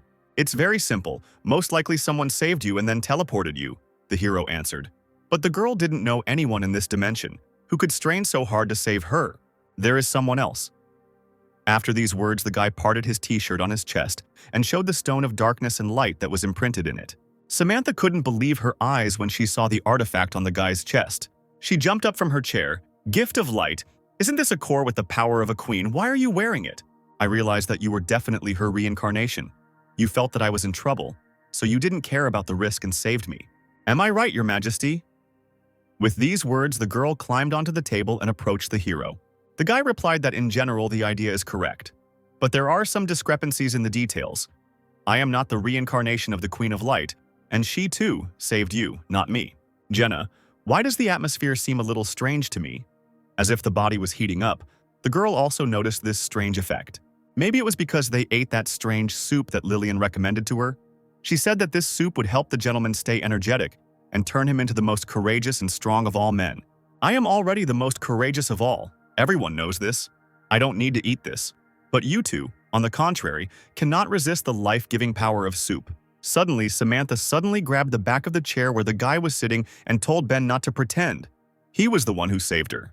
"And you don't want to recognize me because I am to blame for not being able to protect your heritage. Please punish me for this. Please spank me harder. Pour out all your rage on my mortal body," Samantha shouted, sweating from the internal heat. "Your Majesty, why did you remain indifferent? I'm sorry with all my heart. Don't you see the sincerity of my words? If I can't get you to take your anger out on me, then I will plunge into the abyss of self-flagellation and will not be able to sleep. God, she has already accepted me as her master. No matter how hard I try to explain, she will not listen. So what to do?" The crazy girl fell sharply into the guy's arms and began to cry quietly. "Your Majesty, why don't you want to forgive me if you saved me? It would be better if they let me die at the hands of Bercy. It seems that the only way to solve the problem is to do as she wants. Well, it's time to be the Emperor of Light. Since she wants me to punish her, then so be it, she asked for it." After these words, the guy waved his hand. There was a slap and Samantha started screaming, "Oh yes, hit me. Punish me properly, Your Majesty. If I deserve forgiveness, hit me as much as you like. Do you think 2 slaps on the butt are enough to calm me down?" "What else? I'm just burning with rage," Ben shouted. He raised his 2 hands and prepared his signature move. 2 hands? Is that a threat? Will I be able to withstand the double onslaught? Samantha was a little worried, but prepared to receive her punishment. At that moment, a flurry of blows from Ben's hands fell on her soft, elastic butt. "This is His Majesty's punishment. I must endure, no matter how difficult it is. I must endure." Jenna looked with admiration. She really liked this reception. A few minutes later, the punishment ended. Although it was cruel, I endured, suffered His Majesty's cruel punishment. Now can you forgive me? Ben said that it depends on whether she admitted her mistakes and how she behaves in the future. But for now, she is forgiven. Suddenly, Jenna abruptly stood up from her chair and said that she had a request to the master. "I'm still in shock from the spanking you gave me. Can you punish me once too? My mouth is dry and my body is burning. Only the Lord can save me from this impatience. It looks like the soup worked. You don't need to eat such things in the morning. Well, what can you do? I guess I'll have to do it again." Samantha was surprised. "What? Will the Empress also be tortured? Have you also done something wrong?" she asked the girl. Jenna became embarrassed when she heard the commander's words. "Why are you calling me Empress? Does Ben and I seem to be in a relationship? I'm just his servant." Ben abruptly stood up from his chair. "Jenna, I don't allow you to slander yourself. You are not my servant." His face became sweet and friendly. He said that Jenna was his Empress. "How romantic," the gentleman admitted to me. Such words made the girl's head spin. Samantha was jealous, watching this scene. She could no longer hold back. Her heart jumped out of her chest. After this, the girls received a good punishment, so severe that the whole house shook. After difficult trials, our hero, along with his new companion and Jenna, fell asleep in their arms. After some time, the guy opened his eyes and saw a strange place in front of him. He was in some place that seemed to be a drawing of a majestic building. Strange, is this not a dream? Why am I here? Ben thought as he looked around the place. What is this strange place? It's so bright here, my eyes hurt. Suddenly someone called the hero by name. Why are you stuck there? Come here. I've been waiting for you for half a day. The guy decided to follow the voice. While he was walking up the stairs, he thought, who is this calling me? You better show up soon. Games of hide and seek with me don't end well. Rising higher, he saw a throne, if you can call it that, on which sat a beauty with 6 wings. The golden sheet girl told the guy that she doesn't often meet a person who dares to talk to her like that, and Ben turns out to be a daredevil. In addition, he not only was rude to her, but also seduced General Samantha. The unknown beauty admires the guy more and more. But the hero has already guessed everything. Judging by your words, you are the supreme leader of the Light Crusaders and an entity from the Gift of Light. It turns out that you are the supreme queen. The golden girl smiled, looking at the guy, and said that this is exactly the case. She is the supreme queen of light. Are we in an illusion you created? For what purpose have you brought me here? Ben's seriousness strained her. The girl stood up from her throne and asked her not to be so rude. Could she be a little more gentle with me? I don't bite. Approaching the hero, she said that she had been sealed in a meteorite in a scientific laboratory for many years, suffered a lot, and only thanks to the hero was freed. But the guy replied that it was just an accident. He had nothing to do with it. The hero and the Queen of Light met their gaze, and it seems that Ben was not happy to see her. A spark flashed between their gazes. Suddenly, the queen approached the guy's face and watched him closely, as if she was examining him. Ben was surprised by this behavior and asked what she was doing. She sharply grabbed the guy by the cheeks and said that she just wanted to get a better look at him. Nothing unusual. Why do all the girls love him so much? At that moment, the hero realized that this queen did not seem to have any evil intentions at all. His gaze fell on the breasts, which are getting bigger and bigger with each girl. He sees such luminous breasts for the first time. You were looking at my chest just now, weren't you? No way, Ben answered, embarrassed. But she realized that the guy was lying, so she asked if this world was stressing him out. Let's change it so you can relax. The bedroom. This is the world that was now before the eyes of the hero, who was dumbfounded. Is that more familiar to you? The mysterious golden beauty asked him. A beauty sat in front of him in a very open position, covering with her hands what was between her legs. She asked him, what is it? Can't you control yourself when you see the head of the Light Crusaders sitting on the bed? If you can't hold back, then come here quickly. Come on, don't torture yourself. I know what you want.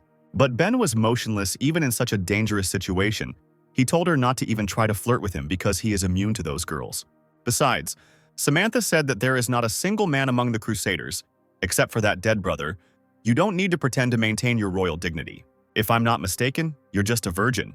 These words struck the queen. It seems they revealed her. The plan failed, she went out of her way, and the guy immediately saw through her. The queen turned out to be a bad actress. Ben suggested that she definitely had some kind of goal since she was trying so hard to see him all this time, so there was no need to prevaricate, but rather tell it like it is. The guy sat down on a chair to listen to everything the queen told him and asked her what she wanted. I want you to help me overthrow General Bercy, thereby returning the Light Crusaders, answered the Queen of Light. And if Ben succeeds, then she is ready to give him the Throne of Light. Conquering the Crusaders, taking the place of the Emperor, sounds very interesting. Since this is a deal, there should be benefits for both sides. What about the Queen herself? What does she want most? The Queen was a little disappointed that even he could notice this and said that she was just an energy body now. Have you already mastered the magical material silicone? I would like you to make me a body from it. I also long to get a young body. With the help of the Light Crusaders in the battle with the guards of the Dark Emperor, you will gain an advantage. This deal is beneficial for you, as well as for me. Ben believed the girl's words. The deal was great, so the guy agreed. But the hero doesn't want to call her the Light Queen all the time. It's very awkward, so you need to find out what the girl's name is to make it easier to pronounce. What name? It seems no one has given me a name yet, said the Bright Queen. Ben thought, if this is the case, then he will have to come up with some beautiful name for her. What do you think of the name Vivian? Think about it. It sounds good and is easy to remember. Vivian, that will be my name from now on. Sounds pretty good. Ben stood up from his chair and said that since they had settled everything, could the girl let him go from the world of illusions? when suddenly she told the guy to stop. He shouldn't leave. One very important point had not yet been discussed. What point? The guy asked, suspecting what she wanted, like all the women in this manhwa. Vivian was confused. Didn't you say that you would make me a new body? But you have not yet studied my parameters in detail. How to create an ideal body without this? The girl raised her hands to reach the lock of her dress and said, I want an exact copy of my past self. So you will look at me completely, and only then you can leave. In fact, with the strength of a rock bird, Ben had already seen everything a long time ago. No matter how thick the layer of clothing was, he could see right through everything. But the fair queen can't wait to show him everything, so he decided not to interrupt her. If he wants to undress, then let him undress. The dress that the girl was wearing fell to the floor, and the naked Queen of Light stood in front of him. You need to look carefully.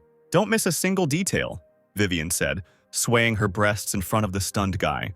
Although he can see through objects but the Light Queen is standing completely naked in front of him, Ben is a little embarrassed. The silent pause ended and Vivian asked, Well, did you look? If so, I get dressed. Wait, if you want everything to be accurate, I need to look at your feet. You said that you can't miss a single detail. Yes, the queen really said so. So she took hold of her boots to take them off. Now she was sitting completely naked in front of the guy on the bed and showing him her feet. She didn't expect that he would ask to show them. The guy froze in place. Her legs shone so beautifully, as if they were a work of art. It's a compliment. No one had ever told me this before. These words really confused the girl. Do you want to touch it? I'm afraid if you rely only on your eyes, you won't be able to remember everything for sure. Sweat of excitement flowed down Ben's forehead. He swallowed the lump in his throat and agreed to the offer. Well, who wouldn't agree to such a thing? Meanwhile, the beauties in the guy's pastels woke up. Jenna panicked. What happened to the master? Why hasn't he woken up yet?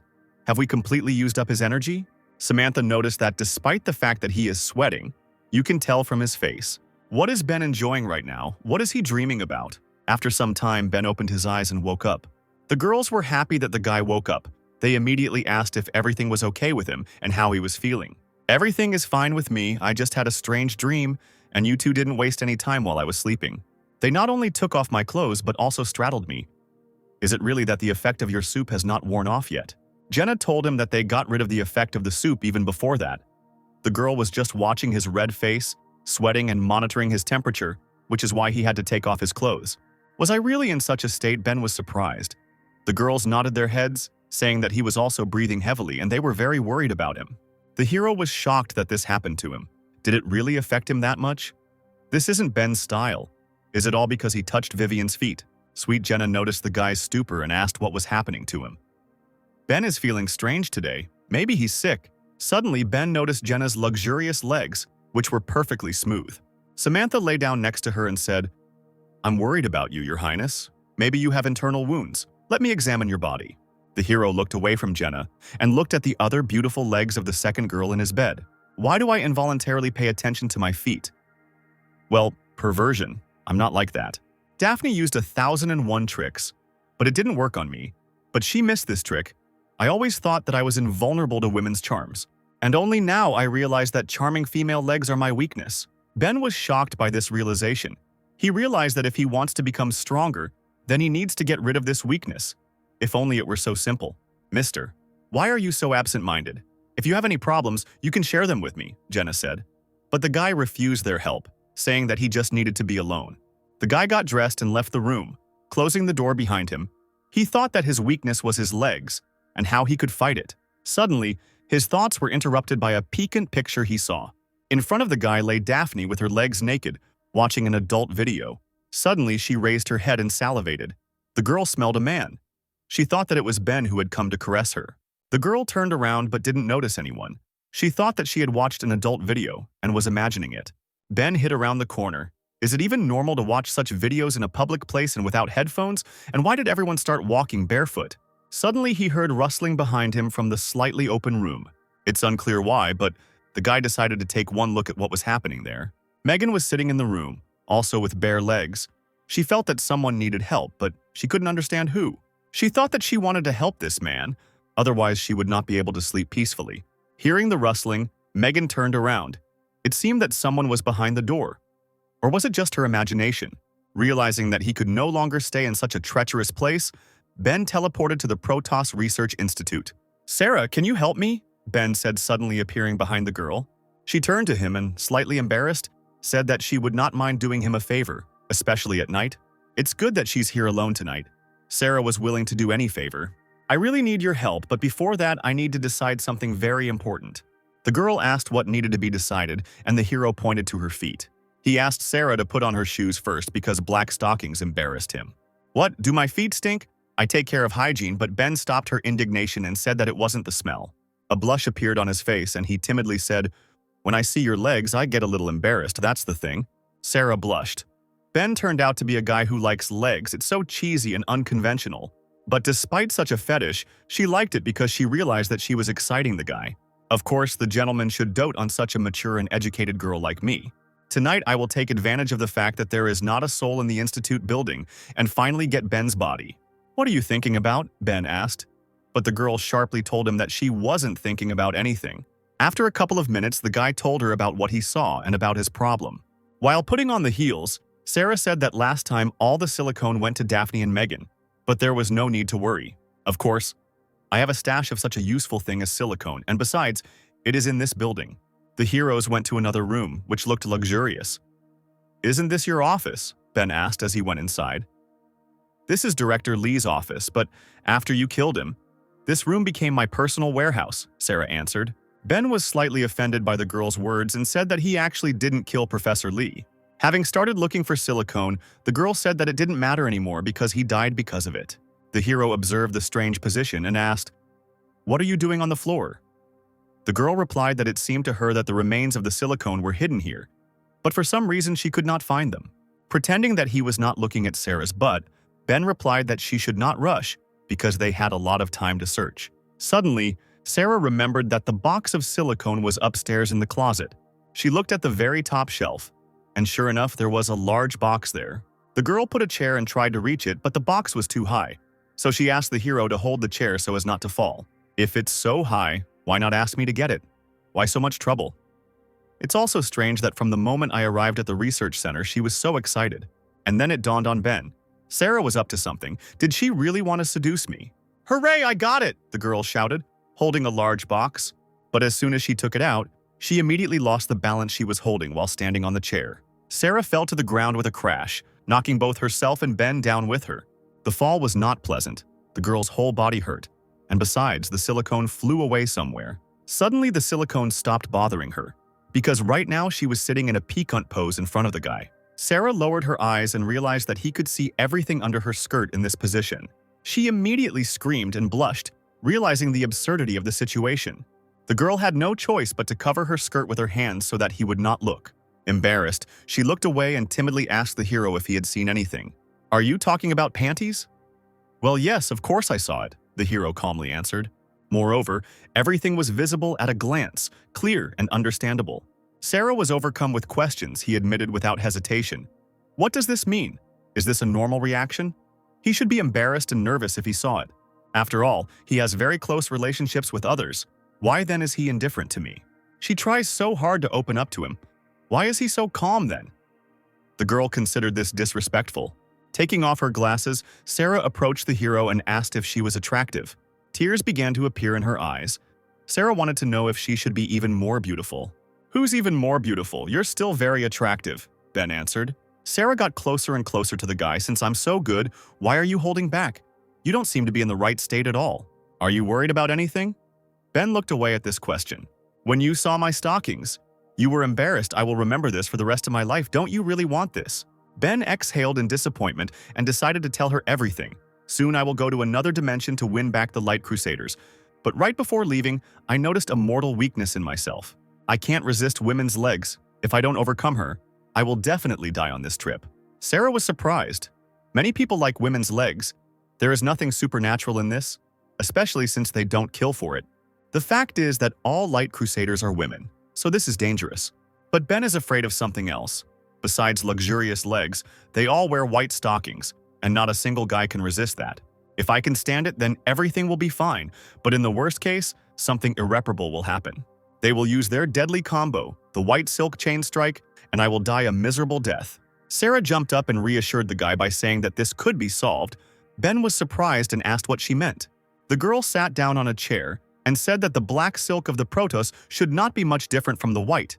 This is a battle of black and white silk, and now she will give the hero serious training. Weakness training. Is this really what I'm thinking? Exactly. Sarah will test him with her black stockings. If Ben is brave enough to look at her legs, he can overcome his weakness. This is truly a tough training. Ben lowered his eyes and was embarrassed. It seemed difficult for him, so Sarah decided to do a small test today. The interested girl said, "Since I am a mature office lady, in addition to black stockings, there are many more types. Truly brutal torture, Sarah has fishnet stockings as well as luxurious stockings with garters. In addition to them, there are striped stockings and even torn stockings in her collection. With this workout, we'll explore your stocking preferences and gradually increase the difficulty. So what? Do you dare to accept my challenge?" There wasn't much choice left, so Ben decided to take on this difficult test. At the Research Institute, Ben and Sarah's training lasted all night. "Have you heard any strange sounds?" "They are coming from Director Lee's office," said the girls who came to the institute early in the morning. "Yes, I heard it too. And it seems that this voice is similar to Sarah's voice for sure. I haven't seen her since the morning. Where is she hiding?" Suddenly, with difficulty, Sarah came out to the girls' office, getting tangled up in her legs. Seeing Sarah half-dressed and tired, her colleagues became worried, asking what happened to her and who hurt her. "Everyone who is in the office now, listen, stop what you are doing and follow me. Ben needs your help," Sarah shouted. "You just need to join me in training. You can help Ben overcome his weakness only if he becomes stronger. The Protos will be safe. And if the training is successful, you will become true Protos heroes. We citizens of Protos will never lose to the Light Crusaders. The Protos is the strongest." Sarah finished her campaign with these words, barely standing on her luxurious legs. Meanwhile, Ben was lying on the floor of the room and thinking that he had not thought that the training would be so tiring. It was more dangerous than all his previous battles. It was scary to imagine what would have happened if not for his determination. Sarah turned out to be so terrible, you still have to remain human. But suddenly, that same insatiable office lady returned to his room and said that the guy should have rested already. Let him look at the luxurious set she had prepared for him. Given how well he had performed that night, Sarah decided to double the difficulty of his training. Will they all join in the training? I'm going to die at this rate. I don't have enough strength for everything. No, guy, you didn't understand everything correctly. Why only them? That's not Sarah's style. Suddenly, Ben heard many heels outside the door coming closer and closer. The girls lined up and discussed future entertainment. No one wanted to miss Ben. They all wanted to see him as soon as possible. The horrified guy asked, "You didn't bring all the girls here, did you, everyone?" Sarah answered. She turned around and began to command. "Everyone should listen to my order, without acting on their own. Everyone should maintain discipline in turn." The countdown began. At that moment, Ben realized that he had to either die the death of a real man or withstand this test. 3, 2, 1, training has begun. 3 days of unforgettable entertainment passed. And for our hero, 3 days of the most difficult test. "We've been training for 3 days now. I've run out of stockings, and all the institute employees should have run out by now." Ben's training was over and he was sitting in a room filled with women's stockings. Sarah asked if he had overcome his weakness. The hero thanked her for her help and said that he felt great. Now he has reached a new level and is ready to fight dangerous girls in white stockings.